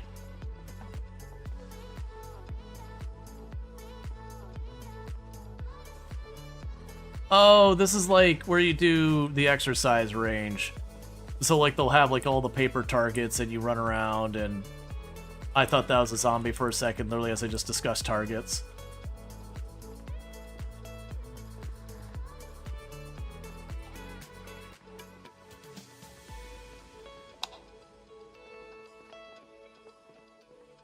It's not an obstacle course, but it's along that lines. Thank you for the follow. Welcome to the stream. That's why they have an observation deck. Makes sense now.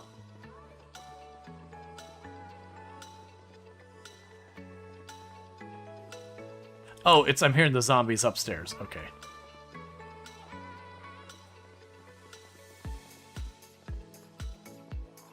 Oh, nope, there you are.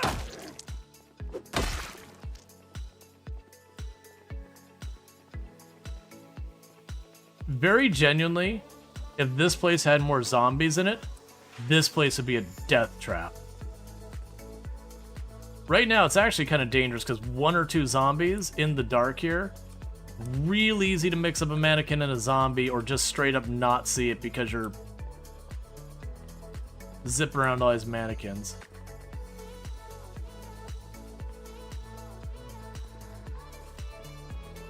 That's the back area there.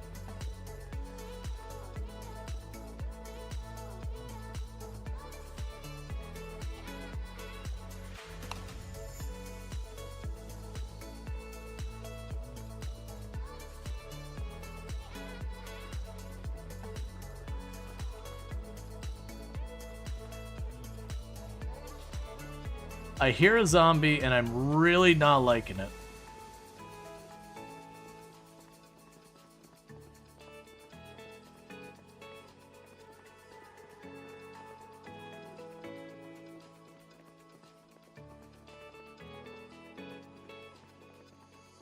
Okay. Solution, just avoid anything remotely human. Well, that's the thing.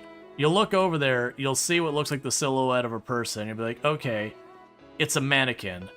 And then you'll turn around and a zombie will have come from that general direction, you'll be blissfully unaware. But outside those ones that are like jammed up in the area where they can't move from, and I'm just not gonna worry about those right now. I'm feeling like the building is clear. Like, there probably is a zombie or 2 strolling around in here. But very genuinely, I don't think we're finding it. Like, I can just wander around in the darkness and not find anything the whole time.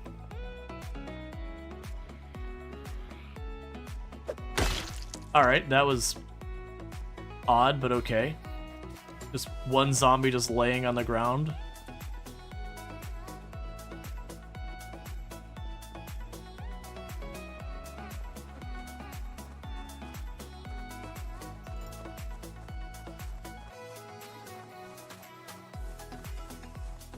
There's an endurance to paying attention with focus? Oh, yeah. Alright, so let's go over here and turn off that generator.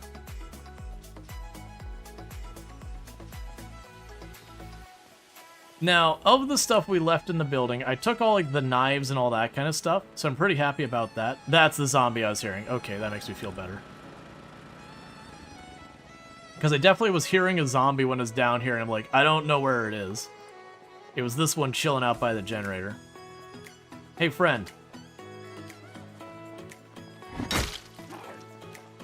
Go to sleep. Go to sleep. Cool. And with that, calling the Guns Unlimited cleared so far as we killed the zombie. Let's see, why do Americans talk about either college or university? It's not the same?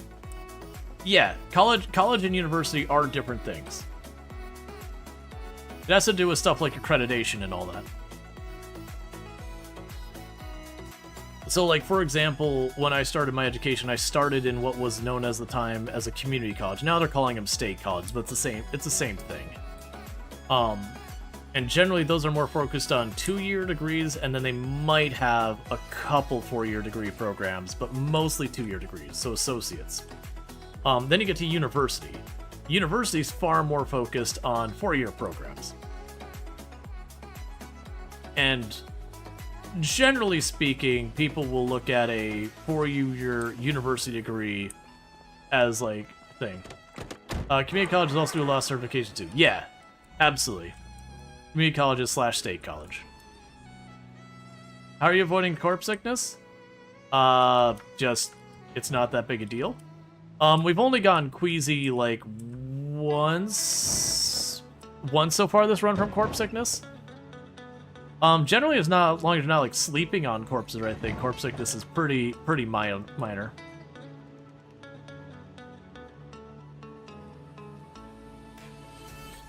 It can become a problem, but even if you get to the point of queasy, I don't care about it. Nauseous, I start paying attention, but still not a big deal. When I see sick is when I'm like, hold up, we gotta go. We gotta go now.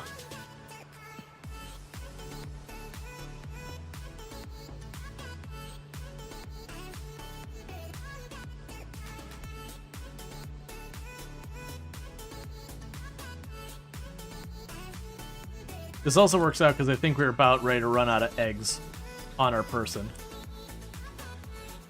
But yeah, you can also cover your character's face with stuff and that helps. I'm not doing that.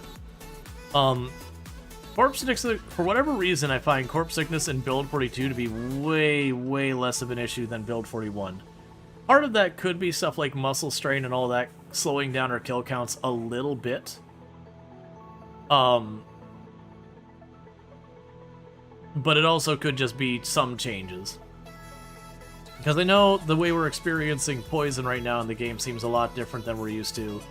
And for those who don't know, under the hood, corpse and sickness and food poisoning in the game are the same thing. So, like, literally the stat on the background that's saying you're getting sicker, it's the same meter it's pushing up.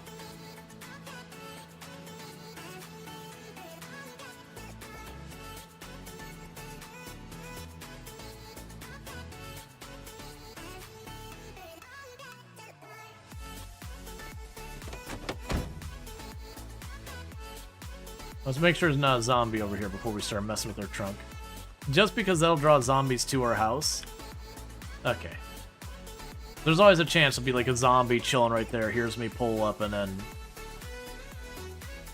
decides to teach me a lesson.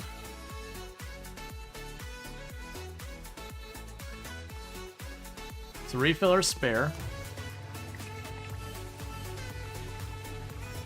What, you heard the corpse sickness radius got reduced? That would definitely do it. Because you need a certain number of corpses around you before you can start getting corpse sickness. Right, because I filled it up, it's now heavier. We keep the weapons in there. For right now, I'll take the wood axe out. Fishing 2 and 3. All these books can come out for right now. Grab the nails. The other nails.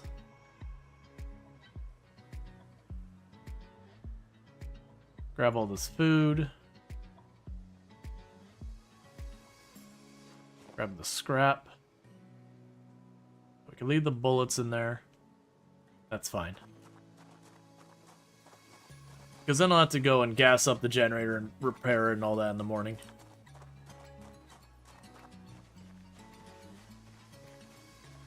Yeah, now if they reduce the corpse sickness radius, I mean, that makes it less and less of an issue at all in the game. I'm not sure I'm excited about that. Like, don't get me wrong, corpse sickness, like, very genuinely, even playing at 16 times pop, I mostly could ignore a corpse sickness, even without covering the face, because that didn't used to do anything. It was only in days that, like, I was in place I just really couldn't get away from the bodies, that eventually would build up to the point where it's like, alright, I need to back off, we're getting sick. But that was only, like, early on when I was kind of pushing. I didn't drop the gas off. There. It's fine. We're just gonna let that breathe inside the house. It's probably okay.